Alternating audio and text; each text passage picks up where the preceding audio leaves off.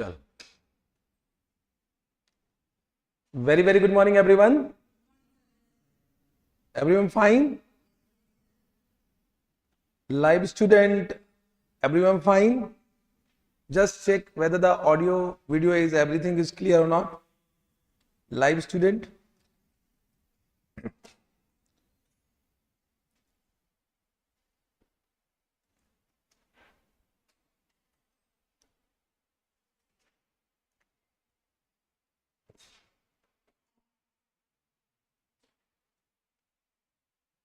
Yes sir. Okay. Now last class we completed all the Ind AS related to asset. You have any doubt in that? No doubt? So today what will be our topics? That we will do three topics: Ind AS 115, Ind AS 116 and Ind AS 12. All the three topics are important. Ind AS 115 is super important. Ind AS 116, if they ask question, it is important. And Ind AS 12, even though they are not asking questions, but in business combination and consolidation, they may link Ind AS 12. Correct? So you can get a direct question of Ind AS 12, or you can get a question related to consolidation or business combination. Okay? Now let us start with Ind AS 115, everyone. Now Ind AS 115, normally what happens in this chapter is why it become difficult from examination point of view, because normally in this chapter we need to retain the content. If you don't retain the content, you will not be able to write. So in this chapter, content become more important. More or less questions you will be able to understand. Normally I have seen students are not able to write the content. If suppose they are asking some numerical questions, you will be able to do it. But you need to also explain why that whatever numerical you have done, what was the reason behind that, that also you need to explain in this particular chapter. So you need to focus on the content. Can we start? So what is Ind AS 115? Revenue from contract with the customer. The objective of this chapter is to what? To give you the information about the nature, amount, timing, as well as cash flow arising from the revenue from contract with the customer. Now, scope, of course, not so much important, but it is applicable to all types of revenue. Any types of revenue, Ind AS 115 will be applicable, except if it is covered under some other Ind AS. For example, if I say lease contract, so any revenue arising in the books of lessor because of lease contract will be outside the scope of this chapter. Any non-contractual income, for example, Ind AS 41, last class we have seen, any fair value gain or loss that become non-contractual income, that is also outside the topic. Insurance contract now you all know that it become Ind AS 117. Now it become Ind AS 117. So any revenue arising from insurance contract will be outside the topic. Financial instrument contract, any interest income, dividend income will be covered in that chapter, not in this chapter. And any contract that are not with customer, of course this chapter is only for contract with the customer. So any contract which are not with the customer is outside the scope of this chapter. Last point, what they say, non-monetary exchange between entities in the same line of business to facilitate sales to the customer. This might be important from exam point of view. So what they are saying, any non-monetary exchange between the entities in the same line of business, to facilitate sales to the customer, then that will be also not a revenue, because it will lacks commercial substance. This transaction will lacks commercial substance. Suppose there are two companies dealing in the same item. It can be petrol, it can be any natural gases. Correct now? Now this entity and this entity has done one contract. This entity will provide goods to their customer, and this entity will provide goods to their customer only to facilitate sales. So this transaction actually lacks commercial substance, therefore will not recognize any revenue for the contract between these two entities. So this is outside the scope of this chapter. Okay sir? Okay. Chalega. Now Definition very simple. Income, any income which arises from ordinary activities become revenue. Any income which arises from ordinary activities become revenue. Now, ordinary activity is not defined anywhere. Ordinary activity is not defined anywhere. It is a matter of judgment. It is a matter of judgment. Now, for revenue, Ind AS 115 given how many steps? 5 steps. So this chapter is based on 5-step model. 5-step model. First is what? Identify the contract with the customer. Second is what? Identify the performance obligation in the contract. Third is what? Identify and determine the transaction price. Can you see this 1, 2, 3? These 3 will be based on the information given in the question. Means you need to understand the question and determine the transaction price and determine the performance obligation. Once A, B, C you have identified and determined, then some calculation will be required. Then step number 4 is what? Allocate transaction price to different performance obligation in the contract. So you need to allocate transaction price as per some ratio, that we need to understand what will be that ratio.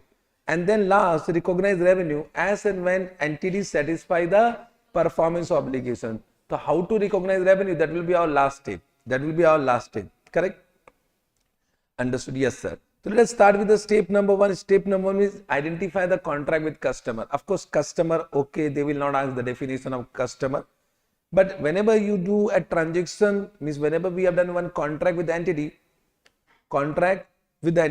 so a party that has contracted with the entity. In this entity, in this chapter, entity means seller entity. In this entity means seller entity. So any party that has contracted with the entity to obtain the goods or services, which are the output of entities' ordinary activities. Which are the output of entities' ordinary activity, then that party will be customer. So suppose we have done one contract that I will sell my mobile to you. So this mobile is not my output from ordinary activities, therefore you are not my customer. But if I have done one contract that I will sell you my FR recorded classes, the FR recorded classes is my output from ordinary activities, then you will become my customer. But in our business, we don't call you customer, we call you what? Student. Correct now? Understood? So you are my student, you are not my customer. Correct? Now, in this step, this is very important criteria for recognizing the contract. So what our Ind AS says that there are 5 points. If all the points are satisfied, then there will be accounting contract.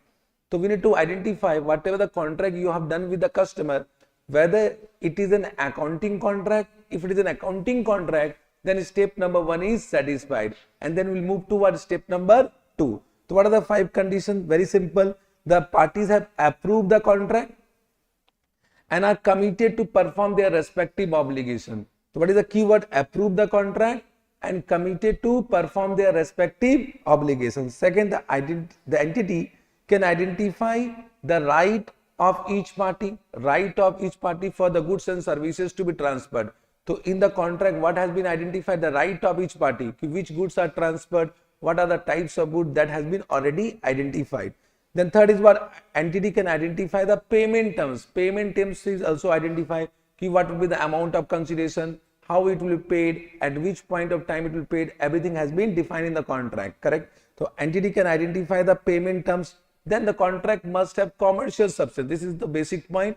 If the contract does not have commercial substance, means it lacks commercial substance, then we will not recognize revenue, as we have done in that example when there is a non-monetary exchange between two entities dealing with the same line of business to facilitate sales to the contract, sales to the customer, then that transaction lacks commercial substance. Therefore, that is outside the scope of this chapter. Okay.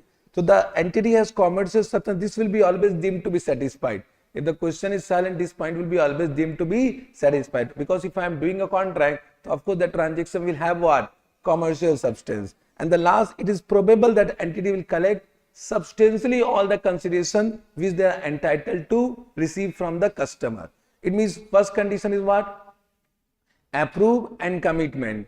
Approval and commitment. Second, the right of each party regarding the goods and services to be transferred. Third, payment terms. Payment terms for the goods and services to be transferred. Then fourth, commercial substance. Last, there must be probability that substantially all the consideration will be received. If all these conditions satisfied, then we have accounting contract and we can move to step number 2. But sometimes what happens, the consideration is received, but one of the criteria is not satisfied. So if you receive consideration and one of the criteria is not satisfied, it means we can't move to step number 2. Then whatever consideration received will be recognized as a liability in our books. Liability in our books means in the books of seller entity. Correct? Now they have given 2 situations in which consideration has been received, but criteria has not been satisfied. Then also it can be recognized as revenue. Understood? Consideration received, but criteria has not been satisfied. One of the criteria has not been satisfied. Then also it can be recognized as revenue. Correct? So what are the 2 circumstances? What they said, if the entity has completed their performance obligation, means if the entity's performance obligation is completed and the consideration whatever received is non-refundable, then whatever consideration is received, that will be revenue. That will be revenue. Understood? So if the entity's performance obligation is completed and the consideration received is non-refundable, then whatever consideration received will be recognized as revenue. Second circumstance is if the contract has been terminated. If the contract has been terminated and the consideration received is non-refundable, then also whatever consideration we receive, that will become revenue, even though the accounting contract does not exist. Understood? Yes, sir. Correct. Contract term, okay, it is not so much important, contract term. Then coming to combining contract. Now normally can I say, suppose we have done one contract with you and another contract with you only, means same customer. Correct? Means we have done 2 or more than 2 contract with the same customer. So normally can I say, for each contract we'll apply Ind AS 115 separately. So if suppose I have done 2 contract with the same customer, so Ind AS 115 for first contract, then Ind AS 115 for second contract. Now the question arises, can we combine that 2 contract as a single contract, and can we apply Ind AS 115 in the combined contract? Well, yes, if some condition, if any one of the 3 conditions is satisfied. They have given how many conditions? 3 conditions. If any one of the 3 conditions is satisfied, then we can combine. So what they are saying, 2 or more than 2 contract should be accounted as a single contract if they are entered into at near the same time with the same customer and any one of the following condition exists. First is what? The contract are negotiated as a package with a single commercial objective. Understood? The contract are negotiated as a package with a single commercial objective. For example, you came to me for FR as well as AFM. Correct?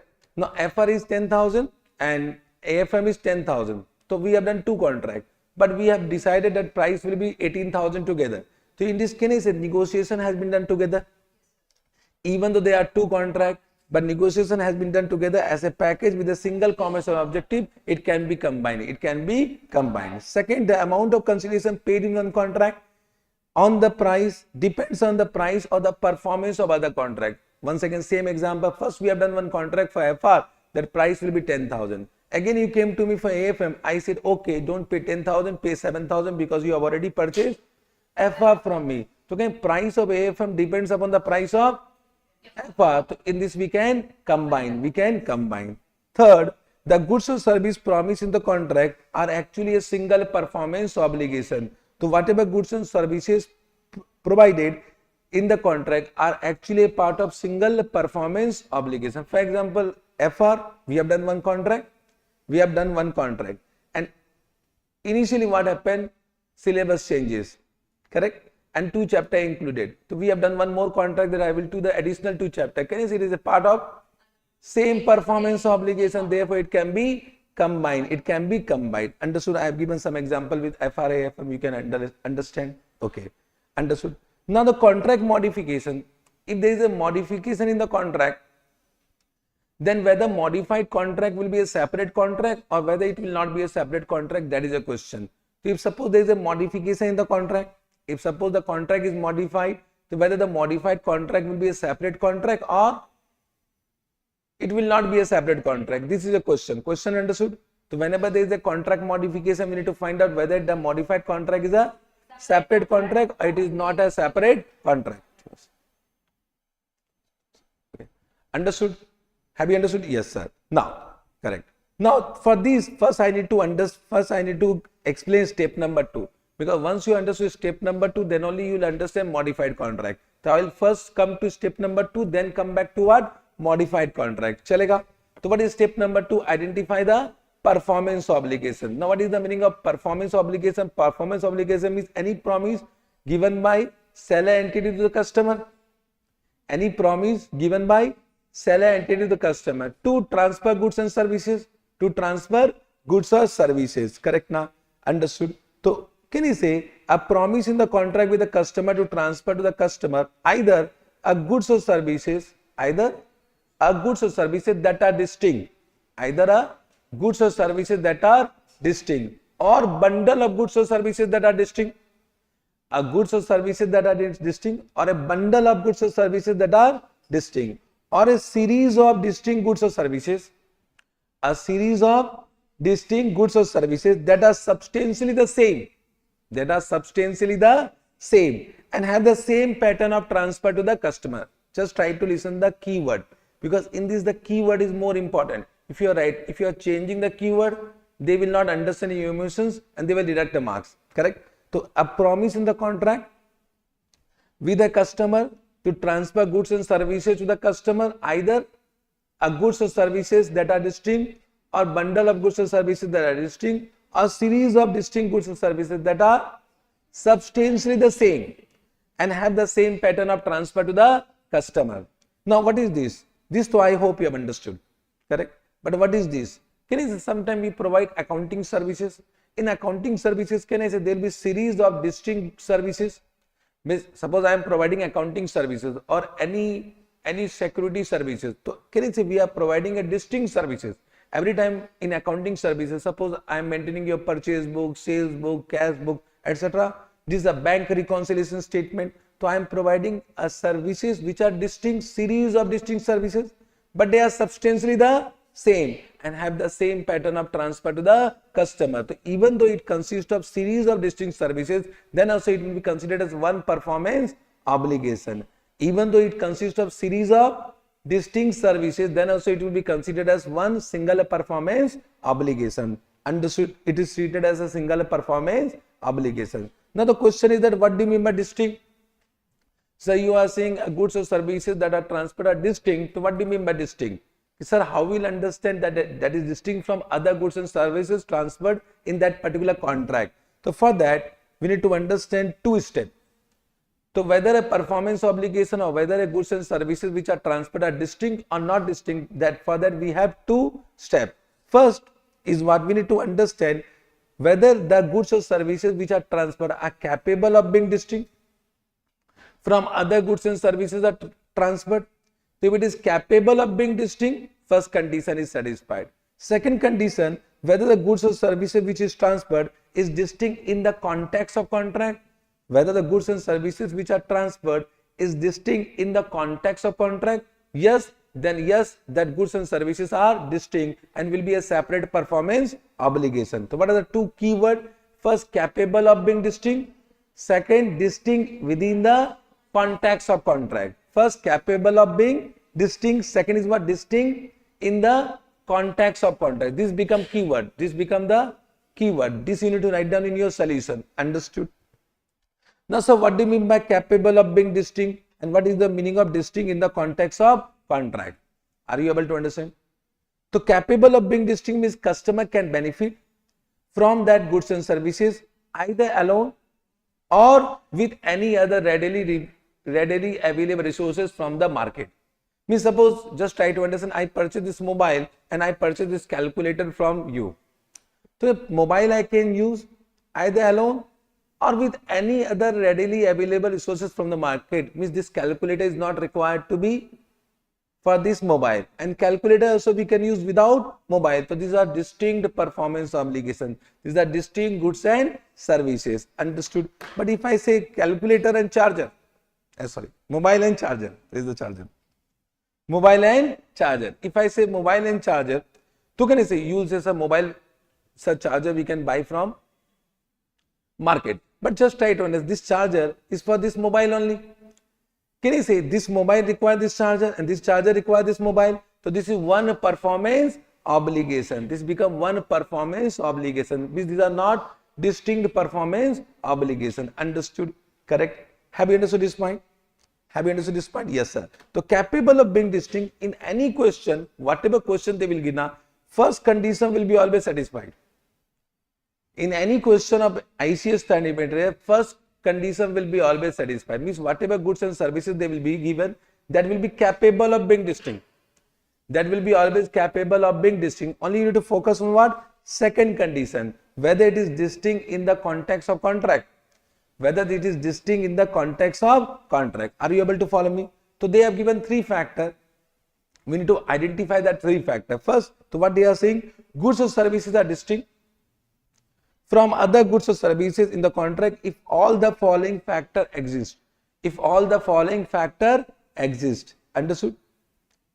Are you able to understand? First, significant integration services is not provided. Means one goods is not integrated with other goods. Significant integration services is not provided. Means one goods or services not integrated with other goods and services. For example, you are constructing a building and you have done one contract to also install a lift. The lift is integrated in the building only.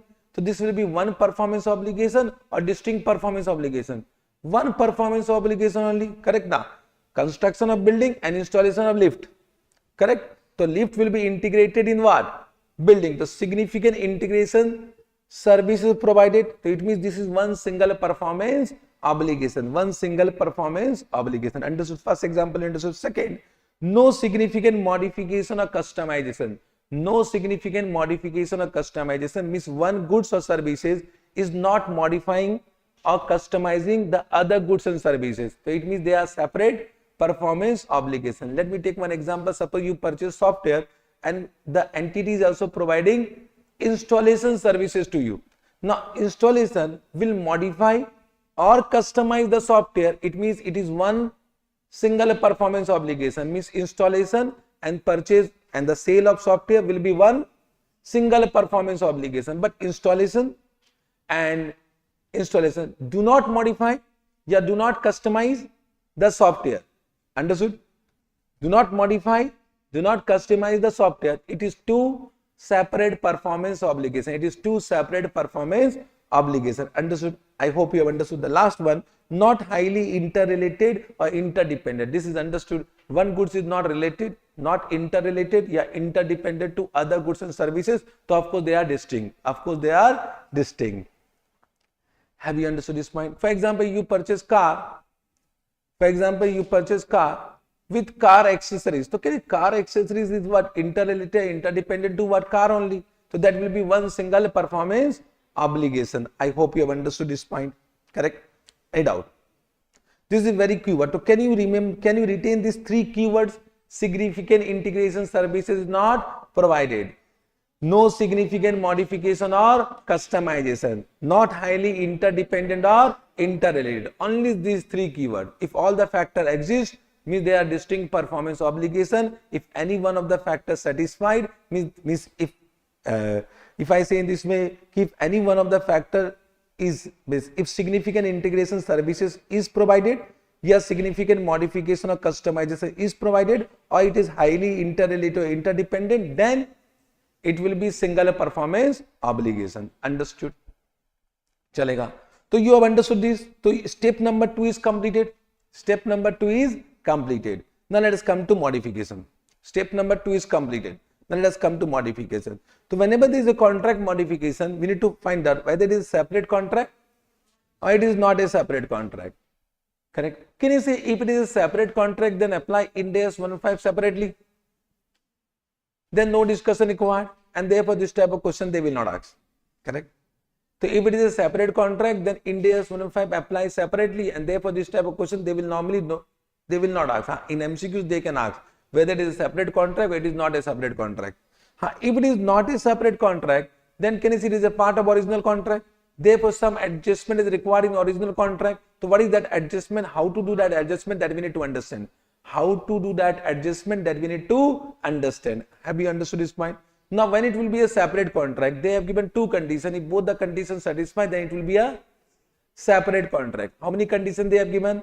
Two conditions. If both the conditions satisfy, then it will be a separate condition. If any one or both the conditions are not satisfied, then it will not be a separate contract. Simple. So what are the two conditions? First, the scope of the contract increases. The scope of the contract increases by way of additional goods and services that are distinct. Now you know the meaning of distinct. Distinct means capable of being distinct and distinct within the context of contract. Understood this point? So can you say first condition was the scope of the contract increases by way of additional goods and services that are distinct. First condition. Second, the price of the contract increases with an amount which is approximately, which is equal to the standalone selling price of additional goods and services. Correct? The price of the contract increases by an amount of consideration that reflect the standalone selling price of that additional goods and services provided. Now, what is the standalone selling price? Standalone selling price, the price if that goods is purchased, if that goods is sold separately, what can be the price of that goods and services? Understood? If both the conditions satisfy, then it will be separate contract. Apply Ind AS 115 separately. But if any one condition is not satisfied, if both the condition is not satisfied, then it will not be a separate contract. Then some adjustment is required. What is that adjustment that we need to understand? So if it is not a separate contract, there can be two circumstances. How many circumstances? Two circumstances. So you need to identify in the question whether the remaining goods and services are distinct from the goods and services already transferred. Yeah, if the remaining goods and services are not distinct from the goods and services already transferred. Have you understood? So whenever it is not a separate contract, you need to understand from the question whether the remaining goods and services to be transferred are distinct or are not distinct from the goods and services already transferred. Not distinct, you have understood. Distinct means what? Capable of being distinct or distinct within the context of contract. Got this point? Yes, sir. So what they are saying, if they are not distinct, then will account the contract modification as if it were a part of existing contract, because it is not distinct. So it means it is a part of original contract only. So the contract modification will be accounted as if it were a part of original contract. In that case, we need to adjust the amount of revenue. Whatever revenue has been recognized, we need to adjust the amount of revenue by applying cumulative catch-up basis. These are all keywords, cumulative catch-up basis. So now this word need to be used in exam. Even though your solution is correct, but if you are not using this word, they may deduct your marks. In this chapter, this is more important. The keyword is more important. Got this point? So adjustment to revenue is made by applying cumulative catch-up basis. Let me take one example. Suppose we have done one contract. That I will teach you FR. And we have decided that the total hour is 300 hours. Correct? And for 1 hour, I will charge rupees 100. Let's say. For 1 hour, I will charge rupees 100. So we have done contract. Now, I hope you know that for step number 5, the revenue can be recognized either on the basis of over the period of time or at a point in time. You know this point because you have done Ind AS 115.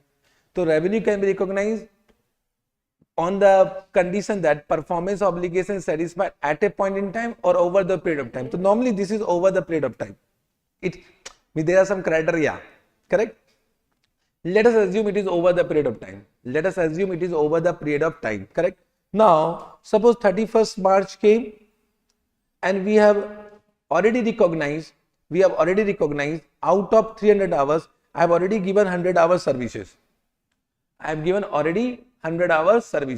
Means 100 into 100, how much I have recognized? 10,000 I have recognized. Understood? Now what happens? Syllabus changes and I teach additional what? Additional 50 hours. I will teach you additional 50 hours. So syllabus change, so I need to teach FR, complete the syllabus as per ICA na. So because syllabus changes, we have done one more contract, means we have modified the contract. We have done modification in the contract that I will teach you additional 50 hours and the price will be 50 rupees per hour.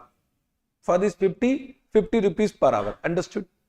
Now you only say that whatever remaining goods and services are left, means whatever goods and services I will be transferring you, whether it is distinct or not distinct from the goods and services already transferred. It is not distinct same performance obligation. It is a part of same performance obligation. Therefore, in this we'll apply cumulative catch-up basis to adjust the amount of revenue. Understood? So what we'll say? Initially, how many hour? 300. Based on what? 100. It become what? 30,000. Then we added what? 50 hour. Based on what? 50. It become 2,500. Total become what? 350. This total become 32,500. So what is per hour now? 32,500 divided by 350. 92.86. 92.86. It means, can I say my per hour revenue become what? 92.86. But how much we have already recognized? 100 into 100. How much we have recognized? 10,000. But we should recognize 100 into 92.86. 92.86 means 9286. So how much revenue I have recognized? Means how much revenue I should decrease. This is already recognized, but my revenue should be this much. So we should decrease the revenue by how much? 714. So I should decrease my revenue by this much. This is cumulative catch-up adjustment basis. Cumulative catch-up adjustment basis. Understood? Any doubt? Oh, why it is not coming in this? 1 minute.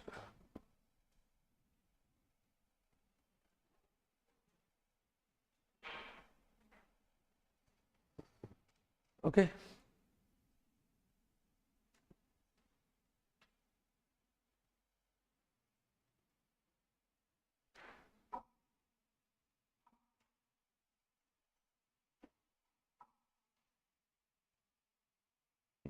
Chalo.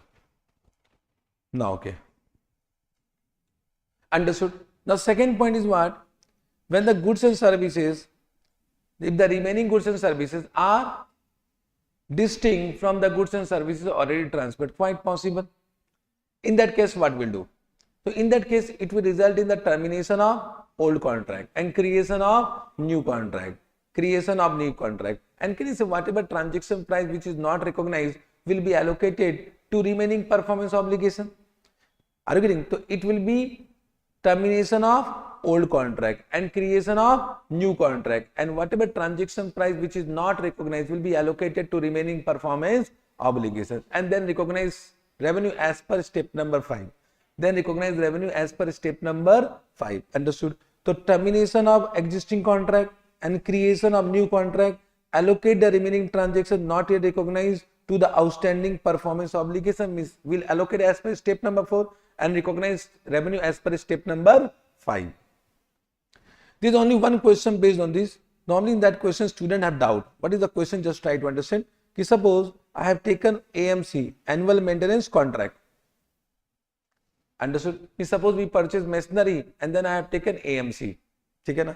Now AMC was 60,000 per month. 60,000 per month. Correct? And suppose 3 months is expired. 3 months is expired. 3 months is expired. So can you say we have already recognized revenue of 60,000 into 3. We have already recognized revenue of 60,000 into 3. Now at this point of time, contract was modified. Contract was modified. And now they have decided it is not 60,000, it is 65,000 per month. Or it can be 40,000 per month as the case may be. So suppose it becomes 65,000 per month. Understood? Now you only say the remaining goods and services to be transferred are distinct or not distinct? Are distinct or not distinct? It seems it is not distinct, but it is distinct, because can you see AMC, it is a series of what distinct goods and services? Means whenever I am saying annual maintenance contract, in this seller entity provide series of distinct goods and services which can be substantially same.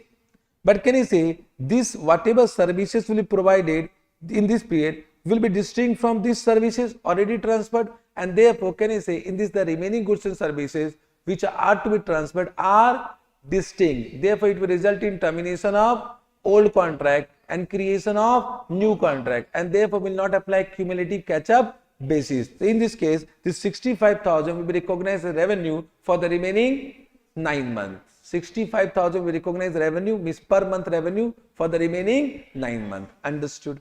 This is only one question given in ICA study material. Chalega? Can we move? Yes, sir. So you have understood, it can be asked in multiple choice question, 2 marks question can be asked. 2 marks question can be asked. Yes, sir. Done. So you have understood step number 1, you have understood step number 2. Now coming to step number 3, determination of transaction price.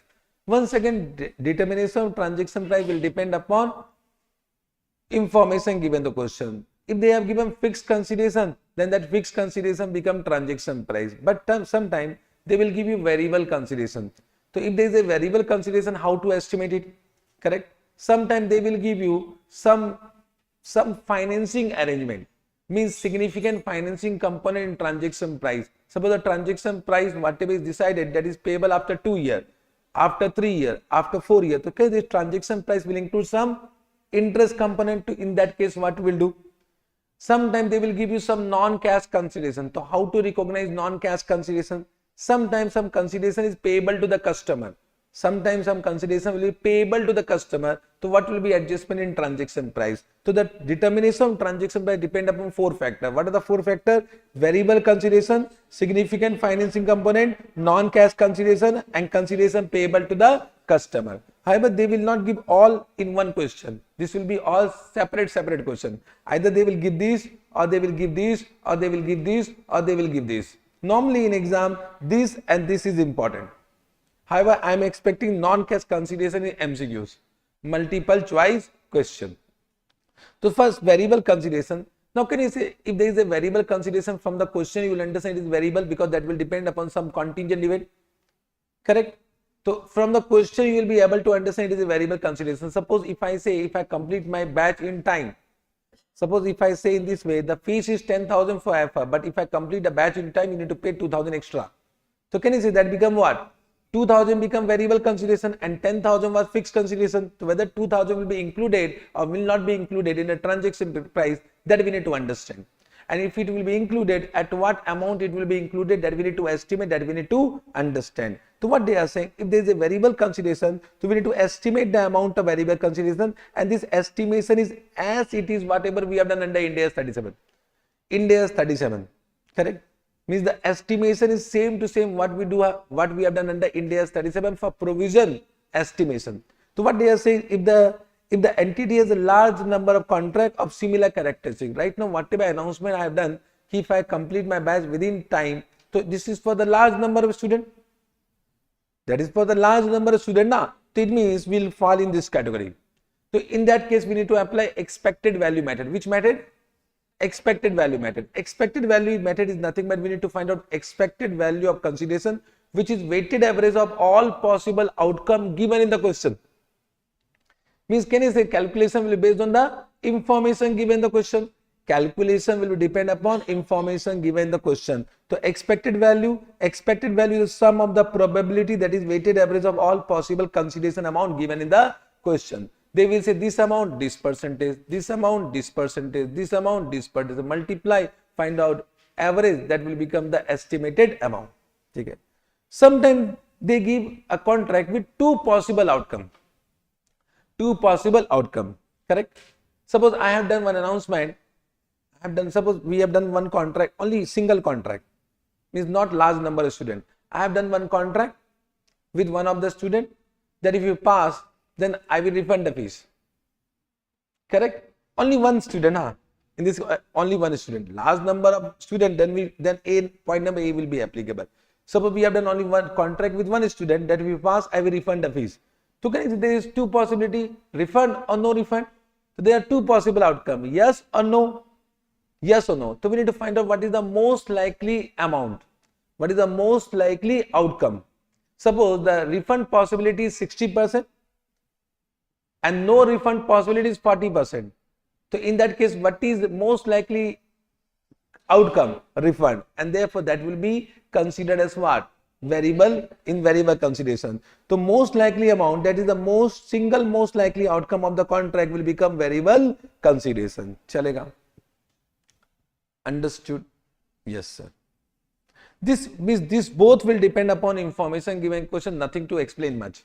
Nothing to explain much. Now, what they say, there is a constraining estimate of variable consideration. The question arises whether variable consideration will be included or will not be included in transaction price. Can you see, if it will not be included, there is no need to estimate. If the variable consideration will not be included in transaction price, then there is no need to estimate. Means we'll do estimation only when the variable consideration will be included in transaction price. One second, can I say it will be included or not included? That will depend upon information given the question. That will depend upon information given the question. Correct? Are you able to understand? So that will be given in the question only. So what information will be given the question, that I am explaining? What they will say, entity shall include an amount. Entity shall include an amount of variable consideration estimated only to the extent that it is highly probable. It is highly probable that a significant reversal of the amount of cumulative revenue recognized will not occur. Means if you think that whatever variable consideration you are estimating, that will never be reversed, so it will be included only now. Means there is a high probability that variable consideration will always occur, then only we'll estimate. So can you say that will depend upon the information given the question? How can we assume by our own it will be included or not included? So this para will be always given the question. So they will give you this information whether there is a high probability of significant, whether there is a high probability that significant reversal of cumulative revenue already recognized will occur or will not occur. Understood? Based on that, will include or will not include. If include, then estimate. If not include, then do not estimate. Chalega. So this para will be normally always given the question. Suppose this para is not given, then we'll assume that it will be included. You can't assume by your own it will not be included. So suppose this para is not given, so what assumption will take? It will be included and estimate what? Variable consideration. And can you write down this para in exam? So you should write down a para in the exam why you have included. So you write down that yes, entities in the given case, entity shall include the amount of variable consideration estimated only to the extent it is highly probable that a significant reversal of amount of cumulative revenue recognized will not occur. Only this much you write down. Only this much. Understood? So what I said, this para will be given the question. Based on this para, will include or will not include. Okay? If this para is not given, then always include by informing this para in solution. Correct? Okay, sir? Yes, sir. Then reassessment of variable consideration. Reassessment of variable consideration. How to do reassessment of variable consideration? For that, let me take one question. Let me take one question. Right now, I am assuming that you know step number 5.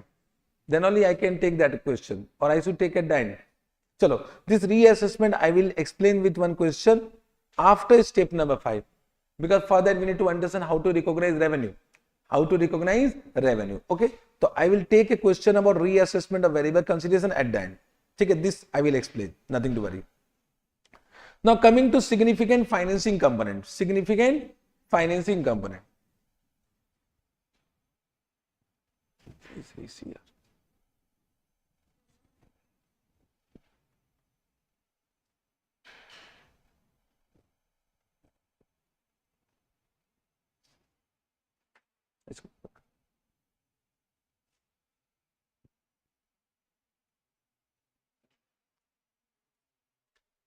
Okay.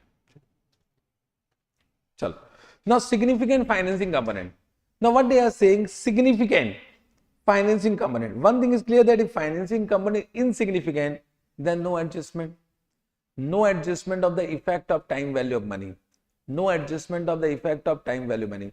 Now what is significant? What is insignificant? That is a matter of judgment. Means can you say, whenever question is say, question has given financing component and question is silent, always assume significant. Means if it is insignificant, they will inform you in the exam. By your own, you don't assume it is insignificant. Understood? So suppose they said it is an insignificant financing component, then no adjustment is required for the transaction price. But if it is significant financing component, so can you say we need to give the effect of time value money?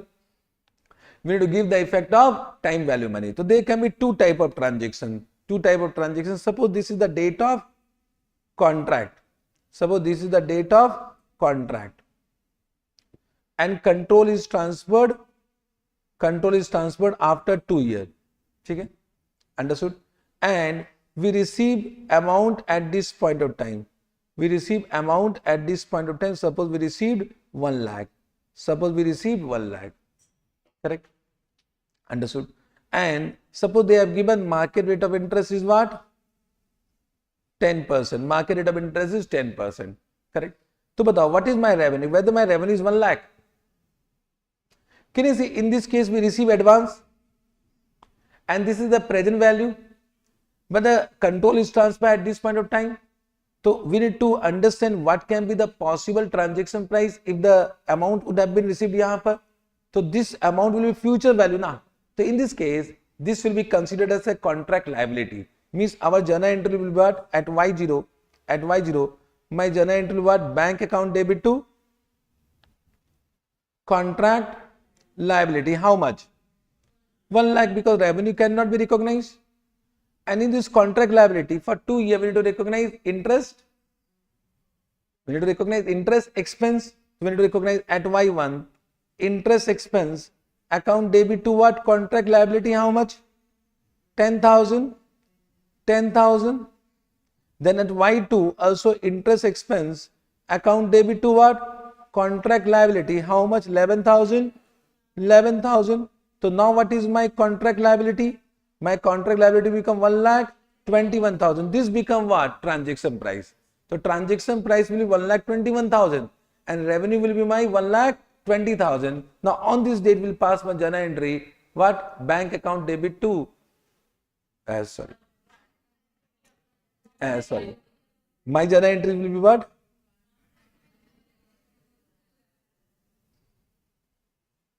Understood now? So my journal entry will be what? Contract liability account debit to revenue. Contract liability account debit to revenue. How much? 1,21,000. Understood? This can be one possible question. Second possible question is what? Suppose this is the date of contract and the control is transferred at this point of time only. Means on inception of the contract, control is transferred. Means we need to recognize revenue at this point of time. Correct? And the amount is what? 1,21,000, which is receivable after how many years? 2 years. So amount is receivable after 2 years. How much? 1,21,000. And suppose the market rate of interest is given how much? 10%. So we need to find out what? Present value. And present value will be what? How much? 1 lakh. So at Y0, what will be my journal entry? Receivable account debit to what? Revenue. So we recognize revenue when the control is transferred. So our revenue will be how much? 1 lakh. And on this receivable, we recognize interest income of 10,000 and 11,000. And then receivable will become 1,21,000. That will be received at this point of time. Understood? But in this case, my revenue will be how much? 1 lakh. Understood? So these two type of question can be asked. Means can I say this is nothing but advance received from customer. And this is the amount receivable from customer. So there can be two type of transaction. Understood? I hope you understood. Can I say this is very simple question. You can do it by rote. Only difficulty will arise. What is the discount rate? What will be the discount rate? In this, so I have given discount rate. So how to determine the discount rate? So this will depend upon the information given the question. Correct? So how to determine the discount rate? The topic you understood? So first you see whatever the contractual rate of interest, means the contractual rate of interest, whether it is explicitly given the contract, means whether the rate of interest is explicitly given the contract. If no, then we should determine. If yes, then what is the position? So if the rate of interest is given in the contract, then you need to find out whether the contractual rate of interest, whatever given the contract, whether it is equal to market rate of interest.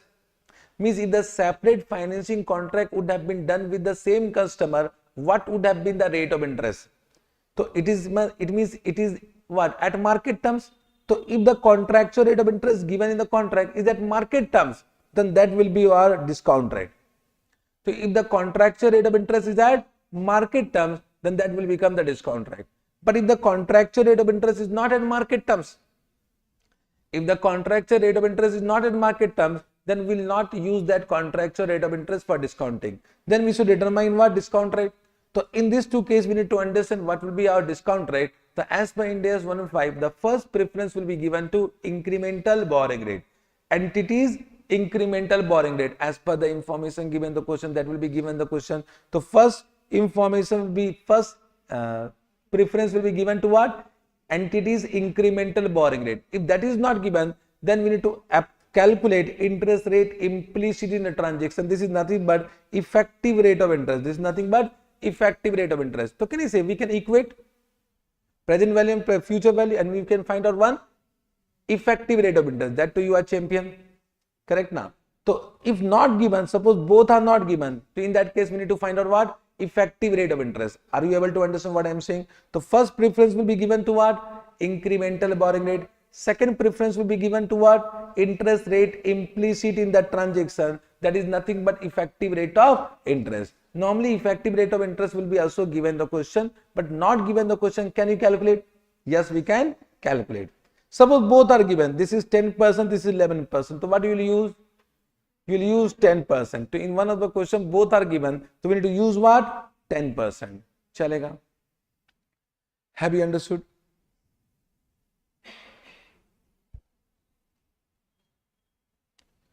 Rakesh, what is your doubt? I have not understood. In this case, the revenue should be booked on delivery date at delivery date transaction price. What does it mean?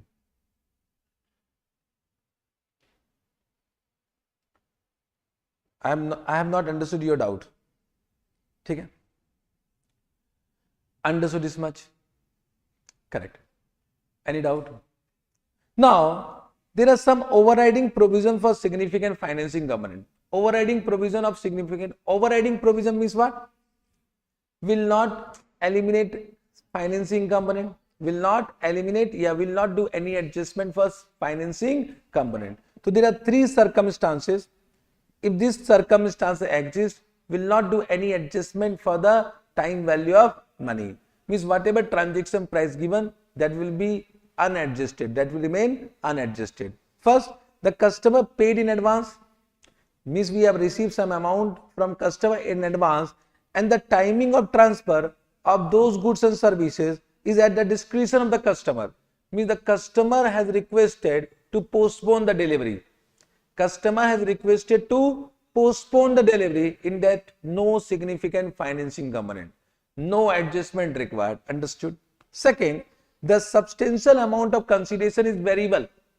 Means substantial amount of consideration is variable, and it varies on the basis of occurrence or non-occurrence of future event. Means the entire amount of consideration is variable. Suppose we have done one contract that I will teach you and you pay me only when you pass. So it means entire amount of consideration is what? Variable. Correct now? Are you able to understand? In that case, no significant financing component, no significant financing component. Then point number C, the difference between the promised consideration and the cash selling price arises for the reason other than the provision of finance. Other than the provision of finance. Just try to understand, in our business, in our education business, suppose the batch is for 1 year, मान लेते हैं, but then also we receive in advance. Always in education business we receive in advance only for safety reason. We want to be safety. Correct now? See, there should not be any default. There should not be any default. Means this is for the reason other than provision for finance. So even though we are receiving advance, it does not include any significant financing component, and no adjustment of financing component is required. So these are the three special cases. If these are the three special cases, then we will not do any adjustment for the time value of money. Understood? Yes, sir. Then there is one practical expedient. What do you mean by practical expedient? Practical expedient means as per the practice in the industry. Practical expedient means as per the practice in the industry. So normally what happens, if the time gap between the transfer of goods and services and the date when you receive the consideration is 1 year or less than 1 year, is 1 year or less than 1 year, then no adjustment for the time value of money. No adjustment for the time value of money. So what they said, an entity need not adjust the amount of consideration for the effect of significant financing component if the entity expect that the period between these two is 1 year or less than 1 year. Understood? Correct? Okay, sir? Understood. Can you say this type of question you can do, because discount rate will be given the question, you know, you are expert in present value, you are expert in future value. Okay. I don't think so it is a tough point. Yes, sir? Yes, sir. The non-cash consideration, I am expecting one question on this. So whenever there is a non-cash consideration, so what will be our transaction price? So what our Ind AS 115 said, transaction price will be the fair value of non-cash consideration received. Fair value of non-cash consideration received. Correct? And if the fair value of non-cash consideration received cannot be measured reliably, then second preference will be the stand-alone selling price of goods and services transferred. Stand-alone selling price of goods and services transferred. The first preference will be what? Fair value of non-cash consideration received. If that is not given in the question, then stand-alone selling price of goods and services transferred. Understood? Let me give you one question.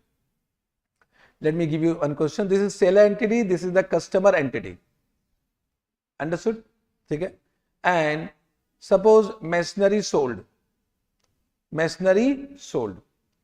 And the standalone selling price of machinery is 10 lakh. And they have issued what? Equity shares. How many equity shares? 1 lakh equity shares, whose face value no, is equal to 10, and market price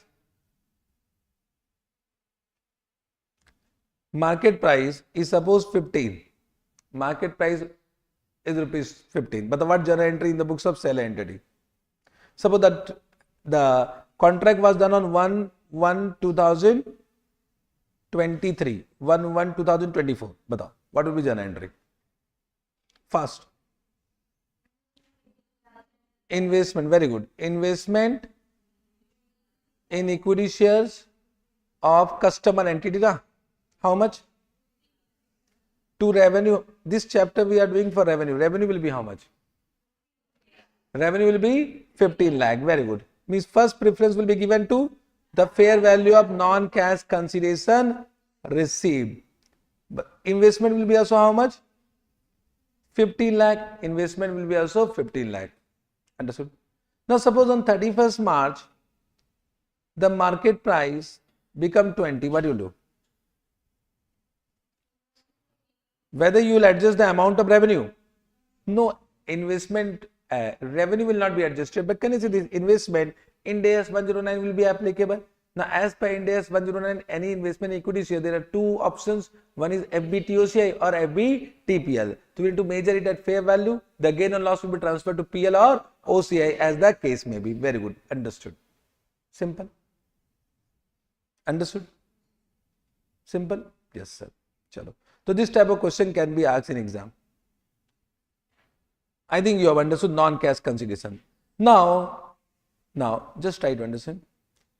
Next point is what? This is related to non-cash consideration only. This point is related to non-cash consideration. Sometimes what happens? Customer will provide some goods and services.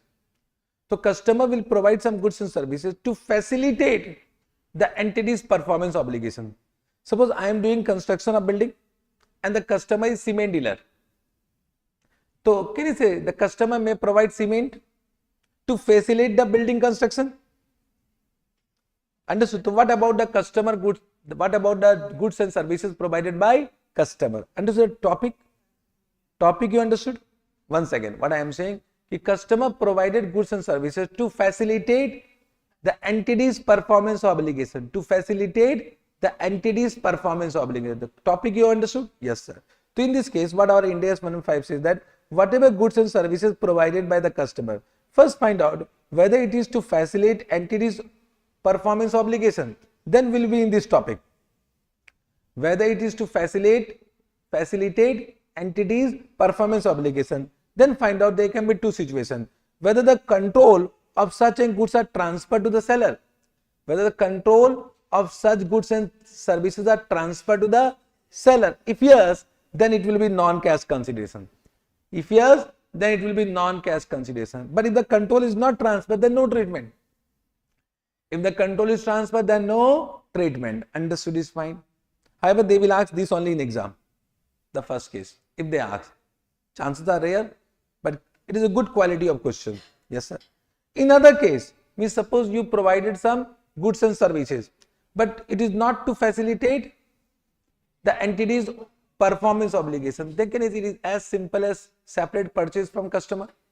It is as simple as separate purchase transaction. So treated as a separate purchase transaction from customer. Treated as a separate purchase transaction from customer. Understood? Have you understood? Yes, sir. Now the last point in this is what consideration payable to the customer. Consideration payable to the customer. So sometime what happens, as per the contract, some amount may be payable to the customer. Some amount may be payable to the customer. For example, if I hope you have received some coupon in which there will be some cash back. Understood? Suppose you purchase some item, you receive some coupon or price, in that will be some cash back. You will go to the vendor and demand what? Money. Actually, that money is not given by vendor, that money will be returned by manufacturer. The money will be returned by manufacturer. Understood? So that is consideration payable to the customer, either directly or indirectly. Either directly or indirectly through what? Retailer, or indirectly through retailer. Understood? In that case, what will be the accounting treatment? So what they say, if the consideration payable to the customer is not related to a separate purchase transaction from customer, means whatever you are paying to the customer is not for the goods and services you purchase from the customer, then whatever consideration you are paying to the customer, that will be deducted from transaction price. Reduce it from transaction price. Understood? So there can be two situations. Consideration payable to the customer can be for the separate purchase transaction from the customer. If it is for the separate purchase transaction from the customer, then account separate purchase transaction. But if you are paying some amount to the customer as a consideration and there is nothing, you have not purchased anything from the customer, then whatever you are paying, that will reduce from the transaction price. So is the consideration payable to the customer a payment for the distinct goods or services from the customer? No. Account for the consideration as a reduction from transaction price. If yes, then account for the purchase of the goods or services in the same way. Correct?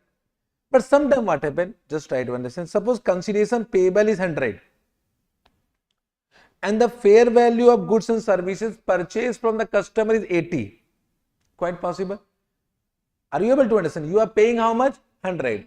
But whatever you have purchased from customer, the fair value of that goods and service 80. It means, can I say 80 will be your purchase, and whatever excess you are paying, that will be reduced from what? Transaction price. So whatever extra you are paying, that will be reduced from transaction price. So in this case, what they have given, account for the excess as a reduction of transaction price. Small question are given, means that question does not require reading also. If you have understood the content now, what you will do by reading this? Understood what I am saying? Once you have understood the content, can I say you can write down in exam? So most of the question of ICS study, small question, depends upon the content. If you know the content, you can write. If you do not know the content, how many questions you read, right? They have given I think more than 100 questions in Ind AS 115. And most of the questions are small based on content. So if you know the content, you are wasting time by reading the question. Yes or no? Are bolna rahe? Correct. So I will say focus on content. Don't focus on all the question. Even though you have read the solution now, if you don't know the content, you can't write in exam. Yes or no? So in this chapter, content is more important than questions. You only say, if you know this, can't you write in exam? If you know this, can't you write in exam? Any question they ask, you can write down. Are bolna rahe? So how many questions you read? You are wasting your time. Am I right or not? Yes, sir. Correct. Now, coming to step number 4. Step number 4 is to super easy. Allocation of transaction price to different performance obligation. They say we need to allocate transaction price to different performance obligation in the ratio of standalone selling price of the contract. Standalone selling price of the contract. Can you say standalone selling price can be directly observable by the entity? So what do you mean by standalone selling price? If the same goods is separately sold, so at what price it can be sold to the customer, that becomes standalone selling price. Can I say standalone selling price will be always given in the question? Always given in the question. Now what our Ind AS 115 says that if standalone selling price is not directly observable, then we need to estimate it. Quite possible, suppose I teach FR and AFM. Suppose I teach FR and AFM, but I don't teach FR and AFM separately. Means you need to learn both from me. It means, can I say I do not sell FR separately? I do not sell AFM separately. So I don't know what is the standalone selling price of FR and AFM. I know only combo price. Correct? Can be a situation or not. In that case, what our Ind AS 115 says, we need to estimate what?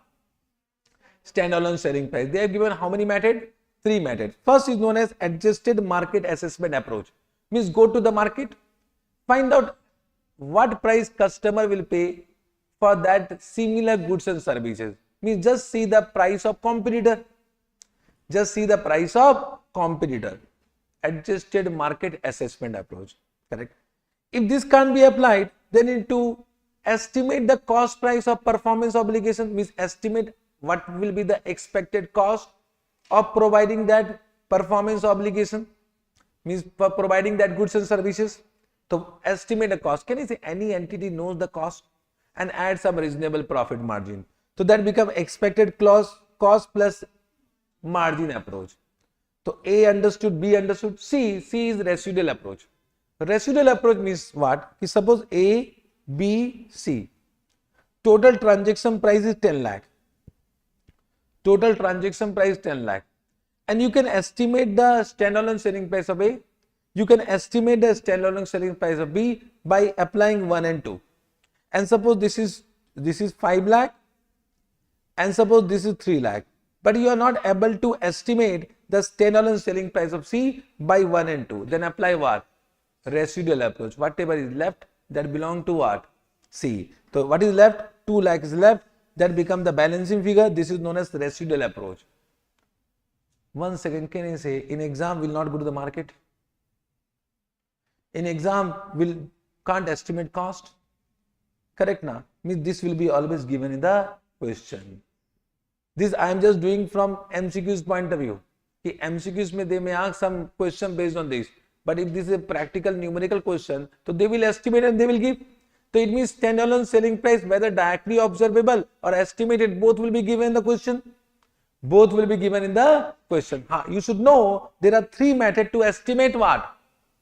Standalone selling price. First is what? Adjusted market assessment approach. Second is what? Cost plus margin approach. Third is what? Residual approach. Only this much. Means, can I say if the standalone selling price given and transaction price given, you can easily allocate because you have calculator with you.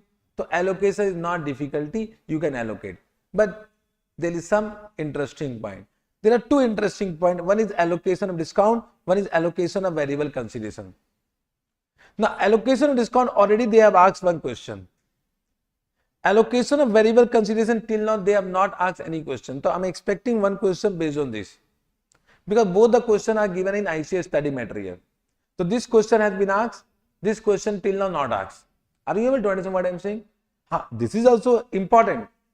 But now I am expecting this question. Got this point? Now allocation of discount means what? Sometimes what happens, discount, whatever is provided by the seller entity, normally can I say it will be allocated to each performance obligation in the ratio of standalone selling prices. Means if the question is silent, always allocate discount to each performance obligation in the ratio of their standalone selling prices.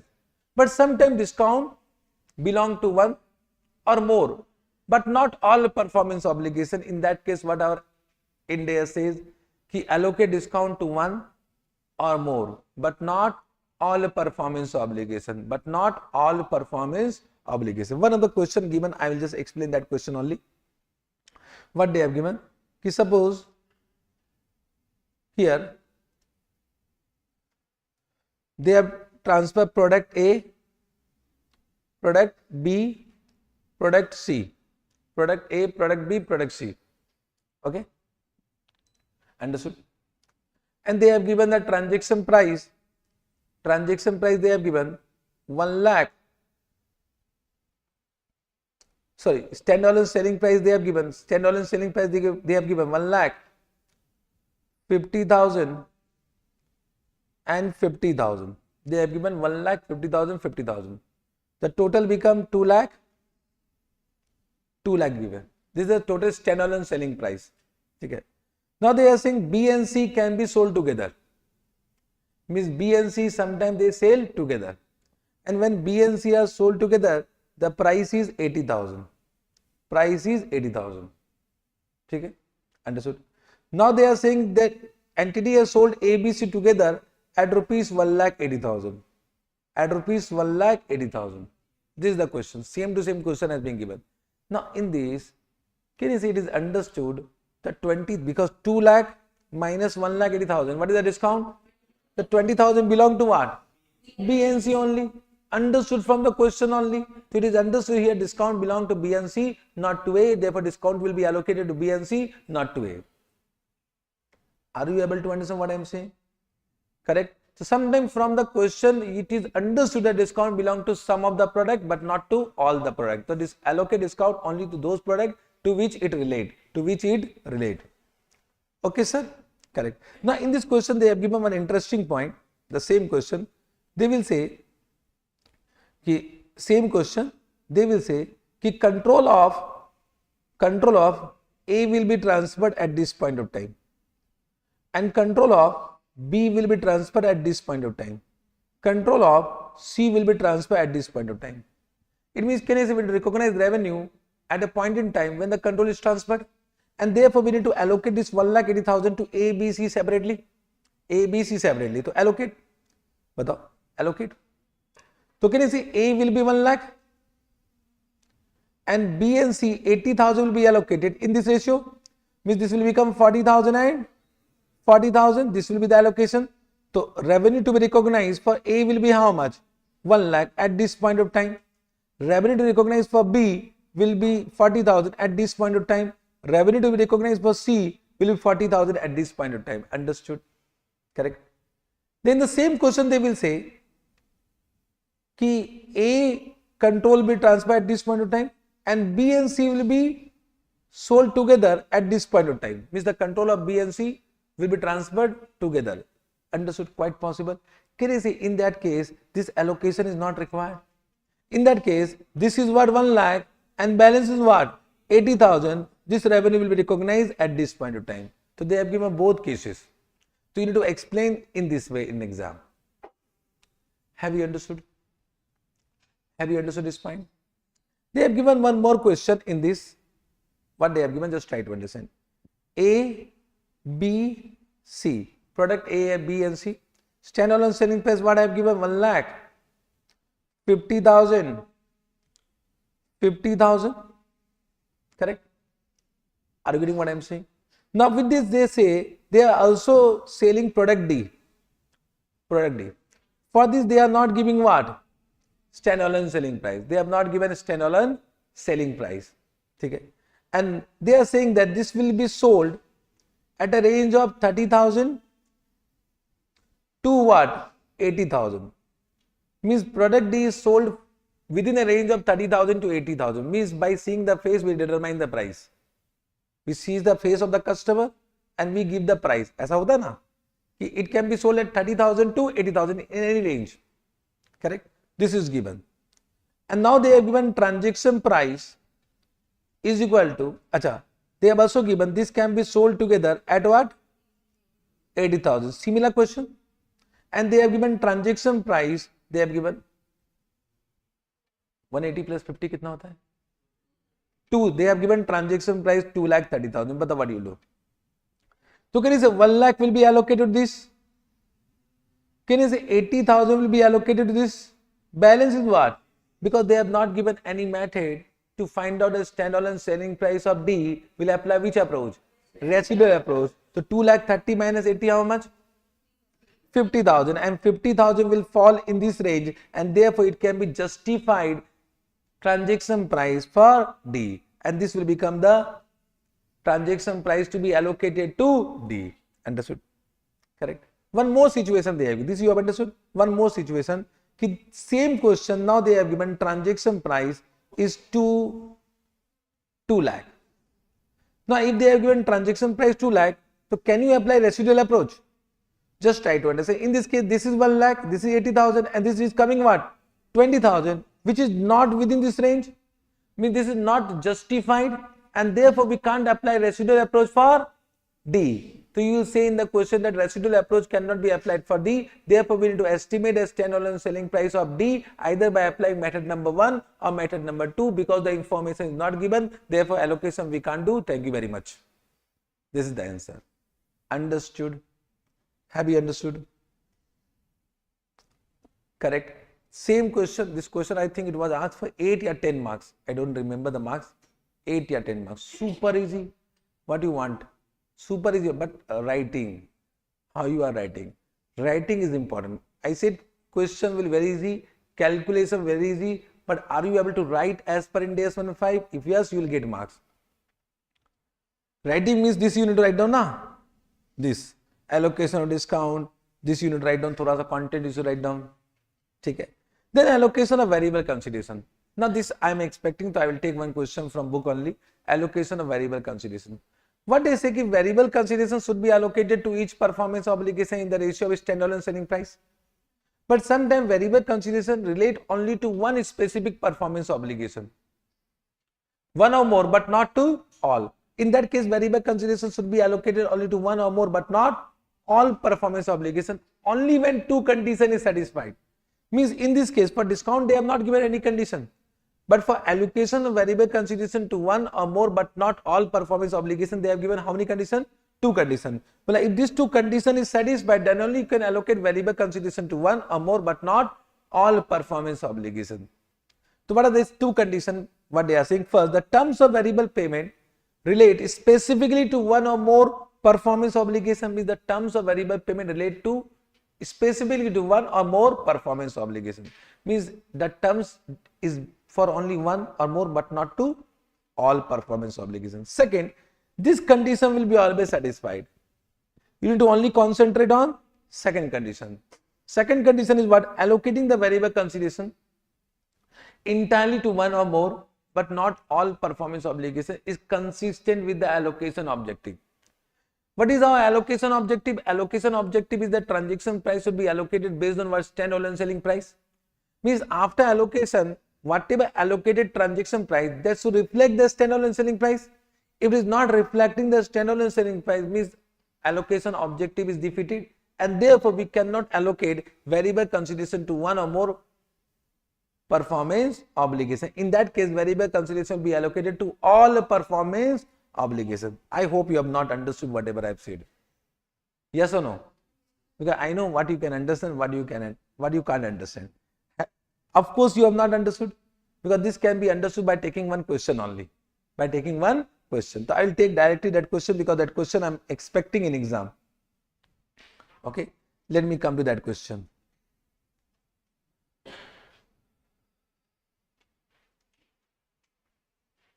This question, 49. An entity intend to contract with customer for 2 intellectual property, license A and license B, with which the entity determined to represent 2 performance, each is satisfied at a point in time. The performance obligation satisfied at a point in time. The standalone selling price of A and B is 16 lakh and 20 lakh respectively. The entity transfer license B at inception of the contract. Means the control of license B is transferred on the date of contract only, and the transfer license B 1 month after. Means the control of license A is transferred after 1 month. Case A is very easy. Variable consideration, don't read the heading, because in exam they will not give the heading.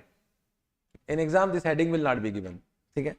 The price stated in the contract for license A is fixed amount 16 lakh, and license B, the consideration is 3% of the customer future sales of the product that uses license B. Means can I say the license B payment terms is variable, because that based on the 3% of future sale, and future sale is contingent right now. It means the, can I say, whatever variable consideration, the payment terms is related specifically for license B. The first condition is satisfied.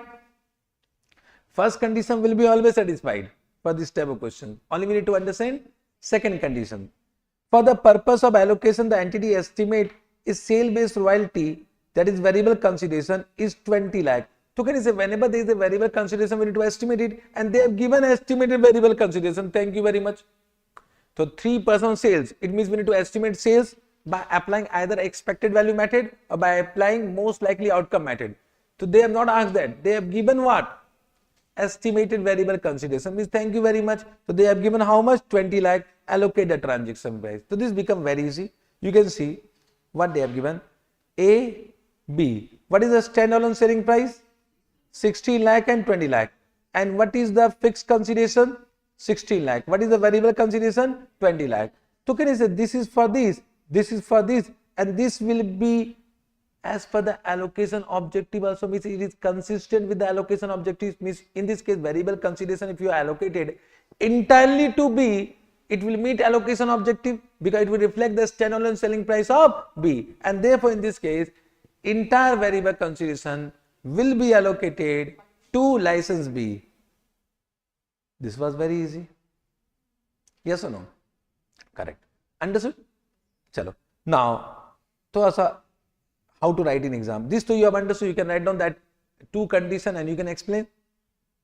Correct? Now in this case what they say, license B, suppose this is 1/4/2024. So license B control is transferred at this point of time, and license A control will be transferred on 1/5/2024. Am I right or not? Correct? It means on 1/4/2024 you will receive what? Fixed consideration. Let us assume it is received. So what journal entry will do? Bank account. But that fixed consideration is for license A or license B? License A. Can you recognize the revenue? No. So it will be your contract liability. In this you can add on for A. How much? 16 lakh. Okay. Now will come what? 38/4/2024. Can you say now sales will occur? There will be some sales. Let us assume sale is 10. Suppose sale is 10 lakh. Okay. And 3% is how much? 3 lakh. So can you say this become consideration for license B? So this much revenue can be recognized now. This much revenue can be recognized for license B. What journal entry will do? Bank account debit to revenue. For B how much? 3 lakh. And let's say 38, let's say this is 38/4 only, okay. And of course the control of license A will be also transferred to return to contract liability how much? 16 lakh. So your total revenue will be how much? 19 lakh. Understood? This is journal entry. Have you understood? Not understood? One second. First to allocation you understood, but you need to give accounting treatment also, na? Accounting treatment. So accounting treatment is based on when the control is transferred. So control of license B is transferred at which point of time? But can you say here the revenue is based on future sales? So what our Ind AS 115 says that whenever there is sale-based royalty income, whenever there is a sale-based royalty income, the revenue should be recognized on the date when performance obligation is satisfied or when sales occur, whichever is later. So even though control is transferred, can you recognize revenue for license B? No, because sale has not occurred. So we need to wait for the occurrence of sales, because if there is no sales, there is no royalty income. So we need to wait for the occurrence of sales. Understood? But license A control is transferred when? On suppose 38/4/2024. That is not given the question, so I am assuming. So on 1/4 you receive fixed consideration.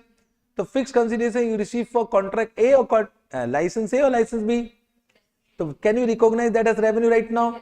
So no, because the control of that is transferred after 1 month. So that will become your liability. So you will say bank account debit to contract liability. How much you receive? 16 lakh. Then can you say for the month of April, you know the sales. Suppose the sales is given the question. Let us assume sales is given 10 lakh. So 10 lakh ka 3% how much? 10 lakh ka 3%, 3 lakh. That will become income for B or A? B. So that much revenue you can recognize now for B. And can you say on 38/4 the control of A will be also transferred? Therefore, entire 16 lakh also you can recognize the revenue. So your journal entry bank to revenue for B how much? Acha, my mistake, I have done wrong. To revenue for B how much? 3. And to revenue for A how much? 16 lakh. So total revenue how much you recognize? 19 lakh. And 19 lakh you have. So my journal entry, sorry, I have done wrong journal entry. Sorry, my mistake.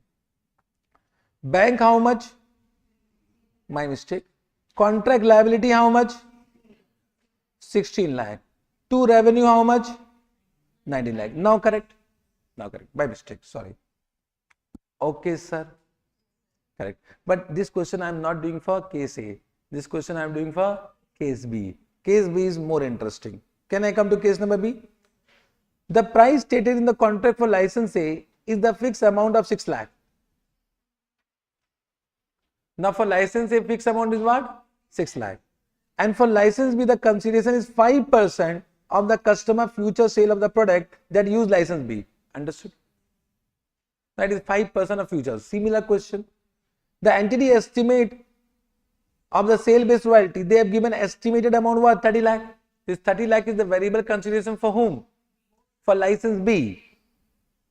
For license B, not for both. As per the contract. As per the contract.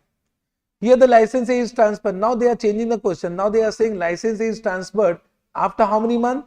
3 months. And the royalty due from customer first month of sale is 4 lakh. Now they have given royalty income also. In the previous case I have assumed. In this they have given 4 lakh. Understood this point? Correct? Now we are doing case number B. Now case number B, but on license A, license B, what is the standalone selling price? 16 lakh and 20 lakh. 20 lakh. Total is 36 lakh. Now, what is the fixed consideration? What is the variable consideration? 30 lakh. Now, you only say this variable consideration relate to license B. First condition satisfied. But allocating variable consideration entirely to license B, whether it will achieve allocation objective, whether it is consistent with the allocation objective, no. Because can you say it will not reflect the standalone selling price of license B.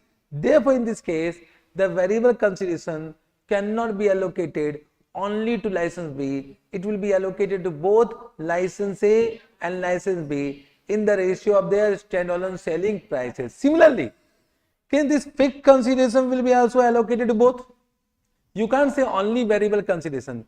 Both consideration means entire transaction price. The objective is to allocate entire transaction price. So your transaction price become what? 36 lakh, and entire 36 lakh will be allocated to A and B in the ratio of standalone selling price. So don't think that only variable consideration. Fixed consideration will be also allocated to A and B in the ratio of their standalone selling price. Have you understood this point? Normally students confuse with the allocation of what? Fixed consideration. That will say the fixed consideration belong to A, so it will not be allocated to B. Here confusion is started. Correct? So in this case, what is the objective? To allocate transaction price or to allocate only variable consideration? Allocation of transaction price. The transaction price is fixed plus variable. Understood? So now you allocate fixed consideration, you allocate variable consideration in this ratio. Can you allocate? Fast allocate.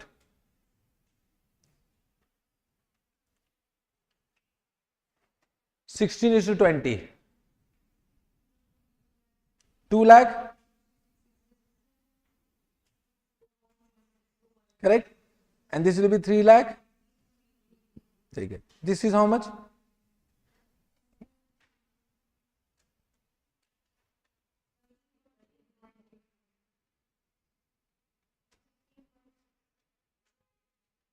Correct? Now, let us come to 1/4. Token is fixed consideration will be received. Can you recognize the revenue of contract A? Because control will be transferred after 3 months. Can you recognize the transaction price of revenue A, transaction price of license A? No. Can you recognize the transaction price of license B? Yes, because the performance obligation is ratified at the contract date only. At contract date means in this case, your journal entry what? Bank account. You can say receivable account also, but we are assuming the amount has been received. How much you have received? 6 lakh. To contract liability, how much? 2,66,667. And to revenue, how much? 3,33,333. Correct. Now for 34, what is the royalty income given in the question? So it is a variable consideration. Now this variable consideration belong to A and B both. A and B both. Can you allocate in the same ratio, 16:20? Allocate. How much? 1 lakh.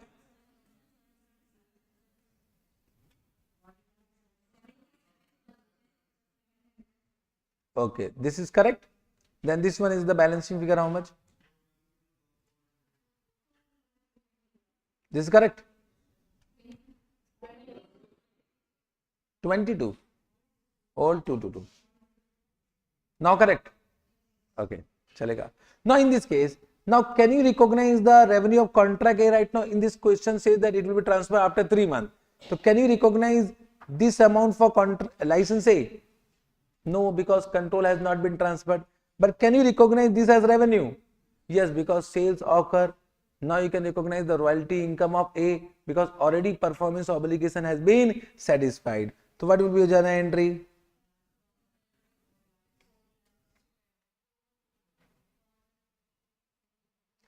Have you understood what I am saying? Bolo.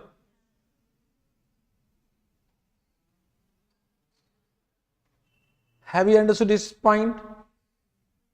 Correct. Now they will ask you what is the contract liability. So contract liability become what? This plus this. And how much revenue recognize? This plus this. This is the answer. Means if we read the question what they have asked. Allocate the transaction price and determine the revenue to recognize for each license and the contract liability if any. I am expecting this question. If they will ask, it will be 8 or 10 marks question. But writing, how you are writing, you write down that 2 condition, correct? Then write down in your own word what you are doing for case A, what you are doing for case B. Writing will give you marks. You can write down in your own word but with keywords. You can't change the keywords. Got this point? Yes, sir. Done. So this step number 4 is also completed. Now let us come to step number 5. Now step number 5 is what? That is the main step, recognition of revenue. Now to recognize revenue, what our India says that control can be transferred either at a point in time or over the period of time. So how we will understand whether it is at a point in time or over the period of time? So they have given 3 criteria. How many criteria? A, B and C. If any one of the criteria is satisfied, it will be over the period of time. If no criteria is satisfied, it will be at a point in time. So how many criteria they have given? A, B, C. But till now, in exam, they have not asked any question of criteria. In exam, whatever question they have given either over or at a point in time in the question they mention. But can be asked, first we need to identify whether it is over or at a point in time, then recognize revenue. So that depends upon A, B, C. If any one criteria satisfied, it is over the period of time. If no criteria satisfied, then it means at a point in time. So over the period of time, A, first is what? Customer receive and consume the benefit simultaneously. Means customers simultaneously receive and consume the benefit as and when entity perform. As and when entity perform. Understood? Means suppose I am giving you accounting services. Correct? So can you say, first month I have given the services, you received it and you have consumed the benefit also not. Are you able to understand? So if I am providing what? Accounting services to you. So can you say first month I have came, I have done all the recording of transaction. So whatever services I have provided, you receive and you consume the benefit of my services. It means it is over the period of time. Over the period of time. It can be also understood in this way Just try to understand. After first month, our contract cancelled. After first month, our contract got cancelled. So you reappoint another accountant. Well, that accountant need to re-perform the work whatever I have done.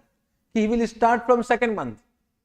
He will start from second month. It means first month whatever services I provided that you have enjoyed, the benefit you have already received. So whenever the other entity who is supposed to re-perform the work from the beginning, it means criteria A is not satisfied.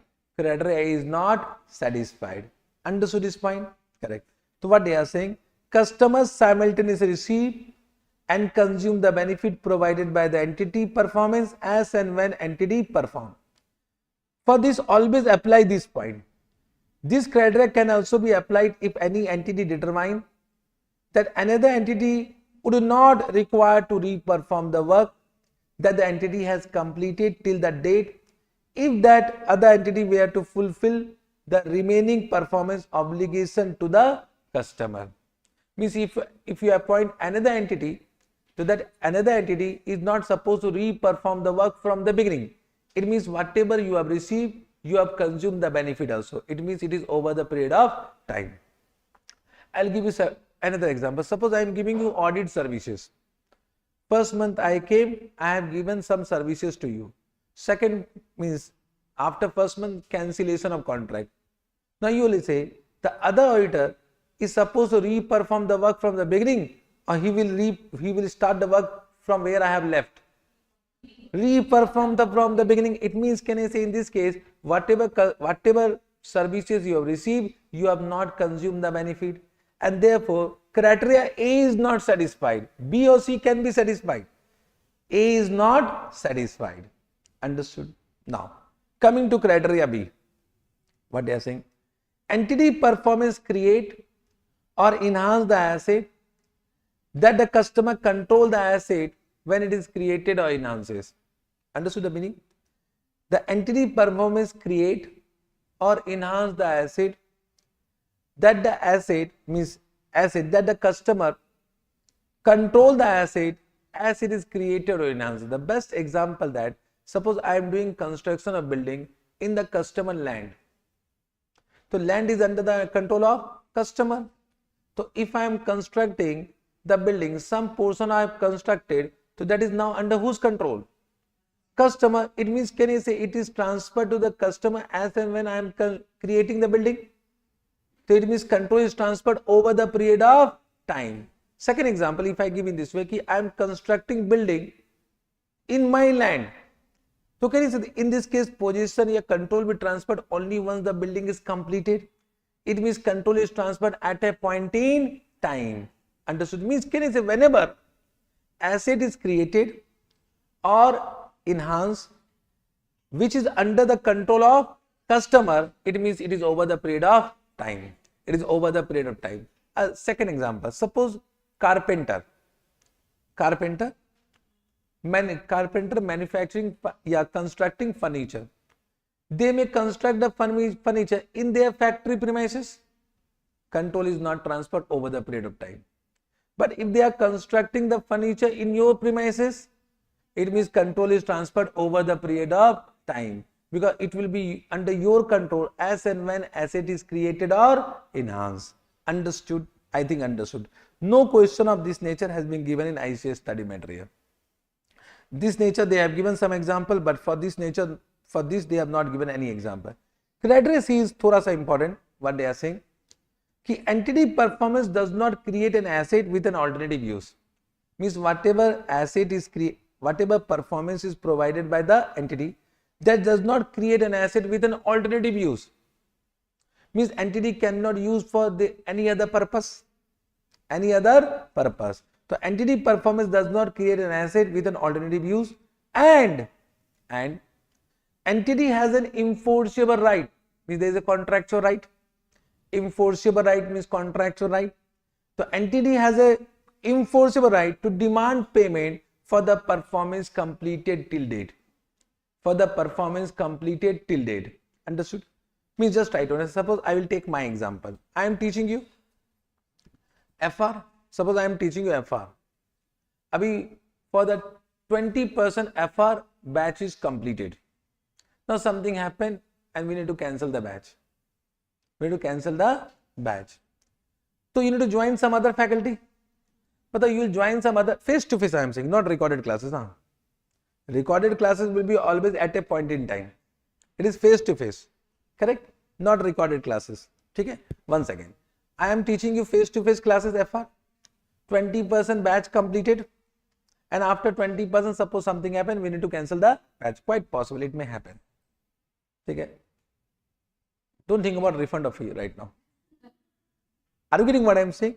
So can you see you need to go to some other faculty? Now you will go to some other faculty from the beginning, from the point of time I have left. Other faculty will teach as per their choice. I teach my first chapter is always Ind AS 37. Other faculty will always start with Ind AS 1. I never start with Ind AS 1. Understood now? But every FR faculty will start with Ind AS 1. And I think Ind AS 1 cannot be understood at the beginning because OCI, PL, OCI you don't know. How can I explain OCI at the beginning? You will die.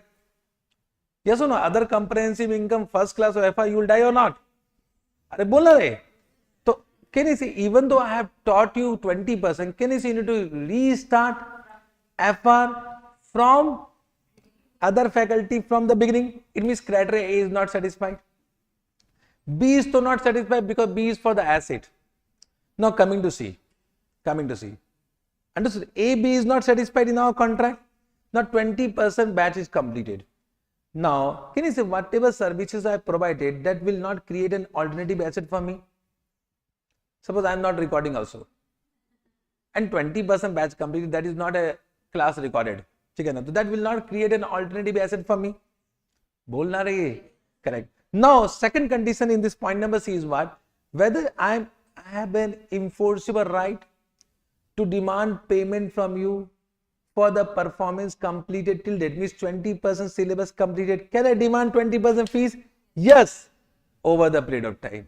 No, it is not over the period of time. Understood? So, as per the contract, can I demand 20% fees from you? Then, yes, so it is over the period of time. No, so it is not over the period of time. Then it becomes at a point in time. Understood what I am saying? Now, what I am saying, demand payment. So, what is this payment? So, our Ind AS 115 has given clarification. It is cost plus reasonable profit margin. Means cost incurred till date plus reasonable profit margin. Means if I am getting only reimbursement of cost, not reasonable profit margin, then this point is not satisfied. So, here payment means what? Cost incurred till date plus reasonable profit margin. So, if I am getting a payment, means as per the contract, I will get reimbursement only for the cost incurred, then this point is not satisfied, then it is at a point in time. Understood? ABC, you understood? ABC can be important for multiple choice question. Understood? Now, in exam, suppose descriptive questions are, suppose, which I don't think so they will ask, but suppose they ask, so always first apply A, then apply B, then apply C. Means even though C is the condition, then also say A is not satisfied, B is not satisfied, and C is satisfied. Are you getting? If A is satisfied, then there is no need to go to B. So always apply A, then B, then C. Even though C will be satisfied. Got this point? Yes, sir. Chalo, done. Now, once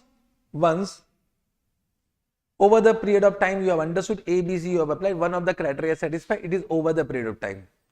Can you say at a point in time, no discussion required? Because that point of time will be given the question and entire transaction price allocated to that performance obligation will recognize revenue at that point in time. So that point in time when the control will be transferred, that will be given the question, that date will be given the question. So at a point in time, no discussion required. Only discussion is required for over the period of time. See, over the period of time, so how to recognize revenue? I hope you are understanding. Correct. So they have given two methods for recognizing revenue over the period of time. One is known as output method, one is known as input method. Output method is very simple. Output method, they say that you need to measure the value of goods and services transferred. You need to measure the value of goods and service transferred, whatever you have measured, that will become your revenue. Means can you say output method become very easy from examination point of view, because the value of goods and service transferred, that will be given in the question. Yes or no? The output method become very simple from examination point of view, and therefore they are not asking output method. However, only one time in exam they have asked output method. Only one time in exam they have asked. I hope you are understanding. So output method means recognize revenue based on the value of goods and services which has been transferred. So who will value that? So normally a surveyor will come and they will do the measurement ki how much performance obligation has been satisfied. So whenever in question they say surveyor, it means it is a question of what? Output method. So whenever some surveyor will come and they will do measurement ki how much performance obligation is completed, they will say 30% work has been completed. This type of question is given. It means which method? Output method. Understood?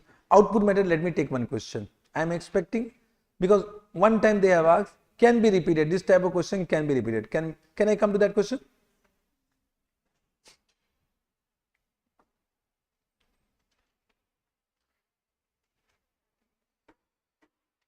This is the question. Nuwan Limited commenced work on 2 long-term contracts during the financial year ended 31st March 2019. The first contract with A and Company commenced on 1st June 2018 and had a total sales value of 40 lakh. It was envisaged that the contract would run for 2 years and the total expected cost would be 32 lakh. So what is the sales value? What is the expected cost?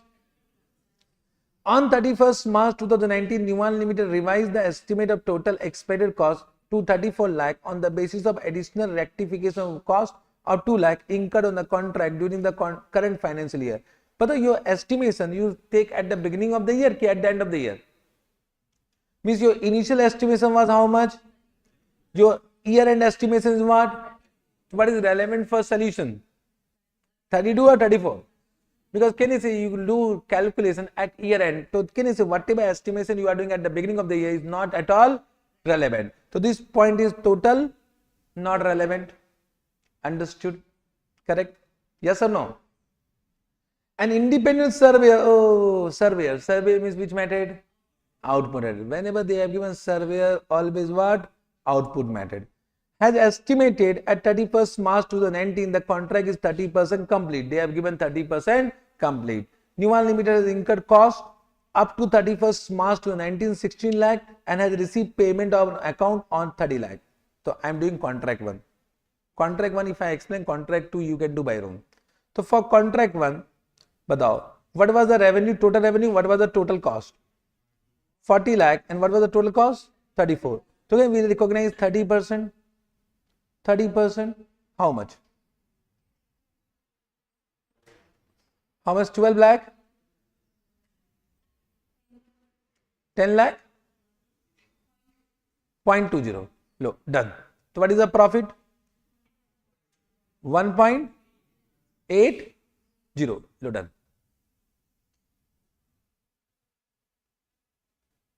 Correct. Now what they are saying, ki this much revenue recognized, but they have received how much? They have received 13. They have received 13. It means can you say they have received extra amount? So that become advance from customer. Can you say that become contract liability? So what is the contract liability? 1 crore or 1 lakh? Kya hai? 1 crore, 1 lakh? 1 lakh. So 1 lakh become contract liability. Understood? So that will come in the balance sheet under contract liability in the liability side of the balance sheet. Chalega. Now what is the expenses recognized? 10.20. But how much incurred? Incurred how much? They have incurred 16 lakh. So they have incurred 16 lakh. Means can you say whatever extra incurred is for the next year? Means that is work in progress. Means that will be shown as an inventory under work in progress, or you can say it is a contract asset work in progress. So that become contract asset and that will be work in progress. How much? 5.80.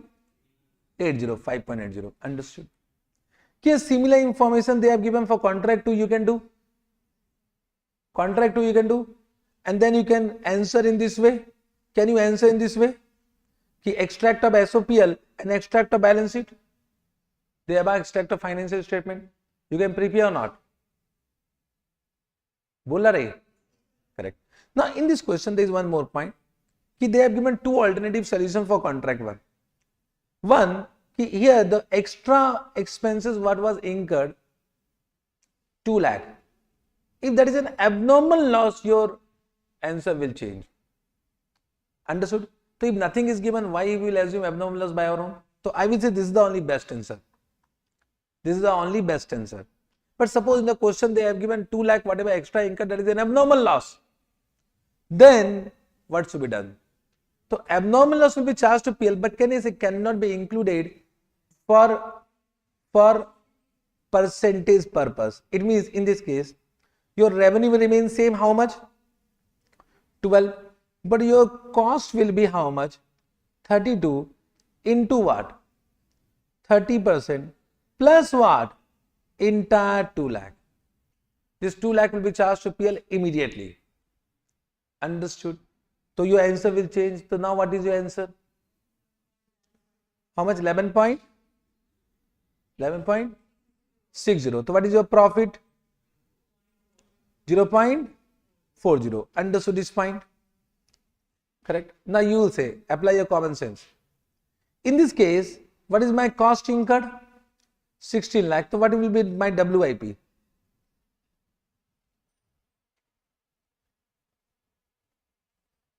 WIP will be what? Means 16 minus what? Very good. 16 minus not this. 16 minus what? This. This is coming 9.60. So this become your WIP. Understood? So if it is given the question abnormal loss, this become more difficult. Understood? So they have given two alternative solutions. One assuming abnormal loss, one assuming it is not an abnormal loss. So I will say question is silent. This is the better answer. Why will assume by our own it is an abnormal loss, Baba? But given the question abnormal loss, then you can't change the question. Okay, sir. I think both the questions you can do it by your own now. Chalega? Yes, sir. So this is only one question they have given for output method. Can you say any question of output method will be easy? Because they will give you the information in the question, based on that information we do it. Correct? And therefore they are not asking much in exam. Okay. More important is input method. Input method means we need to measure the progress of performance obligation based on the input. Now input can be of three types. Either cost incurred, or it can be based on labor hour, or it can be based on machine hour. But these two are not yet asked in exam, and they will never ask. They will only ask what? Cost incurred. They will only ask cost incurred. Means we need to calculate the progress in satisfying the performance obligation based on cost to cost input method. So in that the formula become what? Actual cost incurred during the year divided by estimated cost into 100. This become the percentage of progress in satisfying the performance obligation. In the previous question output 30% was given. In this we need to calculate. Means their surveyor will give. Here we will calculate. This is the difference. Means in output method will demand percentage of performance based on expert. Here we will calculate based on input. Based on input. This is the difference. Balance remain same. Balance remain same. Understood the formula? Once again, only one question of this method is given, and that question has been asked in exam. So let us do that question. Can we take that question?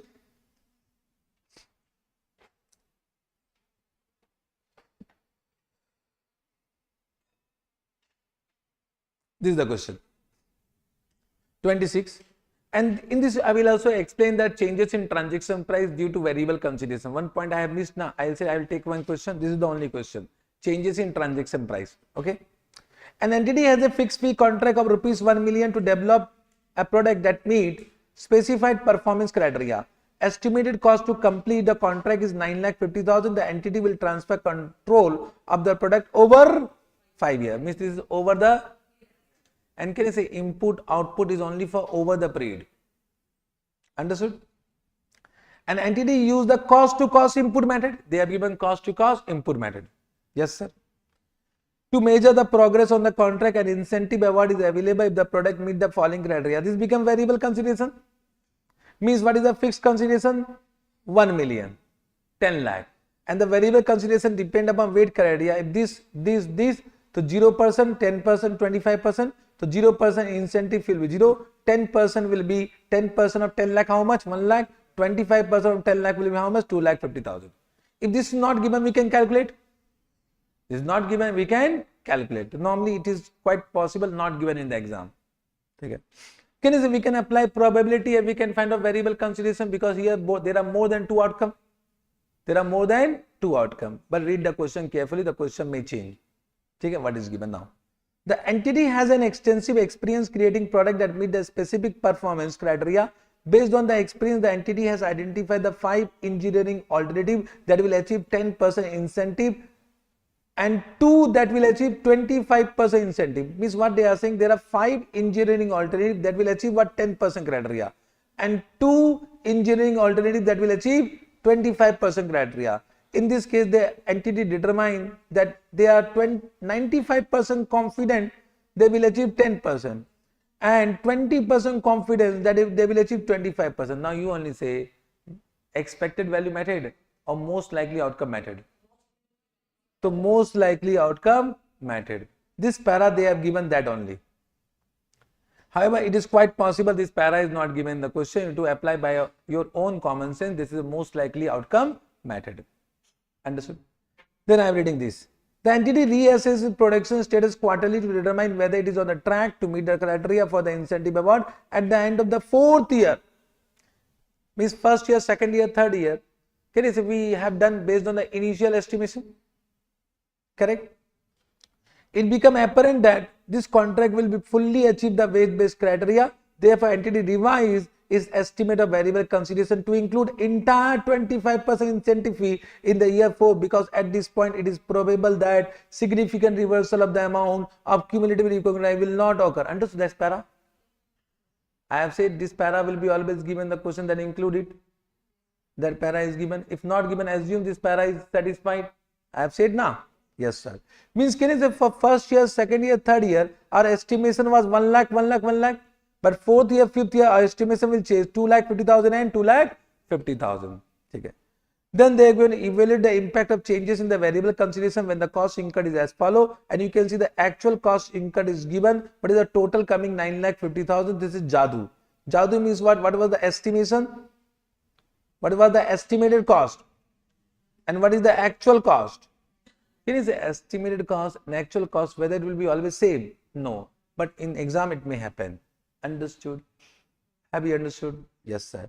Now they have said calculate yearly revenue, operating profit, margin percentage for simplification purpose. Calculate revenue for the year independently based on the cost incurred during the year divided by the total expected cost, with the assumption that total expected costs do not change. Or what assumption? You have given only. Means they have given same and they are saying assume that. What is this question? 10 marks question.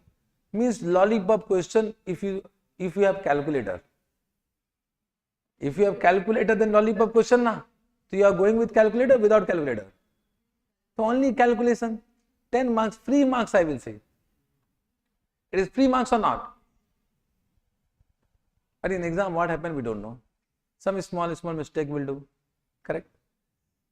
Understood? Correct? Can I explain with this only? Can I explain? तो बताओ, what is the total variable consideration? 1 lakh, 1 lakh, 1 lakh, 2 lakh 50, 2 lakh 50. And can you say fixed consideration will be 10 lakh, 10 lakh, 10 lakh, 10 lakh, 10 lakh, 10 lakh. Understood? Now, so they have allocated fixed revenue and variable revenue separately. However, I will say you can allocate total consideration together. But let us do as per ICA solution. Now, can you say it will be allocated based on cost? So what is the cost incurred? 50,000, 1,70,000, 4 lakh, 2 lakh 70 and 50,000. This is given in the question. And what is the total cost? 9 lakh 50,000. 9 lakh 50,000. Yes or no? So what they have done? 1 lakh into 50,000 divided by 9 lakh 50,000. This will come or not? Check karo. 1 lakh into 50,000 divided by 9 lakh 50,000. Same thing you can do for all. Same thing you can do for all. Yes or no? This you can easily calculate. This you can easily calculate. Understood? Correct. Same thing we'll do for 10 lakh, 10 lakh. So 10 lakh into 50,000 divided by 9 lakh 50,000. How much it is coming? Check karo. This will come or not? Same thing you can do for the balance here, and this you can easily calculate. Understood? Have you understood? Now can you give me the total of this? The total of this will be 10 lakh only. Check kar lo. But can you give me the total of this? No, it will not come 2 lakh 50. Check karo. Can you give me the total of this?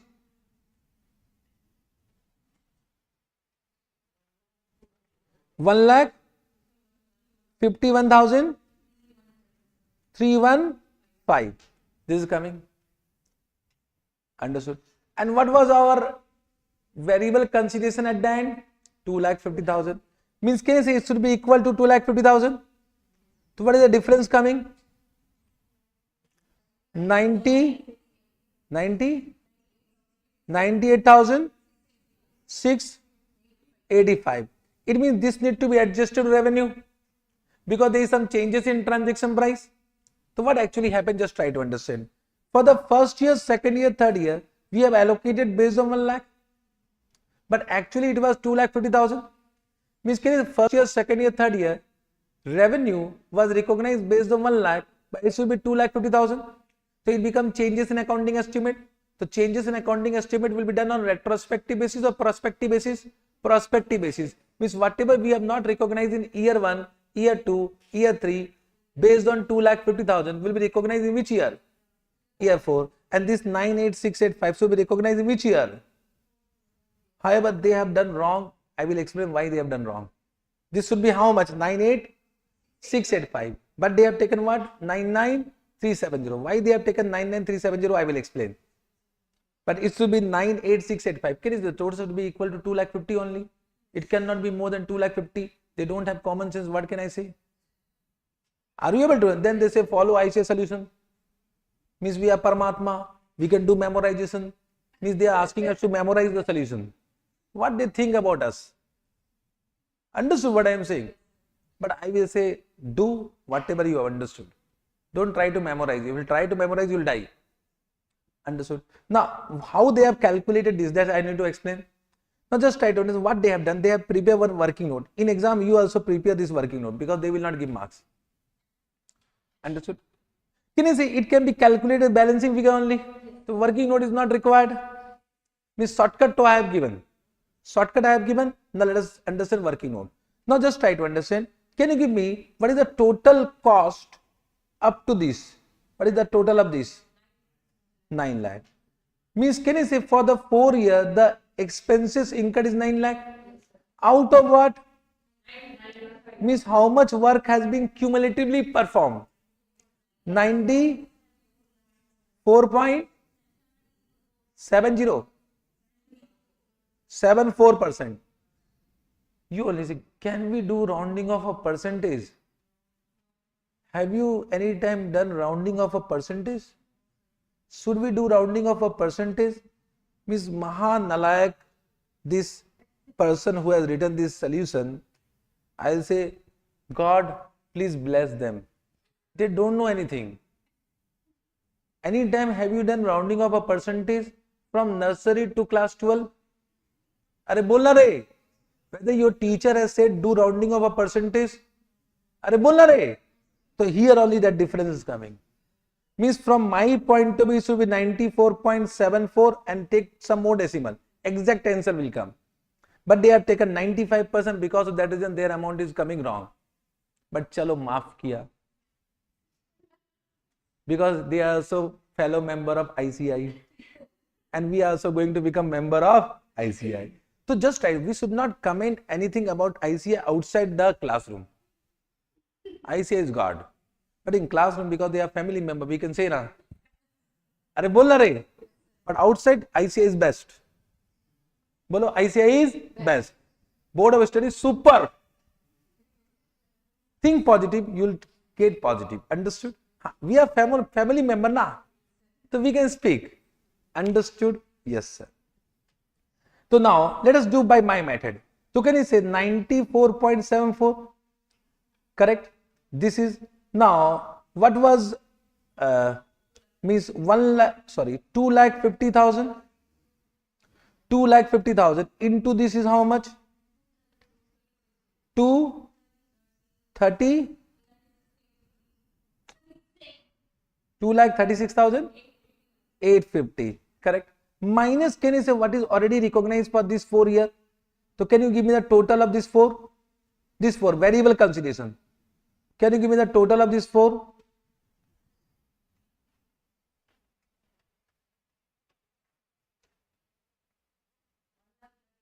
One lakh 38,000. They have taken same only. Now the difference is what? 98,000. 690. Our answer was देखो approximately same. Means we are doing correct. But if you want to round off in exam. But can you memorize for this question rounding off? For other question no rounding off. Do as it is, you will get the marks. Okay. I will say no one can deduct marks for this. But this is the actual way. And I will say take the balancing figure na re.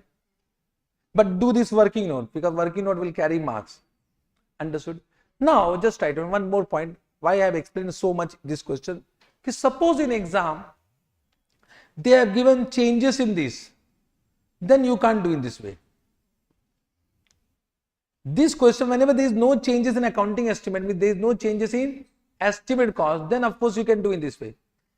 But if they have given this different amount, let us take different amount. Okay? Suppose first year it was 50,000. This is incurred, and then I will give you cost to complete also. Cost to complete means estimated cost to complete. So now I will give you estimated cost to complete for how many years? 4 years. So this is suppose given 9 lakh. 9 lakh. 9 lakh na? 50,000 already incurred, and I have given 9 lakh. The total become 9,50,000. So first year my estimation remains same. Okay. Then second year suppose it is suppose this is 1,75,000 only. So this total become how much? 2,25,000. So suppose this is 7,75,000. So this is for year 3, year 4 and year 5 cost to complete. This is the estimated cost to complete. My estimation may change at the end of each year now. Now you can see the total is coming what? 10 lakh. So estimation change. Estimation change. I hope you are understanding. Are you able to understand what I am saying? Suppose next year also 4 lakh. So can you give me the total of these 3? 6, 25.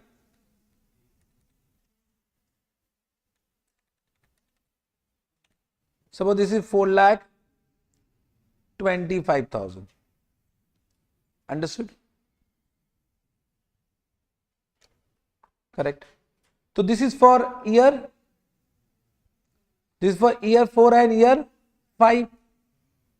Understood? Now suppose this is 3 lakh. Can you give me the total of this 4? 9, 29. 9,25,000.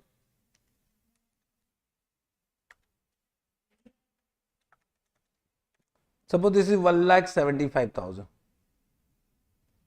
And let's say this is also 1,75,000. Now total become 11 lakh. Check karo. Total become 11 lakh now. This will not be given. This will not be given now. This is not required because now the total we know. This is the information given. Suppose this type of information given which I am expecting. They can create this type of question because when there was AS7, so they used to ask this type of question in CA final. When there was AS7, now AS7 become Ind AS 115 now. So can be asked. So if this is question given, then you can't do in this way. then we'll always do on cumulative basis. So if you do on cumulative basis now, this working note is not required only, because it is only cumulative catch-up basis. I will say this same question you can do in cumulative basis, but for this question to follow IC solution. For this question follow IC solution. But if they have given this way, how to do? Same question is there. I am just explaining. You will do fast. Okay. Year 1, year 2, year 3, year 4, year 5. What was the fixed consideration? 10 lakh, 10 lakh, 10 lakh, 10 lakh, 10 lakh. What was the variable consideration? 1 lakh, 1 lakh, 1 lakh, 2 lakh 50,000, 2 lakh 50,000. What is the total consideration? 11 lakh, 11 lakh, 11 lakh, 12 lakh 50,000 and 12 lakh 50,000. Then add on cumulative cost incurred. Then we add on cumulative cost. Cumulative cost means what? Year 1, year 1. Year 2, year 1 plus year 2. So can you give me, have you written this amount? Correct. Year 1 is 50,000. Year 2 you will give 50 plus 1 lakh 75,000. How much? 2 lakh 25. 2 lakh 25,000. Year 3 6 lakh 25,000. Year 4 9 lakh 25,000. 11 lakh. Understood? Now can you give me the total estimated cost? Can you say every year it will be different? Year 1 it will be this plus this, 50,000 plus 9 lakh. So 9 lakh 50,000. Can you say year 2 it will be 2 lakh 25 plus what? 2 lakh 25 plus 7 lakh 75? 2 lakh 25 plus 7 lakh 75. How much? 10 lakh.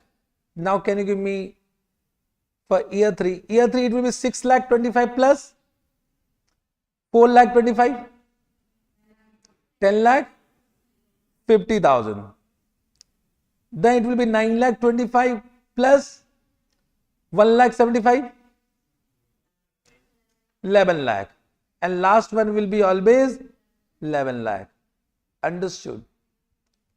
Correct. Now we'll recognize this based on this ratio. Means now our revenue recognized will be this into this divided by this. Means if this is A, this is B, this is C. So A into B by C. Can you give me for all? Of course you can calculate. Can you calculate? And this will be cumulative revenue recognized. Cumulative revenue means this will be year 1, this will be year 1 plus year 2, this will be year 1 plus year 2 plus 3. Then can I say you can find out revenue for each year? This is the best calculation, no working note is required, and it will be automatically adjusted on cumulative catch-up basis. So if this type of questions come, do in this way. Can you do it by own? Can you do it by own?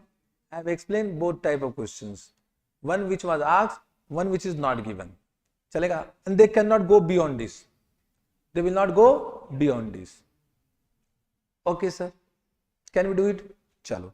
So this is also completed. Input method is also completed. Now there are 2 points.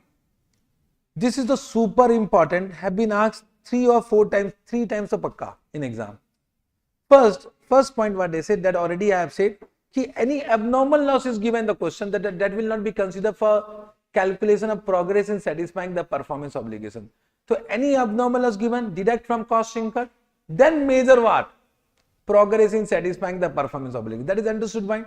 And that abnormal loss will be charged to PL, but will not be considered for determining the progress in satisfying the performance obligation. It means, what was our formula? Cost incurred.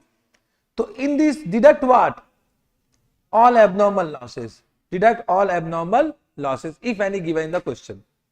This type of question till now not given. Then, what is this point? Point number B. When the cost incurred for any good is not proportionate to the entity's progress in satisfying its performance obligation. So what they want to say, whenever cost incurred for any goods is not proportionate in satisfying the performance obligation, in that case that cost will be excluded in calculation of progress in satisfying the performance obligation. And revenue for such goods and services will be recognized to the extent of cost incurred. I have said 2 points. Have you understood? Once again, whenever cost incurred for any goods and services, whenever any cost incurred for any goods and services, correct, is not proportionate to entity's progress in satisfying the performance obligation. Correct. In that case, you will exclude that cost incurred for that goods and services for measurement of progress in satisfying the performance obligation. And for that goods and services, revenue will be recognized to the extent of cost incurred. Not understood? Not understood? Let me take one question. With question you will be able to understand. Means have been asked many times, can be asked again. I think you know this question. You know this question? Correct. On 1st Jan 2001, entity contract to renovate the building, including the installation of new elevator. My question to new installation of new elevator in that building will be single performance obligation, means will be part of same performance obligation, or will be distinct performance obligation? Same, because integrated, significant integration service provided.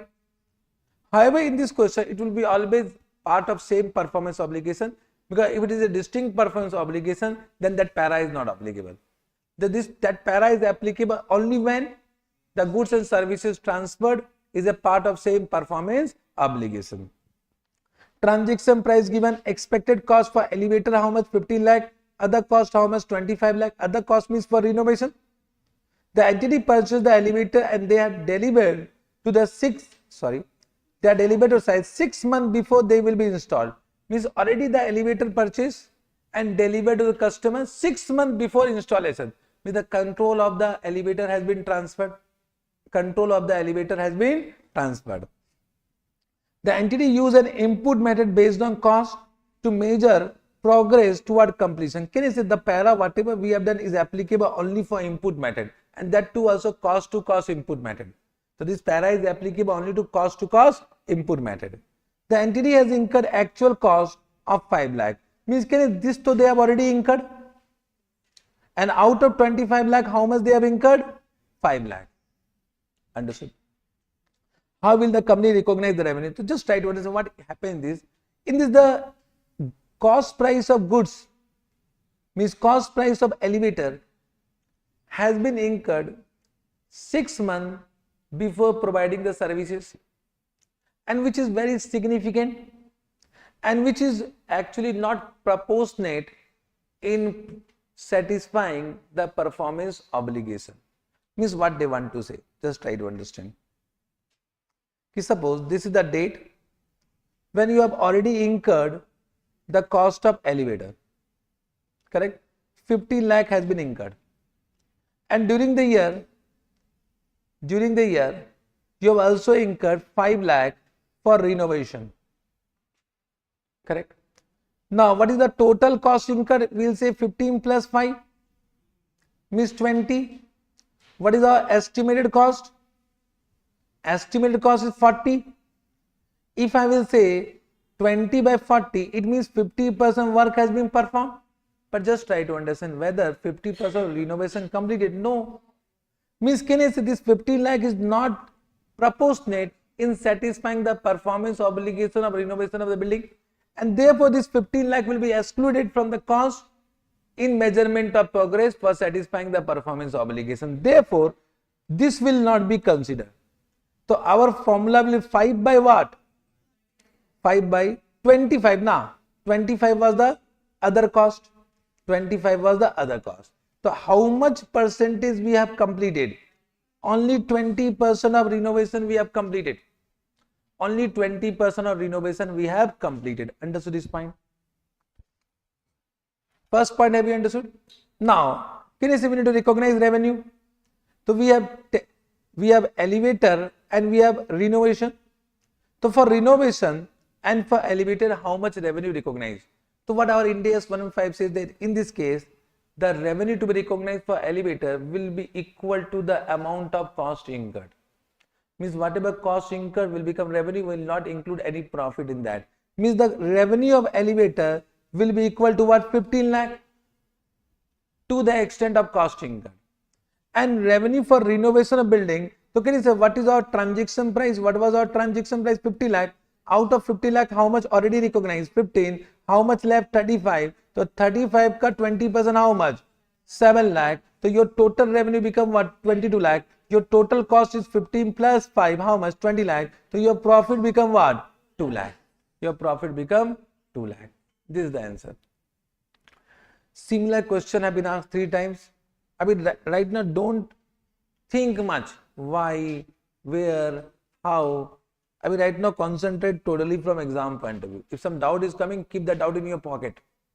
Because just try to, when you are in exam situation, doubt, when the doubt should come and when the doubt should be cleared. I will say before 4 months of exam. Yes or no? In the 4th month, in the last, I will say 4 months, so last 2 months, if the doubt is coming now, so you should go proceed. Because if you will involve in doubt much, you will be stuck. I will say proceed.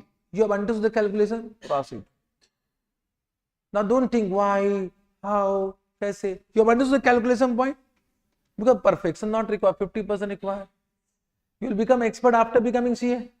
So examination point is totally different. Doubts will arise only in classroom. When you are taking classes, FR classes. Correct? That time ask doubt. But when you are doing revision, when you are in the last moment, the last 1 month is left, then you are creating a lot of doubt and you are taking tension. Are you getting? Correct? Have you understood? Ha. Abhi I am with you, you can ask me doubt. Because I am with you. Now what India's 115 says that this particular method will be applied only when 4 conditions will be satisfied. If any one condition not satisfied, then you can't apply that method. Then to a normal method, whatever we have done, that time 50% will be the work performed. So it means in exam, these 4 conditions you need to write down. If you are not writing these 4 conditions, 0, but they will deduct marks. Correct? So what are these conditions? This become content. Therefore, I say content is more important. If you are not writing properly, they will not give marks in this particular chapter. What? The first, the good do not represent a distinct performance obligation. First condition was satisfied. Second, customer is expected to obtain control of the goods, means elevator, significantly before receiving the services. 6 months before. Second condition also satisfied. Yes or no? Okay. Cost of such goods, means elevator, is significant in relation to total expected cost. 15 lakh was significant. Third condition also satisfied. And the entity purchased the goods, means seller entity purchased the goods from a third party and does not significantly involve in the designing or manufacturing such goods, means they purchase from some other third party and whatever they have purchased, they have transferred to whom? Customer, without any modification, without any customization, without any manufacturing. As it is the elevator was transferred. If they are doing some modification in that, then it means that this particular para is not applicable. Then your percentage of work performed will be 50%. Then recognize as we have done in other questions. Understood? So of course in this question all the 4 conditions satisfied and therefore do as whatever we have done right now. Understood? Done. Done. All points. Step number 5 is completed. Now the chapter is not completed. Correct? Understood? We'll take a break of 10 minutes. Abhi, there are 10 special points is there from which normally they are asking question. Abhi, we have done only step number 1 to step number 5. But there are 10 special points from which they are asking question. So that depends upon direct understanding of that particular concept. So we'll take a 10-minute break. After 10-minute break, we will start this. Live student, are you able to follow me? Everyone? Respond. We'll take a 10-minute break.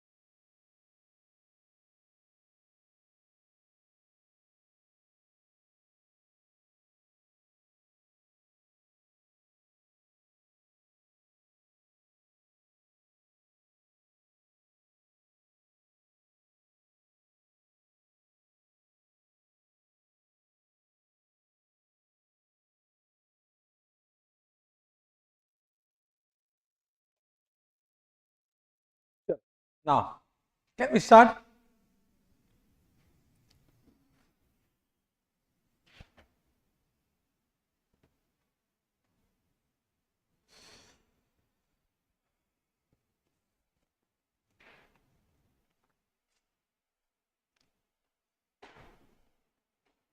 Okay, chalo. Now, guidance on special aspect. Okay, I say there are 10 points from which question may be asked. First point is what customer option for additional goods or services. Important. However, they have given, I will say, 2 questions. Out of that, one question have been asked 4-5 times. One similar question they are asking for 4-5 times. And one question which was also given, now that question has been modified and the solution is also modified. So now that question is also expected. Okay. So what is the customer option for additional goods and services?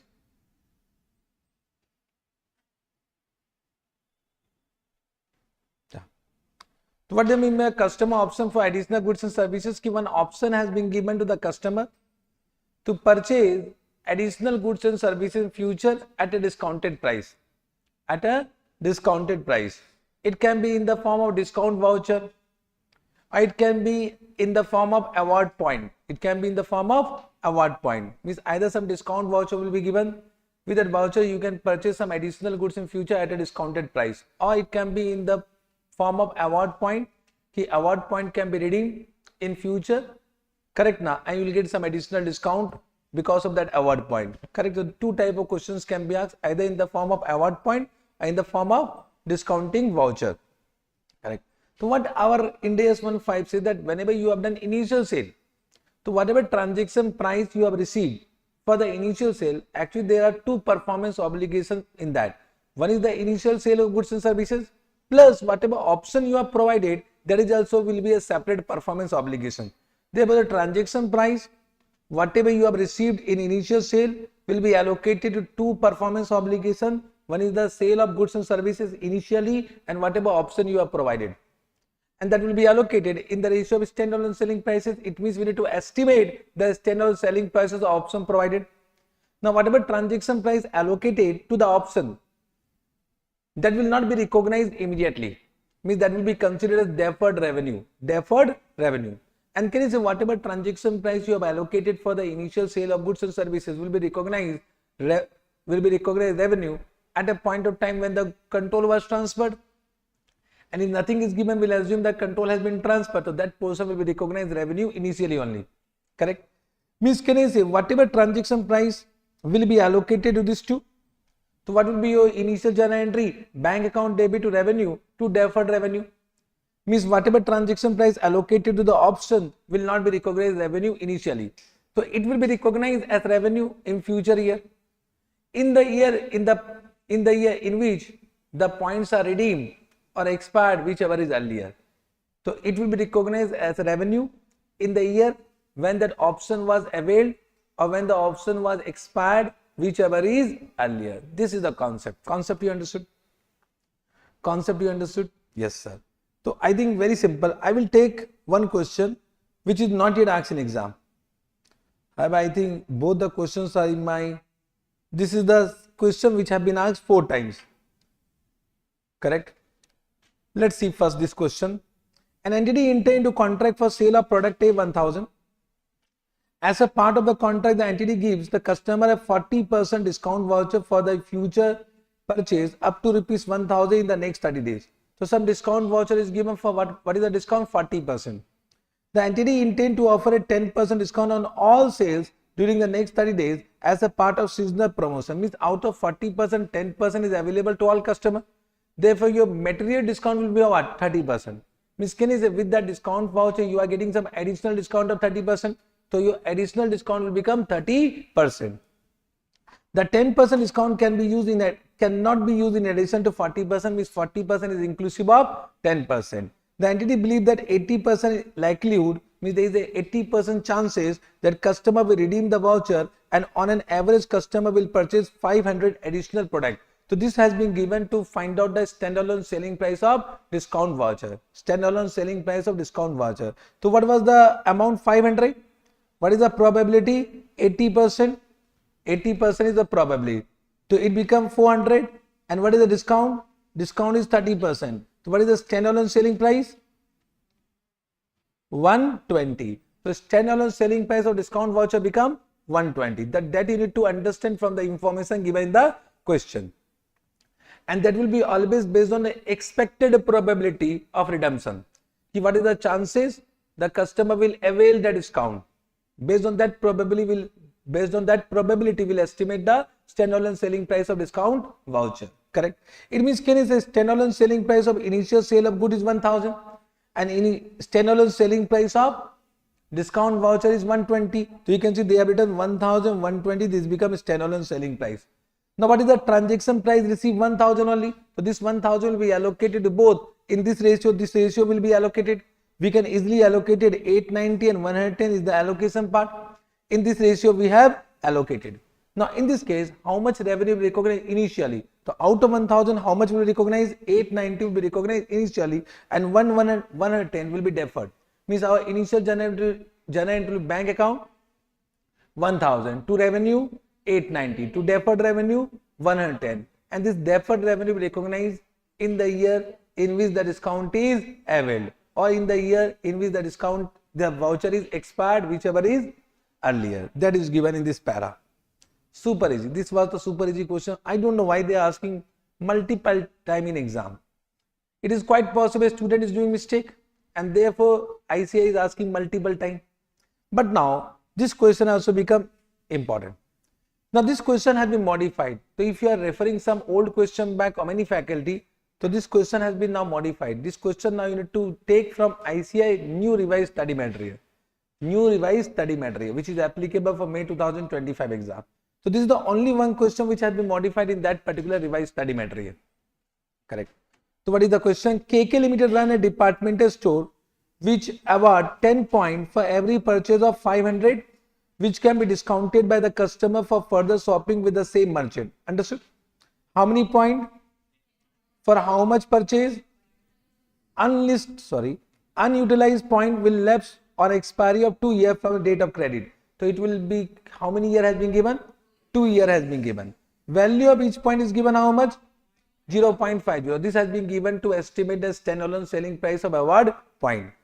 During the accounting period, the entity awarded 1 crore point to the various customer, of which 18 lakh point remain undiscounted. It means in the first year, how many point discounted? 81 crore minus 18 lakh. So 82 lakh point is already discounted. How much is undiscounted? 18 lakh is undiscounted. The management expect only 80% of total award point during the year will be discounted, of which normally 60 to 70% are redeemed during the next year. Means, can you say normally we'll do journal entry initially, and initially we don't know whether it will be discounted or it is not discounted. So initially our journal entry will be based on expectation, not based on actual information. The actual information is what? Ki 82 lakh point discounted, but our estimation is what? Ki out of 1 crore only 80 lakh will be discounted. 80 lakh will be discounted. The management expect only 80% of total award point during the year will be discounted. So expectation and actual might be different. Expectation and actual might be different. Understood what I am saying? Have you understood this point? Yes, sir. The company has approved your firm with the following queries and has asked you to suggest the accounting treatment under the applicable Ind AS for this point. So they have asked 5 points. So if they ask the same question, it will be 10 marks.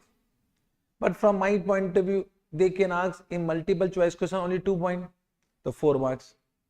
Correct? So it depends upon how they are creating an exam. Correct? So let us do one by one. How should the recognition be done for the sale of goods worth rupees 10 lakh on a particular day? Means in one day the sale is 10 lakh. What will be the journal entry for that particular day? This is the question. Means what will be the answer? Can you say our initial sale is what? Our initial sale is what? 10 lakh. Means we need to find out what is the number of award point. So it will be 10 lakh into what? 10 by 500. Means for 500 we are getting 10 point. For 10 lakh we'll get how much point? How much point? How much? 20,000 is the number of award point. Now we'll find out standalone selling price of award point. Standalone selling price of award point. That is based on expectation. What is our initial expectation? That 80% of this will be redeemed. So 20,000 into what? 80%. And what is the value of each point? 0.50. So this will come how much? 8,000. So 8,000 become the standalone selling price of award point. Okay. Now we'll allocate. So can you say we have initial sale of goods and services and award point. These are two performance obligations. Standalone selling price will be how much? 10 lakh for initial sale and 8,000 for award point. Total become 10 lakh, 8,000. What is our transaction price? Transaction price what? 10 lakh. Can you say you can easily allocate in this ratio? Correct? Allocation you can do. Then your first journal will be what? Bank account debit 10 lakh. To revenue how much? This amount. And to deferred revenue how much? This amount. Understood? Chalega. Point number A done. Let us come to point number B. How should the redemption transaction be recorded in the year 2001-2002? Means now they are asking for the entire year. The company has requested you to present the sale of goods and redemption as an independent transaction. Means they are asking you to pass two journal entry, not a compound journal entry. Correct? Total sales of the entity is 5,000 lakhs. Now total sales of the entire year is what? 5,000 lakhs. Now same question, but it is for the entire year. So sale is what? 5,000 lakh. So what will be number of award point? It will be 5,000 lakhs into what? 10 by 500. Can you see it will be 1 crore? And that is given in the question only. This 1 crore is given in the question only. Correct? Now once again we'll find out standalone selling price of award point. That will be also based on expectation. So expectation is what? 80%. And this will be what? 0.50. How much it is coming? 40 lakh. So 40 lakh becomes standalone selling price of award point. Now we'll do allocation. Allocation we can do. Allocation will what? Initial sale and award point. The standalone selling price is 5,000 lakh. And this is what? 40 lakh. Total become what? 5,040 lakh. Now what is the transaction price? Transaction price is 5,000 lakh. Can you allocate in this ratio? Of course we can allocate. Allocation we can do. So this much will be our revenue and this will be our deferred revenue. Can you give me this amount? This amount. Award point.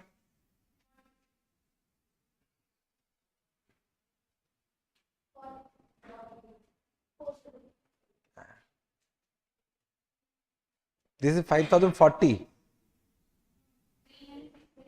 39,682,54 means 39,68,254. Understood? So this will be our deferred revenue. We can pass journal entry. What journal entry? Bank account debit to revenue to deferred revenue.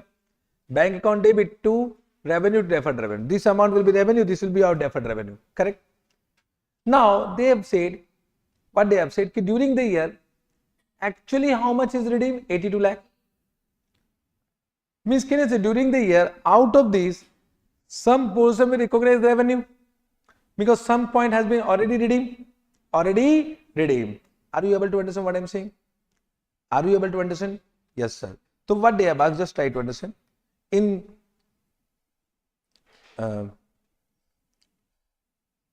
this much. Correct?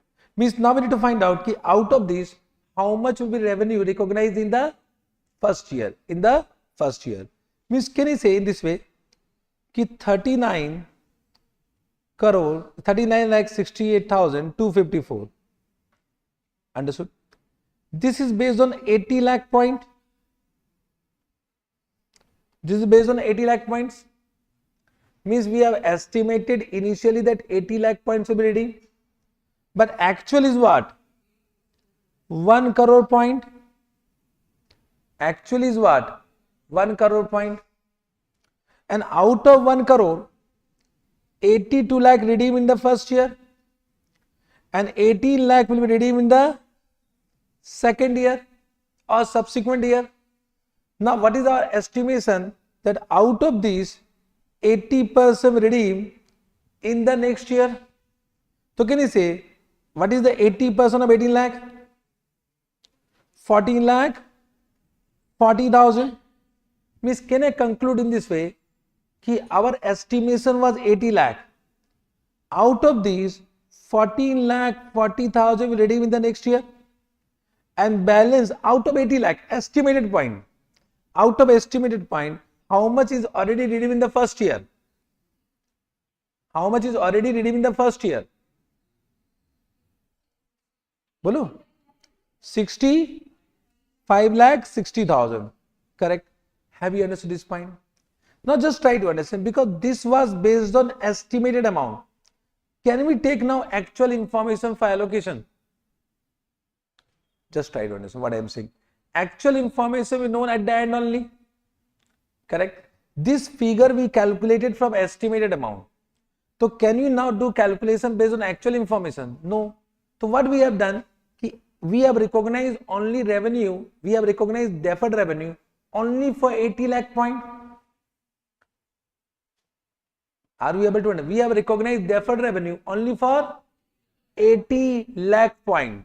And out of 80 lakh point, how much is our expectation that how many point will redeem in the next subsequent year?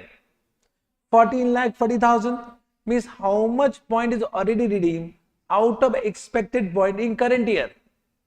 65 lakh 60,000 means can is proportionately this much for this revenue should be recognized in current year.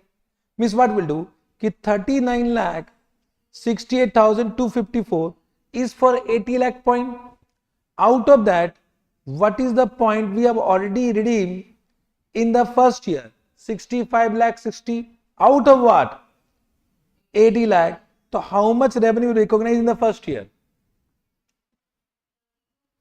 32, 53, 968. It means, can you say this will become revenue of first year? So we'll pass one journal entry, deferred revenue to revenue in the first year. Understood this point? Only this calculation you need to understand. Have you understood this calculation? Now you will be confused with the actual information in exam. Actual information is not at all relevant means. So what do you say? 1 crore point, how much is already discounted? 82 lakh. This information is not relevant. How much is not yet discounted? 18 lakh. And what is our expectation that 80% of that will be discounted in next year? So 80% of 18 lakh is how much? 14 lakh 40,000. It means, can I say out of 80 lakh, how much will be discounted in next year? 14 lakh 40,000. It means out of 80 lakh, how much is already discounted in first year? 65 lakh 60,000. It means now this will be proportionately allocated in this ratio. So out of 39 lakh 68,254, this much revenue will be recognized. Very written. What was the amount? 32 lakh? 53,968. I have written, where it gone? I have written na? Chalo, I think undo ho gaya. Understood? This calculation, have you understood? If you have understood this calculation, the balance point is easy. Correct? It means, can I say, out of this much you have recognized, so what will be my liability in the balance sheet? So what will be the deferred revenue? This minus this, how much? This will remain in the balance sheet as liability. That will remain as balance in the liability side of the balance sheet. How much? 7, 14, 286. Let's see the answer. You can see this journal entry same to same or not. We have recognized this much only. And what is your deferred liability? Check karo. 7,14,286. Means in point number C, they have asked deferred liability. Means they have asked you deferred revenue. What will be the liability in the balance sheet? Understood this point? Correct. Now let us come to point number D. So C also done. Point number D. In the next year, 2000 to 2003, 60% of expected outstanding point. 60% of expected outstanding point means what? 14 lakh 40,000. 60% of 14 lakh 40,000 were discounted and balance 40% of the outstanding point still remain outstanding. How much the deferred revenue should the merchant recognize in the second year, and what will be the amount of? So can you say now we'll do on cumulative basis? So just try it on year 1. How much point we have redeemed? 65 lakh 60,000. In year 2, can you see it will be 60% of 14 lakh 40,000. How much is the total? This is how much? 8 lakh 64,000. This plus this how much?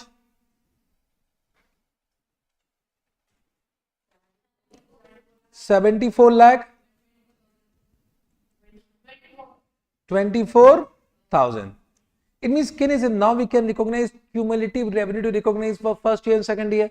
So it was our deferred revenue was 39 lakh 68,000, 39 lakh 68,000, 254 into will do 74 lakh 24,000 divide by what? 80 lakh. How much it is coming?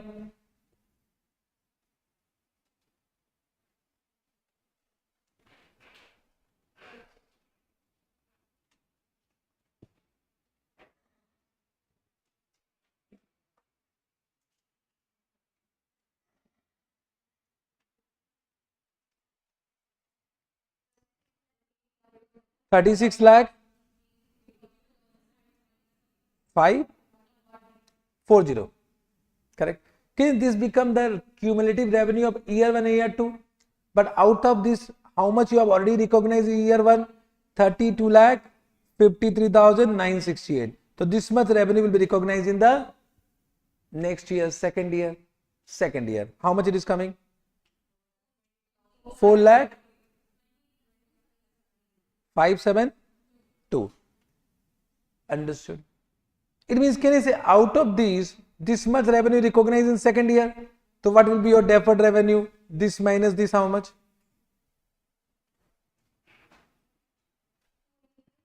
285 714. Understood. So again you will pass one journal entry, deferred revenue to revenue with this amount 4,28,572. Correct. And can you say in the third year the entire point will be redeemed or expired? So in the third year this entire amount will be recognized as revenue. Entire point will be recognized as revenue. That is given the last point. How much revenue will the merchant recognize in the last year if 3 lakh point are redeemed? This is bakwas point now. Now don't do any calculation. What is the deferred revenue that will be recognized revenue in the last year? Understood. Correct. One doubt will come when you will do this question by your own. Right now I am with you to, you are at relaxed situation. Now just try to, they have said on the expiry of 2 year, means this is 2 year. So why it is third year? Doubt came na? Doubt came or not? Are bolna re? So just try to understand everyone. If this is the first year, any sales can be done at this point of time. So for that, can you say the point will be from this date to this date na? Understood. So there might be some point which arises in first year but will be expired in third year. Understood. Therefore third year is also given. Understood this point? Chalega? Can we move? Yes sir. Dekho, this is modified question. If asked, it will be 10 marks question as it is. 5 into 2. Understood? Means I used to say expected, but I was knowing there is some mistake in the previous question. Therefore they have not yet asked. But now modified, higher chance, same to same question will come, but I don't know which attempt. It may be your attempt or next attempt, but it will come. Okay. Now if you are doing mistake, it is your mistake na. If you are doing some mistake. Acha, one more point. They have not written deferred revenue. They have written liability for customer royalty program. You also write down this account. to liability under customer loyalty program or deferred revenue also you can write down, but risk you take. ठीक है ना? Because I always say, why you are giving ICA exam, try to follow ICA solution if you can. Okay? Yes, sir. Now sales with the right to return, this is very easy. Now when they are saying sales with the right to return, so there is a chances that goods can be returned. So what our Ind AS 115 says that in that case revenue recognized only for the goods which are expected not to be returned. Means any goods which you are expecting to return, for that will create a refund liability. For example, just try to understand. Suppose you have sold 1000 goods at rupees 50. So this much you have received, or it will be receivable. Out of that, you are expecting that 950 will not be returned. You recognize revenue of 950. So how much it is coming? 950 into 50, 47,000. So for balance is what? You will create a refund liability. Understood? Journal entry is very simple. Now can I say, for the goods for which you have created refund liability, if that is settled, it means, can I say, you can recover the goods from the customer to the extent of how many goods? 50 goods. Means these goods belong to you and therefore it should not be de-recognized. So these goods, whatever has been transferred to the customer, for that control has not been transferred, because on settlement of refund liability, you will take the possession of that goods. Therefore our Ind AS 115 says that you should also recognize such goods as a inventory. So what journal entry will do? Inventory account debit to, and you will do adjustment in cost of sales account. Inventory account debit to cost of sales. But what price? Can you say this will be recognized at carrying amount of inventory? Can you say carrying amount of inventory means as per Ind AS 2? As per Ind AS 2 means what? Cost price or NRB, whichever is lower. That will be given in the question. Suppose they have given that carrying amount, cost price 30. So 30 minus expected cost of recovering the goods. Because when you recover the good, there will be some transportation cost, etc. Suppose they have given recovery cost is 2 rupees per unit. So minus 2 into what? 50. This will be the amount you recognize for inventory. Understood? Correct? Understood? Simple. Can we move? Only one question of this nature is given. Similar question has been given in the ICA study material. And that same question will ask, because till now this question has not been asked, can be asked in multiple choice question. Chalega? Can we move? Then they have given consignment arrangement. This to you all know. You know consignment arrangement, you know consignee, you know consigner. They have only given that consigner will recognize revenue only when the goods are sold by consignee to the other party. So consigner will recognize revenue only when goods are sold by consignee to third party. Only this much. This you can read by rote. Chalega, this is simple. Consignment arrangement is simple. Now principal agent, this is also very important. I think 2 or 3 times they have asked similar question in exam. Correct? Means they will give you one entity and they will ask you whether it is a principal or agent. If the principal, then the revenue is recognized on gross basis. If it is agent, then revenue is recognized on net basis, means commission. Correct? This is the difference. It means, can I say, whenever we have done some transaction with any entity, then we should identify that entity is a principal agent. Means what they want to say, just try to understand. There can be 2 transactions. Suppose principal to agent or principal to principal. This is the customer. So we are not discussing about this. This is the principal. Means this intermediate party can be either agent or principal. Are you able to understand?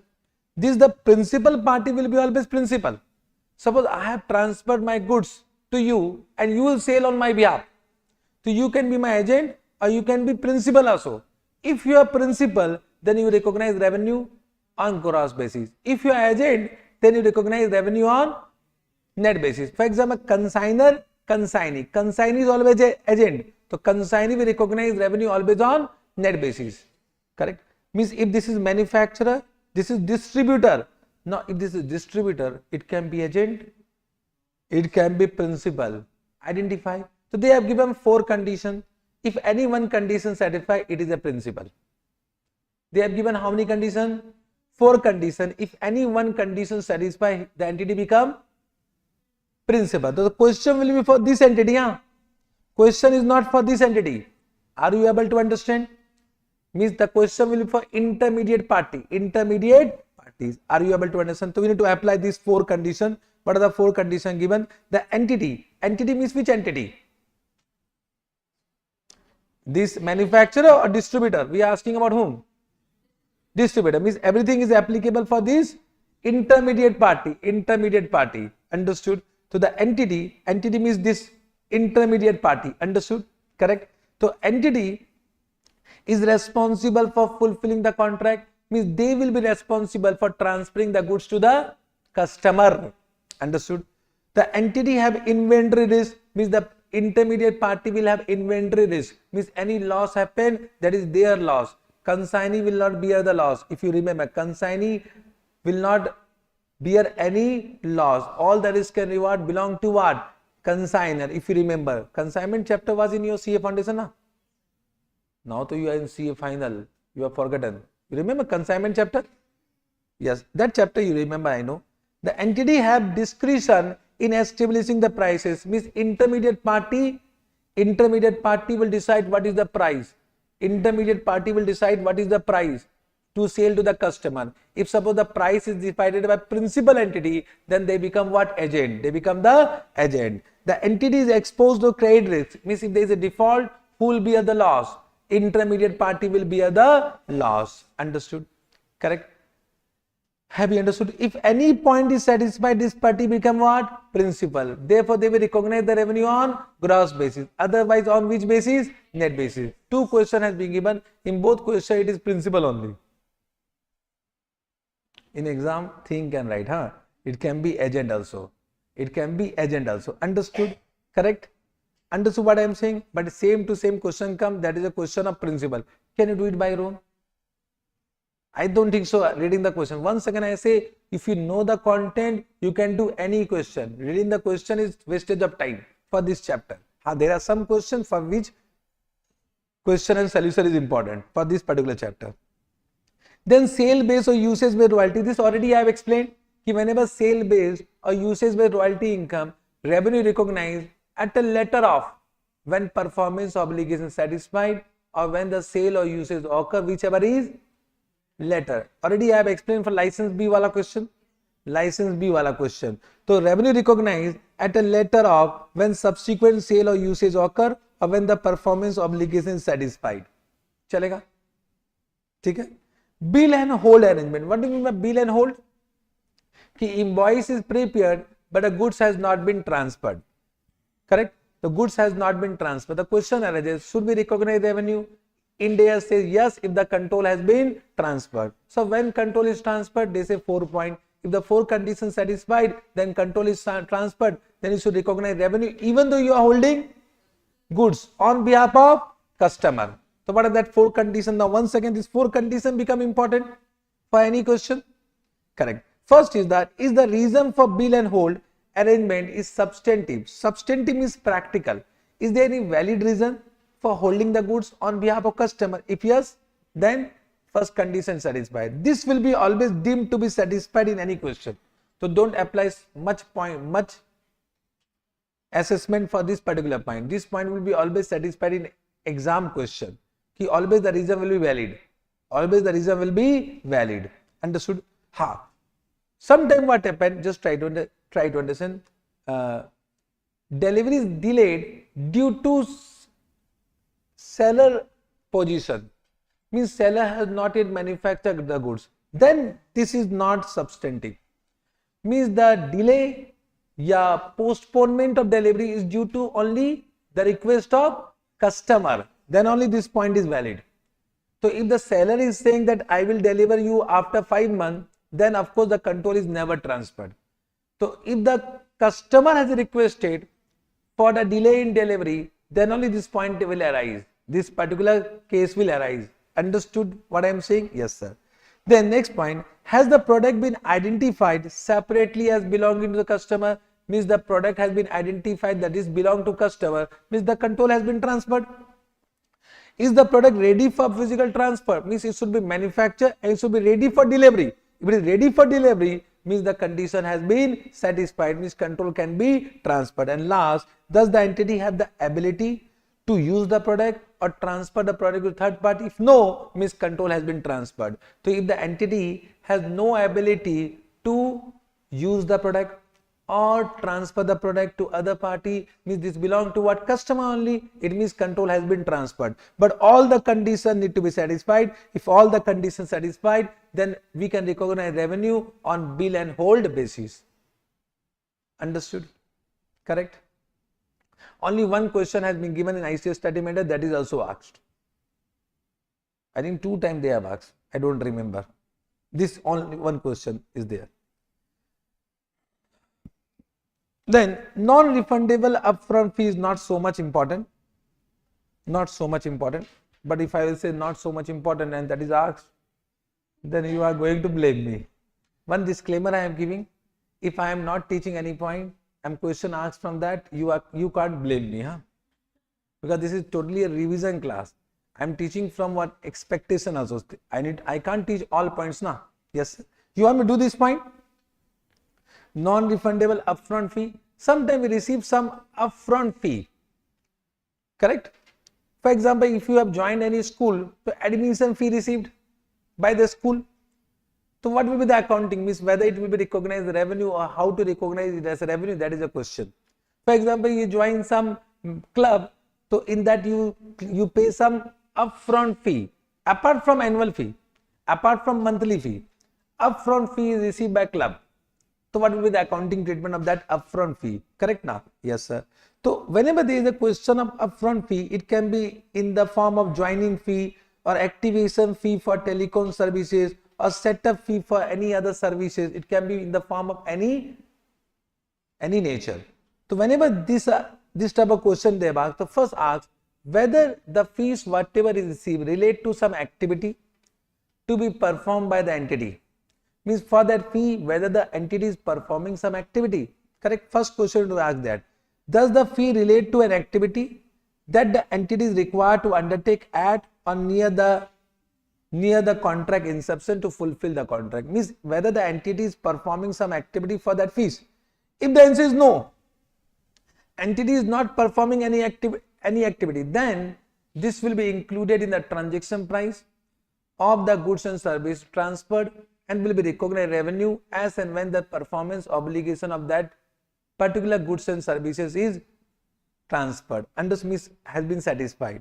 So account for as an advance payment for the future goods and services recognized as revenue when the control of future goods and service transferred. Means whatever fee you have received, that will be included in the transaction price of the goods and services to be transferred, and apply step number 4 and then step number 5.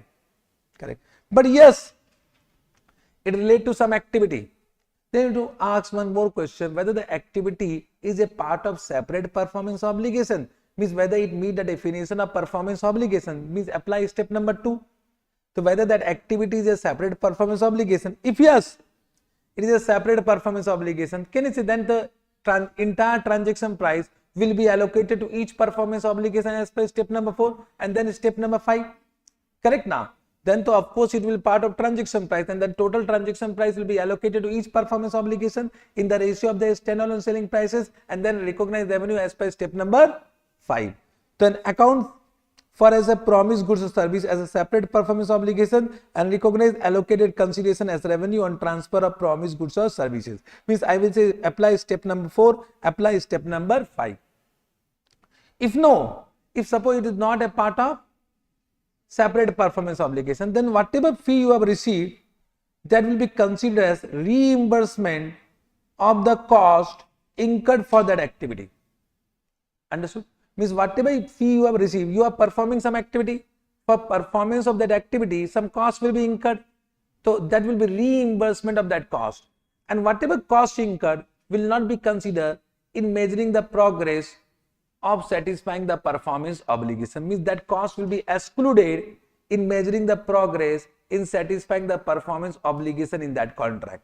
Understood? But I don't think so this type of question they will ask. Chale? Understood? Okay. Warranty, they have given two questions. Till now they have not asked this question in exam. Expected, because good question is there. Warranty, what they say? Warranty of two type. One is known as assurance type warranty. One is known as what? Service type of warranty. Assurance type of warranty and service type of warranty. Assurance and service. Can you say assurance type of warranty will be always given with goods? Correct? Means it is a part of law. Means if you have seen that if you purchase any mobile, they will give some assurance type of warranty for 90 days or 1 year. So that is assurance type of warranty. Understood? In that period for 90 days or 1 year, if some defect happens, so they will repair the goods and they will repair the goods. That is the assurance type of warranty. But that should be manufacturing defect. There should not be any additional defect. For example, assurance type of warranty I have received for this mobile fell down and mobile broken, no assurance. Means there is some manufacturing defect, so they will give assurance for that.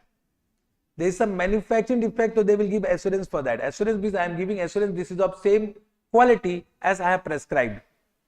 That is the assurance now. Now if you are not using the mobile in that condition, you have damaged it, so no assurance. No assurance for that.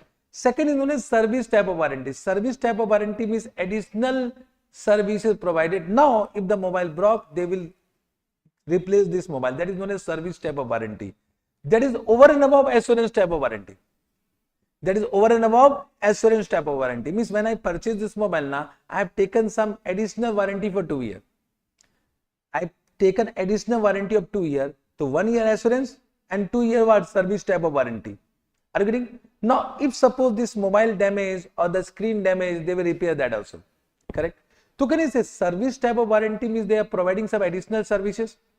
So that is a part of a separate performance obligation. That become a part of separate performance obligation. But assurance type of warranty is not a part of separate performance obligation. So for assurance type of warranty, we'll always apply what Ind AS 37 and we recognize provision for any expected cost which may incurred during that warranty period. To apply Ind AS 37 because this is not a part of separate performance obligation. But service type of warranty, if the customer has an option to purchase that warranty separately, if the customer has an option to purchase that warranty separately, this becomes a separate performance obligation. In that case, account warranty as a separate performance obligation as per Ind AS 115. This is the Ind AS 115. Now let me take one question to explain that. I hope you have understood now. Warranty. This is the question. An entity manufactures and sells computer that include an assurance type of warranty for first 90 days. Assurance type of warranty, what will be applicable? Ind AS 37. The entity offer an optional extended coverage plan under which it will repair or replace any defect part for 3 years from the expiration of assurance type warranty. This become what? Service type of warranty for the 3 years, but that will be from 90 days expiration of assurance type of warranty. Since the optional extended coverage plan is sold separately, the entity determined that 3-year extended coverage represents a separate performance obligation. That only I have said, if that can be purchased separately, it become a part of separate performance obligation. The total transaction price for the sale of computer and extended warranty is 36,000. So this become transaction price. Transaction price is given. The entity determines the standalone selling price of the computer and extended warranty is 32 and 4,000. Exactly same. So allocation is not required. Means 36,000 has been allocated to computer. How much? 32,000. And allocated to service type warranty. How much? 4,000. The inventory value of computer is 14,400. This becomes the cost price of inventory. Furthermore, the entity estimates that based on its experience, it will incur 2,000 in cost to repair defect that arise within 90 days coverage period for the assurance type of warranty. For 2,000, what you will create? Provision as per Ind AS 37. They have given a compound journal entry. Let me explain compound journal entry only. Batao, how much you receive? 36,000. What will be my revenue? What will be my revenue? That is for computer only because the control of the computer will be transferred immediately only. So my revenue will be 32,000. Revenue is 32,000. थोड़ा सा there is alignment mistake, हाँ, alignment mistake. ठीक है. And can you say for service type of warranty, whatever we are receiving, that become our deferred revenue because that will be recognized over the 3 year. Over the 3 year. So deferred revenue, what deferred revenue is contract liability. They have recognized it as a liability. You can also write on deferred revenue because that is also a liability. Correct. Deferred liability will be how much? 4,000. And they have created a provision for 2,000. So warranty expense account debit to provision for assurance type of warranty. So warranty expense how much? 2,000. And provision, you can add on provision for assurance type of warranty how much? 2,000. Understood. Compound journal entry you have understood. Correct.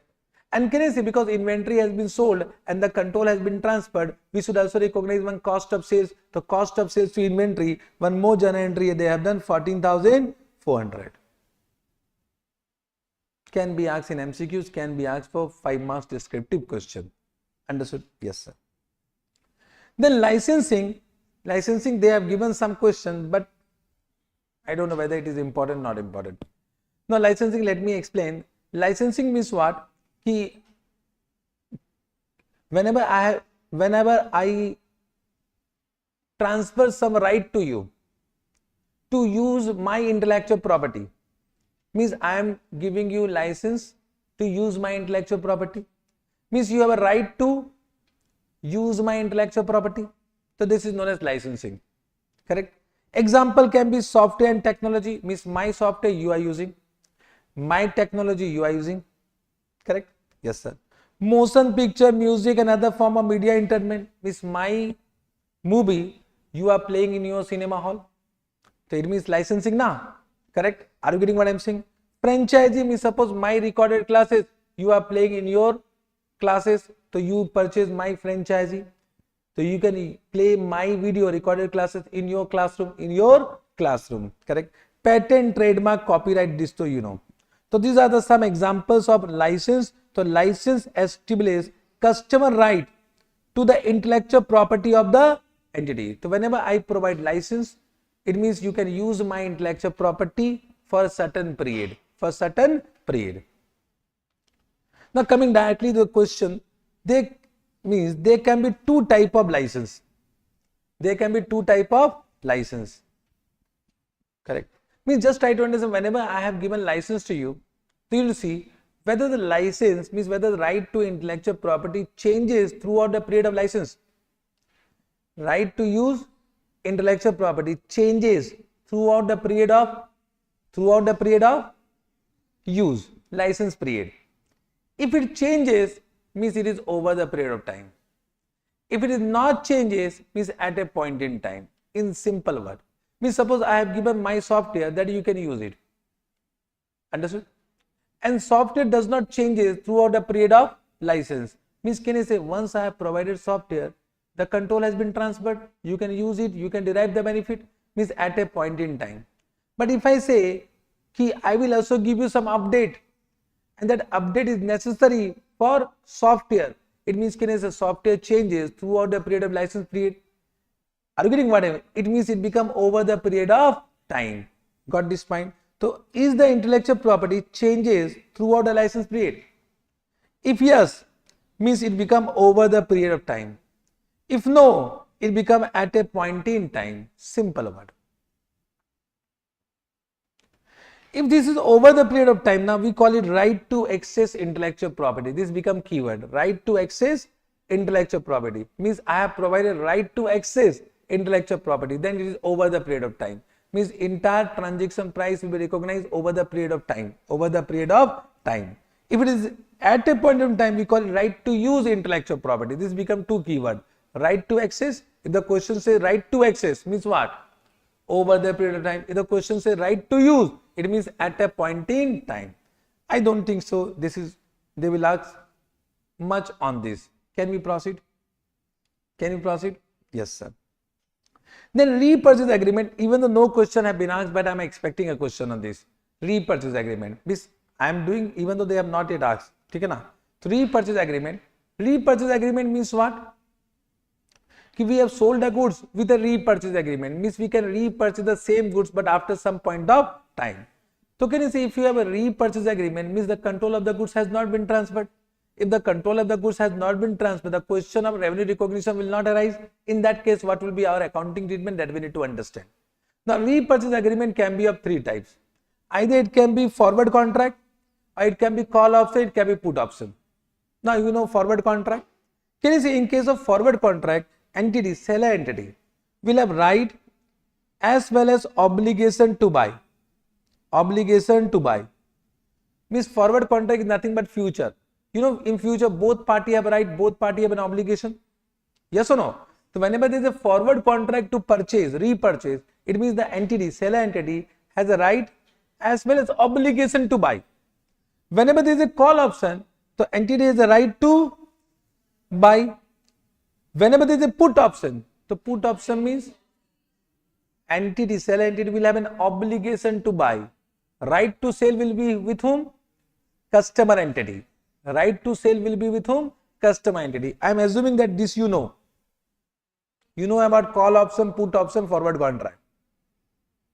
Now that you have done AFM, you are expert in this. Correct now? So it means put option means obligation to buy. Obligation to buy. Correct? Now obligation to buy depends upon customer request. So this will be a separate topic and this will be a separate topic. Means the entire topic has been divided in two parts. If the repurchase agreement is based on forward contract and call option, then what need to be done? So forward and call option. If there is a put option, then what need to be done? So this has been divided in two parts. However, I am expecting questions for call option. Call option. Understood? Now suppose there is a call option, so entity has a right to buy. If there is a right to buy, so control is not transferred. Control is not transferred. We will not recognize revenue initially. Correct? Now in this case, what will be the accounting treatment of consideration received, that we need to understand. So what they are saying, there can be two situations. Ki repurchase price and original selling price. Original selling price and repurchase price. Suppose the original selling price is 120 and repurchase price 100. Means the seller entity receive how much? Seller entity receive how much? 120. Will pay how much? 100. Original selling price means at the time of sale, how much receive? 120. At the time of repurchase, how much they will pay? 100. So what is the difference? 20. So this 20 will be considered lease income. Because can you say now the customer is using the asset for the time period. So this will be accounted under lease contract as per Ind AS 116. And the seller entity will become lesser and they will do accounting based on operating lease. Operating lease. So this difference will be accounted as lease income over the period of contract. Over the period of contract. Understood? Correct? So how much they have received? So they will pass one journal entry, bank account debit to contract liability. How much? 120, 120. Out of this 20 will be recognized over the period of contract. Suppose they are 2 years. So 10 will be recognized in first year and 10 will be recognized in second year. So what journal entry they will do? Contract liability to lease income. 20, 20. First year 10, second year 10. Now your contract liability become how much? Now your contract liability become how much? 100. That is equal to what? Repurchase price. That is equal to repurchase price. Correct? Now can you say on the repurchase agreement date, there can be two situations. Either call option exercise or call option not exercise. If call option exercise means they will repurchase, then your journal entry will be contract liability account debit bank. But if the call option is not exercised, means control transferred. Control transfer means recognized revenue at which price? At which price? Selling price or repurchase price? Repurchase price. So if the call option remain unexercised, revenue will be recognized at which price? Repurchase price. So what journal entry will do? Contract liability to revenue. How much? 100, 100. Easy. Same question will ask. They will ask call option not exercised. Revenue will be recognized at which price? Selling price. They will give first option. Repurchase price. They will give second option. Third option bakwas.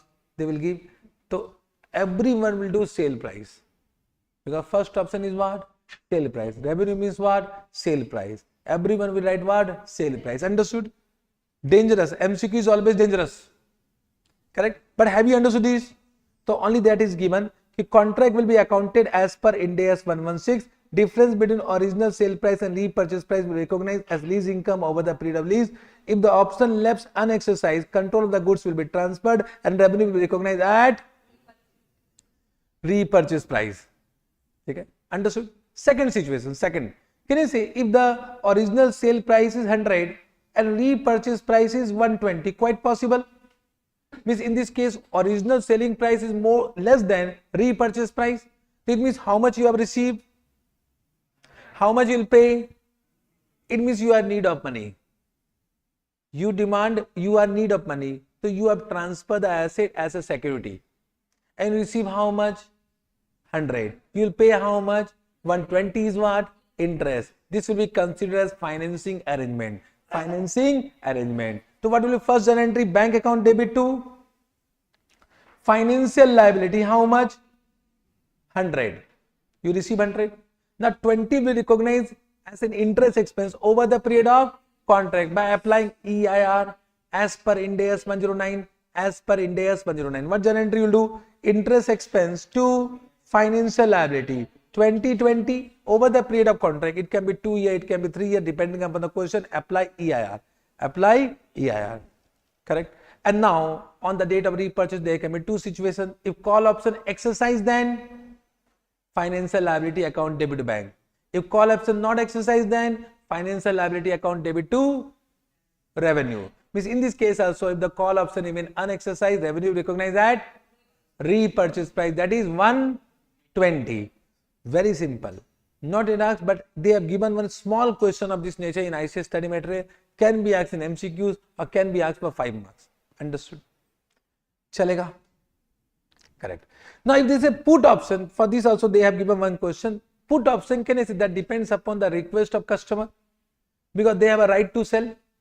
They have a right to sell. So in this case, what they say, ki there can be two situations, same situation. Means if the repurchase price is less than original selling price or repurchase price is more than or equal to original selling price, same situation. But in this case, you need to identify whether it is favorable to customer or not. Means your journal entry will depend upon the expectation, because you don't know what customer will do, whether they will exercise or they will not exercise. Can you say if it is favorable to the customer, they will exercise? If it is not favorable to the customer, unfavorable to the customer, they will not exercise. Correct? Now you will need to ask, does the customer have significant economic incentive to exercise the right? If yes, account the transaction as per Ind AS 116, whatever we have done in previous case. But no, it is unfavorable.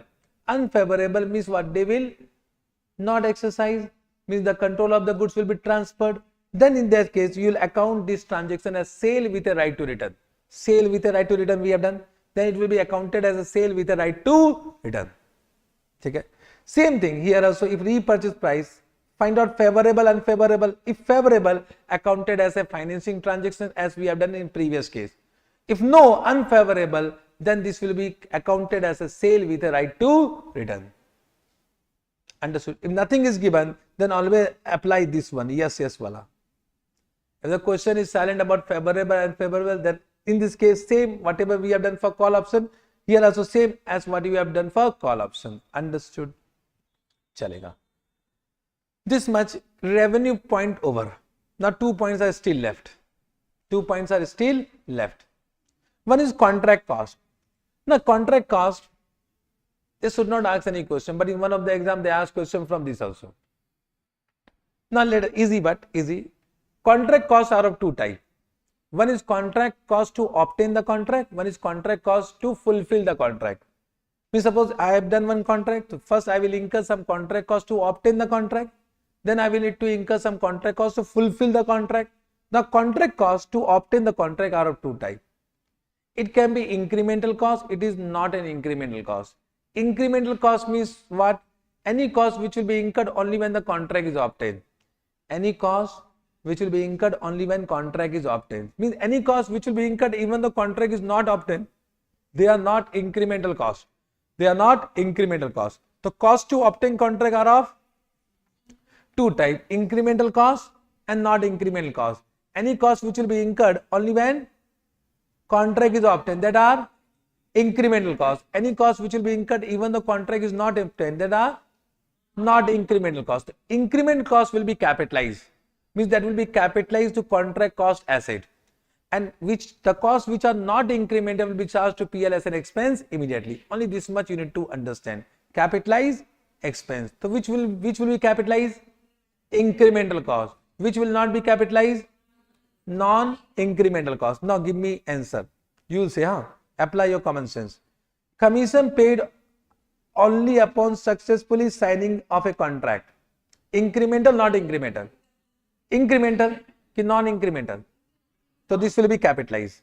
Pakka? You are saying incremental, na? Travel expense for the salesperson pitching the new client contract. Expense.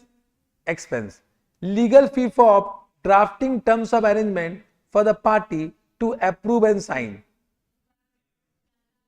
No. Just try to understand. This is drafting expense. Even the contract is not obtained. Just suppose we are doing one contract. So first we'll draft the agreement now. You may reject it or not. Are bolna rahe? I have drafted the agreement, but it does not mean you will sign the agreement now. Are bolna rahe? It means it is non-incremental cost. It will be incurred even the contract is not obtained. So this will be also expense. Salary for sales people working exclusively on obtaining new client. Expense. Correct. Bonus based on sales target.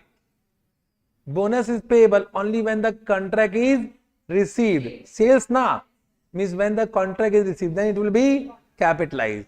Same question was asked for 5 marks. It was this I have taken from ICS study material. Same question was asked for 5 marks. Most of the students were not able to do it because they will not revise it. They will not revise it now. If we will not revise, whether we can answer? No. Super easy question was asked, but when this question was asked, I say gaya. Because I know student will never revise this. Who will revise this? Correct? So easy question become difficult when you are not revising it. The question paper is not complicated. You have not done revision. Cost to fulfill contract. I will just explain. There is one question, very simple. What they are saying, cost to fulfill contract are of 2 types. One which is covered under other Ind AS. One is not covered under other Ind AS. For example, if I say any PP, suppose in class I am using projector, etc. Na?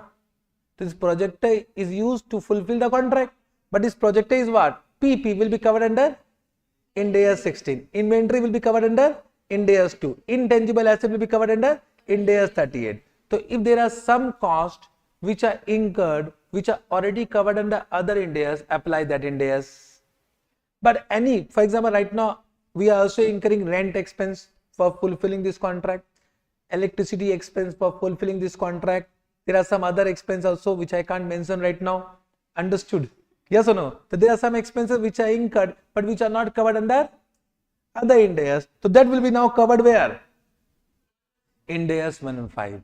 Now simple. Sunna. If these are recoverable from the customer, capitalize. If these are not recoverable from customer, expense. Simple word, understood? If these are recoverable from the customer, then capitalize. If these are not recoverable from customer, expense. Normally if question is silent, always these are recoverable. Always these are recoverable. So just read the question what they want to say. However, once again, till now no question have been asked in exam, but one question has been given. Can be same to same question can be asked in multiple choice question of 2 marks. Understood? But you can do it now. You can do it. Can we move? Acha. In that question, can you see whatever contract cost asset you have created, can this will be amortized over the period of contract? Means whatever you have capitalized, that become contract cost asset, that will be amortized over the period of contract. So suppose over the period is 5 years, so you will amortize in how many years? 5 years. Understood? Can we move? Move. Now last point, service concession arrangement. This is appendix D to Ind AS 115. Only one question of this nature has been given, that too have been asked in exam. Expected. Do you know about service concession arrangement? Do you know? So what is this? Means you have done, but you might have forgotten. Correct now. Because one thing what I said, just try. Why we forget? Because when you have done the class, you understood everything. Yes or no? But why we forget? Why we forget? There are two reasons. Either we don't like that subject. Suppose if I don't like you, I will forget you. But I will never forget my wife, even though I don't like. Because every time I need to see her na, I'll never forget, even though I don't say this to my wife. Correct na? Huh? No, she never watch my classes. She is non-chartered accountant. She will not understand only. Therefore, I am saying, correct now. She will always like the video and go. Means she will like my each and every video. Like and go. I will say, comment kar de. I am the best. No. How can I understand you are best? Correct now. She will never only like. That's only like and go. Correct now. Because she will not understand the subject. So what I was saying, just there are two things. Either first to you don't like the subject, you will forget. Correct? Second, if you don't see the subject, you will forget. Means when you don't see, don't read on a continuous basis, you will forget. This is the only reason. You understood everything, but why you are forgetting? First, you don't like, you are forgetting. You revise 100 times, you will forget. Audit. If you are not liking, you revise 100 times, you will forget. It happens or not? Audit 80% students don't like. How many, say true whatever I am saying, how many of you like audit subject? Dekho, only 3-4 hand. Now you revise 100 times, you will forget. And that is the reason we are not getting marks in audit. Start liking that subject. Start liking. Arey audit maja aa raha hai. I love you. Start liking. Believe me, you will get marks. Take interest. Because audit is our bread and butter. How you are saying it is a non-interesting, that from that only you learn your bread and butter. Yes or no? Audit is our prime job. And you are saying I am not liking the subject, how you will become CRA? Simple thing. Audit is English. Audit is common sense. You are doing articleship, you know each and every point of audit. Start liking the subject. Believe me, you will pass. 50 marks is super easy. Second, if you like any subject, but you are not revising, you will forget. These are the two reasons why we don't recall the content in exam hall. There is no other reason. There is no other reason. Whatever I say, that is fact. This is the only reason. Are you getting what I am saying? For example, I will say my example, information technology was one subject. You have written that exam. Means I have never understood that subject. Means whenever I used to open, I say close. Because I have not taken coaching class that time. And that time there was no SM in our time. Only IT 100 marks paper. Super difficult. SM to scoring. IT to what is virtual memory, flash memory. Aaj tak samajh mein nahi. I have never understood till now.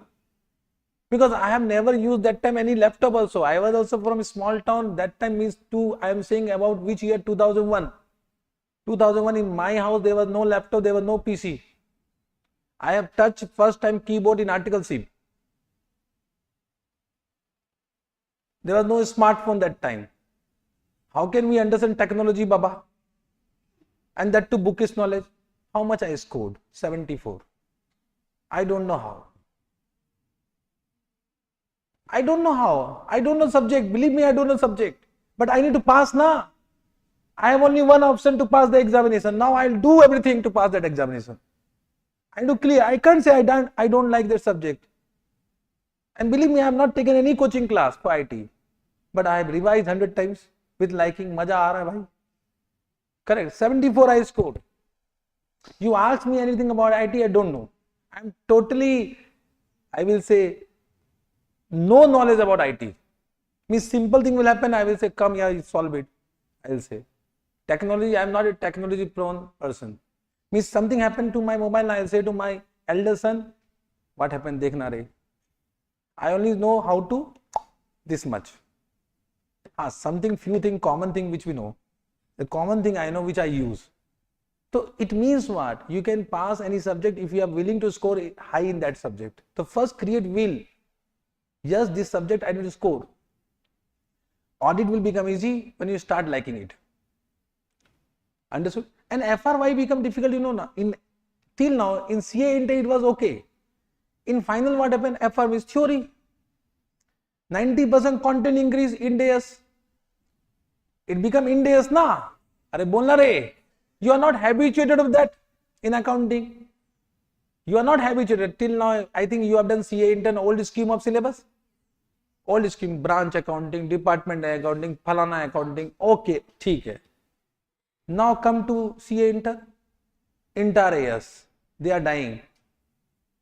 But theek hai, now they will be habituated. When they will come to CA final, they are habituated of years.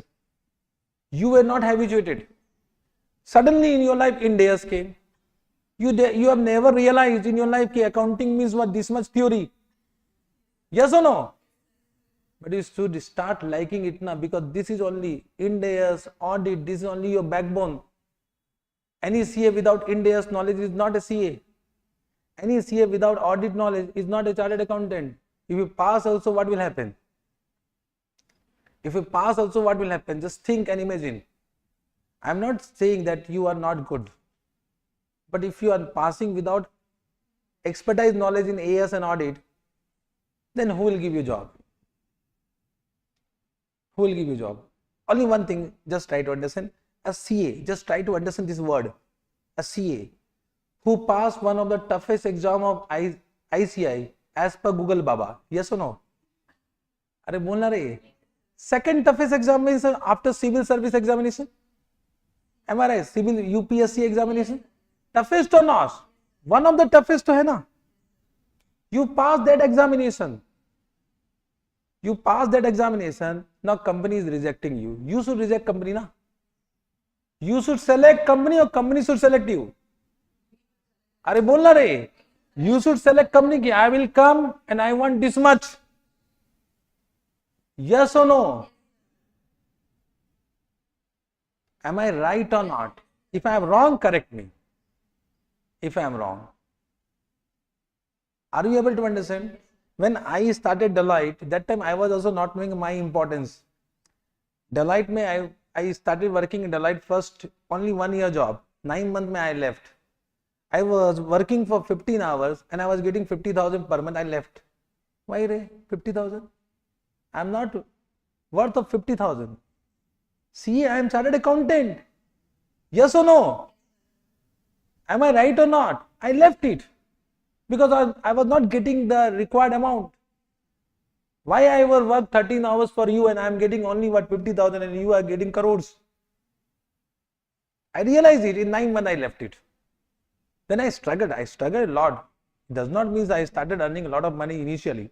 I struggled a lot. But I realized it. That is not my job. So that also you need to understand. You are doing that course. First start respecting this profession. Once you start respecting, loving this profession, you will become CA. This is I am saying benchmark. If you say negative about CA, you will not be able to become CA. CA is best, CA people are best, we are best, ICA is best. Even though they are deducting marks, ICA is best. Correct? Yes, this is fact I am saying. Correct? Now, coming to what? I like audit, sir. Arey bhai, don't send to my wife. Cut the video and send it to her because believe me, in this age I don't want divorce because I will not get any other. ठीक है? So don't say, huh? Chalo. Can I come to this point? So service concession arrangement. Service concession arrangement. So in this what happened? There is one party, government, who is known as grantor. Correct? And there will be one private entity who is known as operator in this topic. Operator. Now there will be some arrangement and this private entity will provide some construction or reconstruction and operation and maintenance of some infrastructure. So they will provide the service of construction of infrastructure, for example, road, flyover, hospital, government hospital, prison, correct, government prison, correct now. Understood? They will develop this infrastructure which public can use, and they will operate and maintain it for some particular year. Suppose 20 years. Out of 20 years, 2 years the construction period, and 18 years is what? Operation and maintenance year. Once the 20 year is expired, this infrastructure will be transferred to whom? Government. This is the service concession arrangement. Understood? You know about toll tax, you know about that. That only we are doing. Now in this case, what happened? For these services, who will pay? Grantor. Will pay to whom? Private entity. So for private entity, it become what? Revenue. Correct. Now there can be two type of payment. Either grantor will pay directly to whom? Operator. Correct. Or grantor will give a right to charge user. You can collect the amount from user who uses the infrastructure. So there can be two type of question. Either it will be paid directly by whom? Grantor. So in this case, our Ind AS 115 is appendix. These two Ind AS 115 says that will apply financial asset model, because this is the right to collect cash from whom? No, right to collect cash from grantor. Correct. This right to use, of course, even the right is given, but that is contingent on the use of public, and we don't know how much they will use and how much we receive, and therefore it cannot be financial asset, because this is not a contractual right to receive cash. There is no fixed amount. Yes or no? So in that case, a right has been given, and this right will become intangible asset. For whom? Private entity. Correct. It means there can be two type of question. Either directly payment, financial asset. Right to use, right to charge to the user of infrastructure, intangible asset. So in this case we recognize financial asset, in this case we recognize intangible asset. Now can I take that one question to explain this? Because only one question we have. Okay? More discussion you will fell down. This is the question 79. A Limited is in the business of infrastructure and has two divisions under the same: toll road and the wind power. The brief details of this business and underlying project are as follows. Vilwara Jabalpur toll project. The company has commenced the construction of the project in the current year and has incurred the total expenses aggregating 50 crore as on 31st December 2001. Under IGAP, the company has recorded, IGAP means previous gap. Previous gap means accounting standard or whatever. ठीक है ना?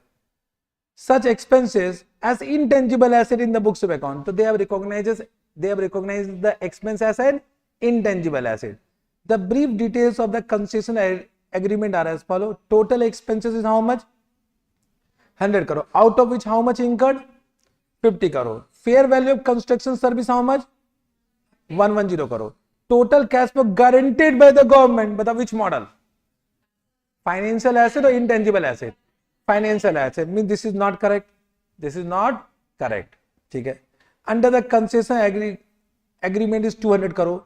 Finance revenue. Can you see, whenever there is a financial asset, we recognize interest revenue over the period by applying EIR. Correct. So they have given interest revenue how much? 15 crore. And other income related to service provided during operation phase.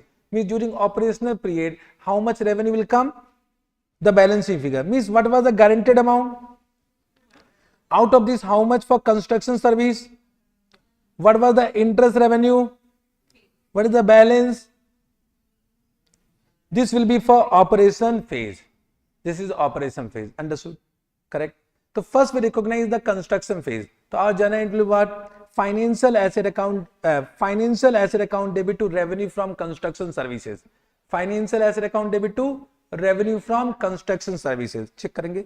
Financial asset account debit to revenue from construction services. 110 means we are passing one overall entry. Bakwas question, but overall entry. Correct? Then can you see we need to also recognize the cost of construction that will be charged to PL account. So the total cost of construction is how much?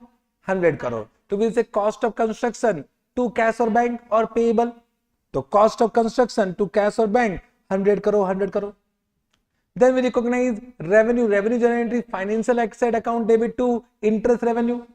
So financial asset account debit to interest income 15.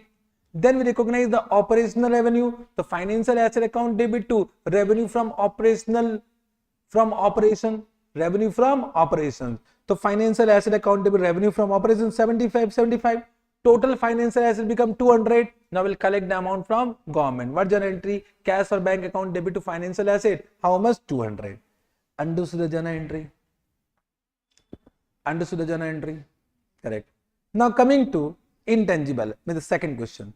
The company has also entered into another concession agreement with the government of Maharashtra in the current year. The construction cost for the said project will be 110 crore.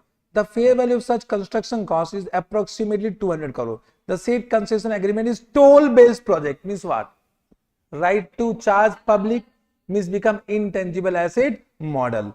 And the company need to collect the toll from the user of expressway. Under IGAP, UK Limited has recorded the expenses incurred on the said project as an intangible asset. This is correct, but it is not with the amount of expense.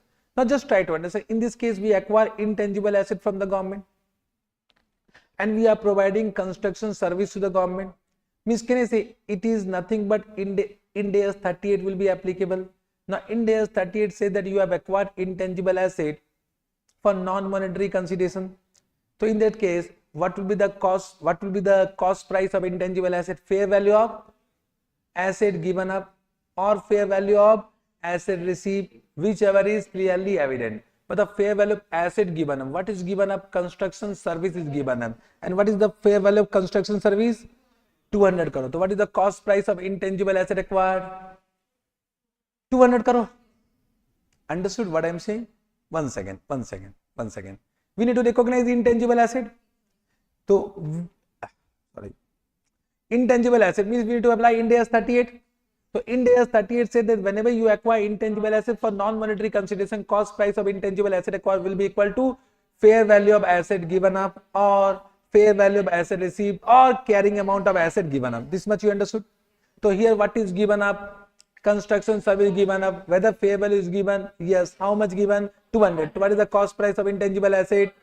200. So our first journal entry, intangible asset account debit to revenue from construction services. How much? 200 crore. Okay.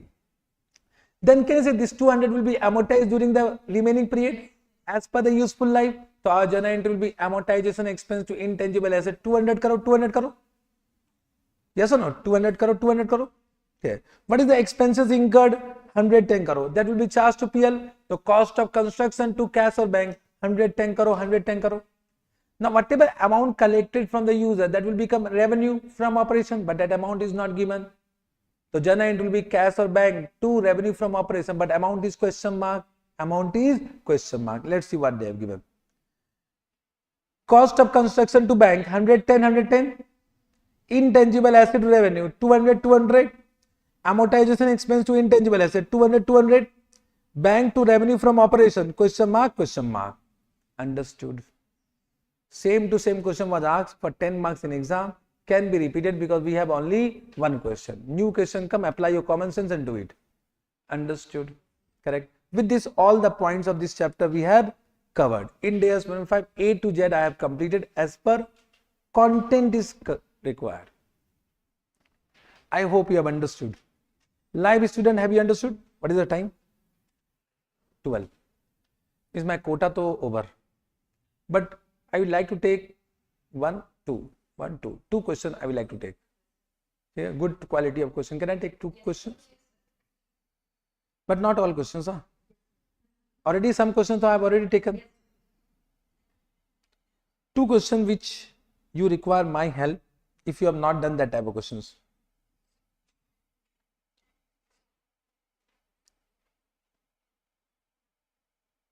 This question also I will come back. This is very good question. One is this question. You can see exam hai, then MTP. Super expected. Same to same question will come. How many time MTP? Means they are one in 23, 24. Now it is what? 25. Highly expected. In your exam, this question is going to come. If comes, give me chocolate. ABC Limited supplies plastic bucket to wholesale customer as per the contract entered into between ABC Limited and customer for the financial year 1920. The price per bucket will decrease retrospectively as the sales volume increase within the stipulated time of 1 year. Means what they are saying, if you purchase this to this, your price is what, 90, this to this 80, this to means over and above this 70. Understood the question? Means variable consideration, variable consideration. All transactions are made in cash. Point number 1. Suggest how revenue to be recognized in the books of account of ABC Limited as per the expected value method, considering a probability of 15%, 75%, 10%. Means this becomes 15%, this becomes 75%, this becomes 10%. Oh, no, sorry, my mistake. We should read the question fully.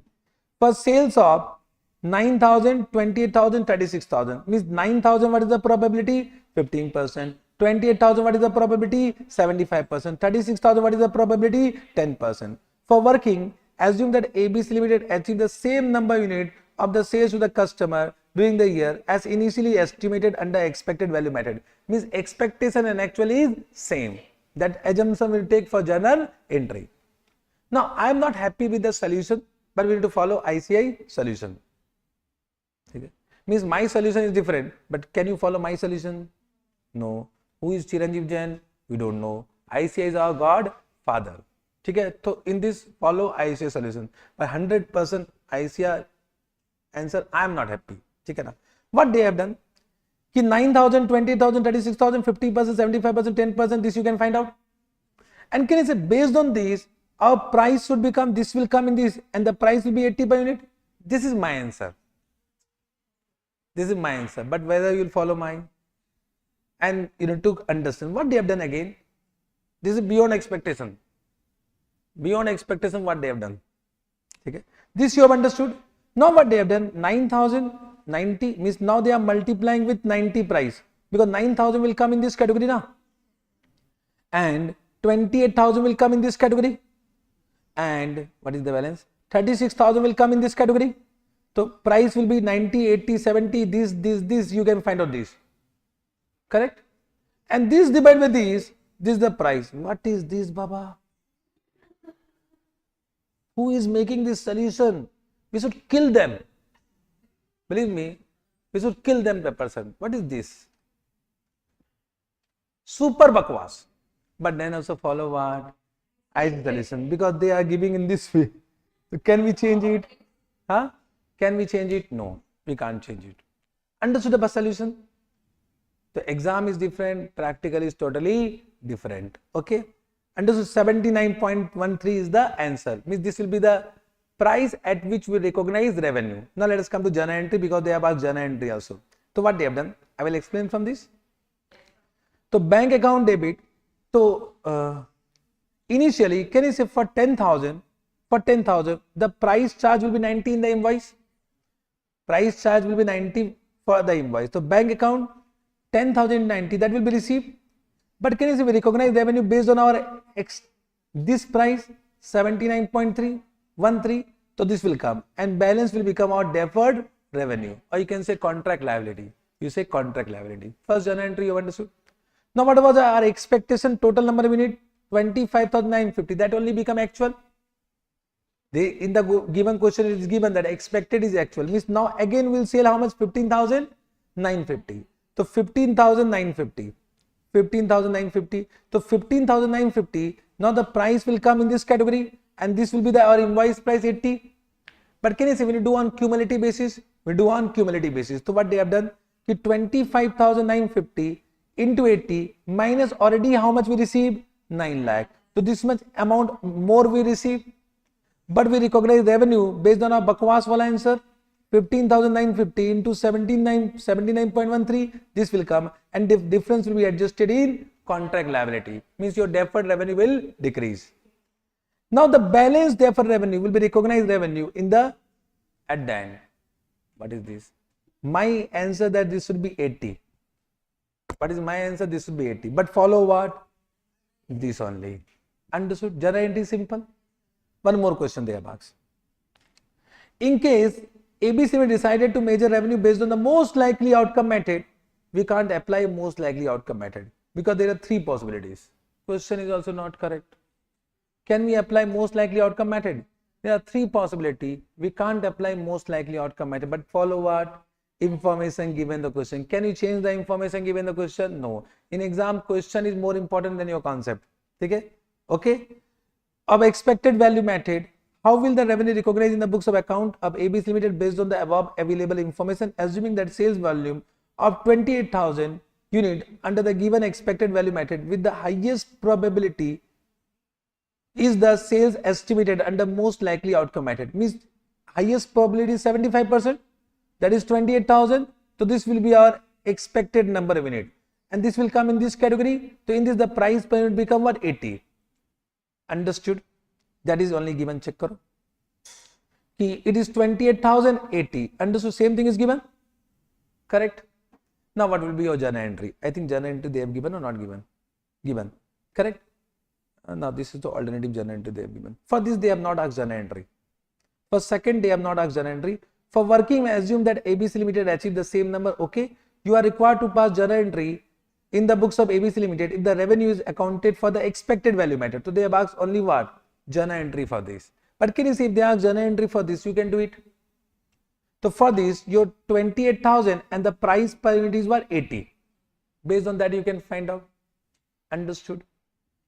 It can be asked, in exam, they have asked for 14 marks, but now it can be asked for 10 marks or 8 marks. One is this question I am expecting. One is this question, this you can do by your own. This also I am expecting. This you can do it by your own. Okay. Okay.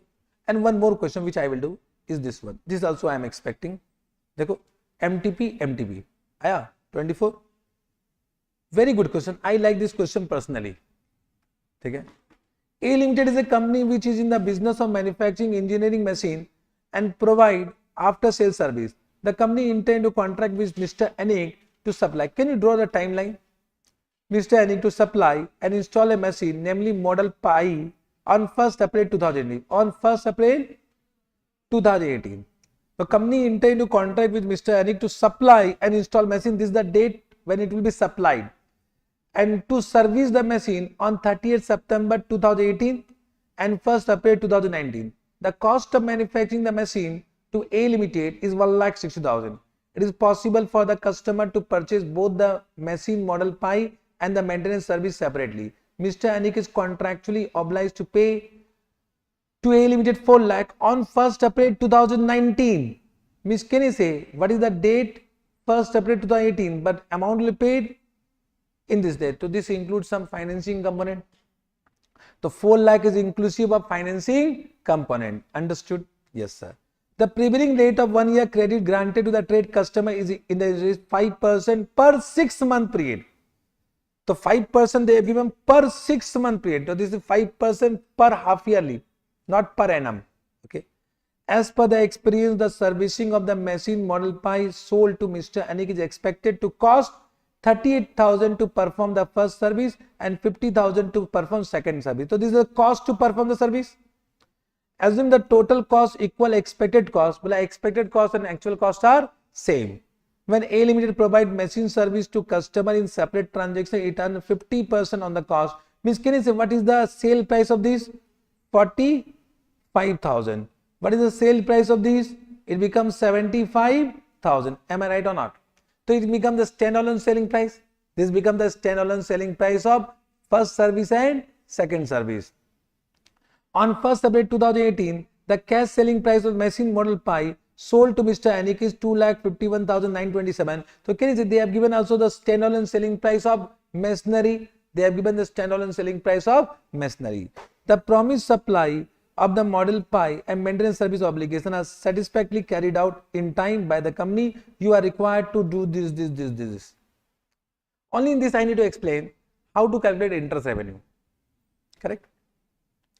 So just try to understand. I will write down first opening receivable. Correct? In that we will need to calculate interest at the rate of 5% for 6 months. Then we will recognize revenue. Correct? And revenue will be recognized. And then there will be contractual cash inflow, and that will become closing receivable. Correct? Now, what is the first date? 1/4/2018. Can you say opening receivable is nil? Interest will be nil. And can you say the control of the machine is transferred as on this date? So we recognize revenue as on this date. So what is the standalone selling price? 2,51,927. So this become 2,51,927. Nothing has been received. This become 2,51,927. Correct. Then what is the date given for the second service? It is given first service. What is the date? 38 September 2018. So we'll come to 38 September 2018. Can you say this will become opening balance 1,51,927? Can you calculate 6 month interest? So into 5% you'll do. You'll not do 6 by 12, huh? Into 5% because this is per 6 month. Okay. How much? 12,586. 96. Okay. 96. And revenue. Can you say now we recognize the revenue of first services? What is the standalone selling price of first services? 30 plus 15. 45,000. So recognize 45,000. Nothing will be received. What is the total?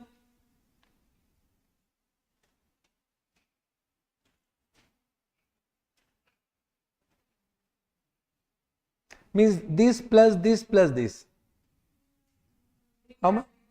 3 lakh. 3 lakh. 523.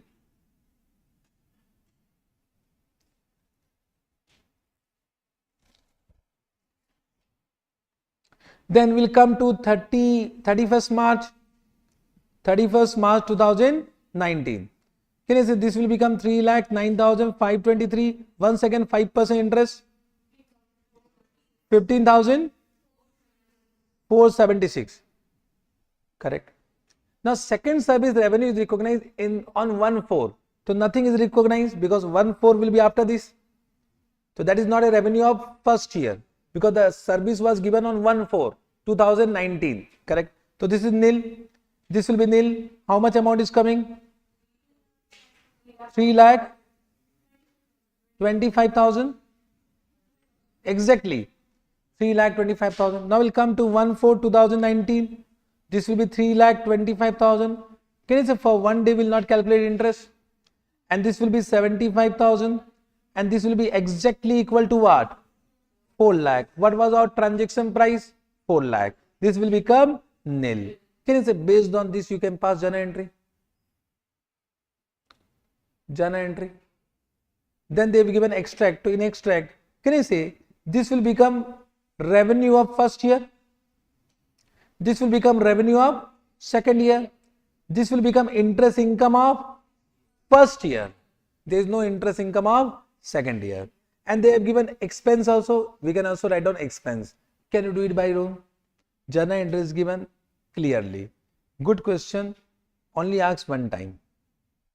With this, I have completed this chapter. Balance question, I think if you understood the content, you can do. Question number 49 is what? Let me see. Question number 49.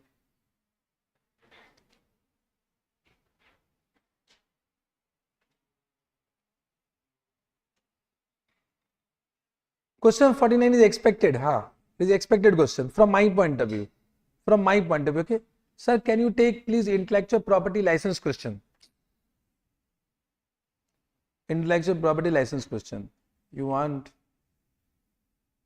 That is what. Then I need to take all questions. Okay. You want to take intellectual property license question? Chalo, I will take, but not now, because I need to start Ind AS 12. Otherwise, I will not be able to complete the today's quota. Okay. Intellectual property license question I will take, but not now. Apart from that, any other questions which you want me to take? The intellectual property license question from my point of view, that is not so much expected. If they ask, don't blame me. Any other? Any content which you have not understood? Understood Ind AS 1.5? Bolna re? All points clear? Live class student, Ind AS 115 clear or not? Fast reply.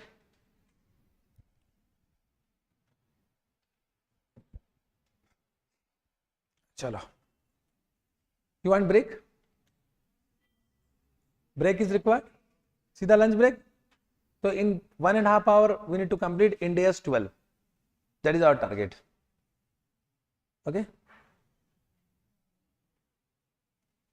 So I'll give break, lunch break at 2. Chalega? Can you manage? Huh? Yes, sir. We need to become CA, sir. After that, lunch will take in 5-star hotel. Correct, na? Okay. Chalo. So we'll start Ind AS 12.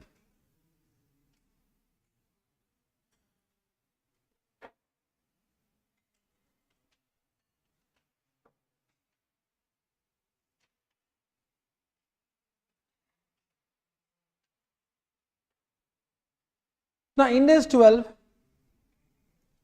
means if you know the concept, then only practice of question is required. Correct? If you know the concept. But then also there are some points which you need to understand. Let me revise the content which I think you might have forgotten. You know about current tax, you know about deferred tax, you know about deferred tax asset, you know about deferred tax liability. This term to you know. You know taxable income, you know accounting income. The terminology you know in this chapter. Now what our Ind AS 12 says that for recognition of DT and DTL, for recognition of DT and DTL, correct, means if I say in this way, tax expense is equal to current tax plus minus deferred tax. Current tax will be what? Taxable income multiplied by rate of tax. The taxable income will be as per Income Tax Act, and therefore in exam they don't ask you current tax much, but they can ask. Understood? Because it is based on Income Tax Act, so they will ask in income tax. Correct now? But they can ask also current tax, but they will not go beyond the high level of transaction. They will not give simple point they will give for calculation of taxable income, because depreciation, you know, depreciation recorded in books will be disallowed, depreciation as per income tax will be allowed. So you can find out taxable income. Then deferred tax, what they say, कि first we need to find out carrying amount of asset and liability. We should also find out tax base of asset or liability, and this difference is known as temporary difference. This difference will be known as temporary difference. Correct? Now, if this difference is taxable temporary difference, or this difference can be deductible temporary difference. Correct? If taxable, so we need to recognize DTL. If deductible, then we should recognize DTA. Understood? Okay. Now, when it will become taxable, when it will become deductible. Okay. For that, I will say in exam, don't apply concept. Apply simple one rule. Rule is what? Just write down in exam now. Whenever you are doing the question, just write down this table. Okay. Asset liability, correct. Asset liability, correct. So you need to write down in this way.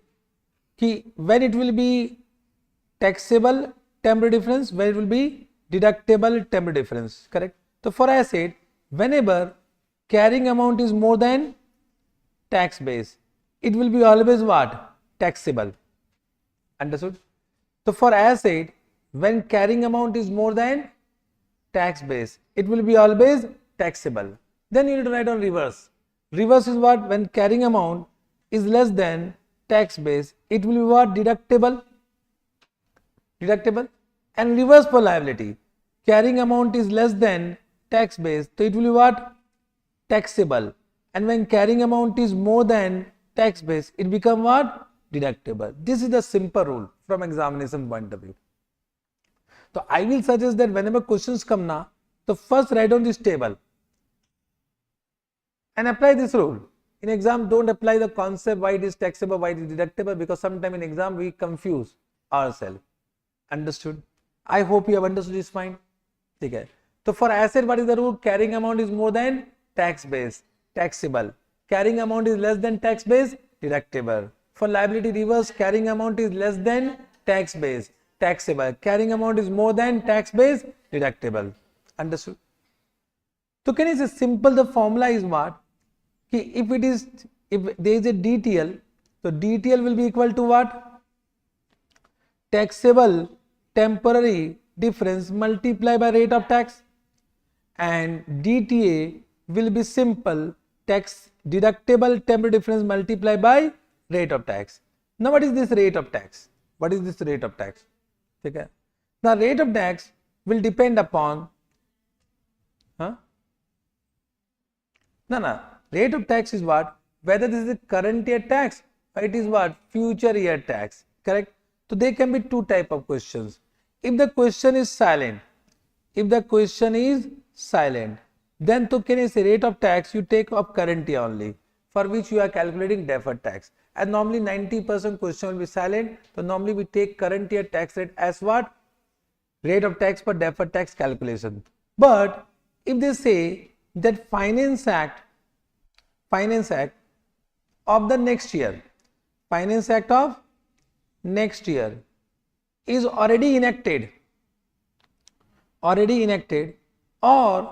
it is virtually certain that it will be enacted.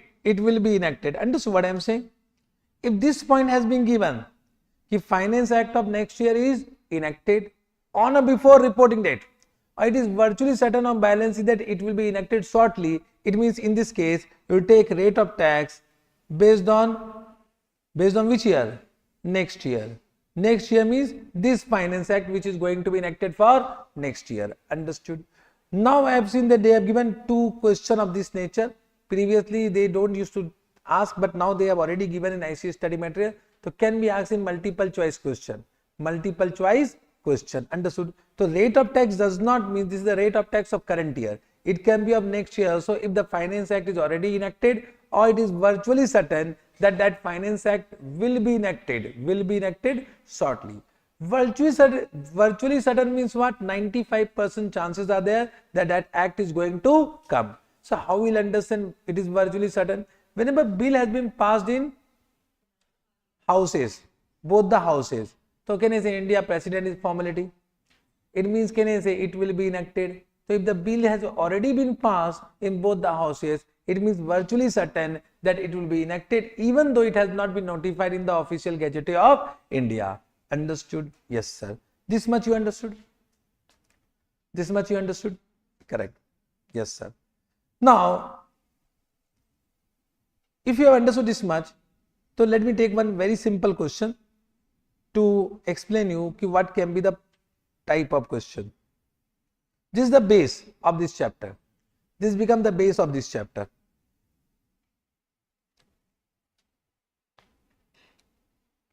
Base you understood, na? Any doubt in the base of this chapter? Index 12 is where? To come to,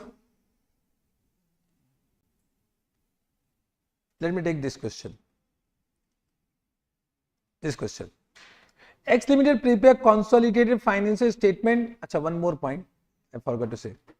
Correct. Now can I say DTA is created for deferred deductible temporary difference. It is also created for carry forward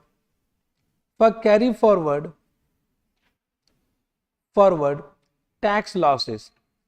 If there are some carry forward tax losses, so can you see you are getting some benefit in next year and that is deducted from future taxable income, so that also become one type of deductible temporary difference.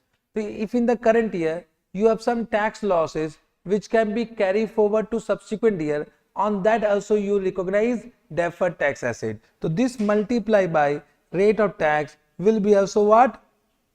Deferred tax asset.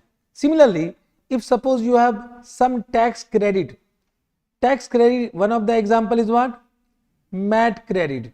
MAT credit. You all know what MAT credit? So MAT credit will be also what your deferred tax asset, because MAT credit that will be allowed in the subsequent year. So that much tax relief you will get. So that is one of the advantage you are getting. That will also become your asset. Correct? But in this entire MAT credit will be the amount of DTA. Don't multiply with rate of tax, because MAT is only tax amount. MAT is only tax amount. So don't multiply with rate of tax. Understood this point? Correct? It means, can you say DTA is recognized for deductible temporary difference as well as for carry forward tax losses and because of any MAT credit also. Understood? Correct? But DTL is recognized only for taxable temporary difference. Correct? Now what our Ind AS 12 says that for DTL, for recognition DTL, there is no condition. There is no condition. Means we should recognize DTL without any condition for all taxable temporary difference. But for DTA, DTA can be recognized only by applying some condition. So there is some condition for recognition of DTA. There is some condition for recognition of DTA. So what they are saying, DTA can be recognized only to the extent of what? Only to the extent if it is probable that future taxable profit will be available against which such DTD can be utilized or carry forward tax losses can be utilized. Means if you do not have sufficient taxable income, future taxable income, then don't recognize any DTA. For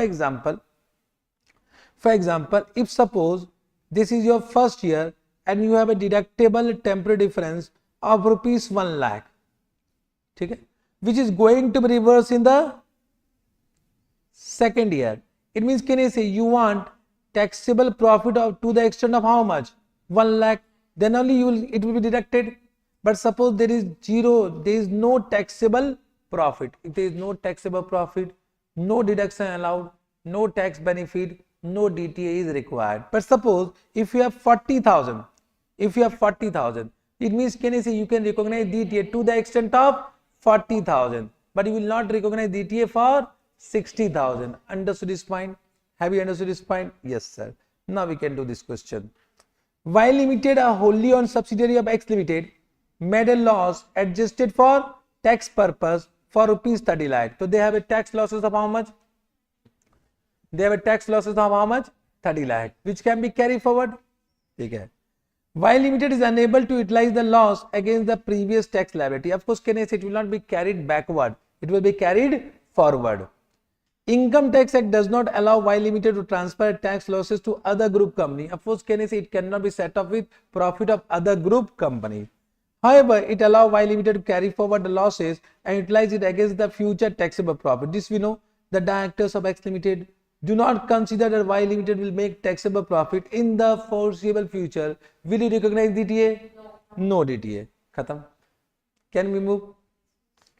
Just before 31st March 2018, X Limited committed itself to closing a division after the year and making a number of employees redundant. This is a point of Ind AS 37. Ind AS 37 says that whenever there is a restructuring, we should create provision for restructuring. So they will say, therefore, X Limited recognize a provision for closure cost of 20 lakh in statement of financial position as on 31st March 2018.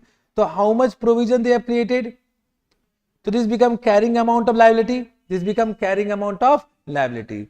Income tax allowed tax deduction for closure cost only when the closure actually take place. Means, can I say as per, what is tax base? That I have not said. No?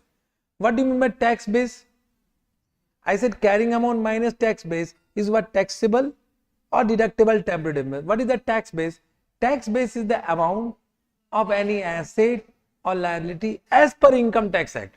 Means if you prepare your books of account as per Income Tax Act, what will be the value of asset or liability? That become the amount of tax base. Simple. So can you say what they are saying? Income tax allow the tax deduction only when that actual closure happened.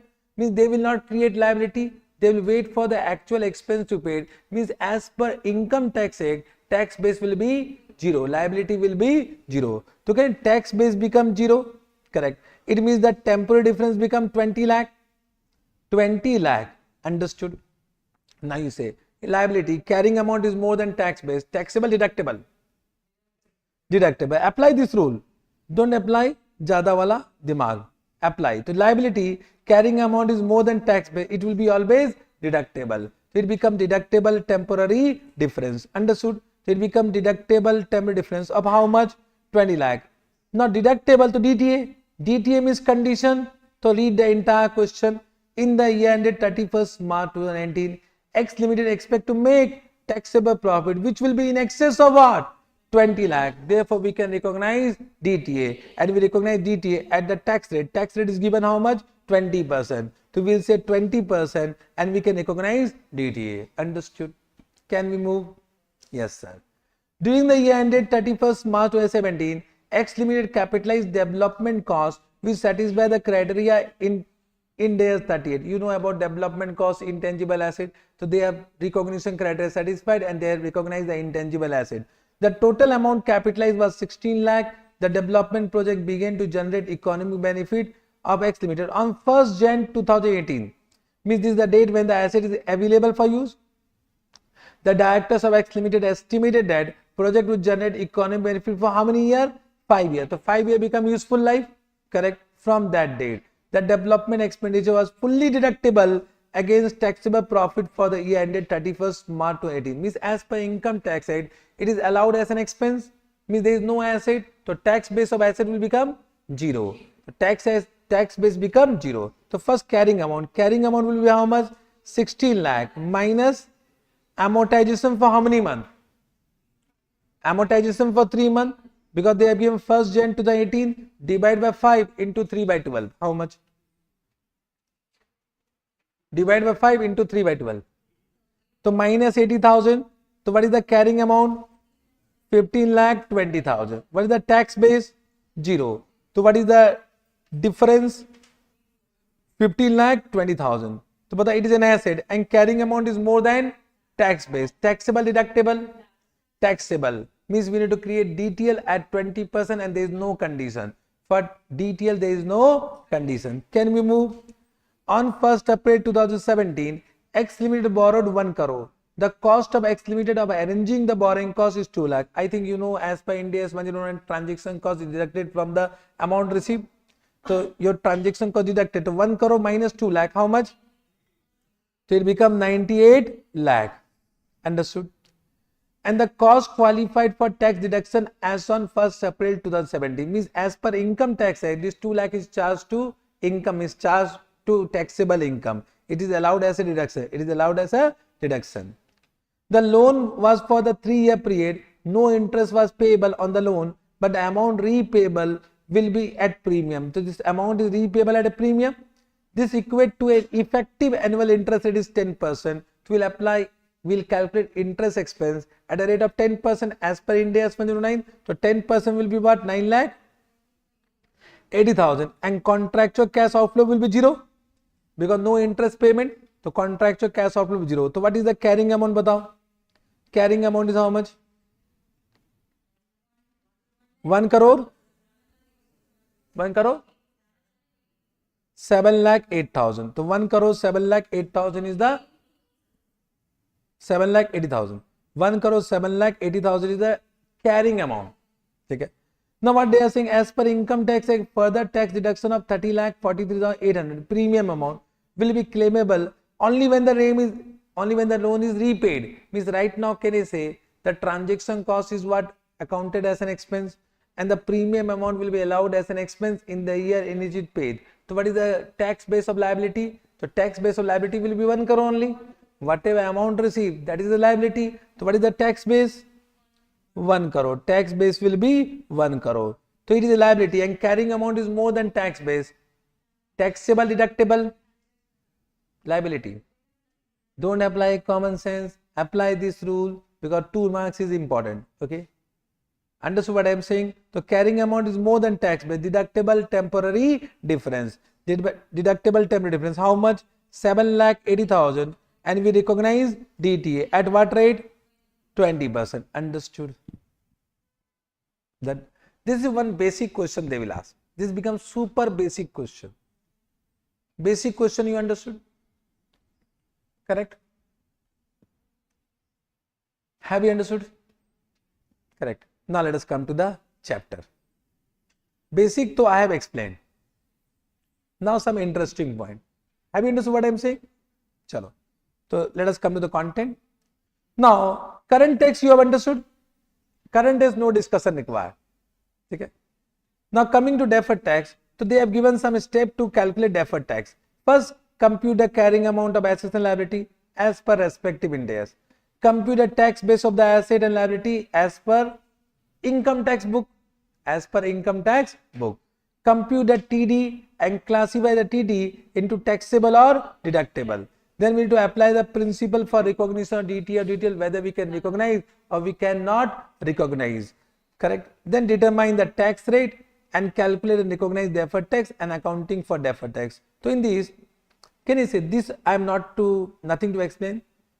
This calculation of tax base of assets and liability. Now they have given the meaning of tax base of an asset. So what is the meaning of tax base of an asset? Okay. Understood? So this meaning is actually not required for practical question, because I will say frame journal entry from income tax act point of view.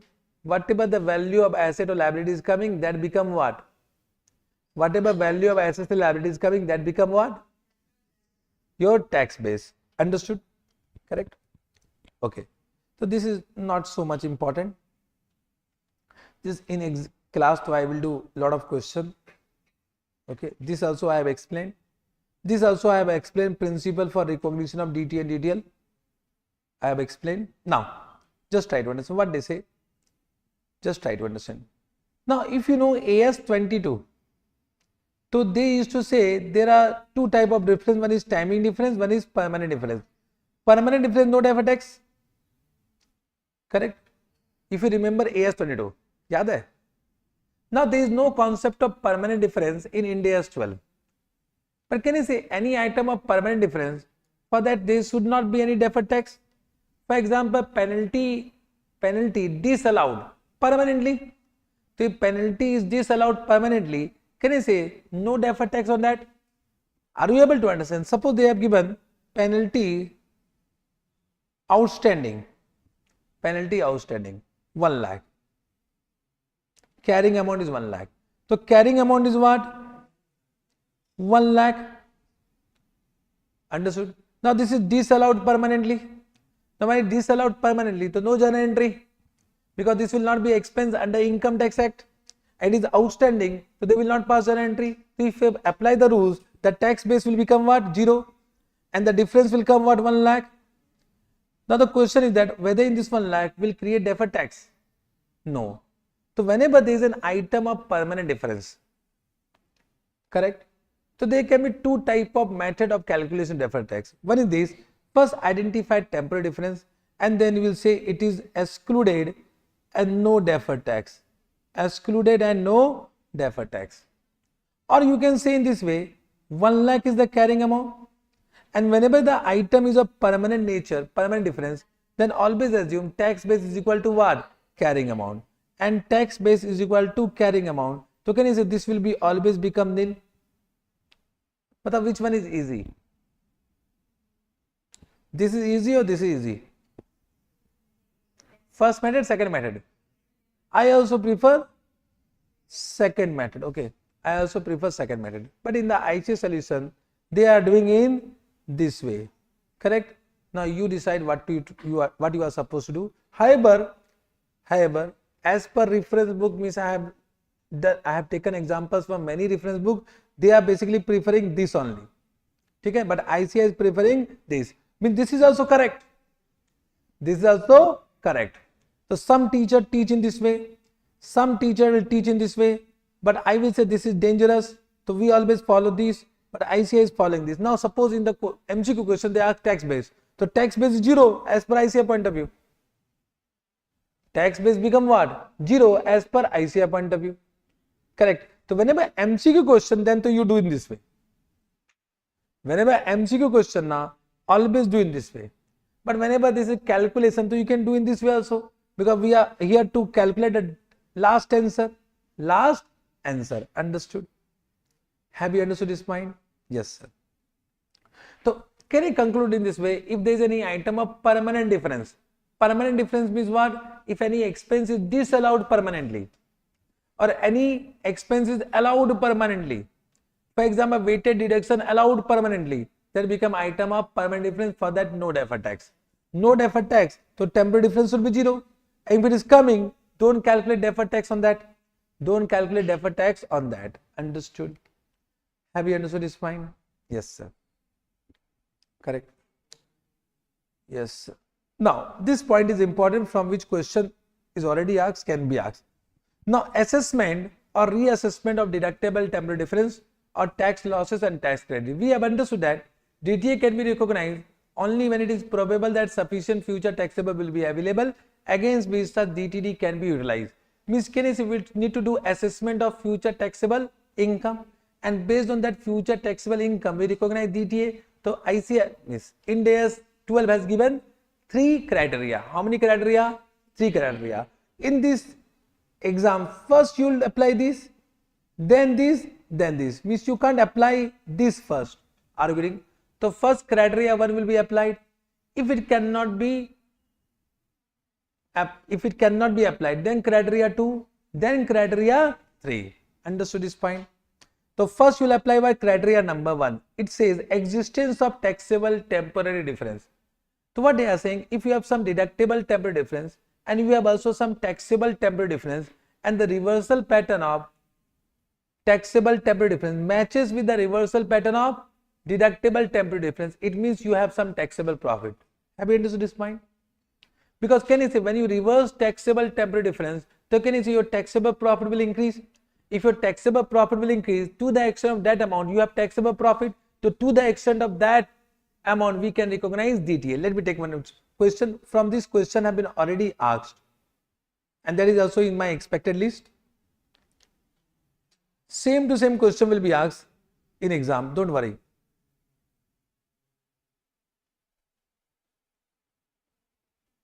Acha, it is not.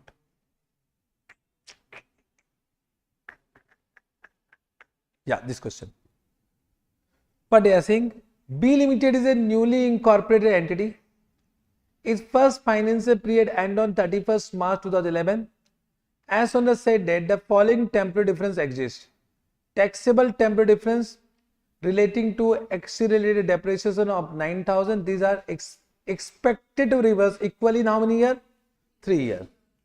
And deductible temporary difference of 4,000, which is expected to reverse equally over 4 years. It is expected that B Limited will continue to make losses for the next 5 years. Means in the next 5 years there is a losses. Tax rate is 30% and losses can be carried forward but not backward. Discuss the treatment of deferred tax. So you can see first year, second year, third year, fourth year. These are future year. So taxable temporary difference will reverse 3,000, 3,000, 3,000. So can you say to the extent of this amount we will have some taxable profit?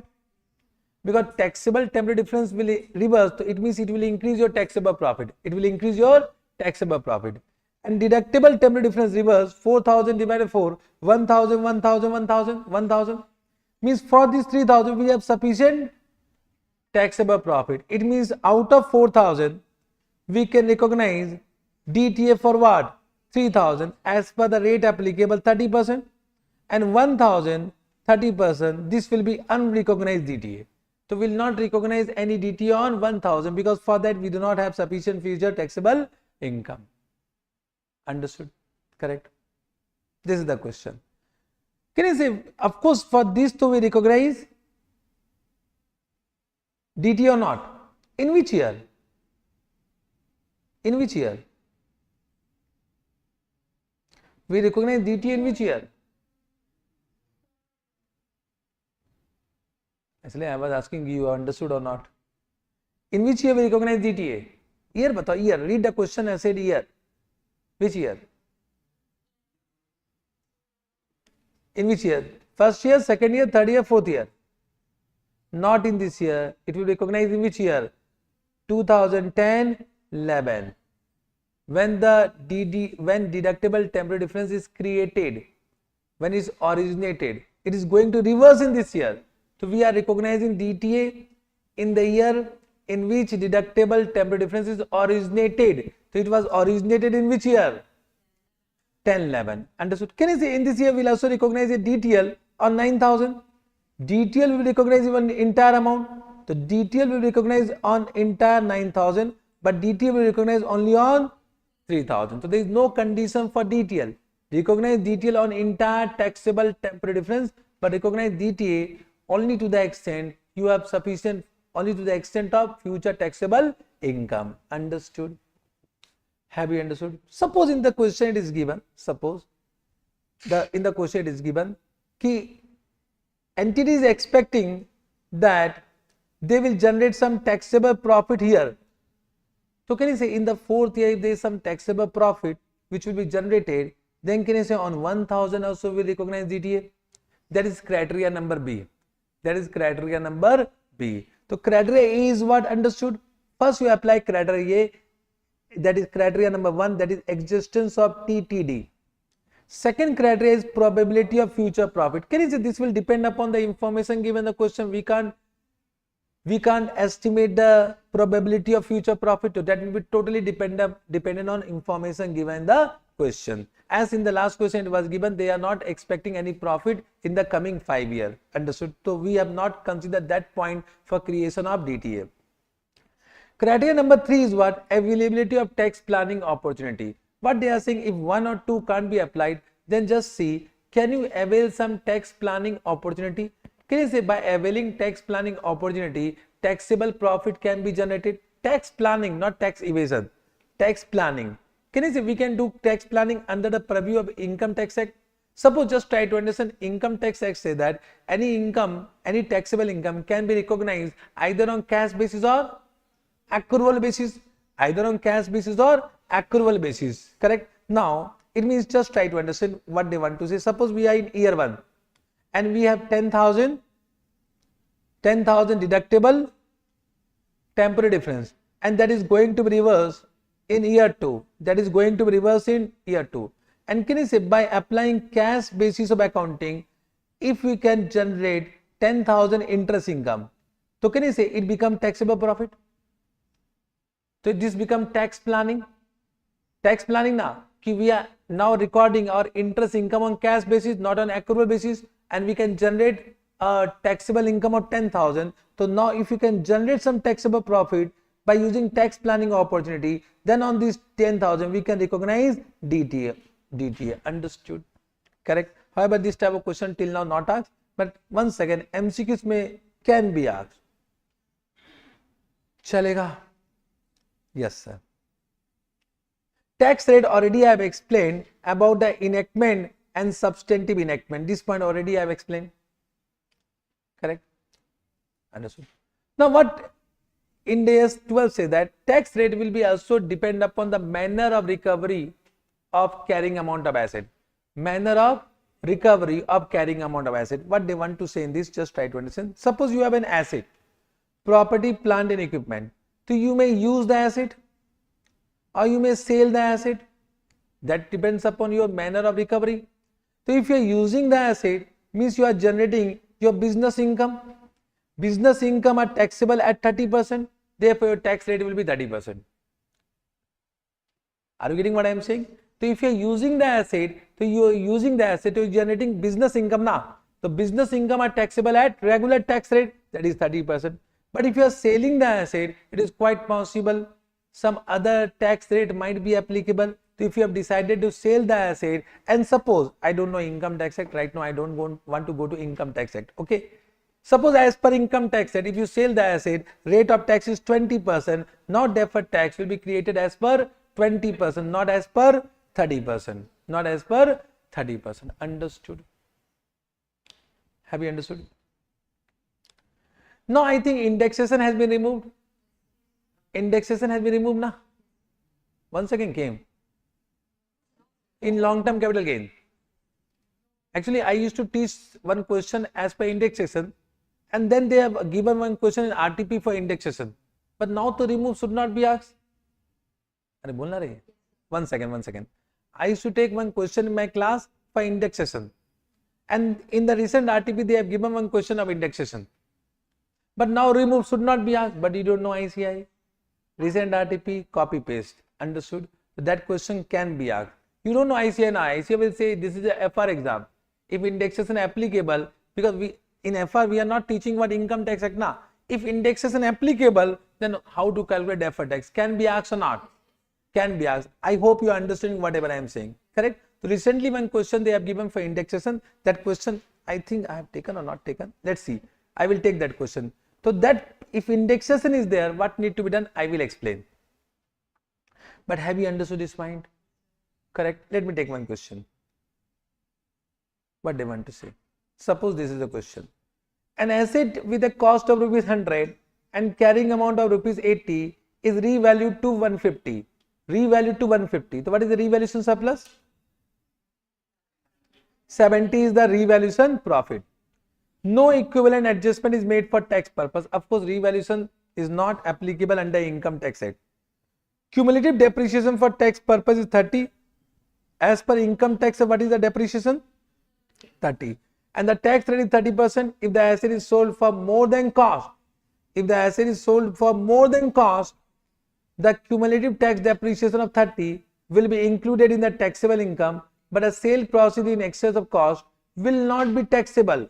What they are saying, if the asset is sold, then any sale proceed in excess of cost will not be taxable. Any sale proceed in excess of cost will not be taxable. Understood this word? Correct. Now calculate deferred tax in the following case if the entity expect to recover the carrying amount only by using the asset, means they don't want to sell the asset. Then what is the carrying amount? 150. Revalued amount now. What is the tax base? 100 minus 30. 70. So what is the taxable temporary difference? 80. And you will apply 30%. This is the when you are using the asset. But when you are selling the asset, what they want to say? Carrying amount is what? 150. Tax base is what? 70. Taxable temporary difference is what? 80. But what they are saying? Any amount recovering over and above cost. So 150 minus 100 what? Means out of these 50 is not taxable. Only what is taxable? 30. So 30 into 30%, what is the deferred tax? 9. Understood? Have you understood this point? Have you understood this point? Suppose they have said that when you sell the asset, the rate of tax is 20%, then you will apply 20%. Then you will apply 20%. Understood? This type of question can be asked in exam. Okay. This also you have understood? Correct? Now, what is the accounting treatment of deferred tax? Accounting treatment of deferred tax, what they said, deferred tax accounting is based on the transaction for which you are creating deferred tax. Means if the transaction has been charged to PL, the deferred tax will be also charged to PL. If the transaction has been charged to OCI, then deferred tax will be also charged to OCI. It means, can you say, if there is a revaluation gain and you are creating deferred tax on this, so the revaluation gain is transferred to what? OCI. Therefore, deferred tax will be also transferred to OCI. Understood this point? Have you understood this point? Chalega? Any doubt? No doubt. Okay? Chalo. Now, revaluation gain, already I have said, कि revaluation gain, can you say whenever there is a revaluation gain, that is taxable, because revaluation gain carrying amount will increase, but the tax base will remain same. So it will result in taxable temporary difference, which will be taxable in future, and we need to recognize DTL on that. We need to recognize DTL on that. I will take one question on this.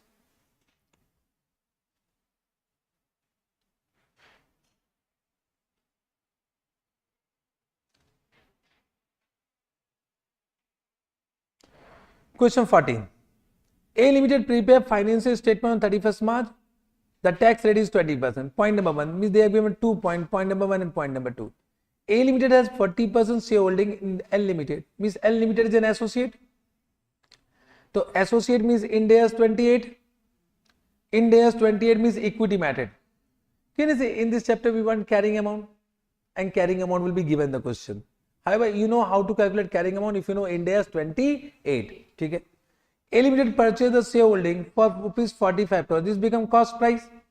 The shareholding gives A Limited significant influence over L Limited but not control, and therefore A Limited account for the interest by using equity method. The equity method carrying value of A Limited in L Limited is 70 crore in 31st March 2001 and 75 crore on 31st March 2002. The carrying amount is given. But can you say equity method is not applicable under Income Tax Act? So as per income tax base will be cost price only, and the cost price will be 45 crore, 45 crore. Understood? Correct? In the tax jurisdiction in which A Limited operate, profit recognized under equity method are taxed if and only when they are distributed as dividend or the relevant investment is disposed of. What they are saying, whatever gain you have recognized in the books of account, that is taxable only when it is declared. Means that is not taxable as per income tax right now. It will be taxable when it is declared. Therefore, as per income tax, tax base will be 45 crore. Understood? So what will be the accounting? So 31st March 2001, 31st March 2002. Correct?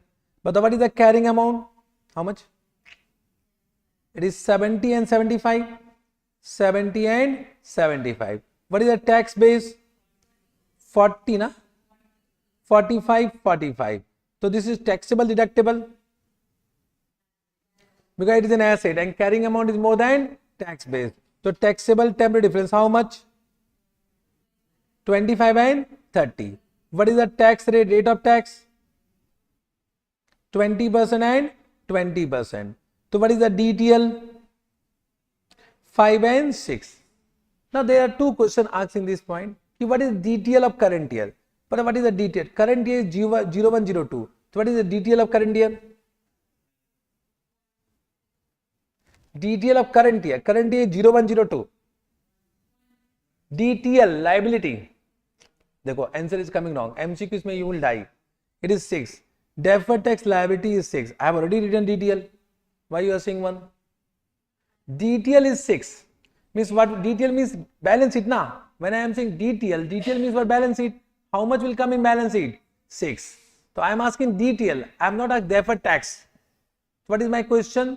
DTL. So if suppose they ask DTL, your answer is what? 6. But suppose they ask deferred tax of current year, how much?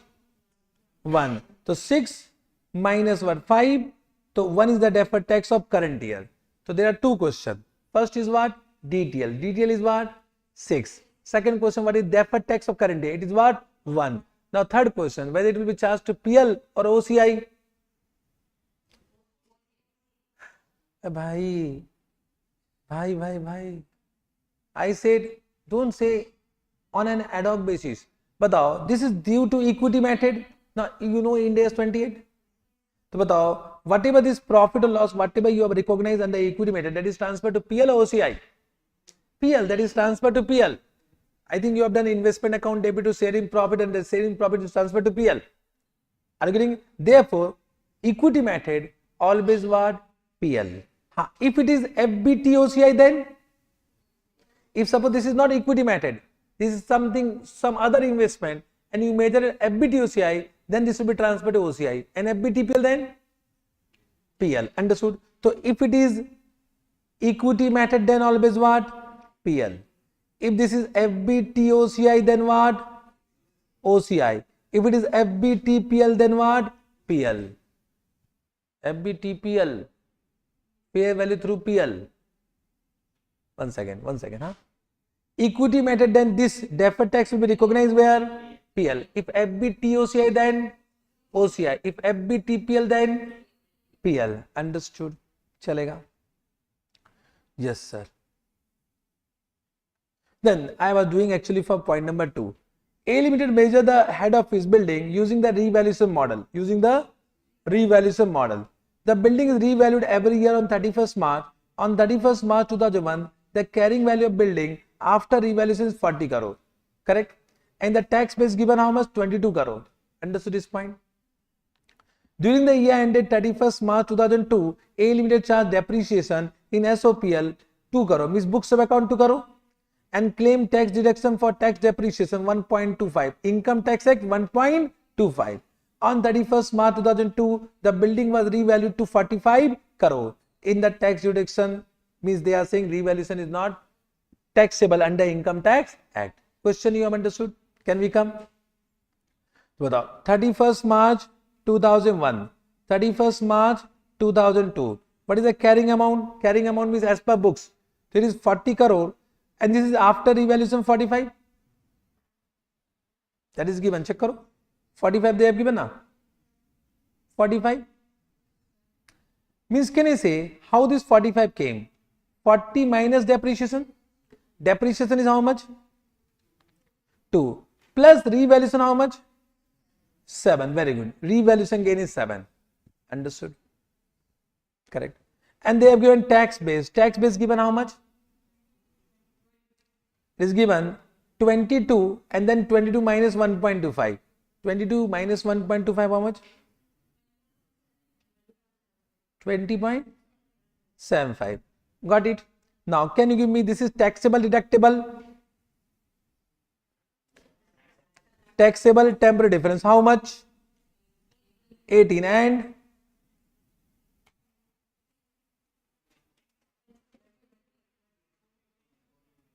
20? 24.25. 24.25. Then we recognize DTL at 20%. Can you give me DTL? 3.6 and 4.85. 4.85. Now listen everyone.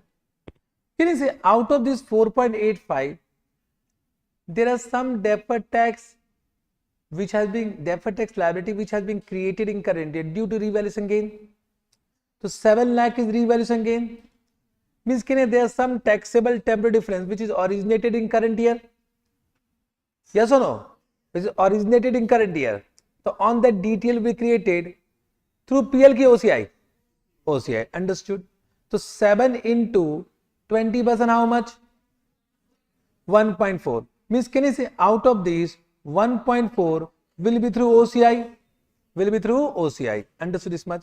So balancing figure is what? 3.6 and 3.45. Are you able to understand? So this 3.6 now become 3.45. So there is some DTL which is going to reverse. The DTL reverse how much? 0.15. Now this reversal is due to depreciation.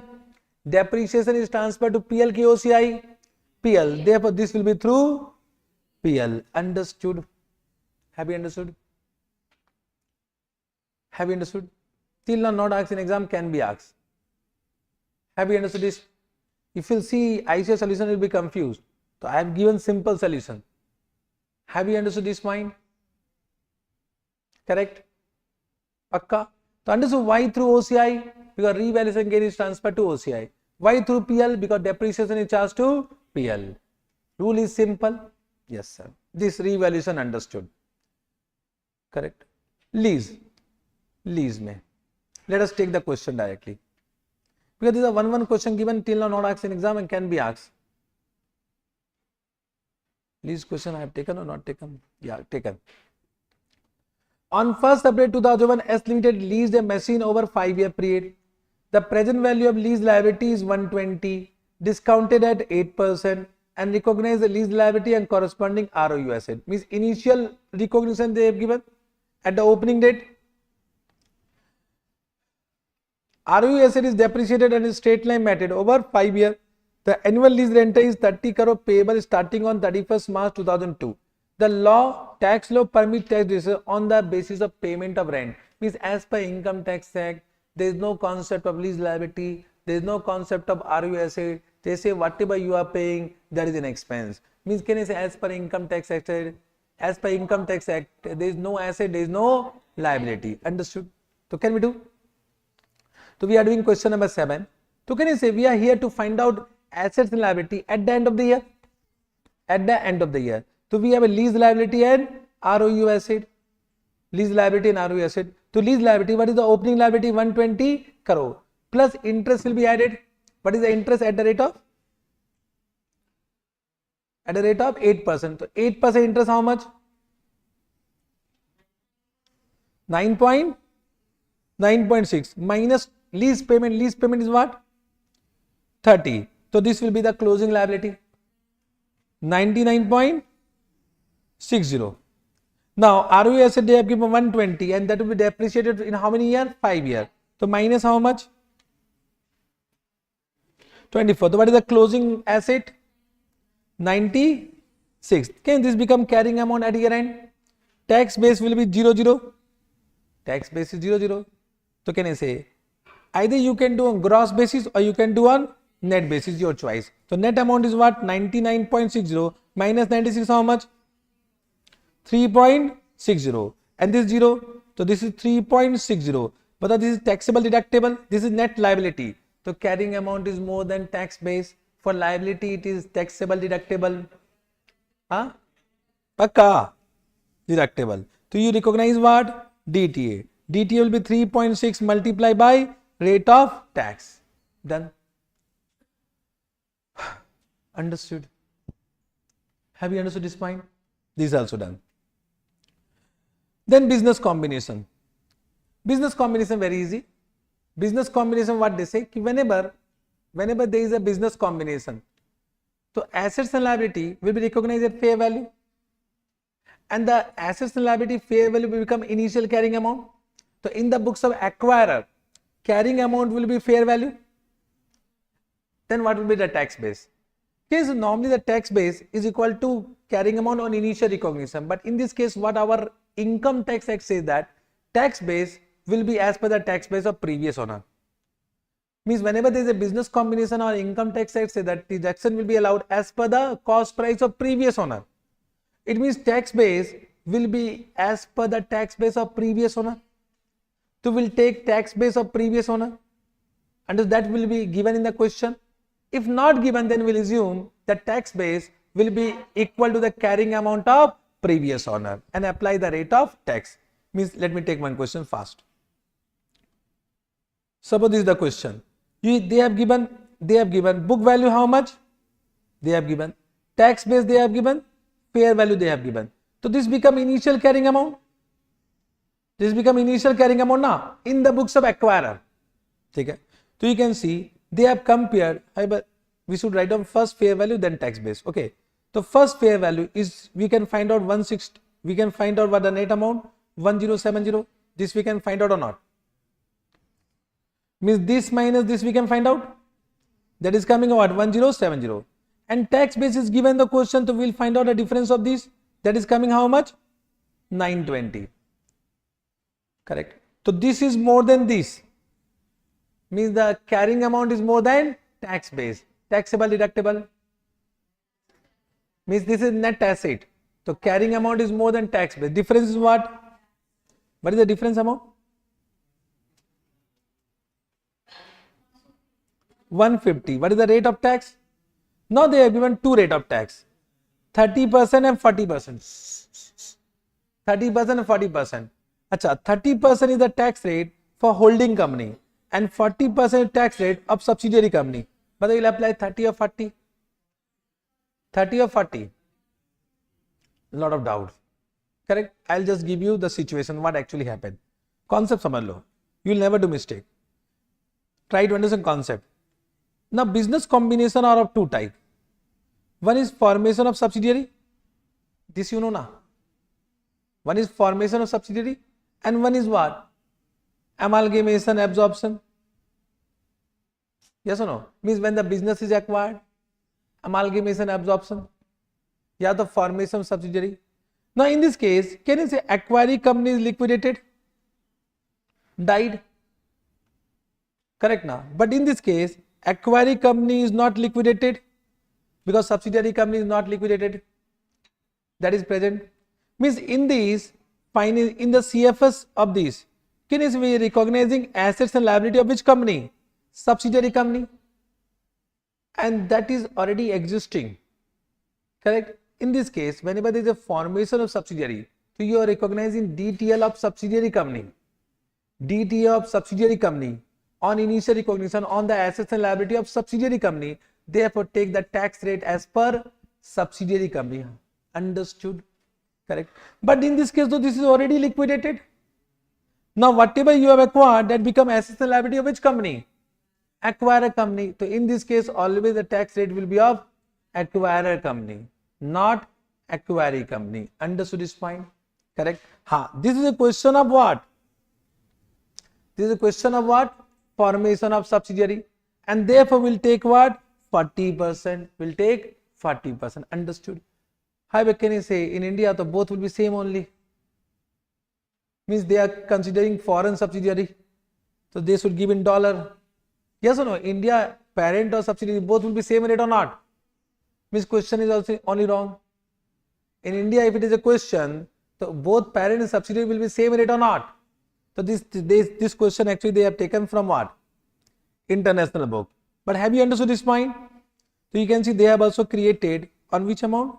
150 into 40% how much? 60. Correct? Understood. Now from this question, please don't talk. I'm disturb हो रहा है. ठीक है. देखो I require lot of concentration. You don't know how much concentration I require. थोड़ा सा disturb, I forget everything. You don't require our position. ठीक है. High level of concentration required.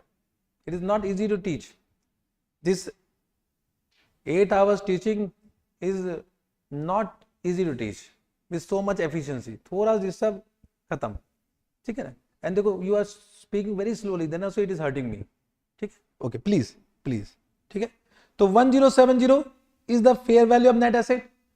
Now you need to find out net asset after what DTL. So you will deduct what? 60 from this. So that become 1010. This become fair value of net asset after DTL. If there is a DTA to add it. If there is DTL to deduct it. Now what is the purchase consideration given the question? 15 lakh. So 1500 is the purchase consideration. 1010 is the net asset. So what is the goodwill? 490 is the goodwill. In the same question they will ask you DTA, DTL as well as goodwill also. The goodwill will be as per Ind AS 103. DTA, DTL will be as per Ind AS 12. Understood? Yes sir. Done. Business combination also done. Then share based payment, last point of this chapter. Share based payment which is important from exam point of view. Share based payment. Share based payment they have given one question and that question is not yet asked in exam. But lot of doubt in that question. Okay? Lot of doubt. Because students are not able to understand what is this. Let me explain from that question only. Okay? Let me explain from that question. Share based payment question is where this question. This is the only one question given. Let me explain this.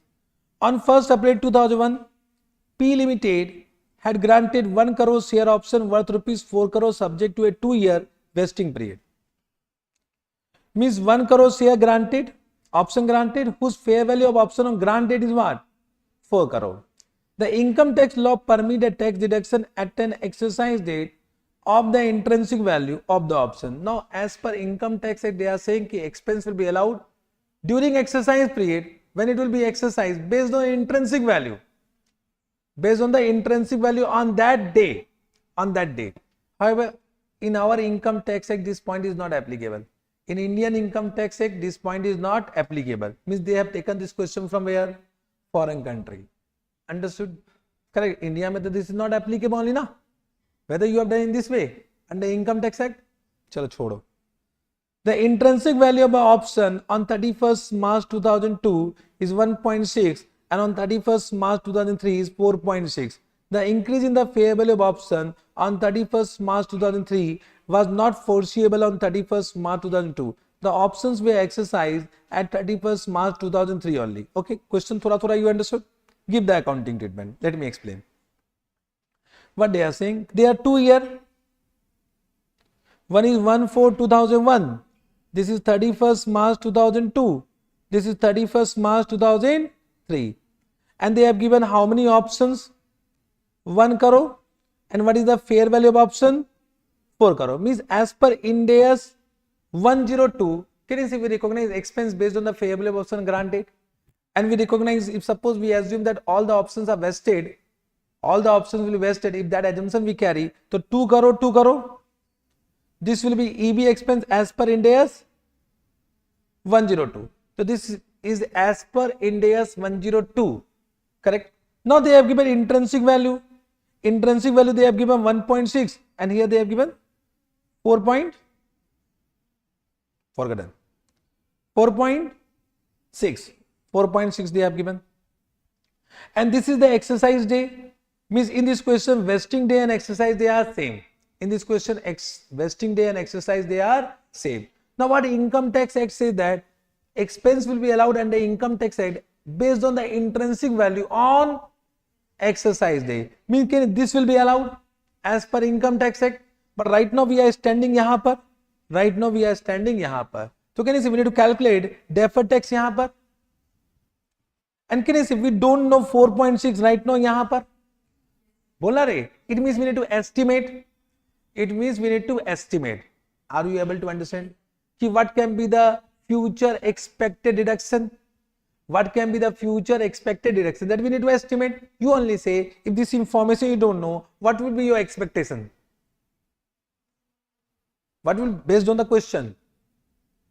Means suppose this information to not know, so what will be your expectation? How much income tax will allow? 1.6. So that will become your expectation. That will become your expectation. That this much expense will be allowed under Income Tax Act. But this 1.6 will be allowed for 1 year or 2 year? No, 2 year. This will be spread over how many year? 2 year now. So this is the expense allowed for how many year? 2 year. But right now we are standing at year end 1. Year end 1. Understood? Now let us come to year end 1, year end 2. So can you see we need to find out carrying amount and tax base? Carrying amount and tax base. Now what is journal entry you have done for this? Batao. EB expense account debit to SBP reserve. EB expense account debit to SBP reserve. Not liability because it is not cash settled. It is equity settled. So it is the journal entry is what? EB expense account debit to SBP reserve. EB expense account debit to SPB reserve. So what is asset? What is liability? There is no asset. There is no liability. Understood? It means carrying amount is what? 0, 0. Or can I say in this way? Just try to understand. Can I say in this way? Ki if it is equity settled, then there is no liability. But if it is cash settled, there is a liability. So if it is a question of cash settlement, then liability will come. But in exam, they will never ask cash settlement. They will always ask equity settlement. Understood? Have you understood? So if the question is silent, assume what? Equity settlement only. Understood is fine? Correct. So it will be always nil because there is no asset, no liability. Understood? Now, what is the tax base? Tax base means what? Whatever expense you are allowing in future, that is only your tax base of the asset. Means that much benefit we receive in future. So can you say our expectation is 1.6 divided by 2. This is the future expected deduction for the first year. So this will be 0.80. Understood? That become tax base. Now you only say this 0.80 will be taxable deductible. Can you say because this is deductible in future, this will be deductible temporary difference only. Deductible temporary difference, and if you want to apply the rule of asset apply, carrying amount is less than tax base. So this will what? Deductible temporary difference. This become deductible temporary difference. In simple word, whatever is deductible in future, that become deductible temporary difference. Whatever is taxable in future, that become what? Taxable temporary difference. So this is deductible or taxable? Deductible. So therefore it becomes deductible temporary difference. I think first year you have understood. Correct? Now second year doubt will come. Sir, what is this? Can you say now it become 1.4.6? But can you say this is to exercise day and this will be allowed as a deduction? Means there is no future deductible amount. So can you say tax base will become 0? Tax base will become 0. Why? Because now this will be allowed as an expense because this is only exercise day. This is already allowed as an expense. So there is no future deduction to be allowed. Therefore your tax base will become 0. Your tax base will become 0 and therefore this will also become 0. Understood is fine. Now DTA will be at what rate? What rate? How much? 30%. So 30% DTA. So this will be 0.24 and this nil. Means can you say DTA this will be created and this will be reversed. In this year it will be reversed. This is the solution. Only one question we have. I think same to same question will be asked in exam. I think. Because till now not asked, and now time has came that this can be asked in exam. Now the time has came because it is now 4 or 5 attempt हो गया है. This is due from examination point of view. Correct? So share based payment also done. Correct? Now, अच्छा, there is one point of reconciliation. Reconciliation वाला point, what they say, कि whenever reconciliation वाला point, कि whenever your effective tax rate and applicable tax rate are different, effective tax rate and applicable tax rate are different, then we need to prepare reconciliation for the difference between tax expense as per SOPL and tax expense as per applicable rate. Can you say due to permanent difference? There can be difference. Because if there is some permanent difference, for that we are actually paying some tax, but there is no deferred tax. So there will be some difference or not. So whenever there is a permanent difference there, so there will be some difference between tax expense as per SOPL and tax expense as per applicable rate. Or there may be some expenses which are actually taxable as per different rate. For example, there may be some foreign tax which are foreign income which may be taxable as per different rate, but your applicable tax rate might be different, and because of that reason some difference may arise. So for that one reconciliation question may ask. I'll just explain, you will be able to understand. You can see they will give SOPL. They will give SOPL. Okay? And this is the profit after tax and this is the tax expense. And this is the tax expense, means current tax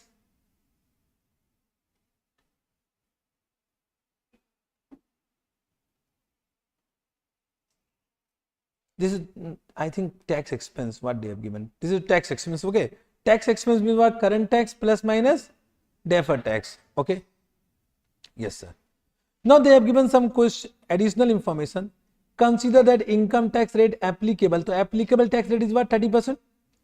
Other expense include the following expense which are not deductible for income tax rate, means these are permanently disallowed.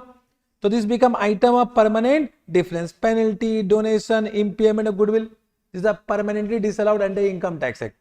Now other expense also include expenditure on scientific research amounting to rupees 10 lakh, in respect of which 150% weighted deduction is available. So can you say as per income tax they are allowing some additional expense which is permanently allowed.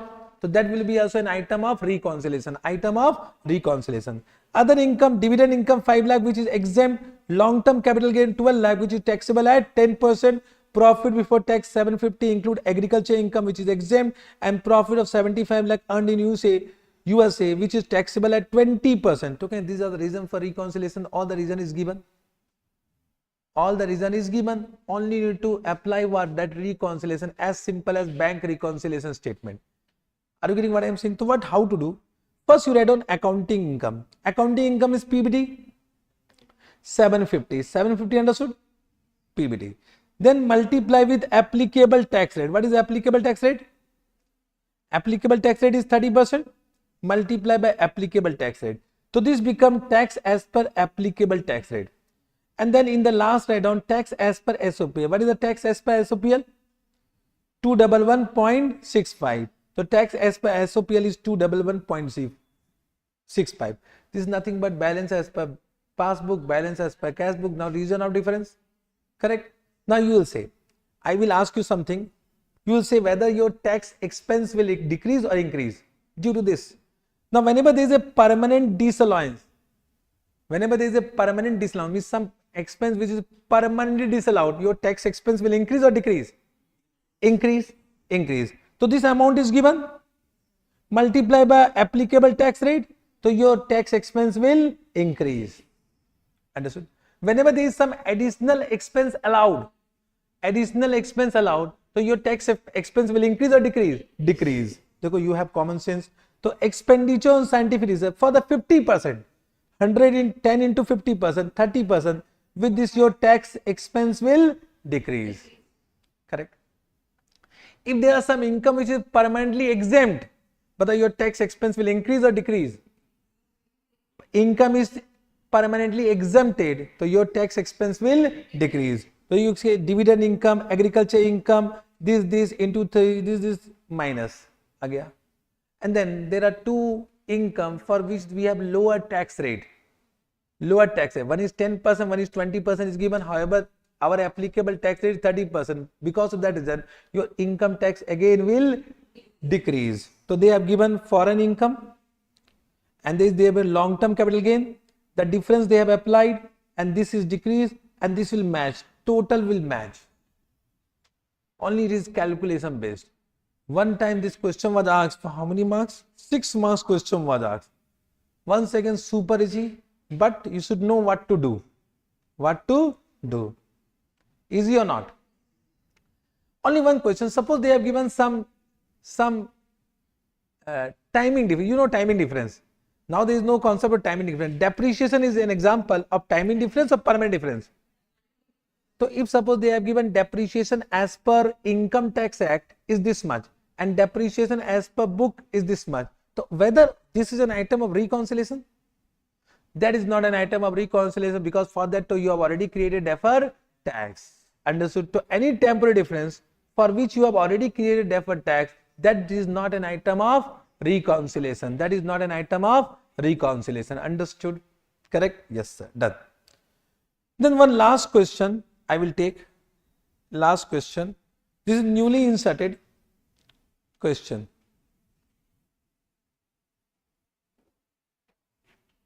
Balance whatever I am not doing now, that you can do by your own. Okay. Acha, one question they have given in newly in ICS study material. Last attempt only they have introduced one illustration number 1. That is a very lengthy question. From that I am seeing that they are asking MCQs. So that question you do, there is 1 or 2 good points from that MCQs can be asked. Very big question is there. Easy question, but can be important for multiple choice question. I am seeing that they are taking some point from there and asking a multiple choice question. Okay. So that you can do by your own. On 1st April 2001, entity paying tax at 30% acquired a non-tax deductible office building for rupees 1 lakh in circumstances in which Ind AS 12 prohibit recognition of deferred tax liability associated with a temporary difference of 1 lakh. So that is non-tax deductible office building. So okay, it is an item of permanent difference. It is an item of permanent difference. Means no depreciation is allowed on that. The building is depreciated over 10 years at 10,000 per year to the residual value 0. The entity financial year end on 31st March.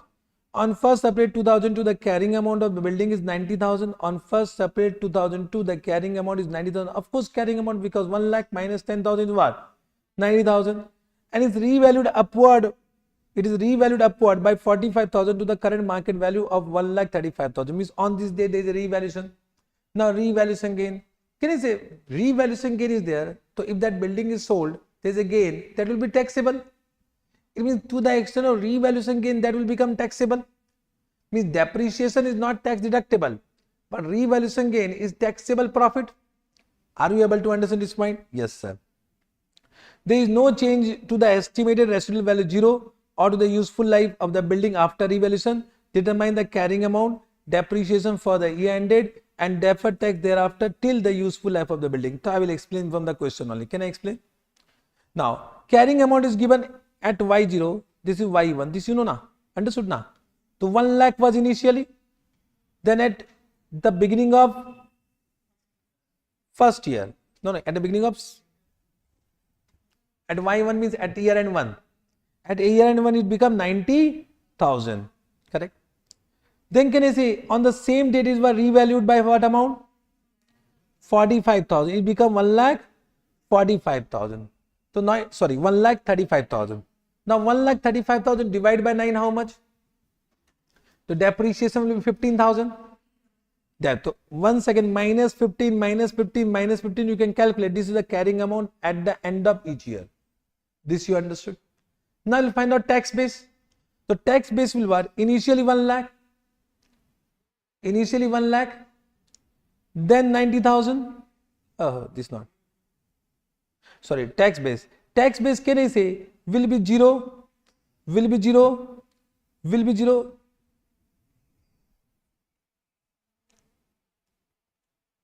Chalo, they have done in this way. Chalo, what they are saying? Tax base is 0, 0, 0, 0, 0. Everything is 0. So what is the gross temporary difference that you can find out? But out of that, can you say there are two portions? One is the temporary difference which is taxable. One is the temporary difference which is non-taxable. Understood this point? So can you say out of these, the original cost amount is non-taxable, means 1,90,000, 90,000, 80,000, 70,000, 60,000, 50,000. This become non-taxable temporary difference. On this, no deferred tax will be created. But okay, there is some temporary difference which is taxable to the extent of 45,000, to the extent of 40,000. So 1,35,000 minus 90, that will come 45,000. And on that, you are recognizing a depreciation of 5,000 every year. So 45 minus 5 minus 5 minus 5 will become what? Recognize your taxable temporary difference. Recognize your taxable temporary difference. Correct now? So this becomes 45, 40. This you have understood. It means, can you say on 45 you will create a deferred tax liability. So this will become deferred tax liability of first year. This will become deferred tax liability of first year, not for Y1 at year end 1. This is at year end 2, at year end 3. You can calculate. Means, can you say this much is created in for year end 1? Then how much reverse? 1,500 reverse. Then again 1,500 reverse. Means every year 1,500 is getting reverse or not? Now once again, due to revaluation gain, whatever detail is created, that will be transferred to what? OCI. And whatever we are reversing, that is due to depreciation, that will be transferred to what? PL. Have you understood the calculation? If you want, I can give some other calculation also. This ICI calculation, थोड़ा सा confusion है. You want simple one? Simple one. चलो, simple one I am giving. But marks, don't blame me, हाँ. थोड़ा सा मतलब I don't know whether they will give marks or not, but answer will come same. ठीक है, simple one to understand. Let's see. Oh.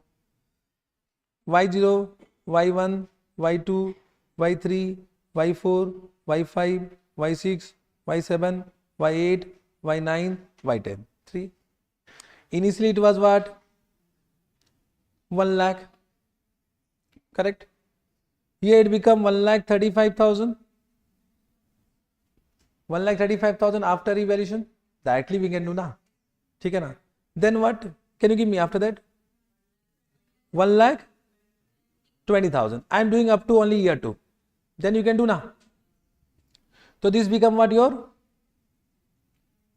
carrying amount. Now we'll find out tax base. Now tax base, just try to understand. Can I see in this way? Ki for the permanent difference, carrying amount and tax base are same. That is one second alternative. Understood? For the permanent difference, tax base and carrying amount are same. And there is no revaluation allowed. It means tax base will be what? 1,90,000, 80,000 like this now. Are you able to understand? Correct? So what is the taxable temporary difference? Nil. 45,000. Then what? 40,000. Same amount is coming or not? Easy to understand or not? This become easy to understand. ICA solution is dangerous to understand. Easy or not? So now you will create DTL. DTL at what? 30%. This will come how much? 13,500. And this will be how much? 12,000. So this will be DTL created how much? 13,500. How much reverse? Every year it will reverse. Same answer is coming. But the question is that will you follow this? They will give marks. That is one I also don't know. Means you ask me, so I have no answer for this. No teacher have answer of this. No teacher. Correct? Because who is checking a paper? Who is redundant chartered accountant? They will always check based on what? ICI solution, suggestion. And there is no mistake of them also. They don't know FR. They'll follow what? Solution only now. The point is that. So What to follow you decide, because this is your exam. Okay. But I have explained both. But once you have understood my method, you can understand this, what actually they are doing. Understood? Yes, sir. So this is also done. I think all point done. That indexation wala point you want? छोड़ दो यार. Yeah, do it by your own. There is one question of indexation given in, I think, last to last RTP. Last RTP they have given. Now indexation should not be asked because it has been deleted from Income Tax Act. Understood? And therefore I have not taken in my expected list. So with this, Ind AS 12 is completed. Means I have done all the points from examination purpose, and I have done to the extent question also. Most of the question I have done. Okay? But there are some good question also that you should do. ICI study में there are some balanced questions are there that you can understand by your own. Okay? Chalo. So we'll take a lunch break. Lunch break of how many hour? 1 hour. So we'll meet exactly after 1 hour. Okay? Enjoy your lunch break. Then we'll take one more important chapter, Ind AS 116.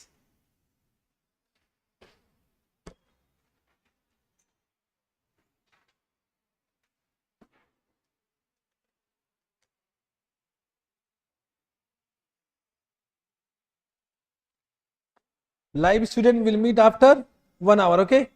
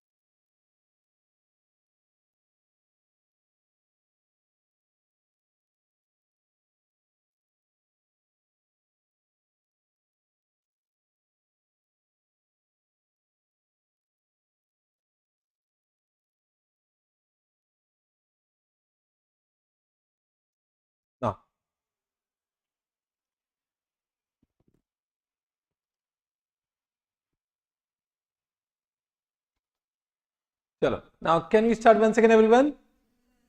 Okay. So, let us start India's 116 lease. India's 116 lease. Now, lease, if I will say from exam point, it is easy. Why is easy? Because it is totally based on calculation. Only if you know some point from this chapter point of view, you can manage it in exam. Correct? So not difficult. As I say, India's 115 is difficult. Why? Because that is based on content. But this chapter is based on calculation. Whenever calculation comes, you are okay. Am I right or not? But what are the points required to be needed for calculation that you should know? So for that, I will give you the explanation. Okay. Now coming to lease, the first point, what is lease? Normally they are not asking in the chapter key whether the contract contain a lease or not. So one topic is what? Whether the contract contain a lease or not. This type of question they are not asking, but can be asked. So suppose they ask whether the given contract contain a lease or not. So you need to first define the lease. What is the meaning of lease? A lease is a contract or is a part of contract. It is a contract or a part of contract where that convey right to control the use of an identified asset for a period of time in exchange of consideration. Means there are two words. One is right to control, second is identified asset. So we need to understand what do you mean by right to control and what do you mean by identified asset. Means whenever there is a question of lease, whether the contract contains lease or not, first you need to identify whether this contract contains an identified asset or not. So first thing is what do you mean by identified asset? So Ind AS 116 says that identified asset is a physically distinct asset. Means it should be an independent asset. It must be a physically distinct asset. Now physically distinct asset means it can be either entire asset or it can be a portion of the asset. It can be either entire asset or it can be portion of the asset. Understood? It can be either one asset or portion of the asset. But sometimes what happens, the portion of the asset or a capacity of asset. Normally when I say suppose if I said 90% of the area is given on operating lease. 90% of area is given on lease. So whether the 90% will be an identified asset, means whether it is a physically distinct asset. So one doubt will come, because this is not physically distinct. So in that case, how to identify whether it is an identified asset or not? So a capacity or a portion of asset that is not physically distinct is actually not an identified asset. But if two conditions satisfied, it will become a identified asset. If two conditions satisfied, then it will become a identified asset. First, it represents substantially all the capacity of the asset. So substantially all the capacity of the asset. From examination point of substantially here means 90%. 90% or more than 90%. So it represents substantially all the capacity of the asset. And it provides the customer with right to obtain substantially all the economic benefit from the use of the asset. So it provides customer with right to obtain substantially all the economic benefit from the use of the asset, then it will be considered as what? Identified asset. So a physically distinct means a portion or a capacity of the asset which is not physically distinct will be also an identified asset if these two conditions are satisfied. Correct. So identified asset, okay, you have understood. But there is one special point about substitution right. Now what our Ind AS 116 says that suppose that an asset has been given. Correct. So if suppose the supplier has given one asset to the customer, whether this contract contains a lease or not, whether this contract contains a lease or not. So in that case, you need to identify whether the supplier has the right to substitute the asset with any other asset. Correct. So that is known as substitution right. So if that right is substantive, then we will call that yes, it is not an identified asset, even though that is specified in the contract. Got this point? So you need to identify whether supplier has a right to substitute, and the right must be substantive. If the right is substantive, then it will not be an identified asset. Correct? So what are the conditions when a substitution right becomes substantive? So they have given two conditions. If both the conditions are satisfied, then any substitution right will become substantive right, correct? So what they want to say, if at inception of the contract a supplier has the substantive right to substitute the asset throughout the period of use, customer does not have right to use an identified asset, and then contract will not contain a lease contract. So a supplier right to substitute an asset is substantive when both the following conditions are satisfied. So what is the first condition? That supplier has the practical ability to substitute the alternative asset. There must be practical ability. Right is there, but they have no practical ability to substitute it. Means first condition is not satisfied. Second, the supplier would benefit economically. Means because of that substitution, there must be some economic benefit to supplier. Correct now. The supplier would benefit economically from the exercise of right to substitute. So if they are getting some benefit from the right to substitution, then second condition is also satisfied. So what is the first condition? There must be practical ability to substitute. Second is what?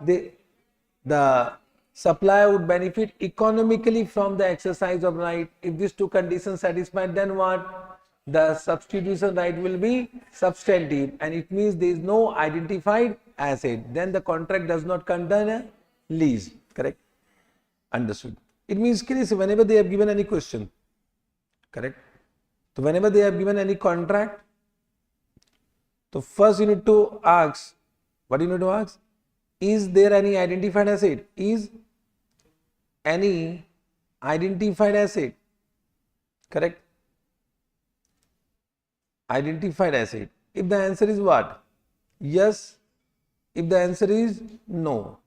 If the answer is no, then contract does not contain a lease contract. If the answer is yes, then again you need to ask one question, is customer has right to control the use of identified asset? So what is the second condition? Right to control the use of identified asset. Understood? So now we are discussing that. Right to control the use of identified asset. Now when the customer has right to control the use of identified asset, when there are two conditions and both the conditions are satisfied. First condition, right to obtain substantially all the economic benefit from the use of identified asset throughout the period of use. Correct? Can you say this condition will be always deemed to be satisfied in any exam question? Correct? So whenever a question is given, this condition will be always deemed to be satisfied, because right to obtain substantially all the economic benefit, yes, this will be satisfied. And the customer has right to direct the use of identified asset. This we need to understand what does it mean. So the right to direct the use of identified asset. So right to control means two right.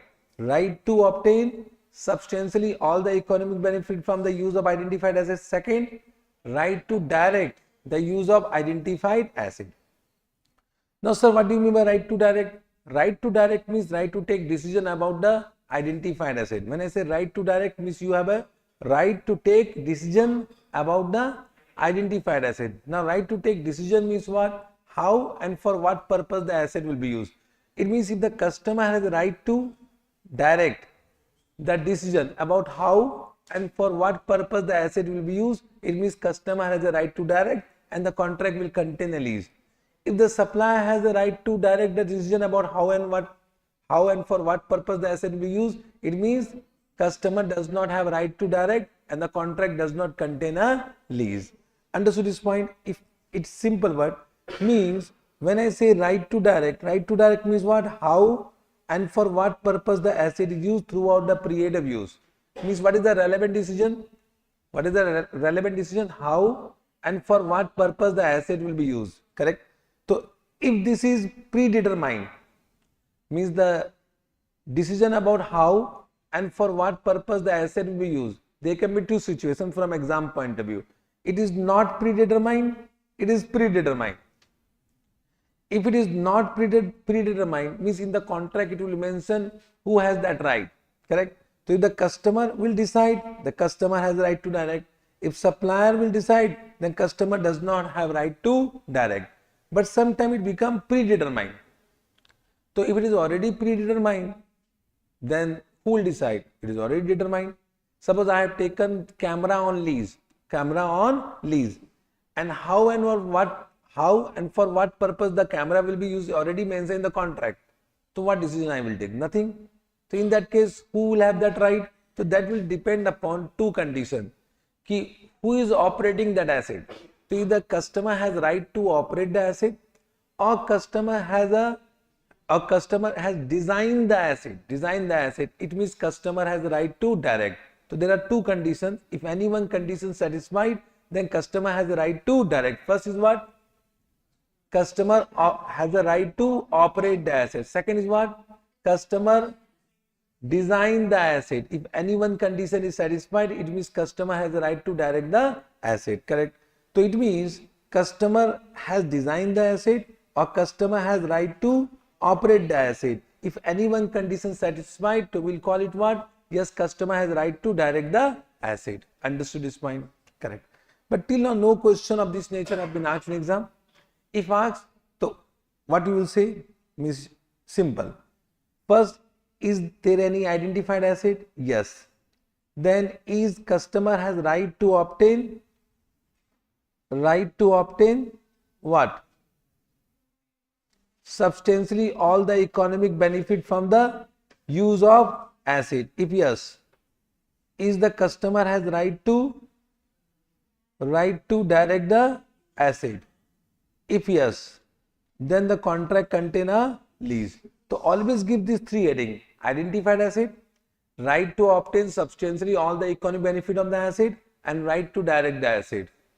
In most of the question, the answer will be yes, the contract contain lease. Only you to yes, you say yes, yes, yes. So heading will be what? Identified asset, right to obtain substantially all the economic benefit from the asset, and right to direct the identified asset. Understood? Correct. Yes. Now, once you have identified yes, the contract contain lease, then we need to apply Ind AS 116. We need to apply Ind AS 116. But before applying Ind AS 116, they said if there are some non-lease component, so we need to separate non-lease component from the lease component. Correct? So a contract may have two components, lease component and non-lease component. Non-lease component means transfer of goods and services, which is covered under other Ind AS. For example, a building has been given on rent with some maintenance services. So can you say whatever amount we are receiving, yeah, whatever amount I am paying for maintenance services, that is apart from lease contract, correct now? So that become non-lease component, So whatever consideration you are receiving, yeah, whatever consideration you are paying, they may contain some non-lease component. So we need to separate it. So how to separate? Based on the standalone selling price of lease and non-lease component. Can you see they will give you the standalone selling price of lease component and standalone selling price of non-lease component will be given. The entire consideration will be allocated to the standalone selling price of lease component and non-lease component. Understood? So when I say separation of lease from non-lease component, it will be done based on what? Standalone selling price of both lease and non-lease component. Now just try to understand, this chapter is applicable to both lessee and lessor, means customer and supplier.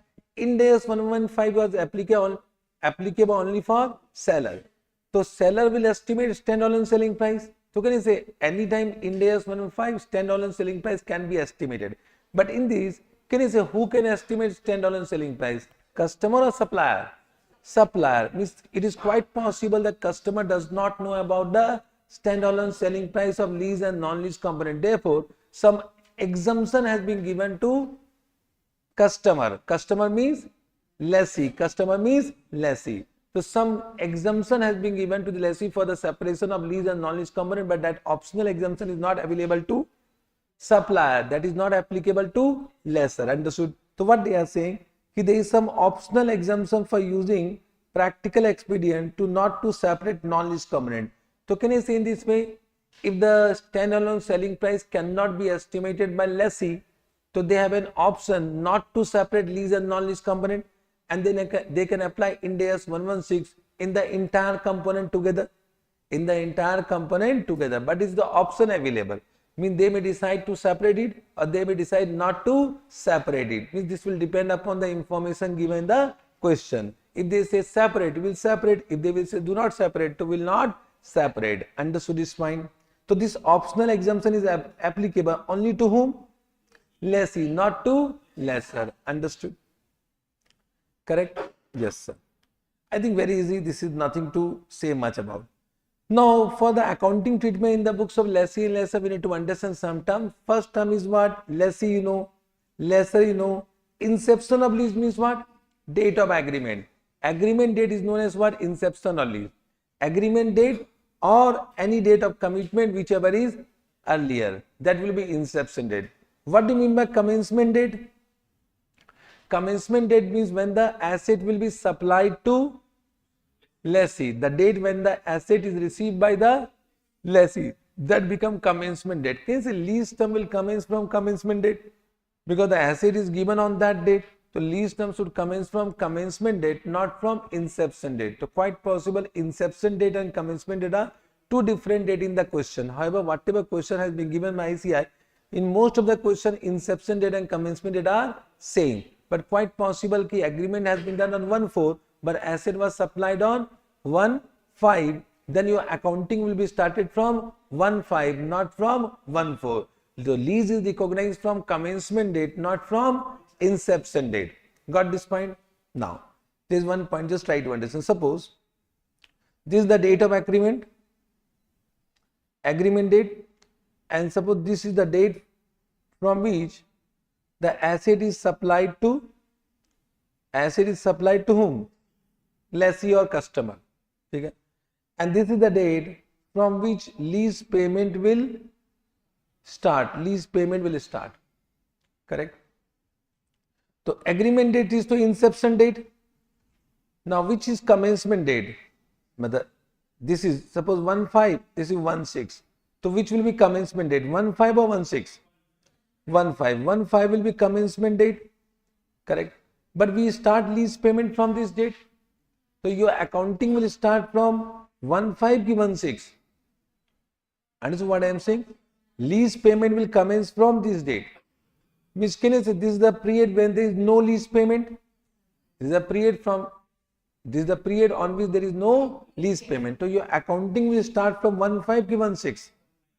1/5, not 1/6. Means your lease term will commence always from commencement date, not from a date when the lease payment started. So lease term will commence from commencement date, even though initial period are rent-free period, even though there are some incentive given during the first few months. Understood? Correct? Yes, sir. So commencement date is very important. Inception date is not important.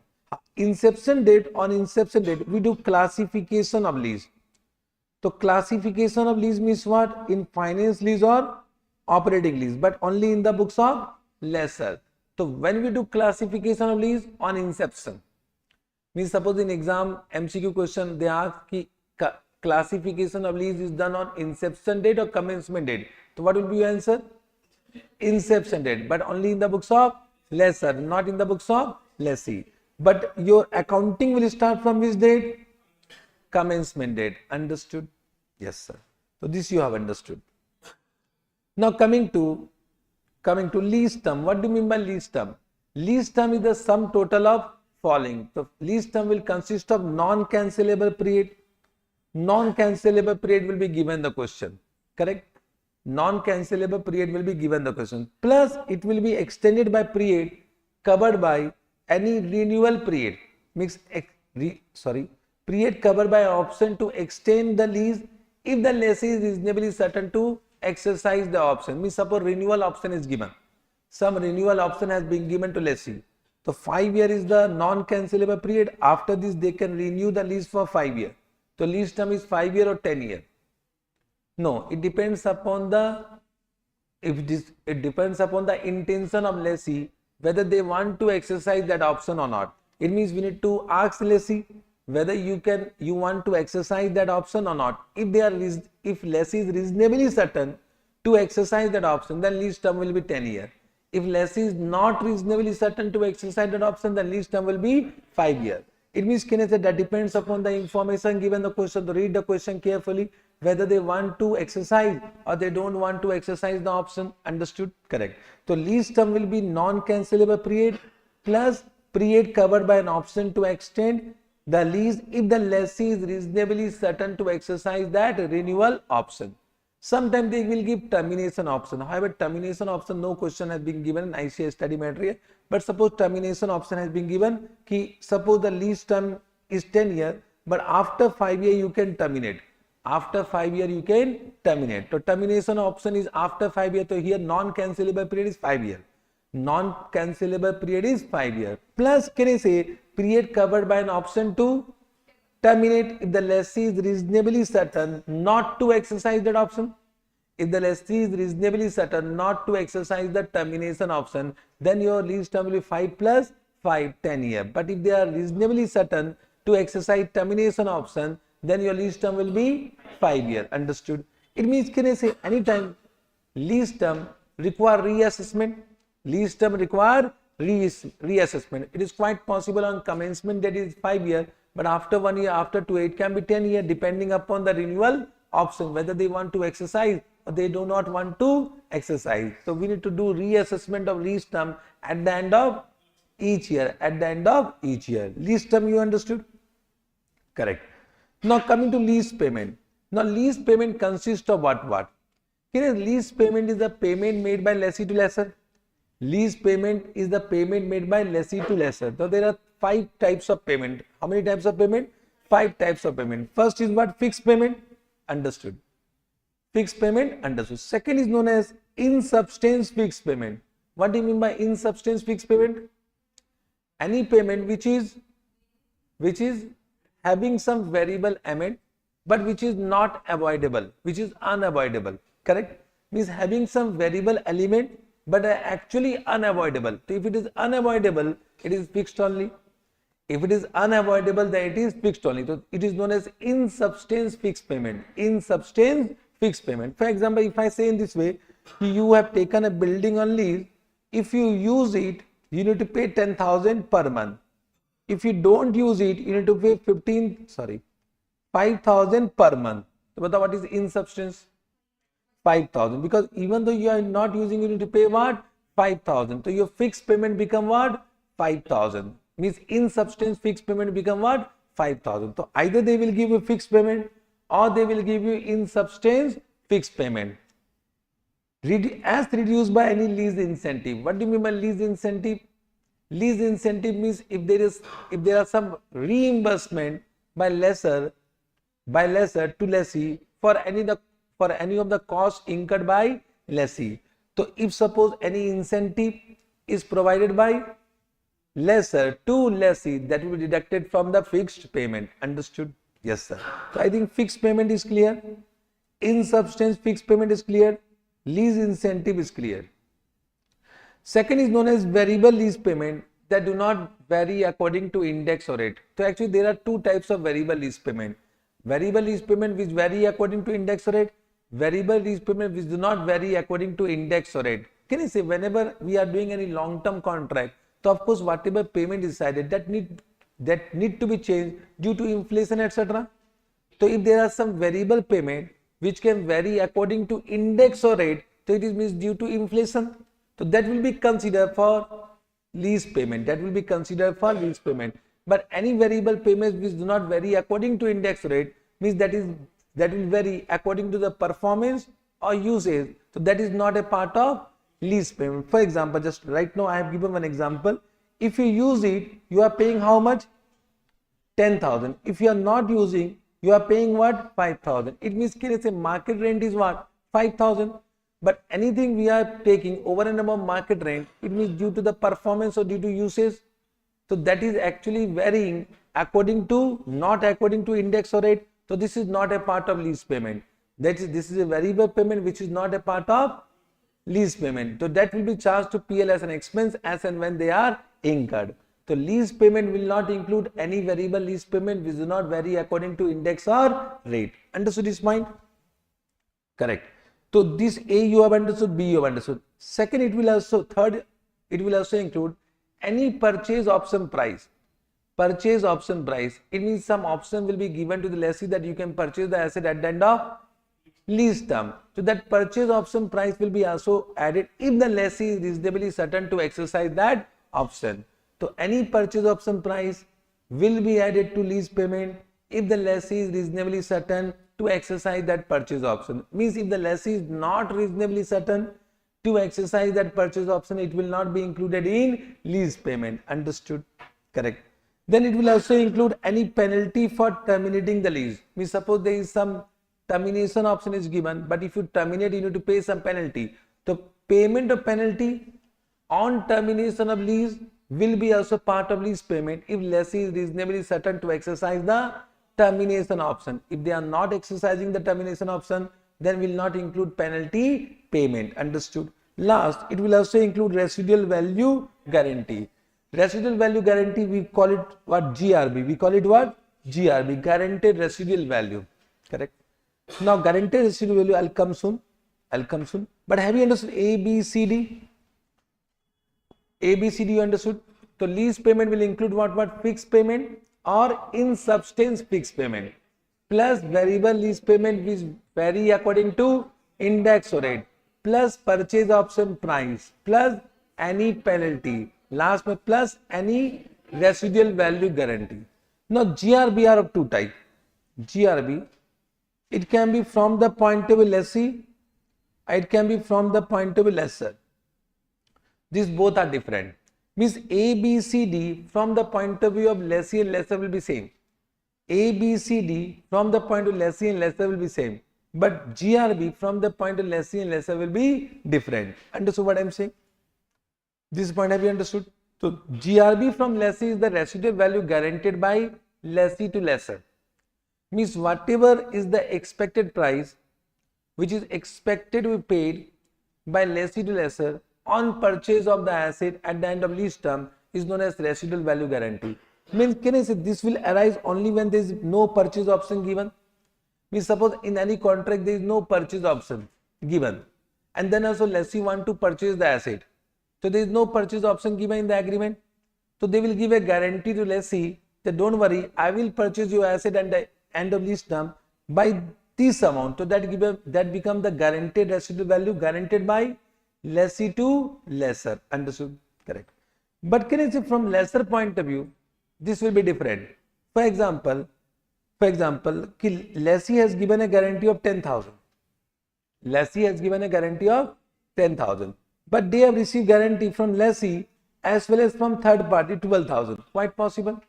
Means they have received guarantee from lessee as well as from third party. So from lessor point of view, can I say the GRB will be whichever is higher?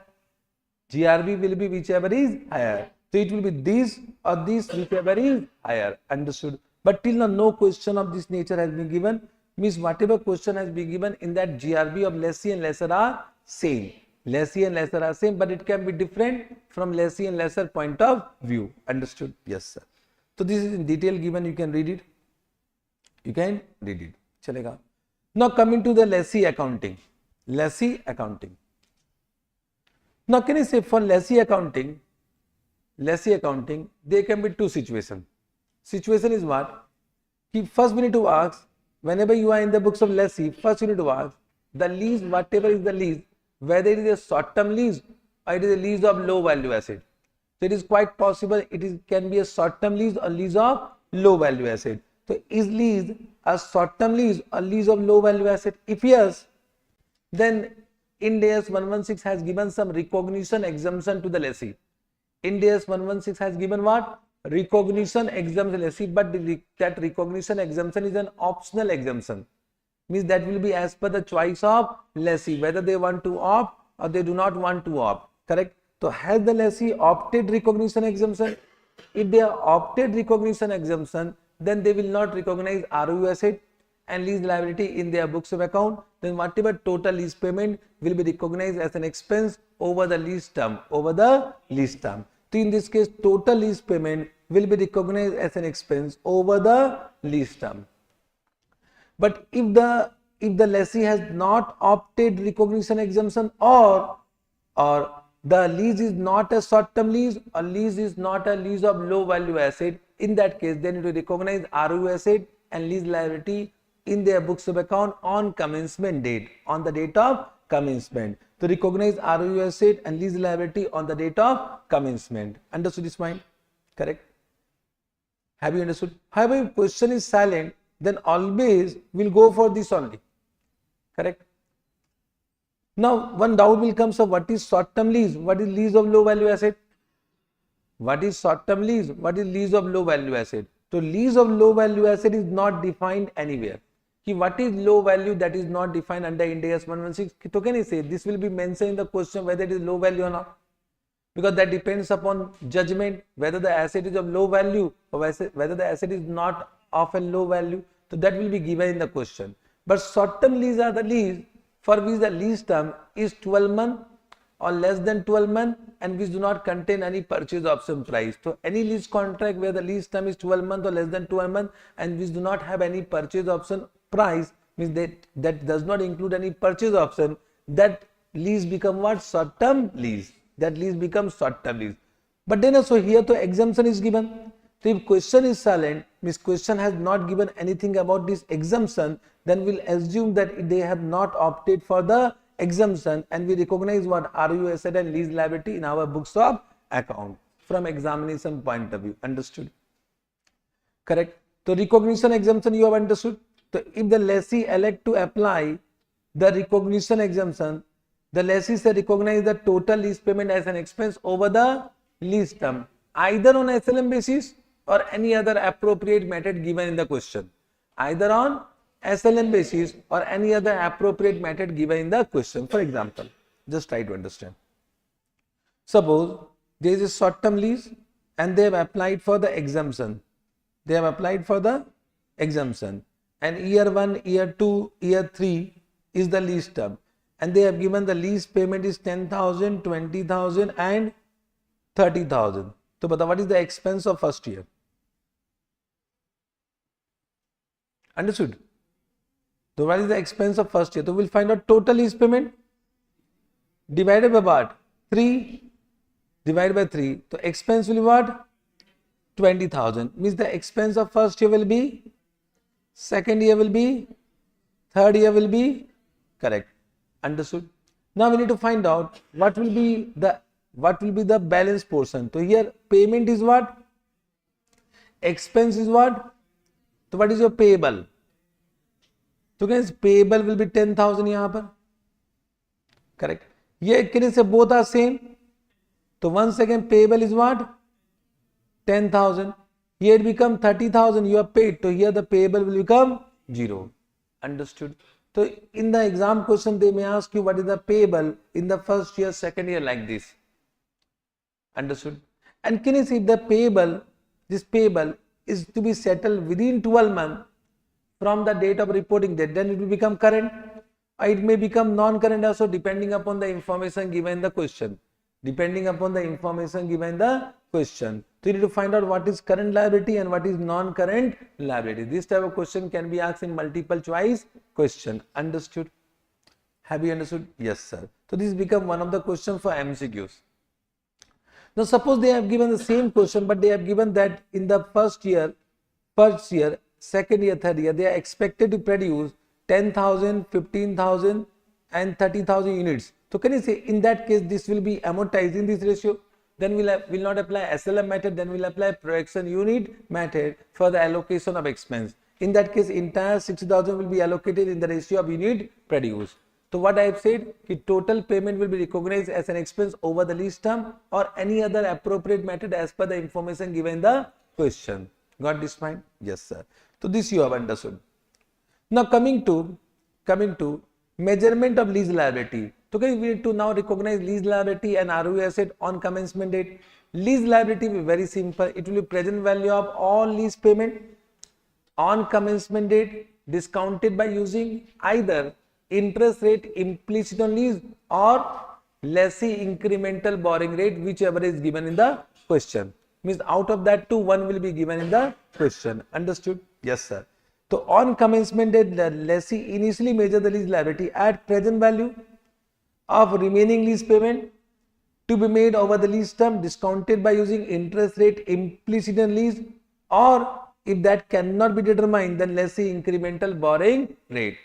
However, the first preference will be given to what? Interest rate implicit in lease. If that is not given, then second preference will be given to what? Incremental borrowing rate. However, out of that two, one will be given the question. Both will not be given in the question. Okay, sir? Yes, sir. Now, how to measure ROU asset? Can you say ROU asset will be equal to initial measurement of lease liability? Initial measurement means this whatever you have calculated that will come plus any lease payment made before commencement date.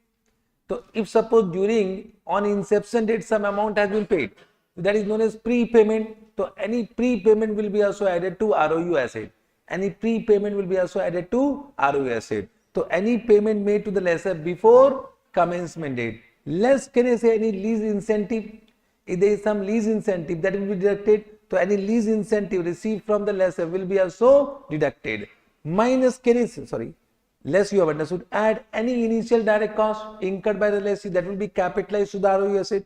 So any initial direct cost incurred by the lessee will be capitalized to the ROU asset. For example, installation cost, transportation cost, that will be capitalized to the ROU asset. Last, if there is some dismantling, restoration cost, we need to estimate it, and the present value of that will be also capitalized as DRSR as we have done under Ind AS 16. Correct? Now, the present value of estimated cost of restoration, dismantling of underlying asset will be also added, means will be also capitalized as per the requirement of Ind AS 37. Means we will calculate a provision as per the requirement of Ind AS 37, and this sum total will become the cost price of the ROU asset.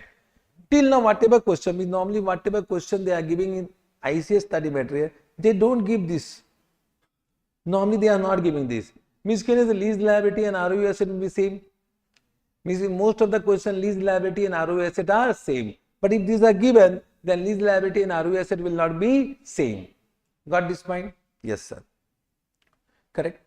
Subsequent measurement, can you say ROU asset will be subsequently measured either at cost model or revaluation model. Now this ROU asset can be either property, plant and equipment or can be investment property. Correct? Means it can be classified as PP or it can be classified as IP depending upon the purpose for which it is used. Means if it is held for production, then what? If it is held for supply, then what? If it is held for admin purpose, then what? If it is held for operating lease, what? It is given on operating lease, then what? Understand what I am saying? Not able to understand. Now there are two terms. Just try to understand. ROU asset can be either plant and equipment or it can be property. It can be property.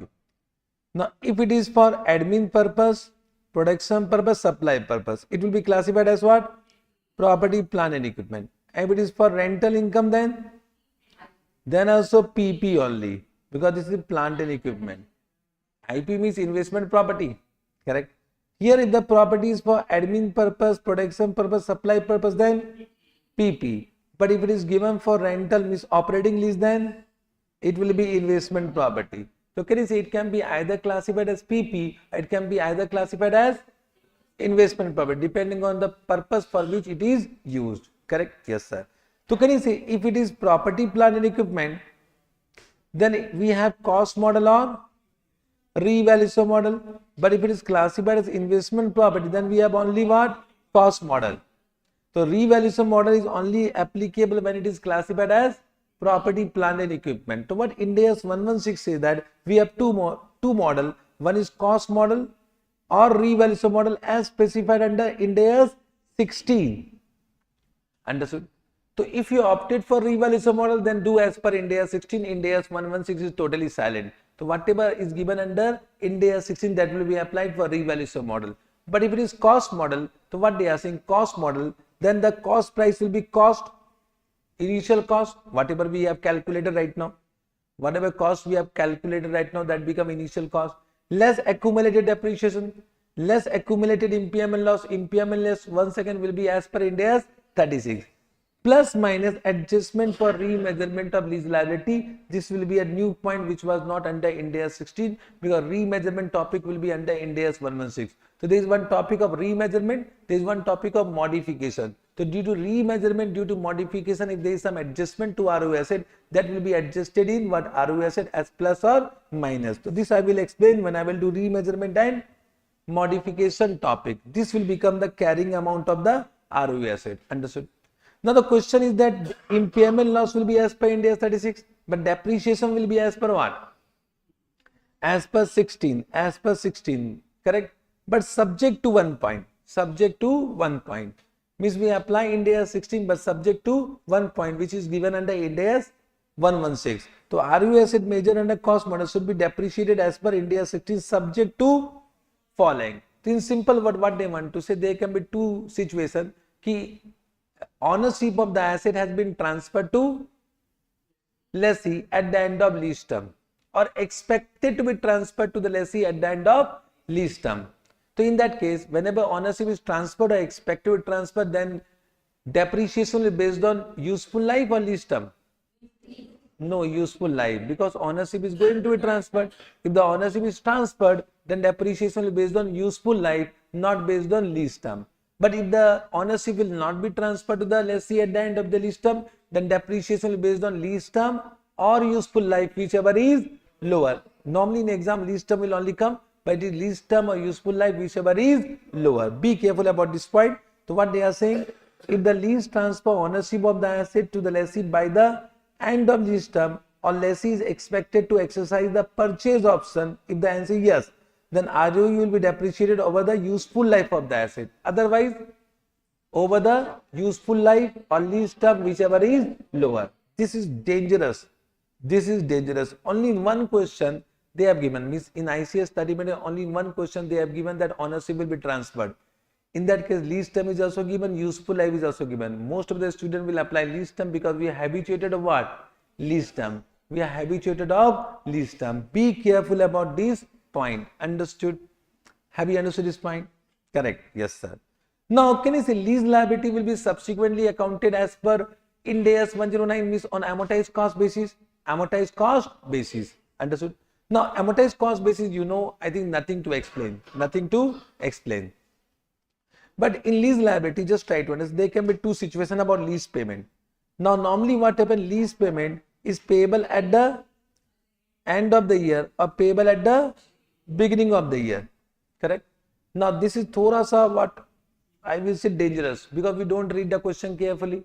And when we don't read the question carefully, normally we do at the end of the year. Understood what I am saying? Correct. If you have not read the question, there will be high chances of mistake here. So lease payment may be payable either at the end of the year or at the beginning of the year, as per the information given the question. Correct?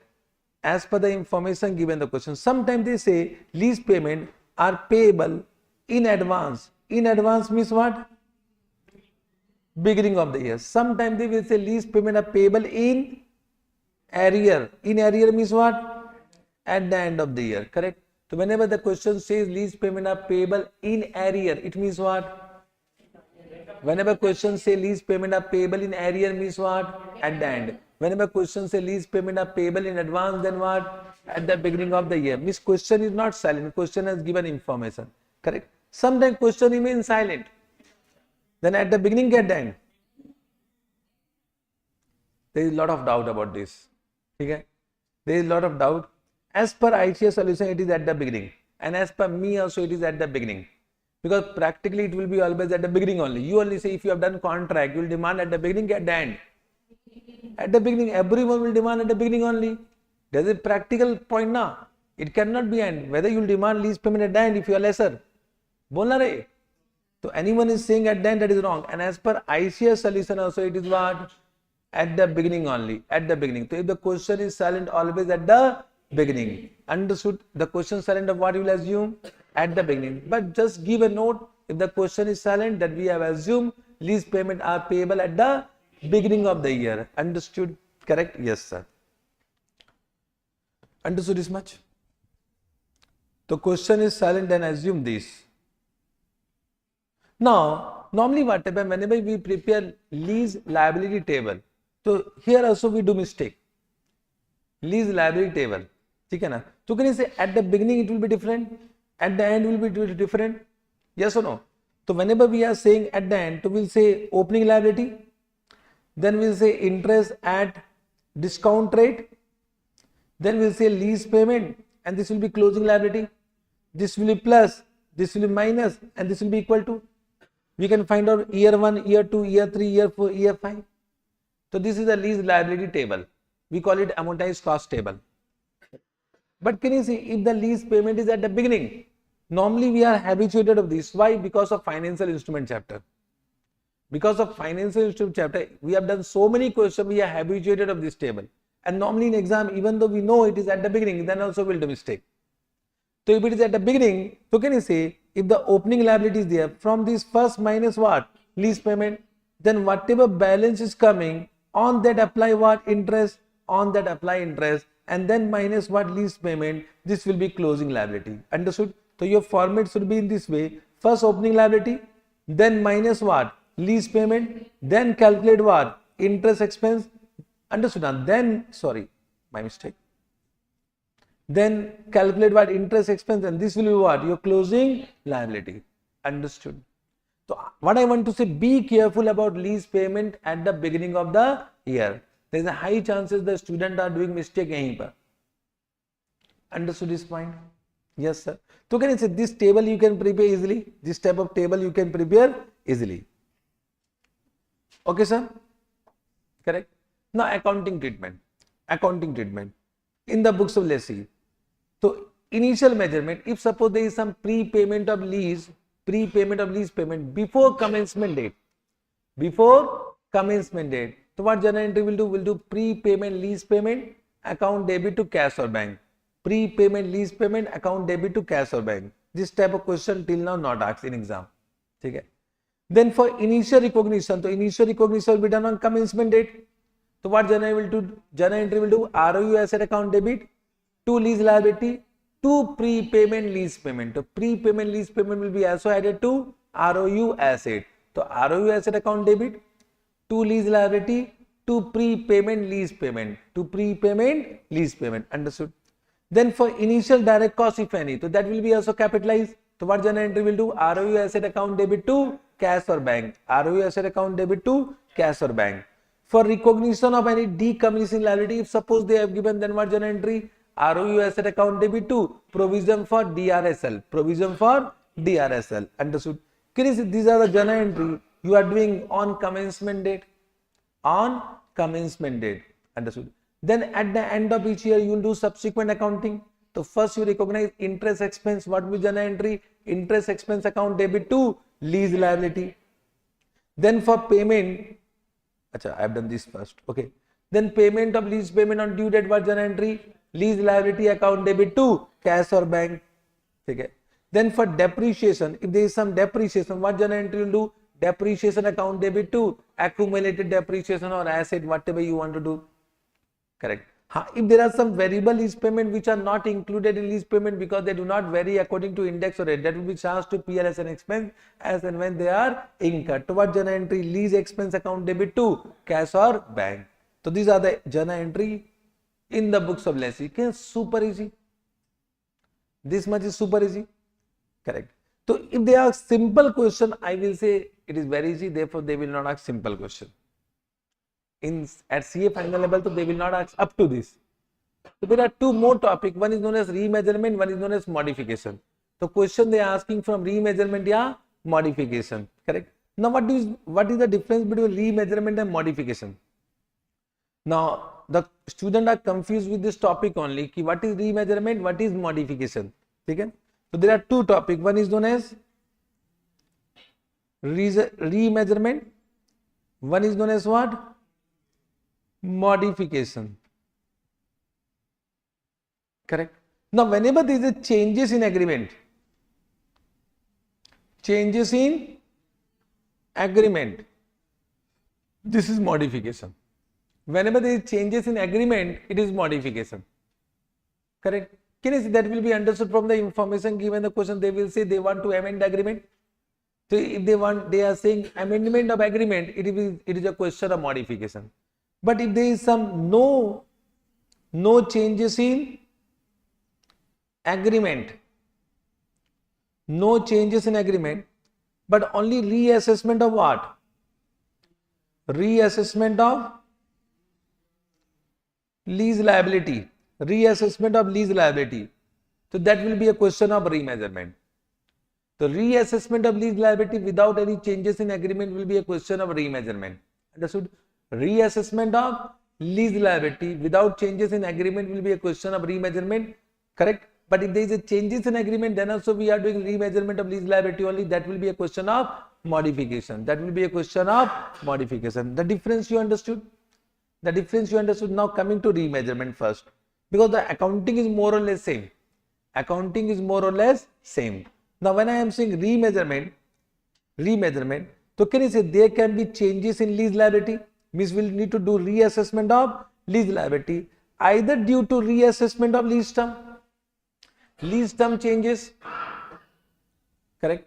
Yeah, reassessment of purchase option price changes. Yeah, reassessment of variable lease payment which vary according to index or rate, that might change, or reassessment of residual value guarantee which might change. So can you say if they are changing, means initially suppose lease term was 5 years because the lessee was not reasonably certain to exercise the renewal option. So initially the lease term was what, 5 years, but after 2 years they were reasonably certain to exercise the renewal option, then lease term might become 10 years. So that become reassessment of lease term. If lease term will change, your lease liability will change. Are you getting? So this is known as reassessment of lease liability due to reassessment of lease term or purchase option price or variable payment which vary according to index or rate or due to residual value guarantee. Understood? Out of this 1 and 2, whenever there is the first reassessment of lease term and reassessment of purchase option price, then always will use what? Revised discount rate. Only this much you need to remember. So whenever there is a reassessment of what? Lease term or reassessment of what? Purchase option price, we need to use which rate? Revised discount rate. So what do you mean by revised discount rate? Any discount rate given on remeasurement date is what? Revised discount rate. Original discount rate means what? What you have used on commencement date, that become original discount rate. So whenever there is a reassessment of variable lease payment or residual value guarantee, always will use what? Original discount rate. Original discount rate. Only you need to remember this much. However, they have given only two questions of this nature. 2 questions has been given. 1 question, both the questions have been asked in exam. It means, can you say, whenever they ask a question of remeasurement, what are the steps? Step number 1 will be what? Correct. First, we need to calculate lease liability and ROU asset on which date? On commencement date. First on commencement date. Na? Yes, sir. Then step number 2 will be what? We need to calculate the carrying amount of lease liability and ROU asset on remeasurement date. So calculate a carrying amount of lease liability and ROU asset on which date? Remeasurement date. This point you have understood. Then step number 3 what? We need to find out revised lease liability. That will be equal to present value of remaining lease payment due to remeasurement. Remaining lease payment due to what? Remeasurement. This might change. Lease payment may change, lease term may change, variable lease payment may change, purchase option price may change. Correct now. So remaining lease payment due to remeasurement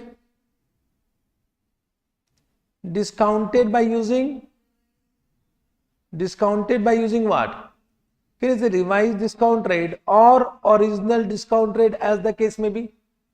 Understood? Revised discount rate or original discount rate as the case may be. Means if it is a question of reassessment of lease term, then which rate? If it is a question of reassessment of purchase option price, then which rate? If it is a question of variable lease payment reassessment, then which case? Original discount rate. Last, if it is a reassessment of residual value guarantee, then which? Original discount rate. Means either revised discount rate or original discount rate. This you need to be careful. Once you have calculated revised lease liability, step number 4, compare revised lease liability with carrying amount of lease liability. Any difference will be the amount of adjustment to ROU asset. This amount will be adjusted to ROU asset. Means either there will be increase in lease liability or decrease in lease liability. If increase in lease liability, then your journal entry is ROU asset to lease liability. If decrease in lease liability, then journal entry is what? Lease liability to ROU asset. Okay, super easy question. Only calculation based. Only you need to be careful about this point only. Careful about this point. Understood? Have you understood this point? Any doubt? No doubt? Correct? Now, let me come to one question.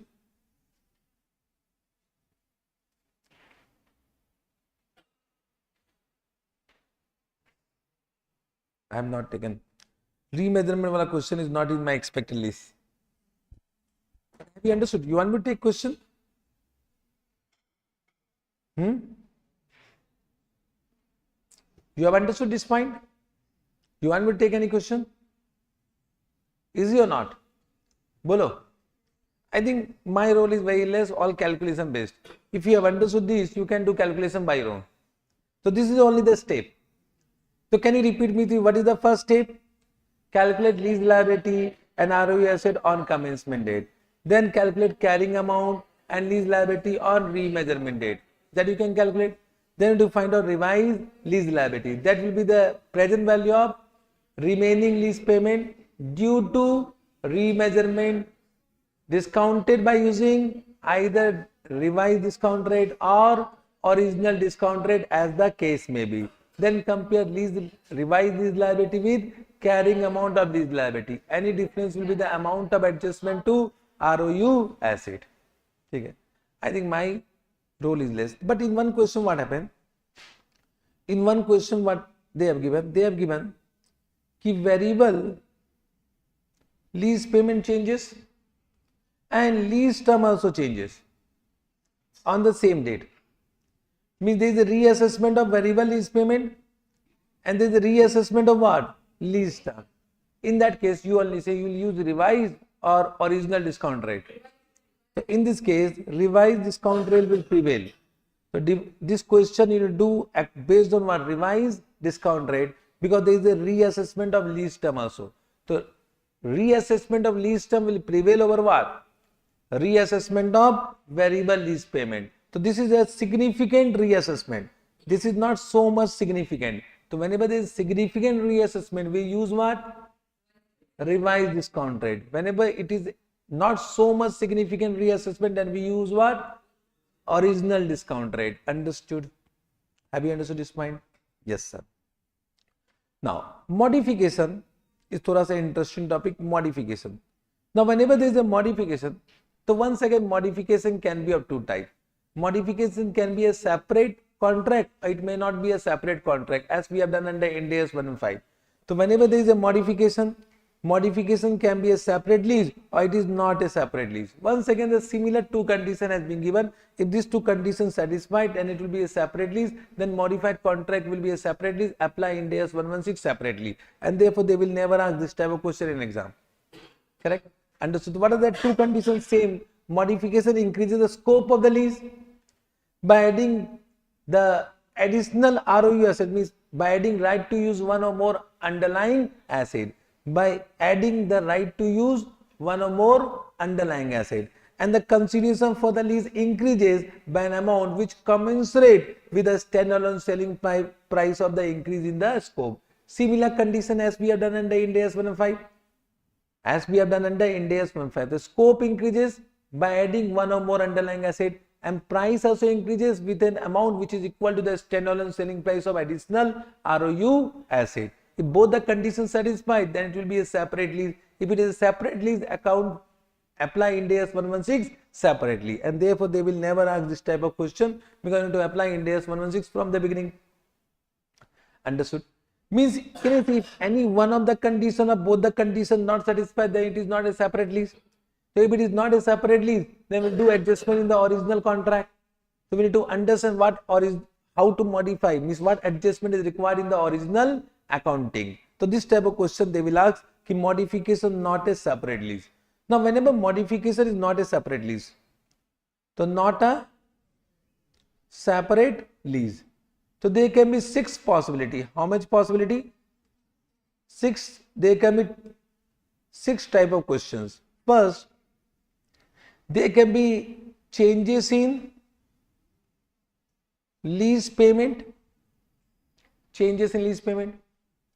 or there can be changes in lease term, or there can be changes in underlying asset. And in this there can be increase or decrease. In this also increase or decrease. In this also what? Increase or decrease. Understood? Are you able to? 6 possibilities, so 6 type of question they may ask. Correct? So it can be increase in lease payment or decrease in lease payment, increase in lease term or decrease in lease term, increase in underlying asset or decrease in underlying asset. Have you understood? Correct. Now, just try to understand. In this case, this case,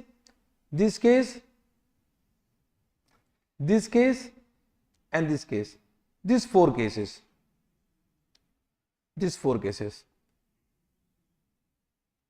Correct? And these 2 cases are different. Means whenever there is a decrease in lease term or decrease in underlying asset, can you see it will result in termination of contract? It will result in termination of contract. For example, the asset is given for 6 years and now 3 years is expired. So what is the lease term? Remaining 3 years, and entire lease term decreases. So okay, it is termination of lease contract. So these 2 modifications will result in either full or partial termination of contract. But this will not result in what? No termination of contract. Understood? There is no termination of contract, because if there is a changes in price, there is no termination of contract. If there is a changes in price, either increase or decrease, there is no termination of contract. Understood? If there is an increase in lease term, there is no termination of contract. If there is an increase in underlying asset, there is no termination of contract. So this become very simple. This is thoda sa what? Interesting. So can you say whenever there is no termination of contract, so in that the entire accounting is similar to what? This. Only one changes, always what? Revise this contract. Means entire step number to step number 4 will be applicable. Only one difference what? Here always what? Revise this contract. For modification always what? Revise this contract. So whenever there is a modification, always will use revised discount rate. But step number 1 to step number 4 will be followed. So first calculate what? Lease liability and ROU asset on commencement date. Then calculate carrying amount of lease liability and ROU asset on modification date. Now it will be modification date. Then calculate, either you can say revised lease liability or modified lease liability as your choice. But both are same. Now revised or modified, both are same. So in that you will calculate present value of remaining lease payment due to modification by using always revised discount rate. Then compare revised lease liability with the carrying amount of liability. Any difference will be adjustment to ROU asset. That will be either added or deducted from ROU asset. Same to same. Understood this? Correct? Got this point? Means, chalo, one question we have. Lessee intend to 10-year lease for 5,000 square meter of office space. Okay. Decrease it. This is what termination wala question.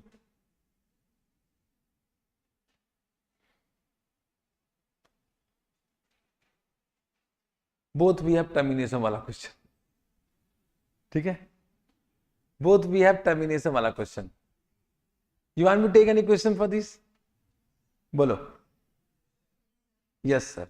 So chalo, let us come to the question.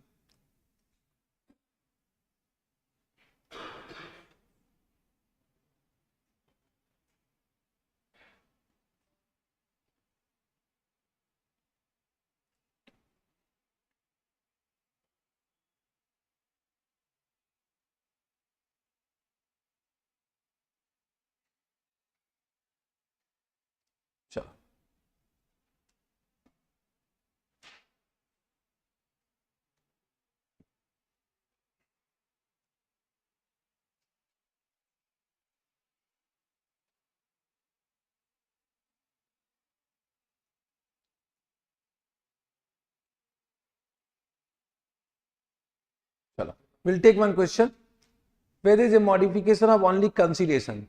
Only the consideration has been modified. Can we take? So let's say enter into 10-year 10-year lease for 5,000 square meter of office space. At the beginning of year 6, let's say agree to amend. Because what agree to amend? Means it is a question of remeasurement or modification. Modification. So agree to amend means it is a question of modification. The original lease for the remaining 5 years to reduce the lease payment from 1 lakh per year to 95,000 per year. So modification lease payment reduced from 1 lakh to 95,000. Whether it will result in any termination, no termination. Only there is a modification. Understood? The interest rate implicit in lease cannot be readily determined. Let's see incremental borrowing rate on commencement it was 6%. This become original discount rate. Let's see incremental borrowing rate at the beginning of year 6. This become what? Revised discount rate. The annual lease payment are payable at the end of each year. Given in the question at the end of each year. Okay. So first we will calculate what? Carrying amount of lease liability. No. First we will calculate lease liability and ROU asset on commencement date. On commencement date. So can I show from this only working note? Dekho. Carrying amount of initial value of ROU asset and lease liability. So 1 lakh for how many years? 10 years. Present value factor at which rate? Original or revised?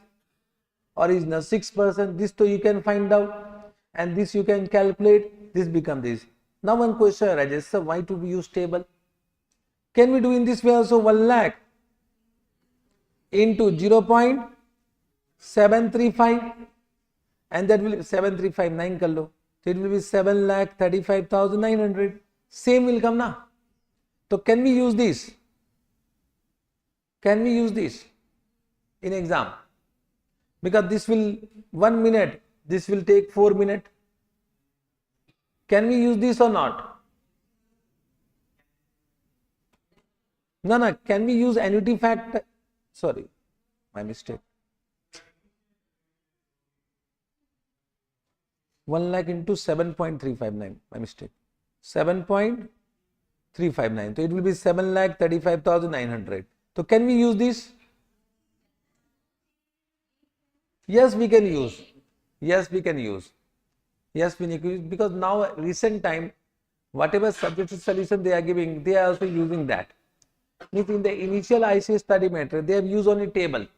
Now whatever I have found in the recent suggested solution, they are using this also. So we can use that. And no one can deduct marks for this. No one can deduct marks. If they are deducting, so of course now to gone case. Correct? So of course we can use that. So of course we need to save time and both are same. We are not here to do in this way. But if the lease payment are uneven, unequal, then always use table. If it is unequal, then always use table. Whenever it is same, you can use annuity factor wala formula. Understood? You can use because we don't have so much time to draw this. Understood this point? Correct. You can use that. So this is very easy. And can you see because there is no initial direct cost, there is no present value of dismantling, etc. So your lease liability and ROU asset will be same. So first working note done. Now we'll find out carrying amount of lease liability and ROU asset at the beginning of 6th year, means at the end of 5th year. So we need to find out. So we'll use this table 7,35,900 because it is payable at the end of the year. So first calculate interest, then minus lease payment. Of course you can find out this. You can find out this. Correct. Similarly, you can find out carrying amount of ROU asset also. They have not calculated, but we can calculate. So carrying amount of ROU asset will be 7,35,900. From this will minus 7,35,900 into what? 5 by 10 accumulated depreciation. 5 by 10 accumulated depreciation. This becomes the carrying amount of ROU asset. Understood? Easily. Correct. Now we'll find out revise your modified liability. So your modified liability means modified lease payment is 95,000 for the remaining 5 years.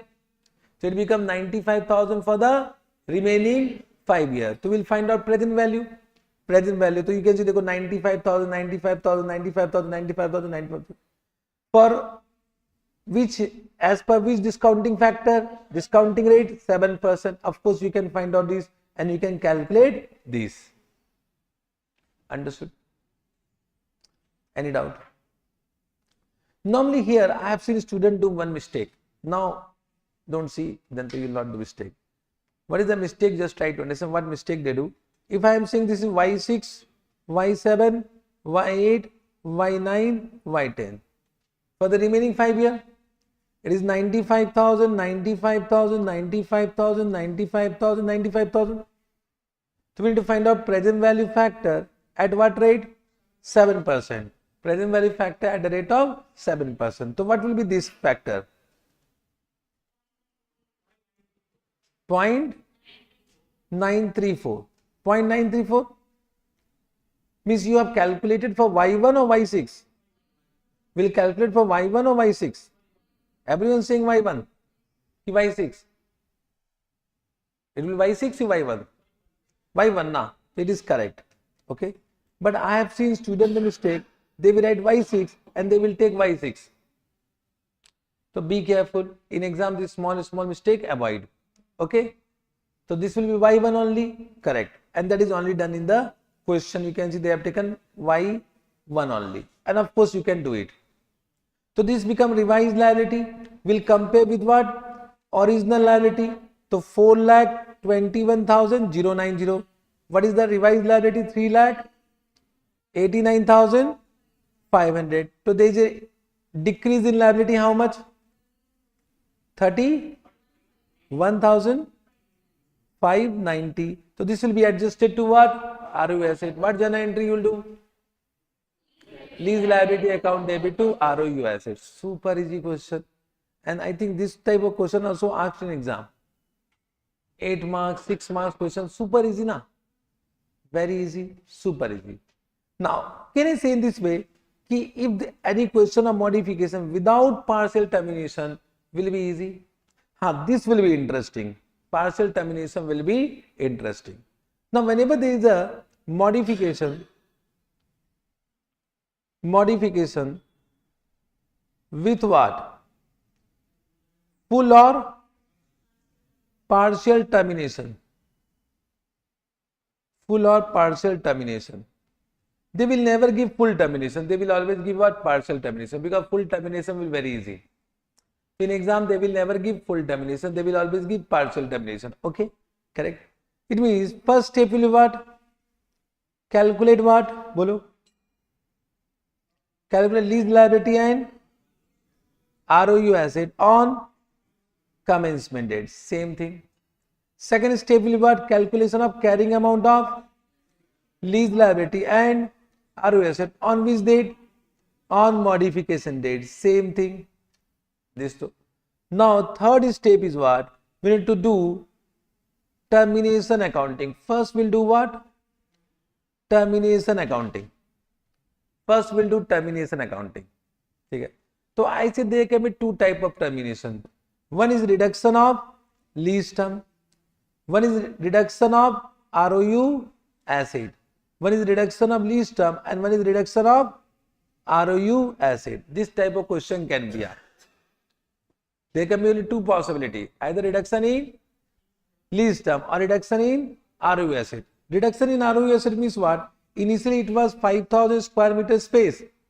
Now you have surrendered 2,000 square meter space. Understood? This is what? Reduction of ROU asset.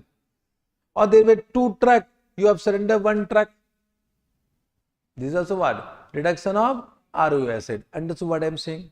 Lease term, so you have understood the remaining lease term is 10 years. It is now reduced to 8 years.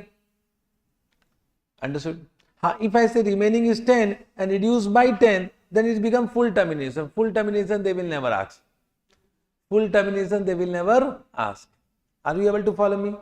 Now, whenever this type of question, so first we need to find out reduction in ROU asset. Reduction in ROU asset. And then we need to find out reduction in lease term. Correct?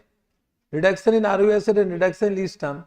Can you say any difference of this will be what? Gain or loss on partial termination. This will be gain or loss on partial termination. Correct. Means can you see if the reduction in liability is more than reduction in asset, gain or loss? I am asking you one question. Reduction in liability is more than reduction of asset. It is a gain or loss?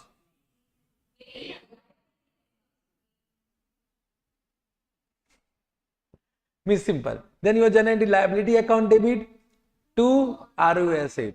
The difference will come in debit side or credit side? It will be credit side, so it will be gain. Correct? Understood? If the reduction ROE asset is more than lease liability, then it will be what? Loss. So gain and loss, so you can identify. Gain and loss you can identify. Only we need to understand what will be this amount. What will be this amount? How to calculate this amount? Okay? Now, I am just giving you some tips. Means suppose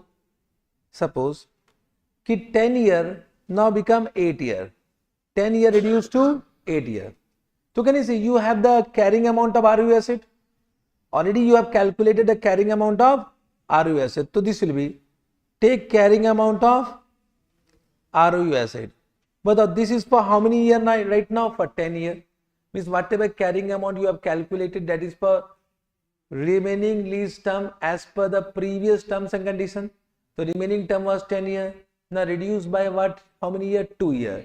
So this is for 10 year. So how much for 2 year? We'll do proportionate calculation. Understood? Correct? 2 by 10. Have you understood this point? Bolna re.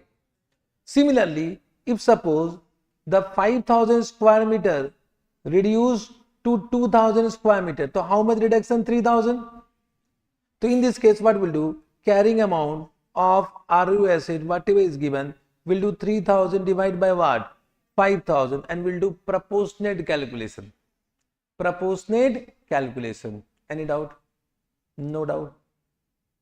Have you understood this? Bolo. थोड़ा सा interesting is reduction is lease liability. Reduction in lease liability. ठीक है. In that case how to calculate? Now just try to understand. Once again, carrying amount of lease liability we have calculated. Now this will be very easy. Can you see this carrying amount of lease liability is for 5,000 square meter? So what will be the carrying amount of lease liability for 2,000 square meter? Once again, we'll do proportionately only.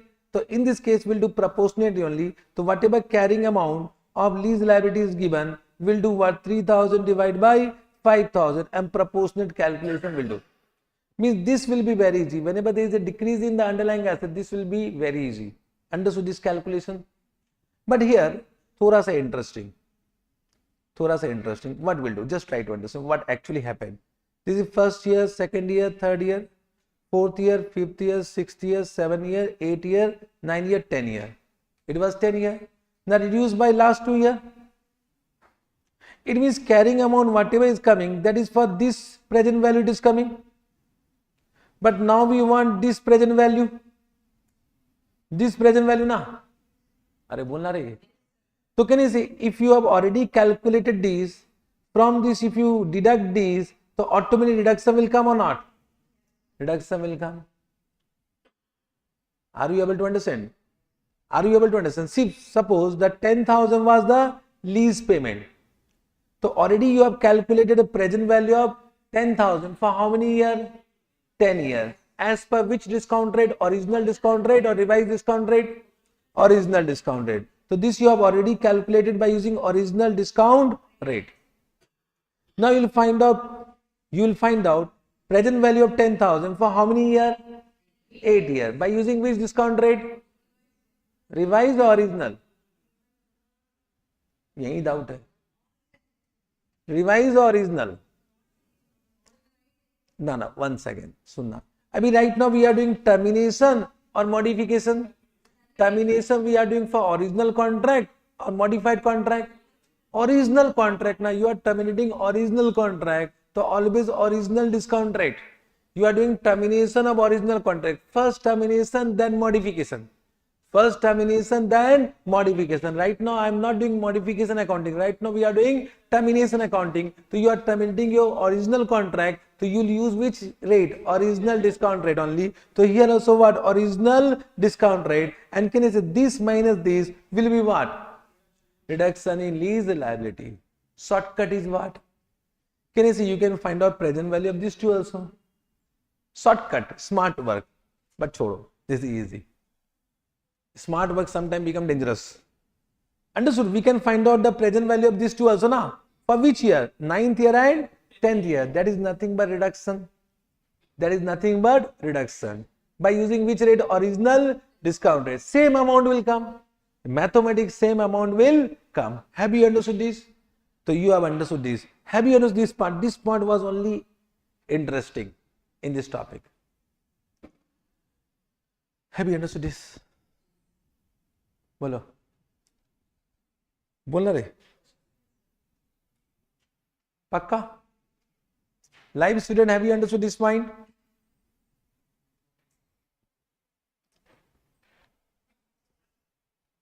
बोलो. Now can you say once you have calculated this, you can find out gain or loss on termination. So you can pass the respective journal entry, lease liability account debit to RUSA. The difference will be gain or loss. Understood? Now termination accounting completed. Now we'll do modification accounting. So there will be two accounting, termination accounting and modification accounting. Understood? Termination accounting and modification accounting. So once termination done, so let us do now modification accounting. So modification accounting, can you see we need to find out revised lease liability. Revised lease liability. So that will be present value of revised lease payment due to modification by using what? Revised discount rate. Revised discount rate. Understood? Have you understood? The present value of revised lease payment या modified lease payment due to modification discounted by using, of course, remaining lease payment. Now it is for, suppose it is a question of reduction of lease term. So it is now for 8 year only. 8 year. So present value of revised lease payment for the remaining term due to modification discounted by using original or revised discount rate. Once you have calculated this, revised discount rate, revised lease liability will be compared with the carrying amount of lease liability. But after what? After partial termination, means after this step, whatever is coming, this you compare, the difference will be adjustment to ROE asset. Adjustment to ROE asset. We'll take one question very fast. Concept over. But one question very fast. You will help me in calculation. Calculation you will do, but very fast. Can we do? Yes, sir. Start karte. This type of question I expected, and I will say good type of questions. I mean, this I will say at CA final level. This is CA final level question. Okay. So let's say enter into 10-year lease of 5,000 square meter of office space. The annual lease payment of 50,000 payable at the end of each year. At the end of each year, the interest rate implicitly leased cannot be readily determined. Lessee incremental borrowing rate on commencement date is 6% at the beginning of year 6. Lessee and lessee agree to amend. Agree to amend means what? Modification to the original lease to reduce the space to only 2,500 square meter of the original space starting from the end of first quarter of year 6. Means, can you say, will from the beginning of year 6. The annual fixed lease payment from year 6 to year 10 are now 30,000. So this is a modified lease payment. Initially it was 50,000. Now it become 30,000. Lessee incremental borrowing rate now becomes 6% to from 6. Initially it was from 6% to now it become 5%. How should the said modification will be accounted? Acha, I am explaining with the question, Naresh. I am explaining with the question. Okay. I'll come back to your doubt, Naresh. Okay, 35. Have you understood the question? Calculation you will do. Okay, fast calculation. So first, what we'll do, calculation of lease liability and ROU asset on commencement date, means at Y0. At Y0. So the lease liability will be 50,000. Can you say it will be present value annuity factor at 6% for how many years? 10 years. Can you give me present value annuity factor fast? 7.36.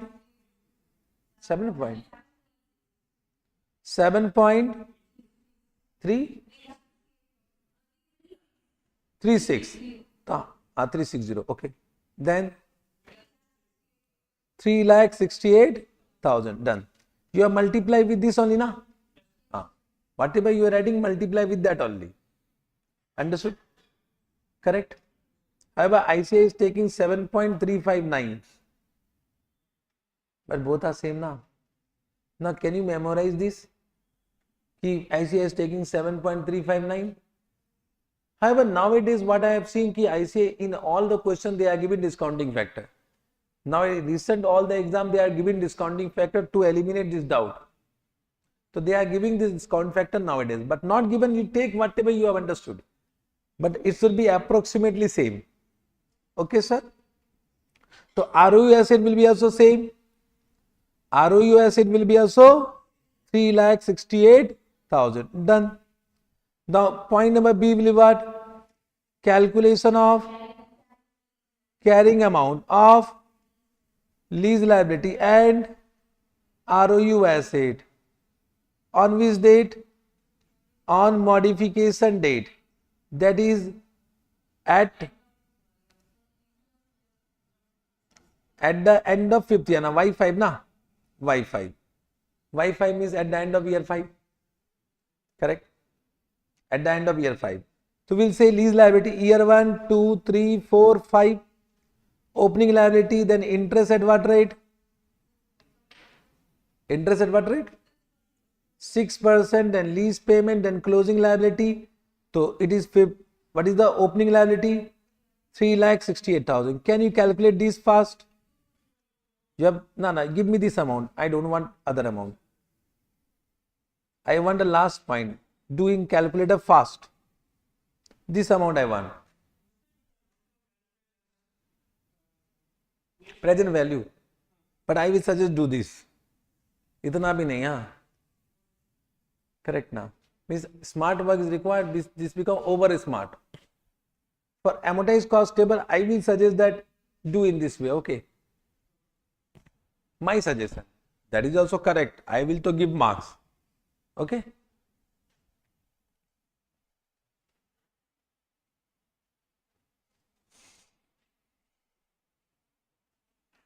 Can you give me this closing liability?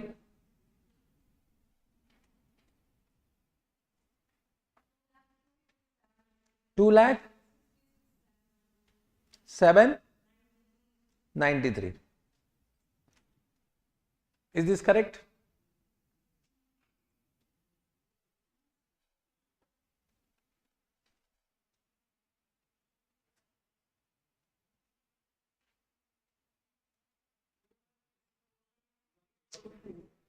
Different amount.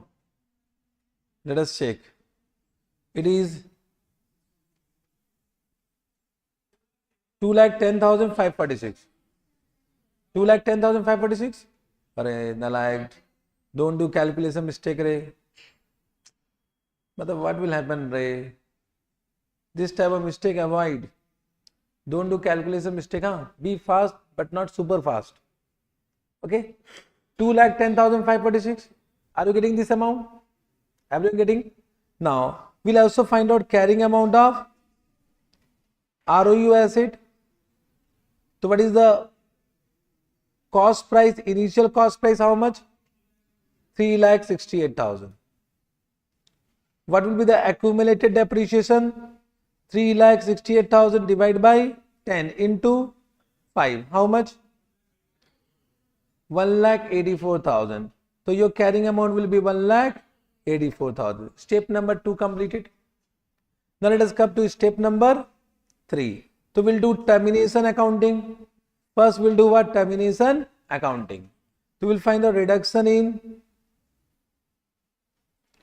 ROU asset and reduction in what? Lease liability. Because this is decrease in underlying asset. So we can do proportionately. We can do proportionately. Initially 5,000. Now it become 2,500. Reduced by 50%. Reduced by 50%. So we can apply 50% both. So this is 2,10,546. 2,10,546 multiplied by 50%. And this is how much? 1,84,000 multiplied by 50%. How much is this? So we have done proportionality. Both are reduced by 50%. Correct. How much? 92,000 and 105. 273. So बताओ this will be gain or loss? Gain or loss? Gain. This gain. What is the gain? 13,273 is the gain. What journal entry you will do? Lease liability account debit to ROU asset, and the difference will be transferred to gain, and this will be transferred to what? PL. Journal entry we can do. First part done. Correct. Now last part. Step number 4. Now we'll do modification accounting. Now we'll do modification accounting. We'll find out revised,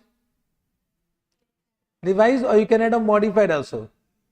Modified lease liability. So now from 50,000 become 30,000. From 50,000 become 30,000. Correct.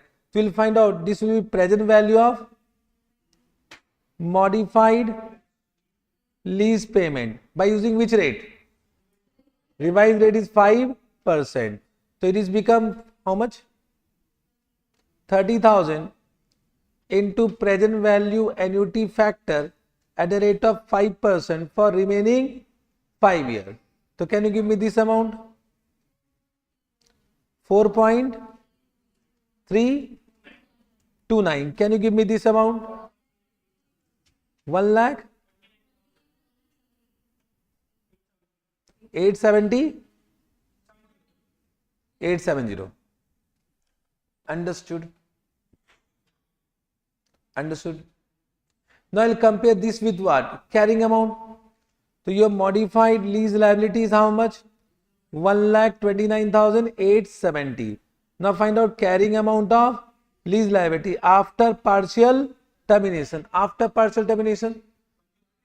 So can you say, because this is reduced, so the same will remain, or you can do what? This was your carrying amount before reduction minus what this, that will be left. So it will be 1,05,273 only. So 1,05,273. So what is the adjustment to ROU asset? 24,597. What journal entry you will do? ROU asset will increase. Correct now. To what? Lease liability. Understood with this amount. Done. Now if you want to find out revised carrying amount of ROU asset also. Revised carrying amount of ROU asset. That you can find out. Understood. Super easy or not? Super easy. Correct. Now step by step we are going easy. Now let me take one more question. Because he has demanded about lease term also. If I will not take now lease term, because that is more interesting. This question is very, very interesting. I will say this question always revise and go in exam. MRQ, must revise question. Already asked in exam, same question was already asked in exam, but difficult. It is difficult question. I said previous one was easy. This is difficult.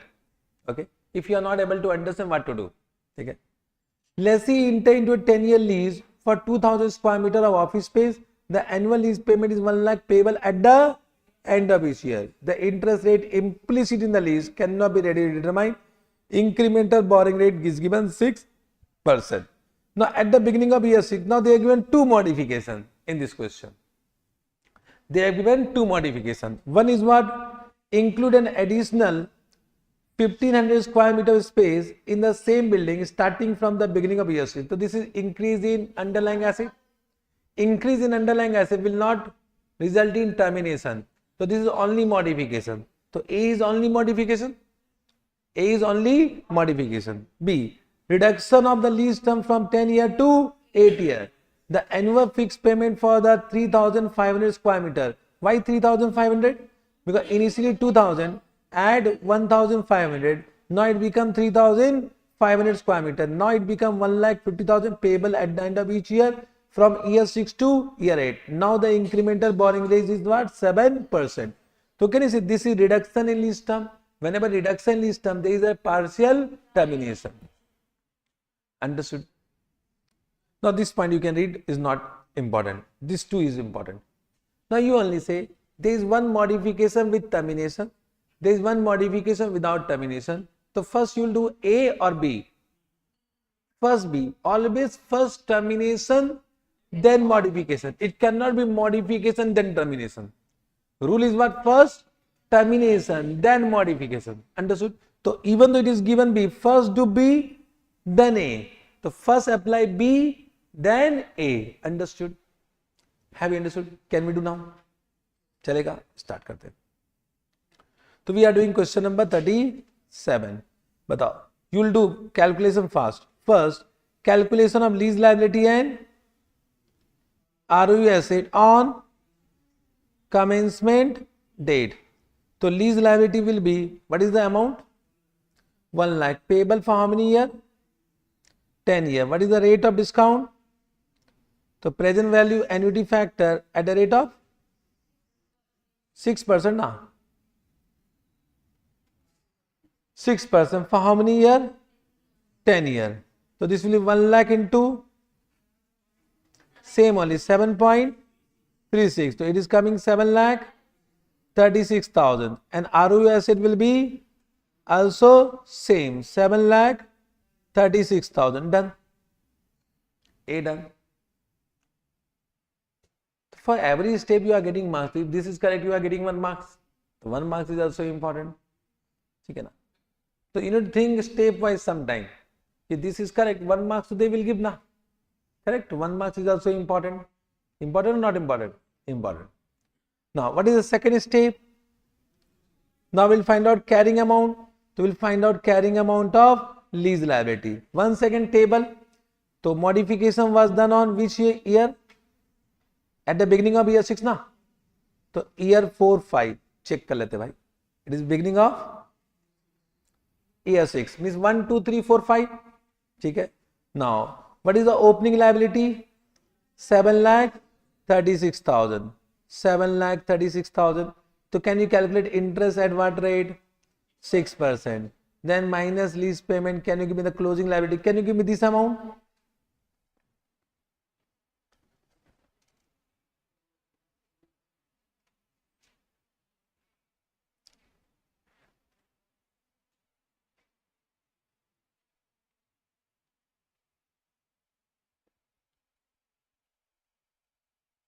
My handwriting is not so bad, huh? I'm writing very fast. My handwriting is super, huh? My handwriting is good. Come to my regular class, I write very neatly. ठीक है ना? 4, 2, 1, 2, 2, 5. Correct? पक्का? एक बार check कर लेते हैं. Let's see. 4, 2, 1, 0, 9, 0. Okay, चलेगा. This much difference, okay. Okay, so this is correct. Now, can you give me the carrying amount of ROU asset? So that will come how much? 3,68,000 means you have done half. Very good. Divide by 10 into 5. That will be the accumulated depreciation. Okay, good. This is step number 2 over. Now we'll come to what? First termination. First termination means can you say we are thinking about reduction of lease term only. Right now we are only thinking about reduction of lease term. Can you say in this first we'll do termination accounting? First we'll do termination accounting. So we need to find out reduction in R. Can I write down ROU asset first? Reduction in ROU asset and reduction in lease liability. Can you say ROU asset will be very easy? It is what, 3,68,000. So this represent how many year? 10 year. Sorry. This represent how many year? 5 year. Okay. So it was now reduced by how many year? Reduced by how many year? 2 year. So can you say what will be reduction? 2 by 5. 2 by 5 proportionately. So the remaining lease term is 5 year. So we'll do divide by 5. Now reduced by how much? 2 year. So this will be the reduction in ROU asset. 140, 200. Understood? Understood? Means remaining lease term is what? 5 year. Reduced by how many year? 2 year. So this represents 5 year, right? 5 year, right? Now it become only 3 year, right? So reduced by how many year, right? 2 year, right? So we'll do proposed calculation 2 by 5. Understood? Yes, sir. Now reduction in lease liability. Can you say this represents present value of remaining lease payment for how many year? But out of that, what is reduced? Last 2 years is reduced. So from this, if I deduct present value of lease payment for 6th year, 7th year, 8th year, discounted by using original discount rate, so the amount will come. Means it will be what? First, can you give me carrying amount? How much? 421, 225.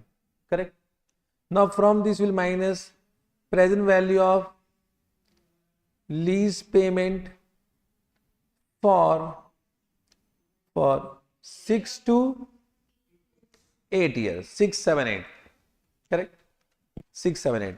So what is the lease payment?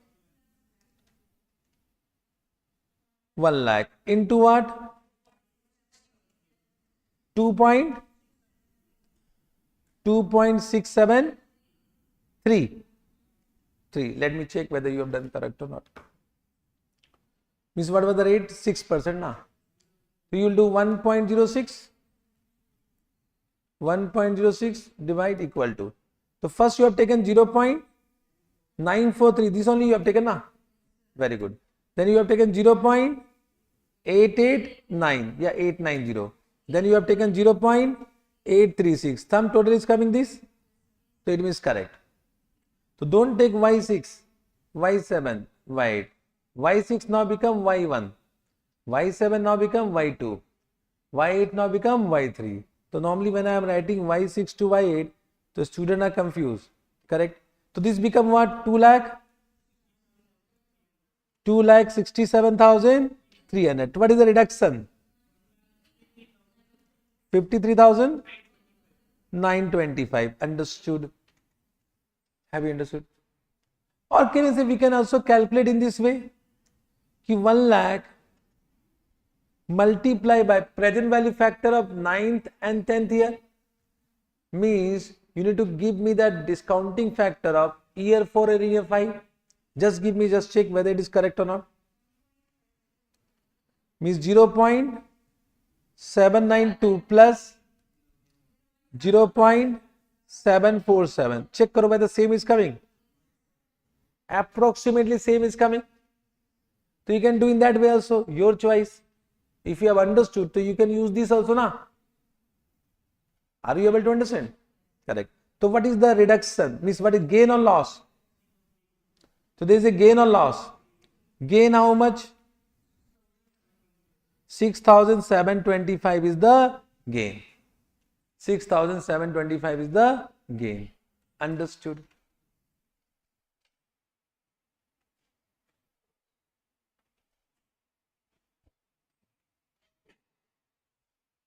Have you understood?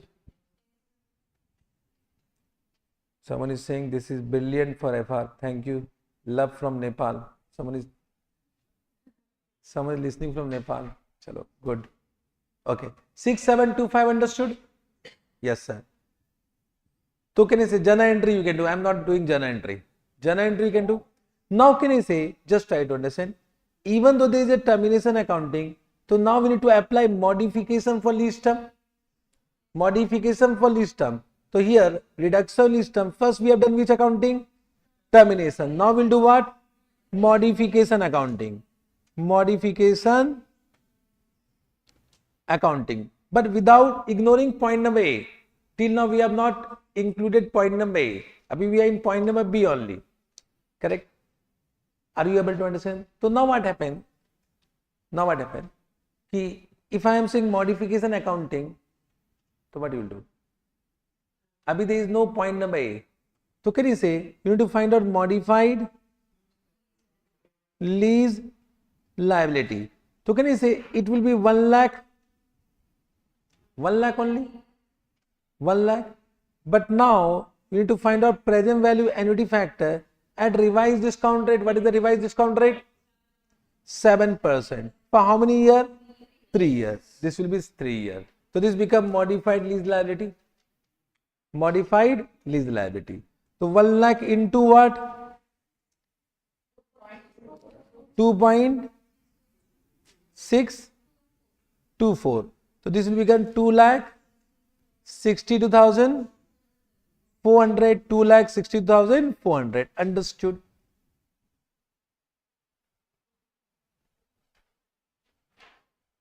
$2,60,400. Understood is fine. Chalega? Okay. Now you will compare modified lease liability with what? With the carrying amount of lease liability after what? Partial termination. So after partial termination, can you say carrying amount will be this? This only na? Check karo. 2,67,300 after reduction. Yes or no? Directly we can take this figure 2,67,300. Yes or no? It means there is a decrease in what? Lease liability. How much? 4870. This will be adjusted to ROU asset. So what journal entry will do? Lease liability to ROU asset. Got this point? 4870 understood?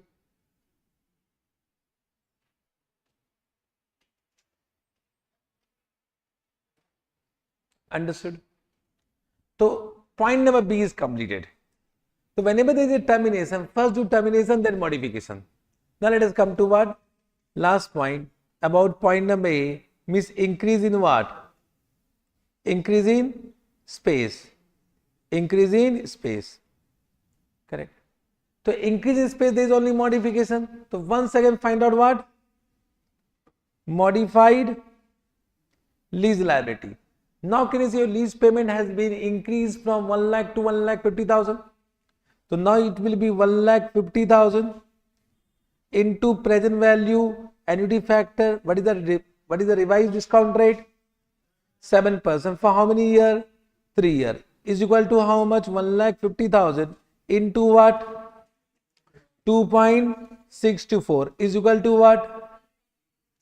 393,600. 3,93,600. Now once we'll compare modified lease liability 3,93,600 with the carrying amount of lease liability, but after point number B. So can you say now your carrying amount will be this amount? 2,60,400, because now it become modified liability. So this will be your carrying amount. Yes or no? 2,62,400. So this become 2,62,400 and this become what? Increase in liability adjusted to ROU asset. How much? 1,31,200. And again you will pass one journal entry ROU asset account debit to lease liability. Done.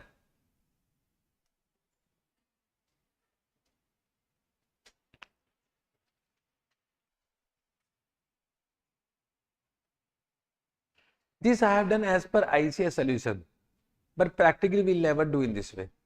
Because I don't want to change the solution because I know they will not give marks. We can also do in this way. We can ignore this step. This step is bakwas na. Directly we can do or not, but never do. They will not give marks. Okay. So this is as per ICA solution. Don't change the ICA solution because they have only one question and they have this solution only. Okay. So you can ignore this step, then automatically the net amount will come. Automatically the net amount will come. So this entire solution is based on as per what? Our ICI solution.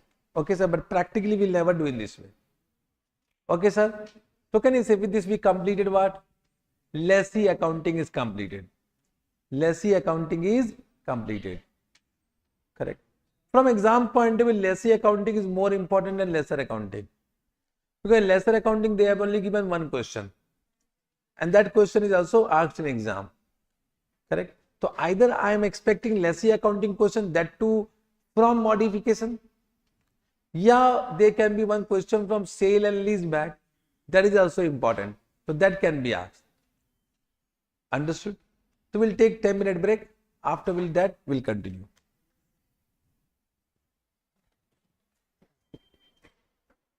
Ten-minute break.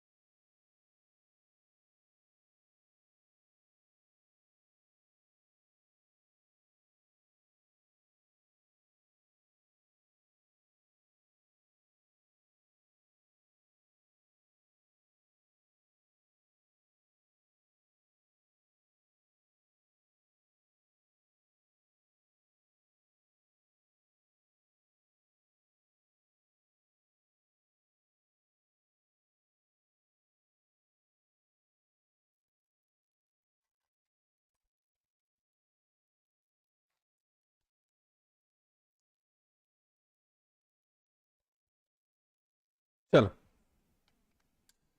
now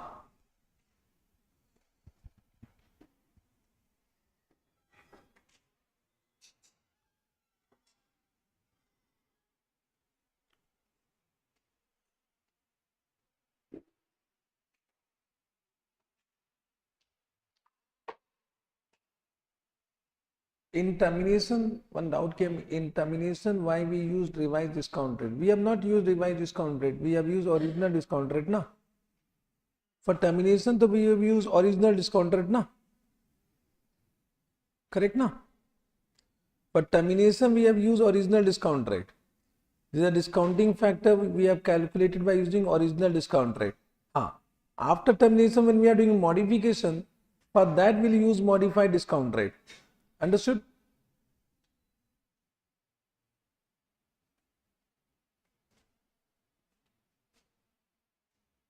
Chalo. Now let us come to the lesser accounting. Now whenever we are into lesser accounting, so of course can I say it can be finance lease, it can be operating lease. It can be finance lease, it can be operating lease. Now for finance lease they have given how many indicator? They have given how many indicator? 5 indicator they have given. If any one of the indicator exists, then any lease will be classified as finance lease. Correct? I hope that indicator, so you know, indicator is no doubtful. So they have given some indicator for finance lease. What is the first indicator? Ki the lease transfer ownership of the asset at the end of lease term. Ownership transfer at the end of lease term. Second, the lessee has an option to purchase the asset at the end of lease term at a price which is lower than fair value of that asset at a time when the option will be exercised. Correct? If that is given, of course, can I say anyone will opt for purchase only, and therefore always they will be reasonably certain to exercise the purchase option. So in that case also it will be a finance lease. Third, when the lease term cover major part of the economic life of the asset. When the lease term cover major part. Now this major part is not defined under Ind AS 116, but from examination point of view it will be considered as 75% of economic life. Understood? So if it is 10 year and given for 8 year, so finance lease. But given for 6 year, then this third condition will not be satisfied from examination point of view. From examination point of view. Got this point? Yes, sir. Then fourth point is what? On the inception of the present value of lease payment. Present value of lease payment sufficiently cover the fair value of the asset. Means present value lease payment amount to at least substantially all the fair value of leased asset on inception of the contract. On inception of the contract. Means once again this substantially all has not been defined. So from examination point of view will be 90% or more than 90%. Means if I say in this way present value of lease payment is either equal to or more than 90% of the initial fair value of the leased asset, then it will be a finance lease. Got this point? Last point what they say ki asset is of such a specialized nature that only lessee can use it unless major modification is being made, then this will be also a finance lease. Means that lessee can be used only by lessee. Then of course can I say lessor will recover entire fair value of asset from whom? Lessee, and therefore it will be also a finance lease. I think very much clear, no doubt about this. Correct? Yes, sir. Now coming to the accounting of lease, finance lease. So whenever we are into lesser books, so of course when it is a finance lease, then there can be two type of situation. Whether the lessor is a manufacturer or dealer or lessor is a non-manufacturer or dealer. Whenever I am saying manufacturer or dealer, means this is manufacturer or dealer, this is non-manufacturer dealer. Correct now. So whenever there is a manufacturer dealer, so can you see the asset given on lease will be the inventory of manufacturer dealer, and therefore we need to recognize revenue in the books of manufacturer dealer lessor. Whenever there is a non-manufacturer dealer, the asset given on lease is not an inventory of that lessor. In that case, will not recognize revenue. It will be simply just like the sale of any PP, etc. Correct. It means, can I say in this way? Whenever lessor is a manufacturer or dealer, then our journal entry will what? lease receivable account debit to revenue, and second journal entry what? Cost of sales account debit to inventory. Cost of sales account debit to inventory. Whenever we are saying non-manufacturer or dealer, then our journal entry will be lease receivable account debit to what? Asset, and the difference will be gain or loss, which will be transferred to PL. This is the major difference between journal entry. Understood? Now, first let us come to non-manufacturer or dealer. So can you see, we need to find out this amount, and this amount will be carrying amount of the asset, carrying amount of asset which is given on lease. Can you see, if we can calculate this amount, then we can find out gain or loss. So this amount will be equal to what? Net investment in the lease. We call it what? Net investment in lease. Net investment in lease. Now net investment means what? It is the present value of lease payment, present value of lease payment plus UGRB, unguaranteed residual value. Present value of lease payment plus unguaranteed residual value. Now when I say lease payment, so lease payment is nothing but present value of, can you say, agreed lease payment plus GRB, because GRB is a part of lease payment. Already we discussed lease payment will include GRB. Lease payment will include GRB. So whenever I am saying lease payment, so lease payment are two types: whatever is given in agreement and whatever is guaranteed by lessee to lessor. Correct? So it will be either agreed lease payment plus GRB plus what? UGRB. So this can be one formula. This can be one formula. Agreed lease payment can be fixed payment, can be variable payment, can be purchase option price or any other payment, whatever is given under agreement. So it will be equal to fixed lease payment, variable lease payment which vary according to index or rate, or it will be also including any purchase option price if any given in the question. Understood? Correct? Now we need to find out present value at a discount rate. So here discount rate will be interest rate implicit on lease. Interest rate implicit on lease.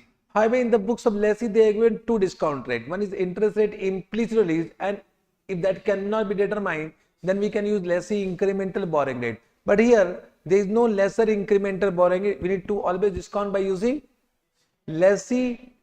We need to always discount by using interest rate implicit on the lease. It means now we need to understand what do you mean by interest rate implicit in the lease. So what our Ind AS 116 says that this will be rate of interest at which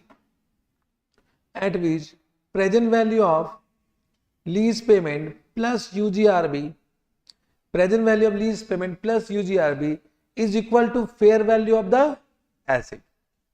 Is equal to fair value of asset plus what? Plus initial direct cost. IDC means what? Initial direct cost plus initial direct cost.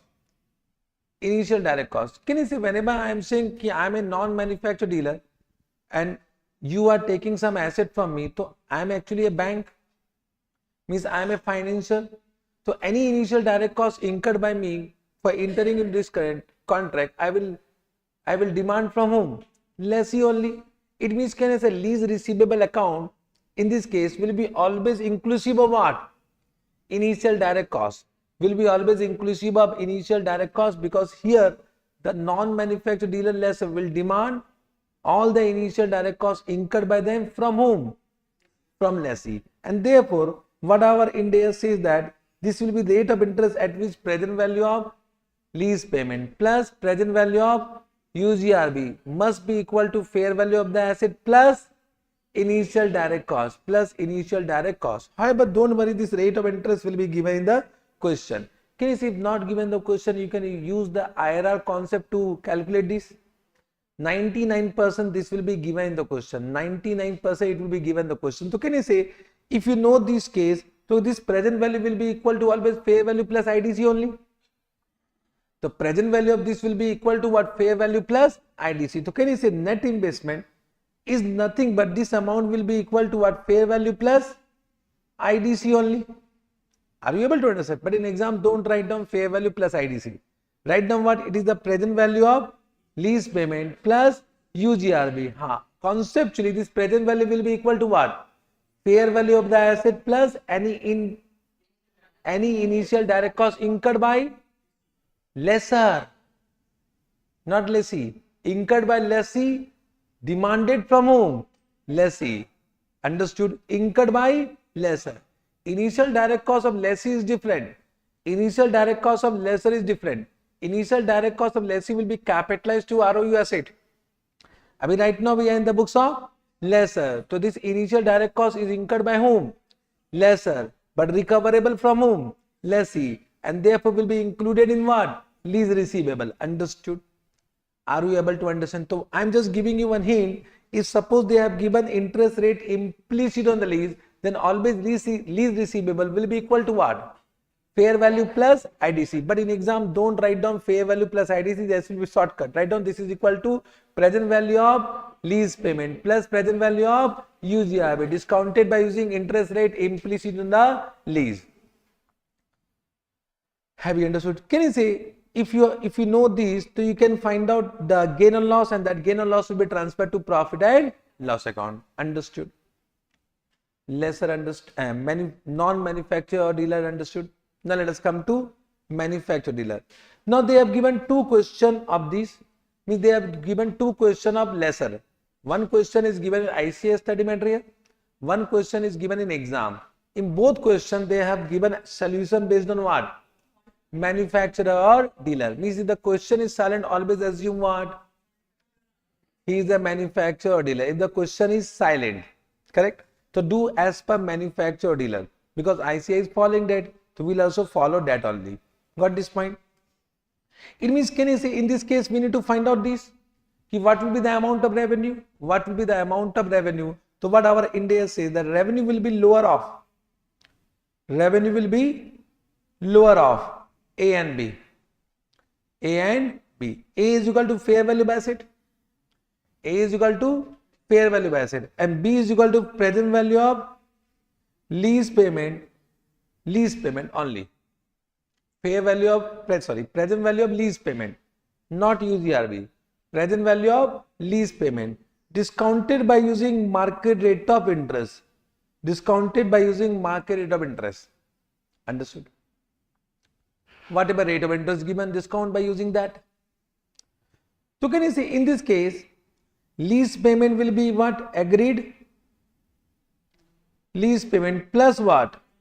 GRB. So whenever I am saying lease payment is inclusive of what? GRB. Lease payment is inclusive of GRB, but not UGRB. Not UGRB. Understood this point? Have you understood this point? Correct. Means can you say whenever in the question they have given UGRB, whenever in the question they have given UGRB, so this will be always lower. Because this fair value is nothing but present value of lease payment plus UGRB. Yes or no? So can you say whenever UGRB is given, in the question, always B will be lower, and therefore you recognize revenue with lower amount. Lower amount, A or B, whichever is lower. Revenue you have understood. If you can calculate this, so can you see you can pass first journal entry, lease receivable to revenue. Correct. Now we need to understand what is the cost of sales. Now what Ind AS 116 says, the cost of sales will be equal to carrying amount of inventory, minus present value of UGRB, So from carrying amount of inventory deduct what? Present value of UGRB. So that amount will be known as cost of sales. Understood? It means, can you see in this journal entry, if you pass this journal entry, the cost of sales will be with carrying amount minus present value of UGRB, and this will be with carrying amount. So difference will be what? Present value of UGRB. So can you say the difference will be debited to lease receivable, and lease receivable debited with present value of UGRB only, present value of UGRB. Understood? For example, let me say example, ki suppose this is 1 lakh and this is 20,000. So what is the cost of sales? 80,000. Then what journal entry you are doing? Cost of sales, account debit how much? 80,000. Lease receivable, account debit how much? 20,000. To what? Inventory how much? 1 lakh. So automatically the difference will be what? Present value of UGRB. That will be debited to which account? Lease receivable. Understood the journal entry? Now if you read the journal entry, okay, this plus this will be equal to what? This plus, okay, it is nothing but present value of lease payment plus present value of UGRB, which is nothing but equal to what? Fair value, which is nothing but equal to fair value. Understood? Means can you say in this book, lease receivable will be fair value plus, in the books of non-manufacturer dealer, lease receivable will be debited with fair value plus IDC. But in the books, means whenever lesser is what? Manufacturer dealer, to lease receivable debited with what? Fair value, excluding what? IDC. Because can you say if I am a manufacturer, can I recover IDC from my customer? If I will demand IDC, what they will say? Bye bye. Yes or no? Can I recover? Means if I am a manufacturer, can we recover initial direct cost from customer? Means can I demand over and above fair value of the asset? Suppose the calculator, you want calculator on lease. The market price means the fair value of the calculator is 1,000. Can I demand more than 1,000? If I will demand, what you will say? Bye bye. So can you say practically in case of manufacturer dealer, IDC is not recovered from customer, and therefore lease receivable will be exclusive of what? IDC. Understood? Difference you have understood? Difference you understood? Not able to understand. Have you understood this difference? Correct. So in this the journal entry was lease receivable to revenue at lower of what? This point number is what? Lower of fair value of the asset or present value of lease payment discounted by using market rate of interest, whatever is given in the question. Then second journal entry is what? Cost of sales account debit, lease receivable account debit to inventory. Cost of sales will be what? Carrying amount of the inventory minus present value of UGRB. Means ultimately your lease receivable will be equal to what? Present value of lease payment plus present value of UGRB. That will be equal to what? Fair value. Means can I say in this way? Ki suppose in case of manufacturer dealer, suppose the rate of discount is not given. So can you say that will be rate of interest at which present value of lease payment plus present value of UGRB must be equal to what? Only fair value, not including IDC. Not including IDC. Difference you understood? So in case of non-manufacturer dealer, interest rate implicit on lease has been designed in such a way, has been defined in such a way that is inclusive of what?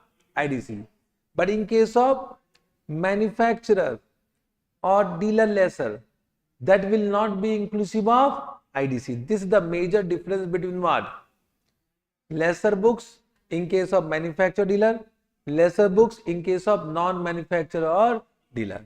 Subsequent accounting is same, whether it is what? Manufacturer or non-manufacturer. Have you understood this much? Correct? Yes, sir. So again, subsequent accounting will be what? Subsequent accounting for initial direct cost. But for initial direct cost for non-manufacturer dealer, no journal entry, because already included in lease receivable, so no separate journal entry. But for manufacturer dealer, can you say that will become expense and will be charged to PL account on commencement date as a selling expense only, means it will be a part of cost of sales. So what journal entry will do? Cost of sales account debit to cash or bank.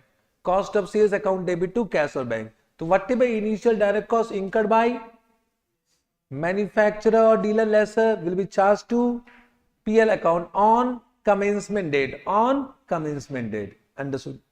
Then subsequent recognition, I said same. For recognition of finance income, what journal entry? Lease receivable to interest income.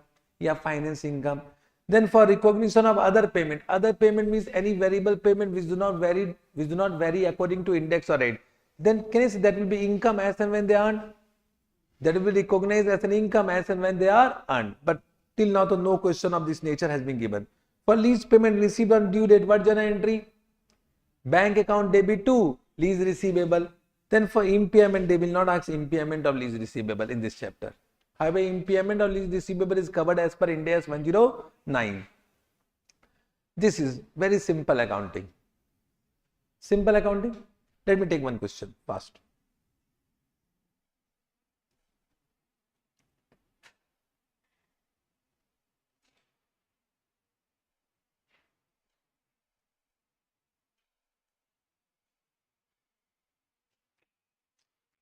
Yeah, this is an exam question. A company manufactures specialized machinery. So manufacturer or non-manufacturer? Manufacturer. It is given in the question. Not given, then also assume what? Manufacturer. The company offers customer the choice of either buying or leasing the machinery. A customer choose to lease the machinery. Details of arrangement. The lease commenced on 1st April 2001. The lessee required to make 3 annual rental payment in arrear. In arrear means what? At the end, 57,500. The lease machinery is returned to the lessor at the end of lease term. The fair value of machinery is 1,50,000, which is equivalent to the selling price of the machinery. The machinery cost is 1,00,000 to the manufacturer. The lessor incurred a cost of 2,500 to negotiate and arrange the lease. This is what? IDC, initial direct cost. Understood? The expected useful life of machinery is 3 years. The machinery has an expected residual value of 10,000 at the end of year 3. This becomes expected residual value. The estimated residual value does not change over the term of lease. Now you can see in this question what is not given? GRB is not given. The GRB become nil. If GRB is not given, it means it is nil. So GRB is nil. So UGRB will be equal to what? Expected residual value minus what? GRB. So what is the expected residual value? 10,000. GRB is what? Nil. So UGRB will be what? 10,000. Understood? So UGRB means what? Expected residual value of lessor minus GRB, whatever they have received. The difference will be UGRB, because in this question GRB is not there. So expected residual value will become UGRB. Understood? The interest rate implicit in the lease is 10.19%. Now you only say this 10.19% has been calculated by considering IDC or without considering IDC? Without considering IDC, because it is a question of manufacturer or dealer. This is only concept. Suppose they have written non-manufacturer, it means it is calculated by considering what? And if they have given wrong, so they are mistake now. I will say whenever they have given interest rate, so don't try to recalculate it. You are wasting your time. Whatever is given, then only that only you apply. We'll do as per the information given in the question. Don't try to cross check whether it has been considered, whether it has not been considered. You are wasting your time. Understood? Correct. So very simple. Batao. First journal entry what? Bolo. Lease receivable account debit to revenue at what? Present value of lease payment discounted by using 10.19%. This is B. What is A? Fair value. Lower of these two, fair value is given how much? What is the fair value of the asset? Fair value asset is 1,50,000. So we'll take 1,50,000. And they have given what? Lease payment 57,500. GRB is not given. If GRB is given, that will be also considered. So GRB is nil into, can you give me the present value, present annuity factor, present value annuity factor at 10.19% for 3 years?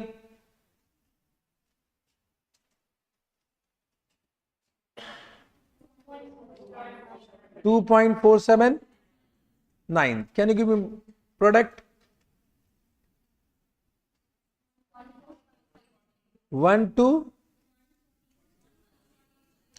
142, 543. Akka? तो 142 543, 142 543. Okay, correct. Now second generation, this you have understood, this working note you have understood? Bole yes or no? Now second generation will be what? Cost of sales account debit, lease receivable account debit to inventory. Now what is the carrying amount of inventory that is given? 1 lakh. Correct. Can you say this is present value of what? Present value of UGRB. I'll just give you one shortcut. Can you say present value of UGRB will be 1,50,000 minus this only? Yes or no? Means we can directly take now 1,50,000 minus 1,42,543. Check kar lo. 10,000 is the UGRB given, multiplied by present value factor of third year. 0.747. How much it is coming? 7470. What is coming this? 7457. So can I say approximately same? But can you say if you will take 7470, there will be some difference. The total will not be equal to 1,50,000. Therefore, always take as a balancing figure. Always take as a balancing figure. Means take fair value minus this. This will be the present value of UGRB, and then debit your lease receivable in second journal entry with that amount only. Have you understood this point? So what is your cost of sales? Batao, this minus this.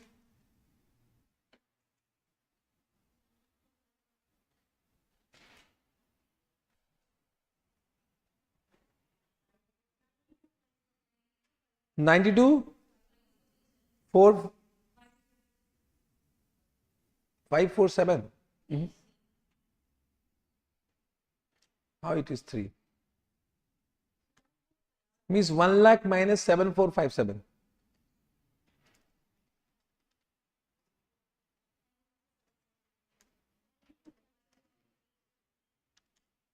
It is 92,543.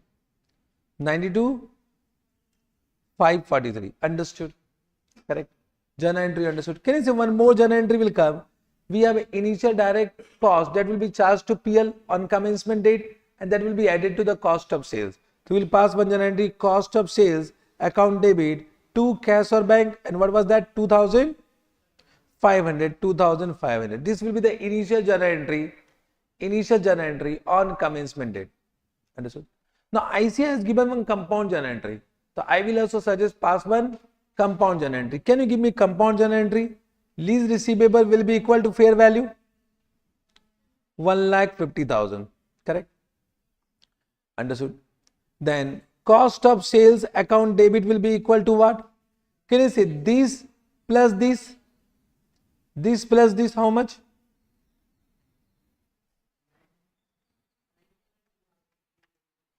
95,043. Correct? Then to revenue, how much? 142,543. 142,543. To inventory, how much? 1 lakh. And to cash or bank, how much? 2,500. And this journal entry will tally. So ICA is giving this compound journal entry. Better you also pass compound journal entry. Who will explain them? Ki both are same. Understood? Correct. But can you see it is difficult to explain from compound journal entry point of view ki what we are doing? So first I have explained from separate journal entry so that you can understand what actually the journal entry means. Now we have compounded. Of course you are expert in compounding. You can compound. Correct. You can see they are also doing the same journal entry. Now balance I will explain from question. Because same journal entry they have done. So the rounding of difference there, but exactly same. Exactly same. Now can you say on these we'll calculate interest income.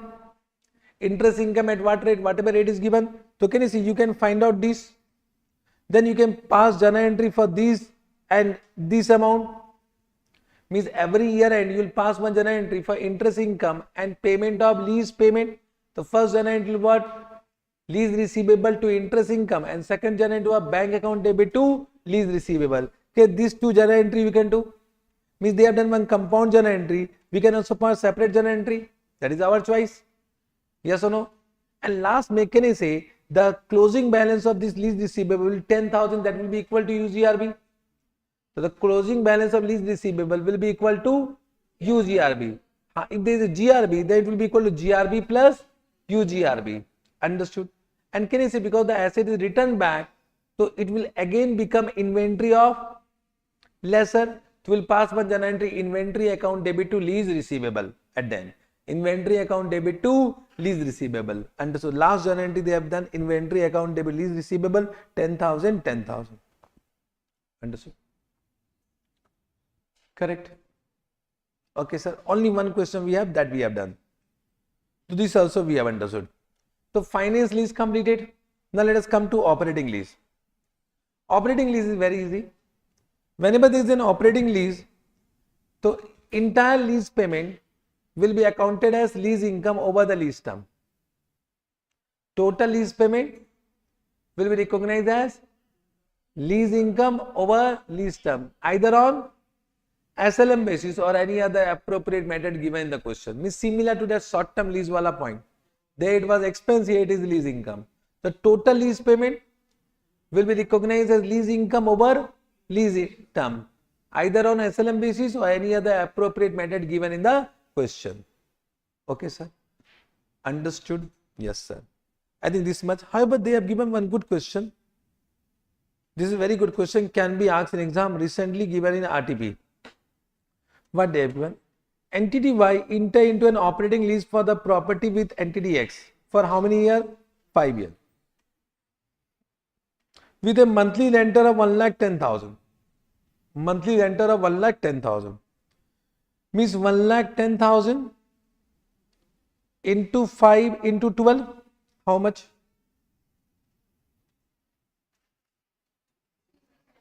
66 lakh. So this become total lease payment. Now in order to induce entity X to enter into lease, entity Y provides 6 lakh to entity X at lease commencement for lease improvement. So again this become lease incentive. So lease incentive is provided by lessor to lessee, that we deducted from total lease payment. So we'll do minus what? 6 lakh. So what is your lease payment? 60 lakh. This will be recognized over how many months?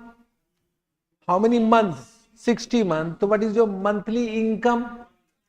1 lakh is your monthly income. So your lease income, monthly lease income will be 1 lakh, 1 lakh, 1 lakh every month. Now what will be journal entry? Journal entry. Can you say first to lessee will receive this 6 lakh?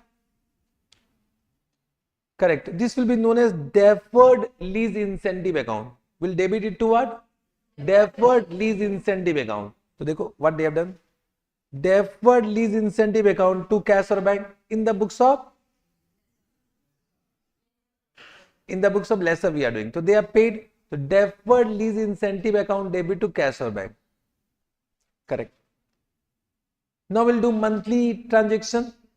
So monthly, can you say now they have received 1,10,000. They receive 1,10,000 from whom? Lessee. So cash account debit 1,10,000. But what will be the lease income? 1 lakh. So to lease income 1 lakh, and balance will be adjusted with what? Deferred lease incentive account. Good question.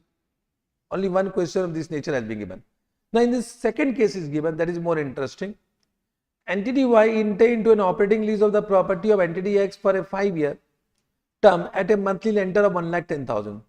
On lease commencement, entity Y provides 6 lakh to entity X for leasehold improvement which will be owned by entity Y. Now in this case, what they have given, whatever is provided by lessor to lessee for lease improvement, that lease improvement is under the ownership of lessor only. Means can you say if it is under the ownership of lessor, that become PP of lessor. So in this it will not be lease incentive. It will be PP account in the books of lessor. And therefore in this case your lease payment, total lease payment will be 66 lakh. divide by 60 means your monthly income will be 1,10,000.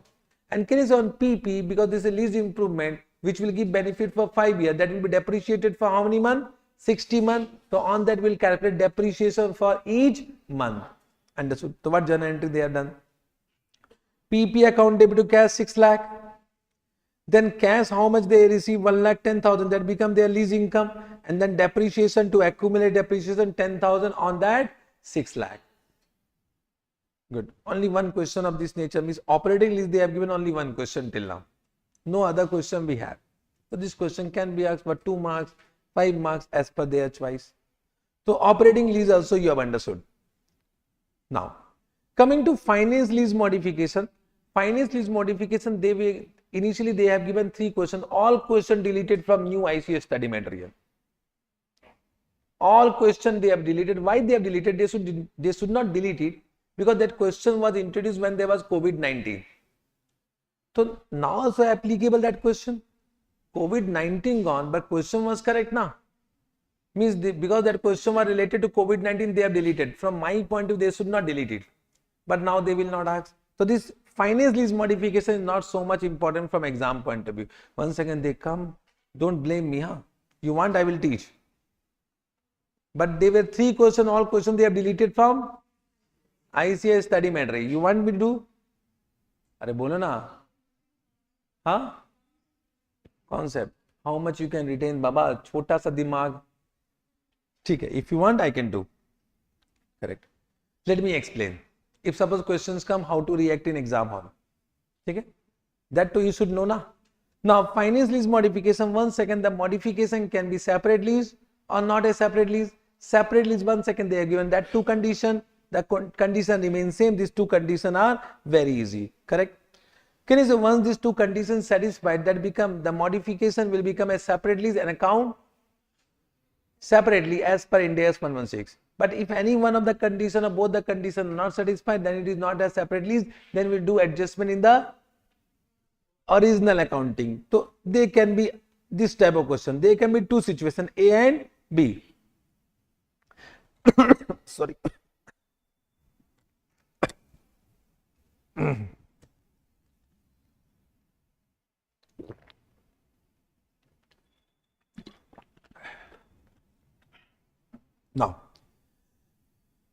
Now there can be 2 situations. Right now we are doing modification of finance lease. So can you say finance lease after modification may become operating lease? First case. Of finance lease may remain finance lease. So there can be 2 situations.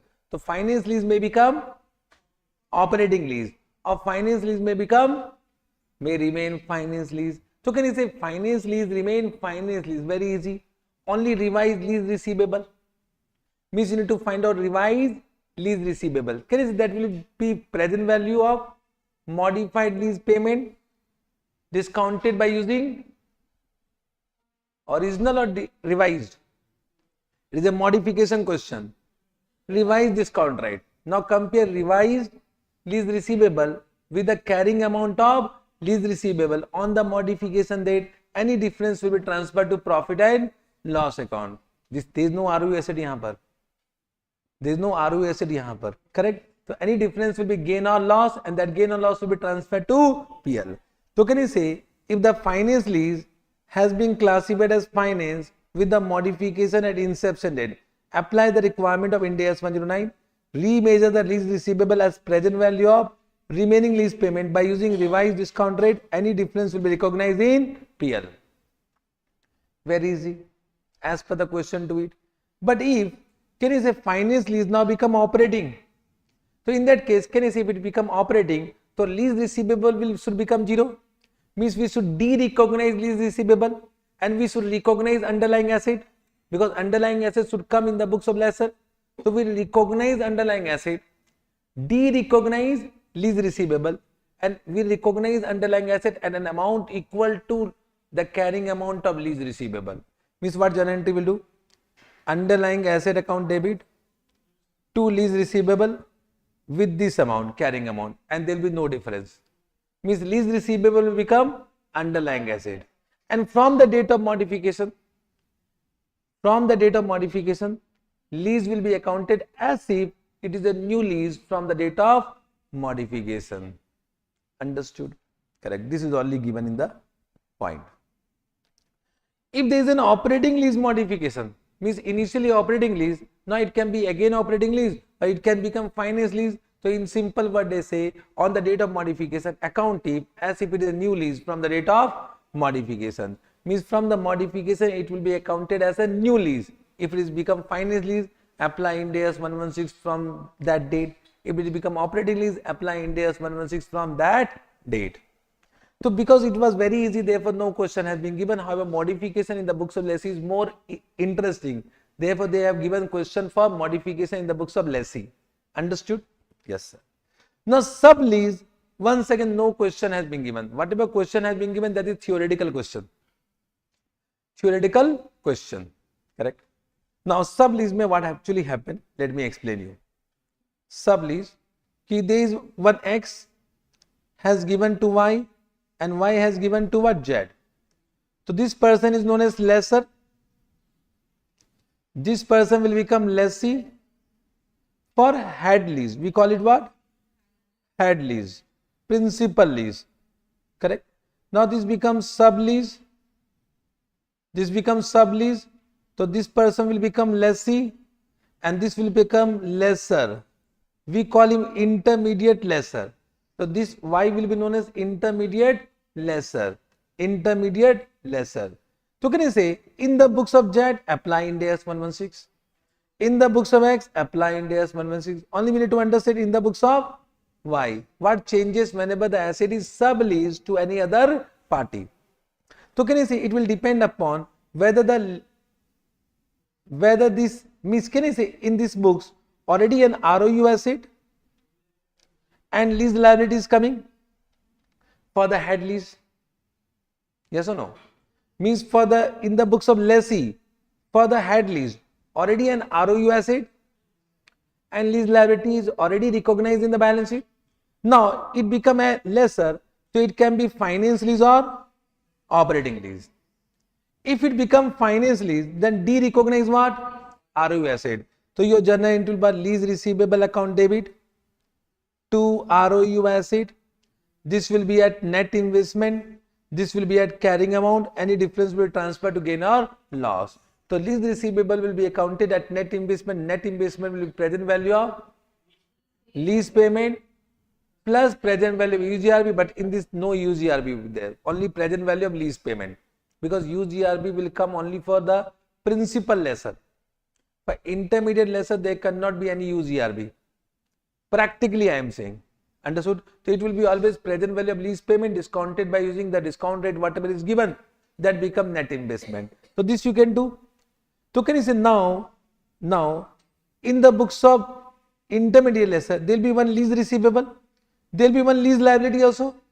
So in this they will recognize interest income, in this they will recognize interest expense for the subsequent accounting. Correct? If it is an operating lease, so can you say will not do any changes in ROUs and lease liability, that will be continue to remain in the books of account. Now whatever the lease payment for the sublease, that will be accounted as a lease income over the sublease term. So we need to recognize lease income for sublease and interest expense for the head lease.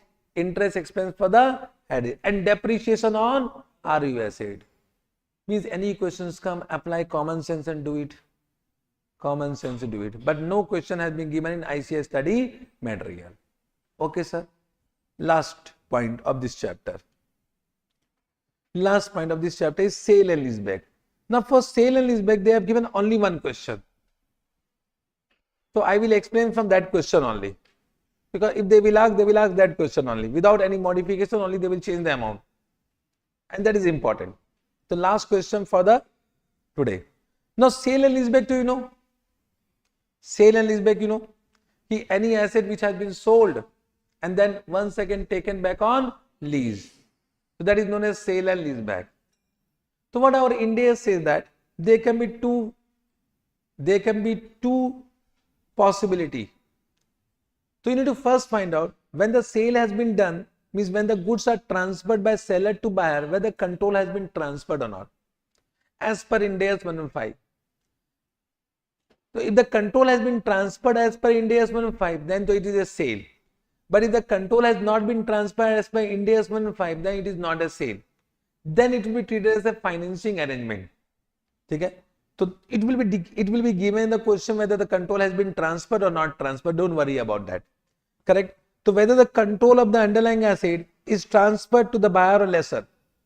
If no, then both account for the transaction as financing transaction. Means in the books of seller, whatever consideration received will be a financial liability. Financial liability.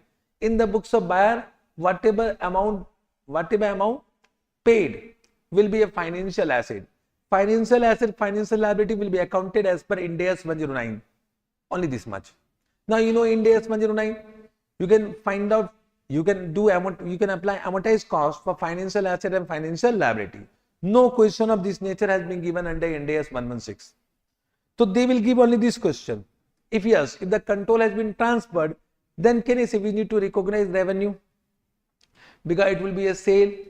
So sale and then lease back. So what will be the accounting treatment that we need to understand?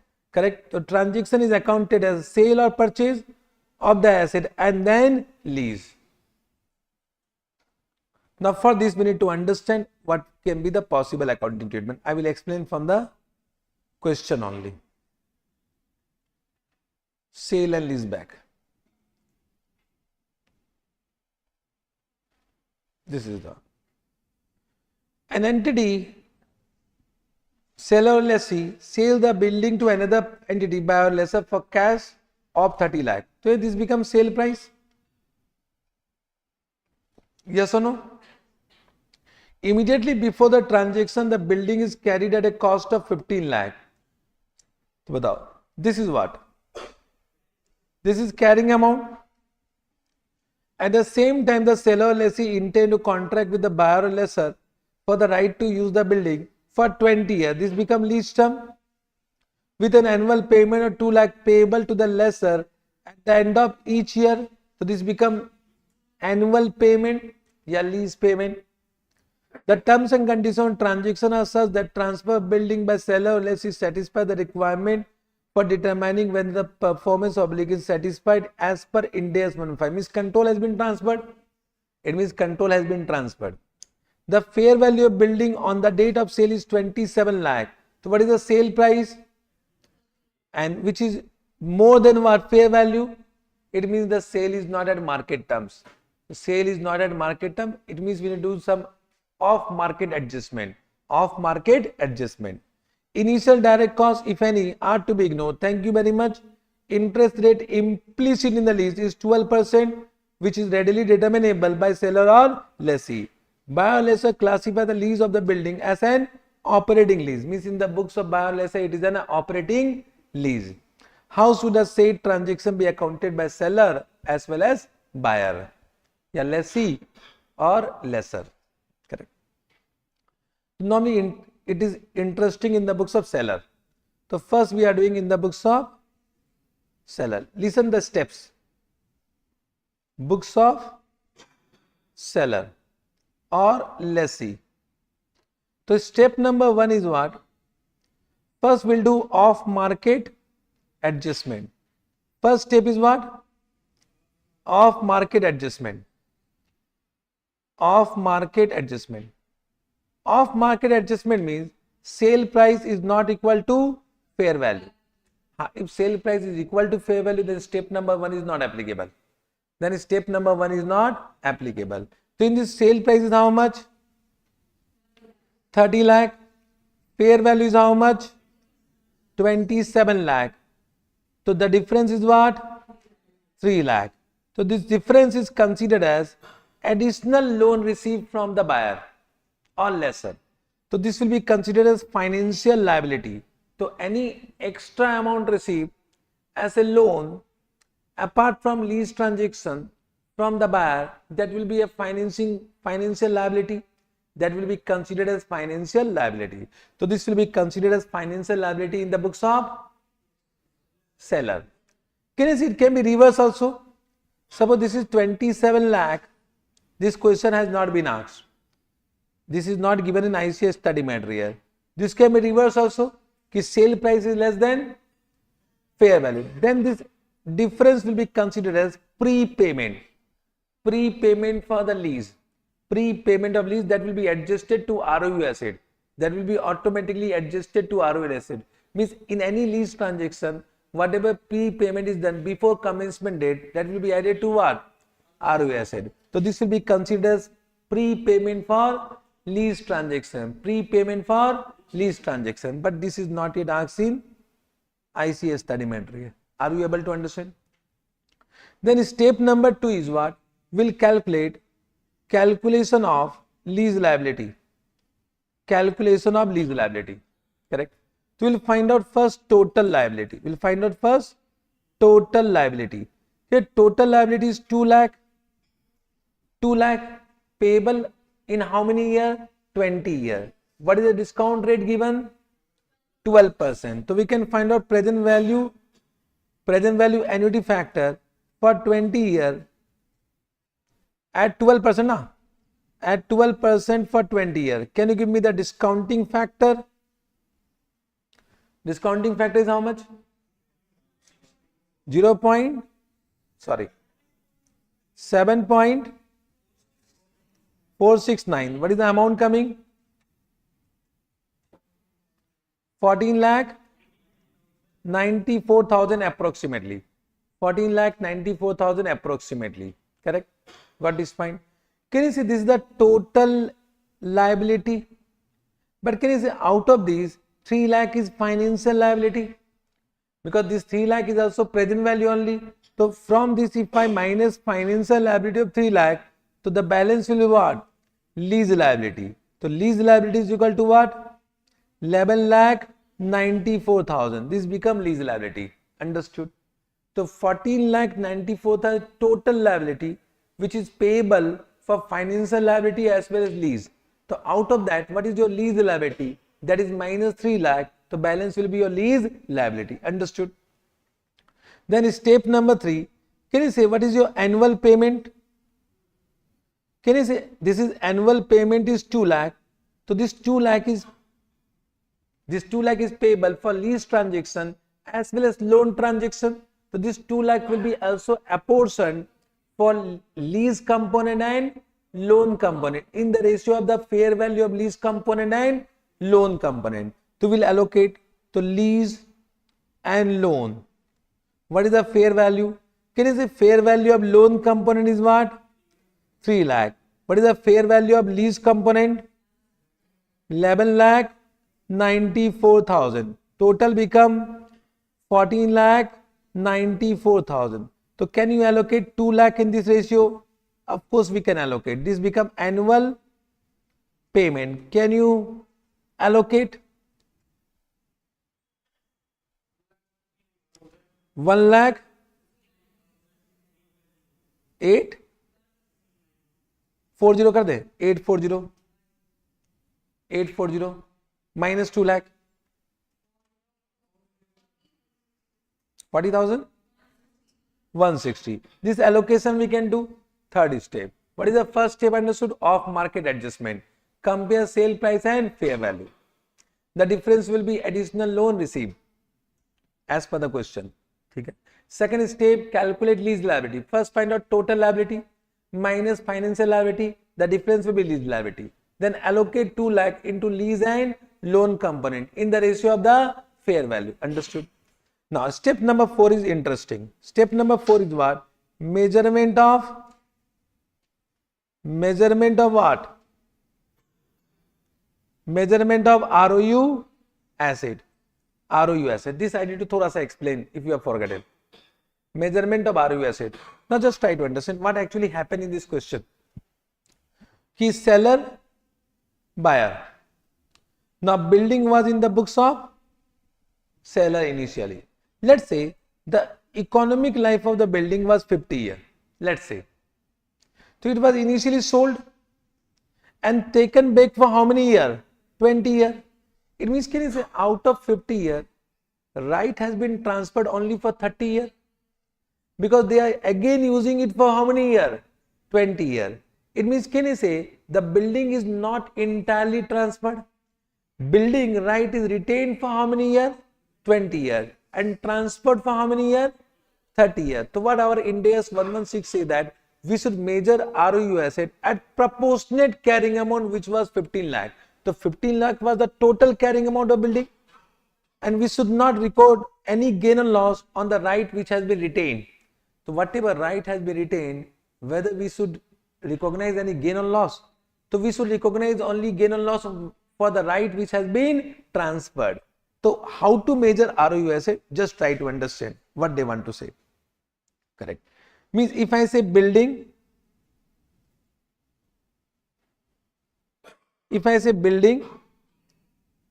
and ROU asset, okay? Understood? Now what is the fair value of building? 27 lakh. Very good. Understood? What is the carrying amount of building? 15 lakh. Very good. Now what is the fair value of ROU asset?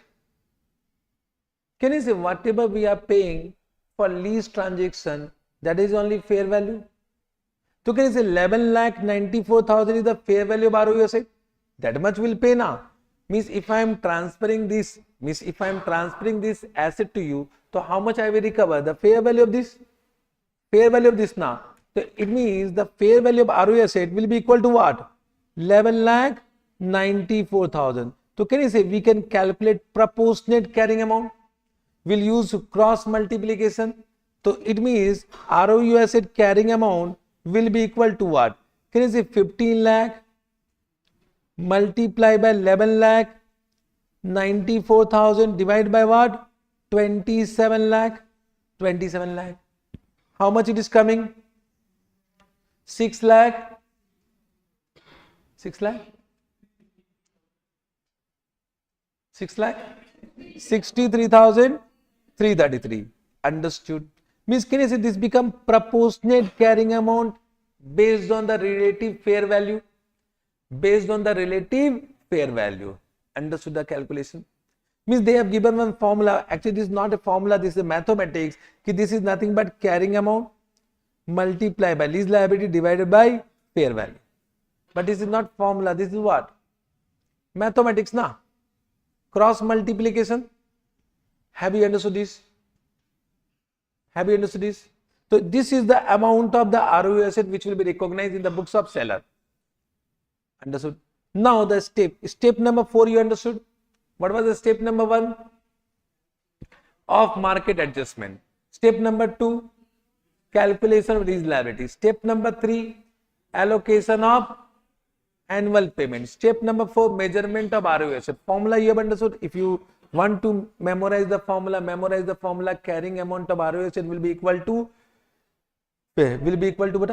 Will be equal to carrying amount multiplied by lease liability divided by fair value. Now last step. Step number 5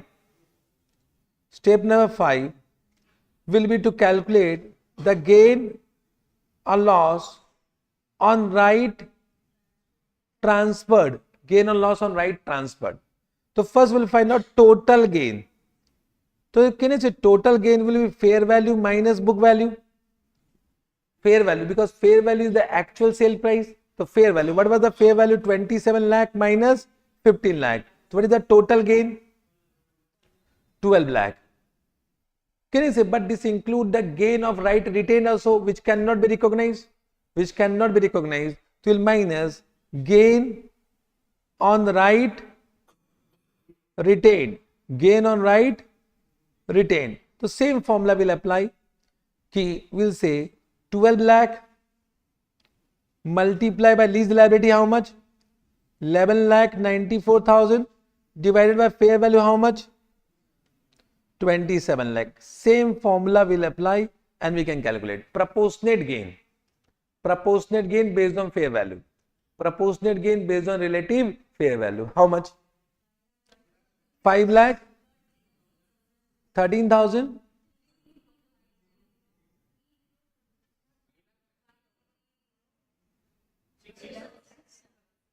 So what is the difference?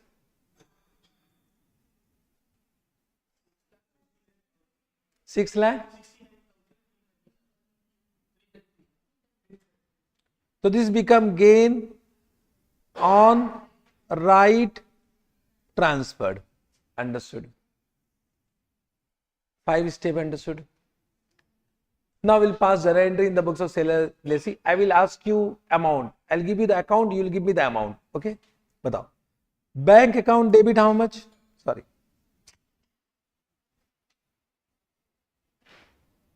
Bank account. Sailor na. But the bank account debit how much?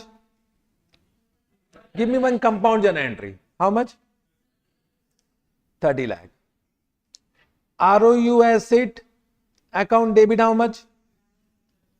ROU asset account debit how much? 6,63,333. 63,333. 2.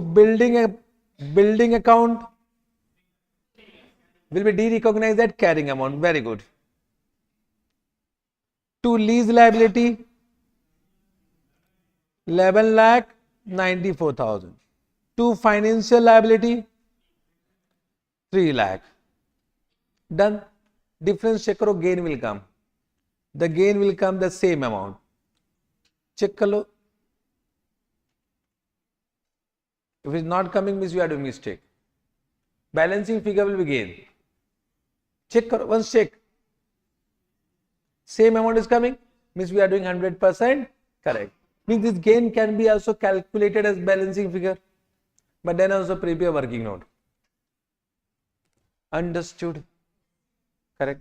Now after this, subsequent accounting is not done in ICA solution, but they can ask the subsequent accounting. You will say this journal entry will do in commencement date. Correct. Now you will say what will be journal entry on 31st March. So again, there is one lease liability, there is one financial liability. So for lease liability, we'll do interest expense account debit. Can you say 12% of 11,94,000? How much?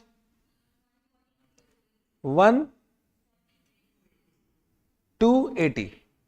Okay. And can you say payment as per allocation already we have done? So how much we are doing payment? Batao. It is already we have done allocation now. How much? 1,59,840.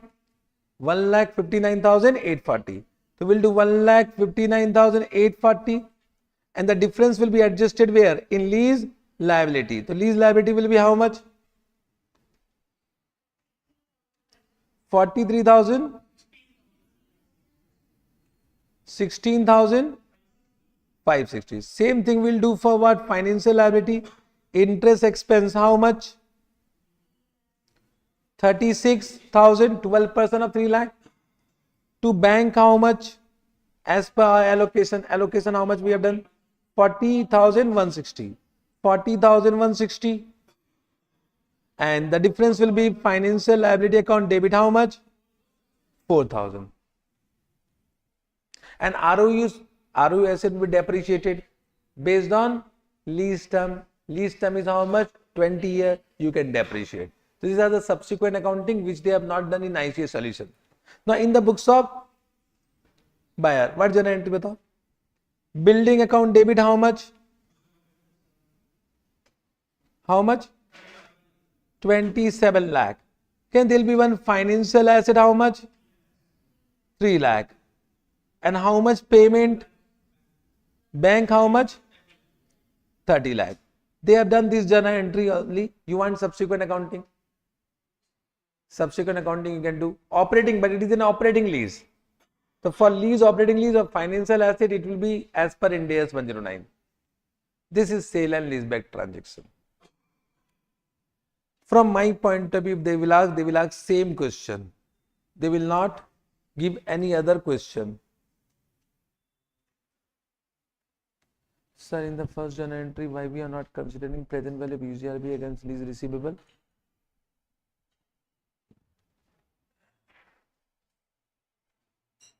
Now,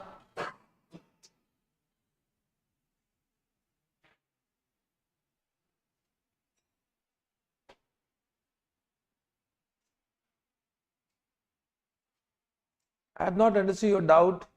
Nivesni, I have not understood your doubt. In the first journal entry, which case you are asking? If it is manufacturer dealer, we have considered present value of UGIB in the second journal entry. Okay, understood? The chapter is completed from my point of view. Okay. This one question which I am expecting in exam is this question. I will just inform you what is that question. This question I am expecting from many attempts but not yet asked. It is given in recently MTP May 2023, can be asked in exam. I will just explain. It is very simple, but with the foreign currency transaction. Huh? The given na? Dekho my expectation. I have not seen this time MTP. So my expectation is working. Huh? So this I am expecting in your exam. Highly probable. Entity X is an Indian entity whose functional currency is Indian rupee. It has taken a plant on the lease from entity Y for 5 years to use its manufacturing process, for which it has to pay annual rent in area. Area means at the end $10,000. On commencement date, exchange rate was 68. The average rate was 69. And at the end of year 1, the exchange rate becomes 70. The incremental borrowing rate is what? 5%. Now, it means this need to be accounted with Ind AS 116 plus Ind AS 21. Combination of both. Correct? So, I hope you know Ind AS 21, so we can do it. So, first case we need to find out present value in terms of dollar. So, 10,000, 10,000, 10,000, 10,000. Present value factor at the rate of 5%. They have already given present 5%. They have given incremental borrowing rate. So, at the rate of 5%, you can find out. Can you see? You can calculate this. So, this is what present value at the beginning of the year. So, will multiply with the spot rate. Spot rate is given how much? 68. So, multiply by 68 you will do. So, this amount will come. This will become your initial liability. And that will become initial ROU asset also. So, this become your lease liability. This only become your initial ROU asset. Understood? Now, coming to subsequent accounting. Subsequent accounting is very much interesting. Just try to understand what will happen. If I am saying US dollar, then exchange rate, and then INR. Just try to understand what I am doing. Okay. Now, opening liability was how much? It was 43,300. So, 43,300. And initially rate was 68. How much it is coming? How much? 44,400. Understood? Then can you see in this will add interest at what rate? 5%. So 5% of this is how much? 2,165. Now interest, can this become interest expense? Now interest expense will be converted by using average rate. Whenever question is silent as per Ind AS 21, any income and expense will be always converted by using average rate. This is the rule of exam. Not practically. Practically something different. So this is 2165. Average rate is given how much? 69. So multiply by 69. So how much it is coming? 1,49,385. Okay. Then there is a minus lease payment. Lease payment is how much? 10,000. Now lease payment is paid at the end of the year. So multiply by spot rate at the end of the year. So what is the rate at the end of the year? 70. Multiply by 70. How much? 7 lakh. So can this become closing balance? Closing balance how much? As per US dollar, as per INR both. INR US dollar. 35,465. And this is how much?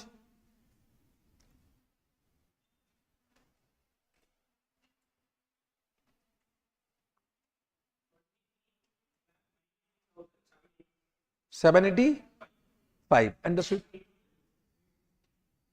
785. So 23 lakh 90. 785. Understood? Now can you see this become, because this is a loan, financial liability, lease liability or financial liability. Can you see this is a foreign currency monetary item? Now, as per Ind AS 21, any foreign currency monetary item will be translated by using closing exchange rate. That is Ind AS 21 requirement. It means, can I say now this 35465 also will be translated by closing exchange rate? So how much it is coming? 550. Now this difference, your liability increases, it become exchange loss. So your exchange loss will be how much? 88,765. This exchange loss will be transferred to PL. This become entire. Now can you see, you can pass journal entry of interest expense, you can pass journal entry of lease payment, you can pass journal entry of exchange loss, and then depreciation ROU asset for how many years? As per lease term. These are the journal entry for first year. I think they have asked journal entry only for first year. They have asked journal entry. No? What was the exchange difference? Check karo. How much they have calculated? 88,765. What is our exchange difference? 100% correct. This question I am expecting, because good question. Because what happened, Ind AS 116, Ind AS 21 combined, student become confused. Simple, but in exam difficult. In exam it is difficult. Can you do it? Correct. One more last question, which I am also expecting. This 56 do by row. 56 you can understand. This one more question. Can I explain this also? If you permit, only 10 minutes I will take. 5 minutes to 10 minutes. Then today over, because mine also energy gone. Energy gone. I can't see it also. Philplace Limited, the company, is into manufacturing and retailing of FMCG product. So they have given this para, I read it. ठीक है ना? Are you reading? The company entered into a long-term purchase contract of 10 years with Messrs. Radhe. Following are the relevant terms of the contract with Messrs. Radhe. Means Philplace Company Limited has entered into contract with Messrs. Radhe. This question we are doing from Philplace Limited point of view. ठीक है? Messrs. Radhe has to purchase a machine costing rupees 10 lakh from the supplier as specified by the company. Means Messrs. Radhe will purchase the machinery from any other supplier as specified by which company? Philplace Limited. The machine will be customized to produce the soap as designed by the company. So the Messrs. Radhe will produce soap as designed by the company. Company here means Philplace Limited. The machine cannot be used by Messrs. Radhe to produce the soap for any other customer. Means this machine can be used only for production of soap only for Philplace Limited. The machine has a useful life of 10 years and a straight line method depreciation best suited for considering the use of machine. My question to you all, even though this machine is purchased by Messrs. Radhe, but this machine is used only for production of soap only for Philplace Limited. Therefore, whether this contract contains lease, you will say whether there is an identified asset, yes. Whether this Philplace Limited has right to obtain substantially all the economic benefit from the machine, yes. Whether the Philplace Limited has right to direct the use of machine, yes, because this machine is used as per the direction of what? Philplace Limited. Therefore, this contract contains a lease. And can I say Philplace Limited will become lessee, and we will do accounting in the books of lessee. Understood? So first they have asked identification of contract, identified asset, right to obtain substantially all the economic benefit, and right to direct the use. Till now this question has not been asked. If asked, it will be very good question. Interesting question. Good question or not? But abhi question is not completed. Abhi to we have only identified that contract contain a lease. Now when you apply Ind AS 116. Now what is given? The company will pay 4.75 per soap for the first year of contract. This is calculated based on the budgeted annual purchase of 7 lakh soap as follow. This is 4.75 has been calculated as per which budget? 7 lakh soap. Variable cost of manufacturing is 4 rupees. Cost of the machine included in the price of soap is what? 0.25. That is nothing but 1,74,015 divided by 7 lakh soap. Now the question arises, what is this amount? This will be explained in the latter part. Messrs. Radhe margin is what? 50 paise. This become the per soap cost to the company. Means Philip Limited need to pay how much? This much per shop purchase. Per shop purchase from Messrs Radhe. And this is inclusive of cost price of machine. Understood? In case the company purchase more than 7 lakh, that is budgeted number of shop in the first year, then the cost of machine, that is 0.25 per shop, will not be paid for the shop purchase in excess of 7 lakh unit. Means, can I say, for the machine cost, they will pay only to the extent of 7 lakh shop. If we are purchasing more than that, we are not paying for any excess purchase for the machine. Correct? However, in case the company purchase less than budgeted number of shop, the company will pay the differential unabsorbed cost of the machine at the end of the year. For example, if the company purchase only 6 lakh shop in the first year, then the differential amount means 1,74,015. This amount minus 6 lakh into 0.5. This amount, this is the differential amount, and that will be paid by lessee to lessor. Means, can I say, in any case, lessee is paying 1,74,015 for the machine. Can this become lease payment? This become lease payment. Understood? This become lease payment. And can I say, it is in substance fixed payment which cannot be avoided? In substance fixed payment which cannot be avoided. I hope you are understanding. Are you able to understand? Yes, sir. Now, the cost of shop will be calculated for each of the year in advance based on the budgeted number of shop to be produced each year. An amount of 1 lakh. Now they are saying, what is this amount? An amount of 1,74,015 shall be considered each year for the cost of machine for 1 year to 8 years while calculating the cost per shop. However, the lease term is what? 10 years. 10 years. The life of the asset is 10 years, but they have calculated the cost of machine for how many years? 8 years.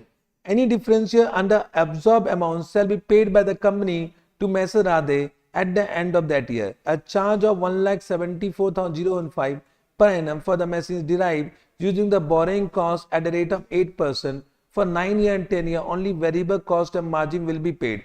Means for the 9th year, 10th year, nothing is paid for the machine. Now you just calculate a present value of this at 8% for 8 years. It will be equal to 10 lakh.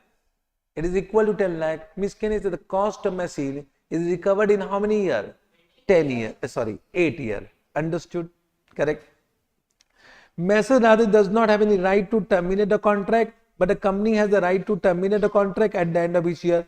However, if the company terminate the contract, it has to compensate Messrs Radhe for any unabsorbed cost of machine. For example, if the company terminate the contract at the end of second year, then it has to pay 1,74,015 for the remaining how many years? 6 years. This much, correct now? This much they need to compensate now. So can I say, it means it is termination with penalty only. Termination with penalty. Understood? Means you can terminate, but you need to pay this much amount. This much amount. If you terminate the contract after 8 years, then nothing will be paid because 8 year entire cost of the machine has been paid. In the first year, the company purchased only 5,50,000 shop. This is the actual information given. Evaluate the contract. The evaluation, so you have understood. Then pass journal entry. Pass journal entry. Super easy question, but super question. Now journal entry, can I explain? Correct. First, the evaluation you have done. Lease term you can add on 10 years. Lease term is 10 years. Lease term is 10 years or 8 years? 10 years. 10 years. It is 10 years. Okay. Identification lease payment. Don't write this much. Just write down the lease pay that what is the amount? 1,74,000. That amount is in substance fixed payment. It cannot be avoided. That is therefore it is a part of lease payment. Write down that much only. This much you can't write in exam. Correct. Now on initial recognition, first journal entry will be what? ROE asset account lease liability, and that will be equal to what? Present value of 1,74,015. That will be equal to what? 10 lakh. Simple. Then subsequent recognition, first interest expense to lease liability at the rate of 8%. 8% of 10 lakh, how much? 80,000. 80,000. Then depreciation to ROE asset for how many years? 10 years. 10 lakh divided by 10, 1 lakh. 1 lakh. Correct. Now can I say lease liability paid? So lease liability is what? 1,74,015. So lease liability account debit to bank. This will be paid. Now they purchase how much? Shop? 5,50,000. Can you say we'll only consider which amount? we'll consider 4 rupees plus 0.5 because this is already paid. So 4.5 into 5,50,000, how much? 24,75,000. Can you see whatever we are purchasing that become inventory? So inventory account debit to cash or bank. You can add on cost of shop, but inventory account debit to cash or bank, this amount. This much is the journal entry. This question will come for 10 marks or 12 marks. Can be asked. Means these two questions, whatever I have done at the end now, these two questions till now not asked in exam. I am expecting the first one, but they can ask second one also. My expectation is first one, but they can ask second one. Therefore, I have done both. Done. Chapter is completed. Today quota is completed. But one more point. Actually, someone has informed me one point. I will just inform you because you should know the fact. We have done one question of India's 12 about that Isopala question. Isopala question. So somebody has said me, because I was also not knowing the fact, ICA has changed the solution for that. Ultimate solution remains same. Ultimate solution remains same, means my journal entry and their journal entry is same. But what they are doing, this question we have done now, Isopala question.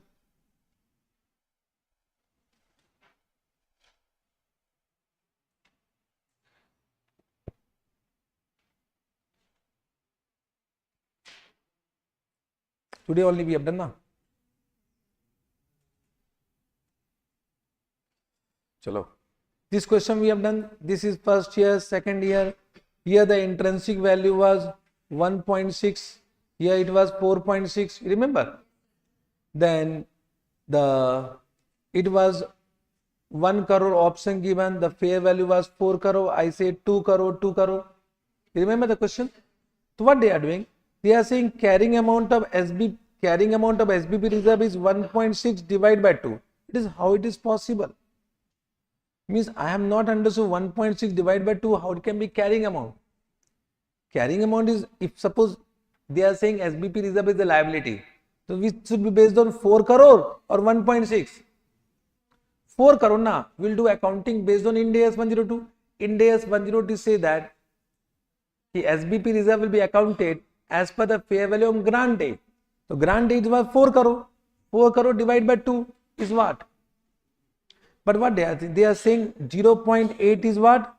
Carrying amount. And tax base they are considering a nil. But they are saying this is deductible, table difference 0.8. So my answer and their answer will match. But I am saying reverse. Means from my point of view, carrying amount is 0. And tax base is 0.8. And that is only correct. I don't understand how they are writing the answer. How carrying amount can be 0.8? You only say. Whether carrying amount is 0.8? Are bolna re? Carrying amount is not 0.8. Understood now? So chalo theek hai. If you want to follow new ICA solution, you can follow that, because you are giving which exam? ICA exam. Theek hai na? So of course she came to me, sir. She said me that ICA has changed the solution. Actually, I was also not knowing about this fact. Okay, but we'll need to give respect to the ICA solution. But from my point of view, the solution given is not correct. Okay, chalo, done. All points I have covered. Thank you very much for today. I hope you have understood each and every topic. Correct? Hope you have understood. What is the tomorrow? Tomorrow topic is financial instrument and business combination. Once again, two big chapter. Okay. So come with the fresh mind. I will also come with the fresh mind. Okay. Thank you very much, everyone. Live classes. Thank you very much. Hope you have also understood. Do like the classes. Do share the video. Do subscribe the channel. Everything you do. Bye bye. All the best.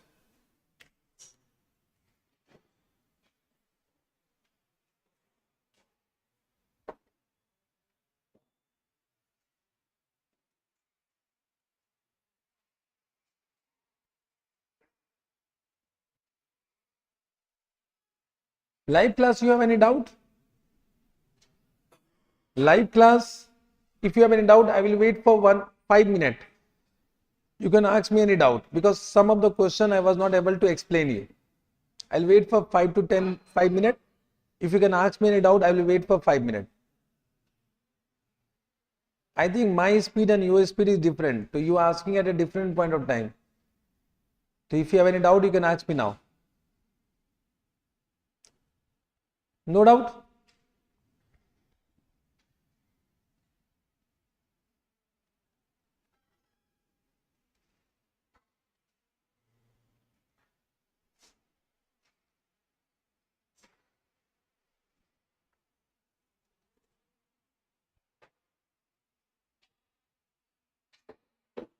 Okay. Bye bye.